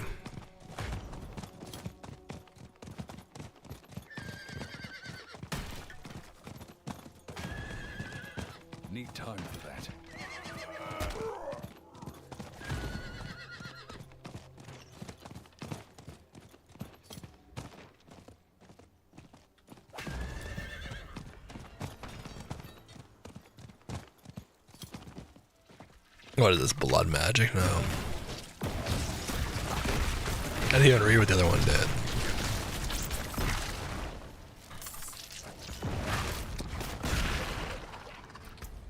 Let me, where was it? I don't. Shift C, yeah. While in demon form, casting Archfiend skills additionally summons the Archfiend demon. Rampage summons a brood for 10 seconds that follows you and swipes at enemies. Infernal Breath summons a demonic head. Tyrant's Grasp summons 2 additional demon hands. Yeah, not really what I'm looking for, dude. Not really what I'm looking for. Not looking good. Not looking good. These warlock abilities are not what I'm looking for. Which is not a good sign. I mean, my build probably isn't. I'm not going to be able to do exactly what I want to do, I'm assuming. But that's alright. I kind of expected this. Like I said, I'd make do with what I had to. Oh, is this what I'm looking for?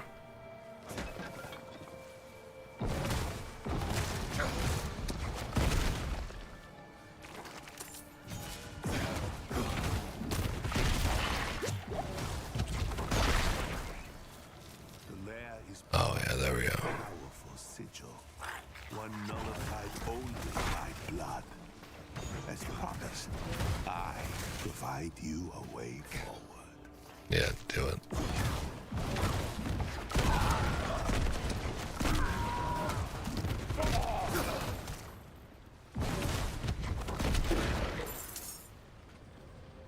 In the chambers beyond, slay to succeed. I mean, easy, dude.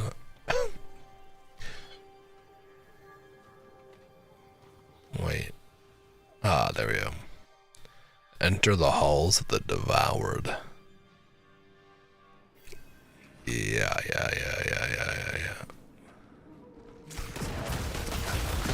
Ouch. Oh my god.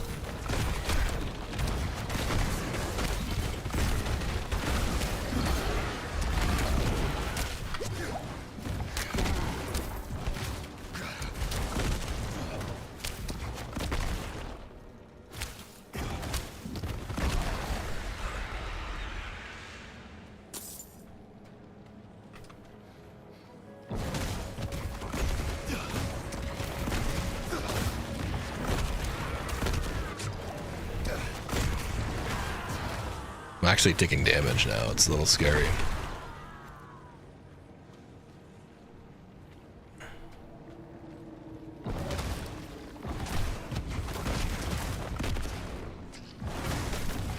Not ready for that.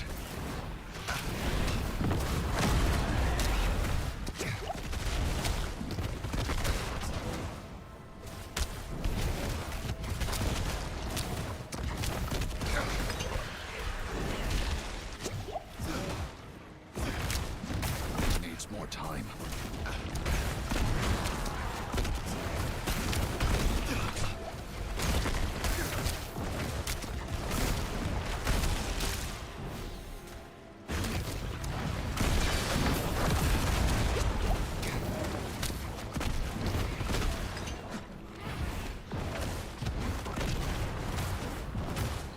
Not ready for that.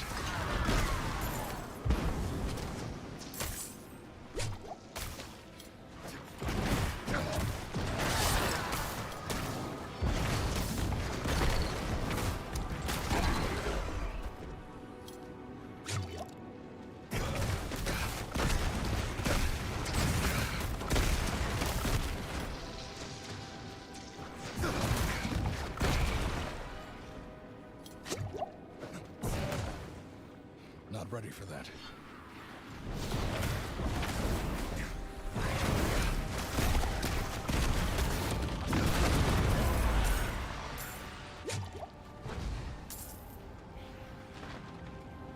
Oh, what's this? Nothing. Not ready for that.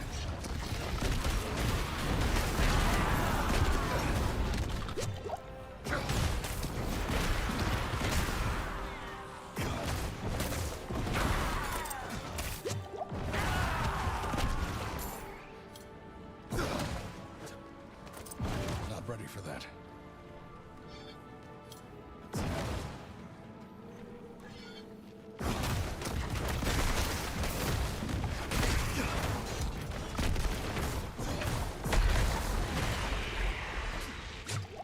Not ready for that.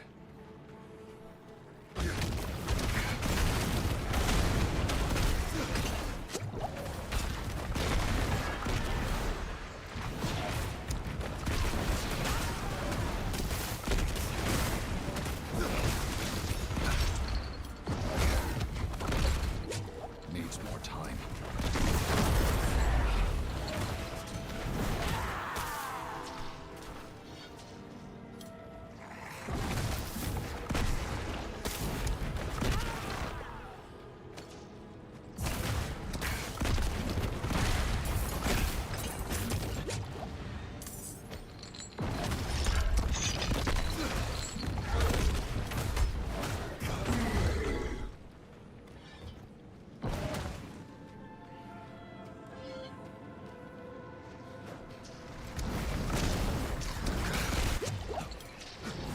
Needs more time.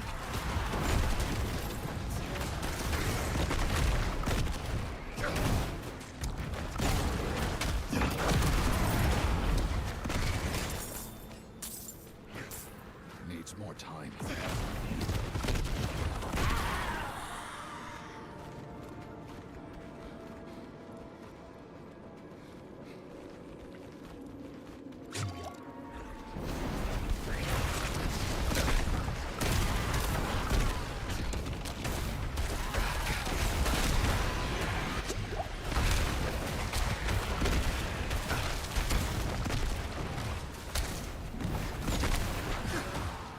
Needs more time.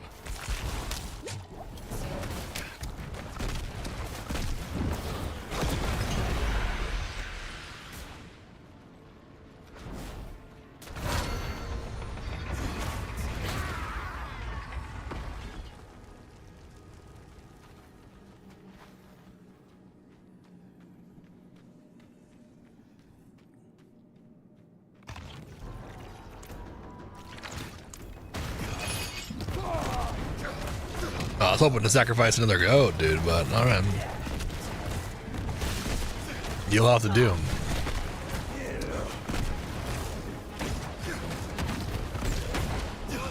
Yeah, this is the Abyss guy.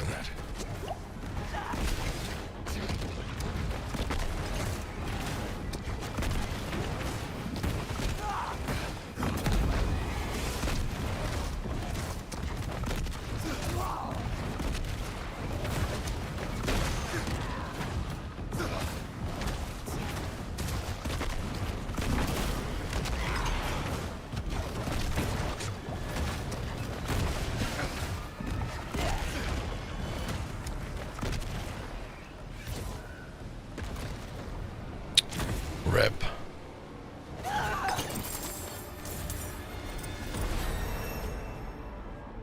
It is done.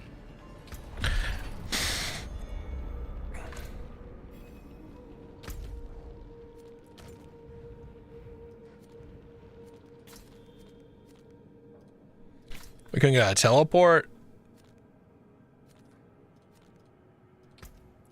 That's fine. We'll ride there.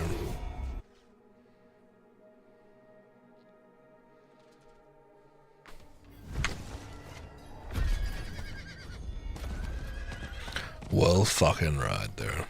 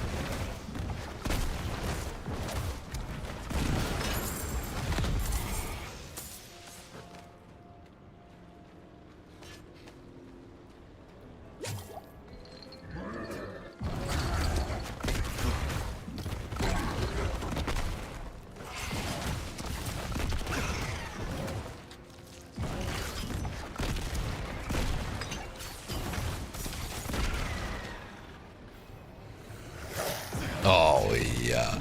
Yeah.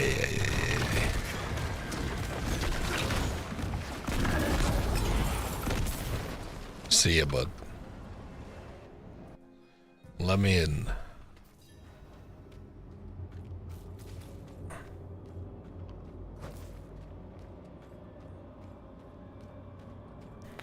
You know what they say, right is right. Hey, remember that urine guy? Needs more time. Oh, here we go. Here we go. Oh, can we sacrifice him? Sacrificed everything. Have nothing left to give you. Almost nothing. I mean, I'll sacrifice you on here. Has broken me. Its power will be mine only if I find a worthy sacrifice. There is no going back now. Oh shit. You want to sacrifice me, dog? Good God, dude. 1v1 me, bro. No peace is to do as it asks. And I intend to. Know that if I fall here, my fate, the hell that I live, is your future.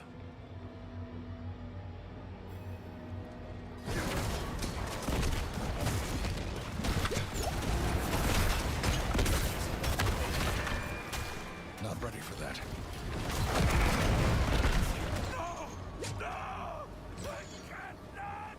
Yeah, dude. Oh, dude. So easy, dude.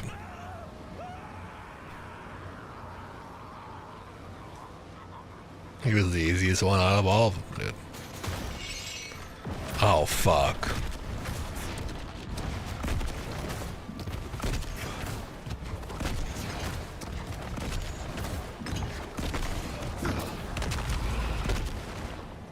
I don't know if he was bugged, but that one was.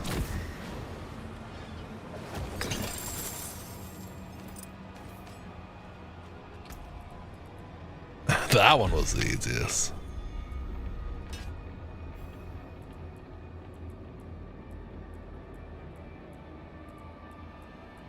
Alright. Now what? Nothing. Okay. That was it?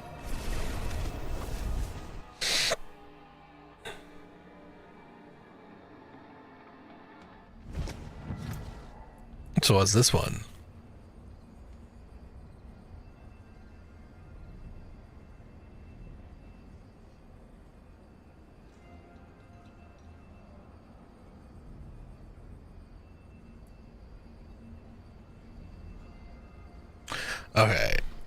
Okay, so here's the builds it wants. The Legion Shard. So here's the main builds they're trying to supplement. Like, this is the intended 4 builds, right? Obviously there's more variations in there, but this is the 4 intended like archetypes they intended for this class. Here we go. So we got the Legion, so a big summoner, summon as many demons as possible, and then lesser demons equal greater demons, and you summon a Legion. Got it. Vanguard Shard. So I guess that means tanky. That's my which is true. While in demon form, casting Arcfiend skills, so additionally summons the Arcfiend demon. So it's like a mix between with some summons and stuff like that. This is probably the closest thing to my build as we want. Rampage summons a brute for 10 seconds that follows you and swipes at enemies. Infernal Breath summons a demonic head for 10 seconds that orbits you. Tyrant's Grasp summons 2 additional demon hands with each deal damage, and then Profane Sentinel summons an additional eye for 10 seconds that follows you and blasts enemies, dealing right. And then, so I mean that's pretty insane. That's probably what we would have to do if we want to go our build. It's like the slight change. Recast skills no longer break shadow form. Stealth at the cost of 2 stacks shadow form cast. So this is like all the abyss skills. Summon. Oh, and you can be like stealthy. Oh, that's kind of cool. Increase damage and gain a stack of movement speed. And then Ritualist. So what's this? Occult skills deal 3.5% increased damage per 1 stack of overpower. How do I get overpower? Gain 10% increased size per 2 stacks of overpower with at least 4 stacks of overpower. Occult Abyss skills. Wait. Occult Abyss skills apply 1 additional hex to enemies on hit, and Occult Fire skills have a 13% greater volatility. So this is kind of what we're talking about. I guess this is probably the closest one to Ritual Charge as a spellcaster. It's not really what we're looking for, because we just want to do the Hellfire ones. So if we just want to be a big burst caster, it's Ritualist, probably. If we want to go full fire damage demon, then it's the other one. Well, we'll have to think about it, because I don't know. I don't have the answer. I actually have no idea. But I'm excited to fuck around and look at the different ones. That'll be fun.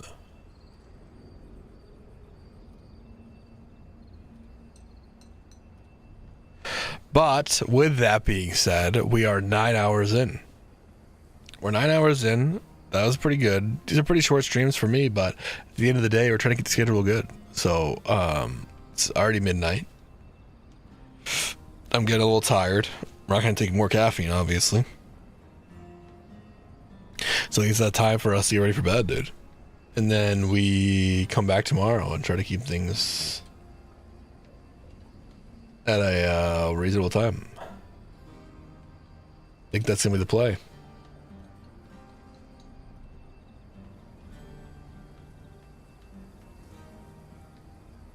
What times do you usually stream so I can catch the next one? So that's one of the weakest things about my stream, J Killer, is I'm really bad at schedules. I just like to be honest with it. I'm really bad at schedules. I really struggle with them. Just to be blatant, what happens is I get in my own head about it, and then I don't sleep and like stuff like that. What I would normally do is I do like crazy long streams, like 12-hour minimums, right? Sometimes 16 hours, and we do like these these really long full day streams, right? And then we'd like sleep after that, and we're just kind of rotate. What I've been trying to do is I'm trying to keep it in a schedule. I'm trying again. I struggle with it super hard, but I'm trying again to do it. So the goal, right, is to stream around like 2 p.m. EST. Right, that's the goal. Often, right, it goes a little bit later, stuff like that. But I just like to be honest. That's what I'm trying to do. That's the goal. The goal is for me to say 2 p.m. EST. Or, even maybe noon, but probably 2. Right? And I get on for that so I can get everything I need to be done beforehand, get on, grind. That's the goal. So I wish there was a better answer for you, but I'd like to just be honest, authentic, and just be myself. That's what it is. That's what happens, right? So you're often going to see me. You can actually look at like Twitch tracker and see where I'm at, but often you'll see I'm live between like 2 and 4 p.m. Right? And then like when I'm really struggling with schedules, right, we go a little bit later and then we do shorter streams, right? But that's pretty much what we're trying to do. The goal is 2 p.m. But I'm on every day pretty much. Virtually no days off.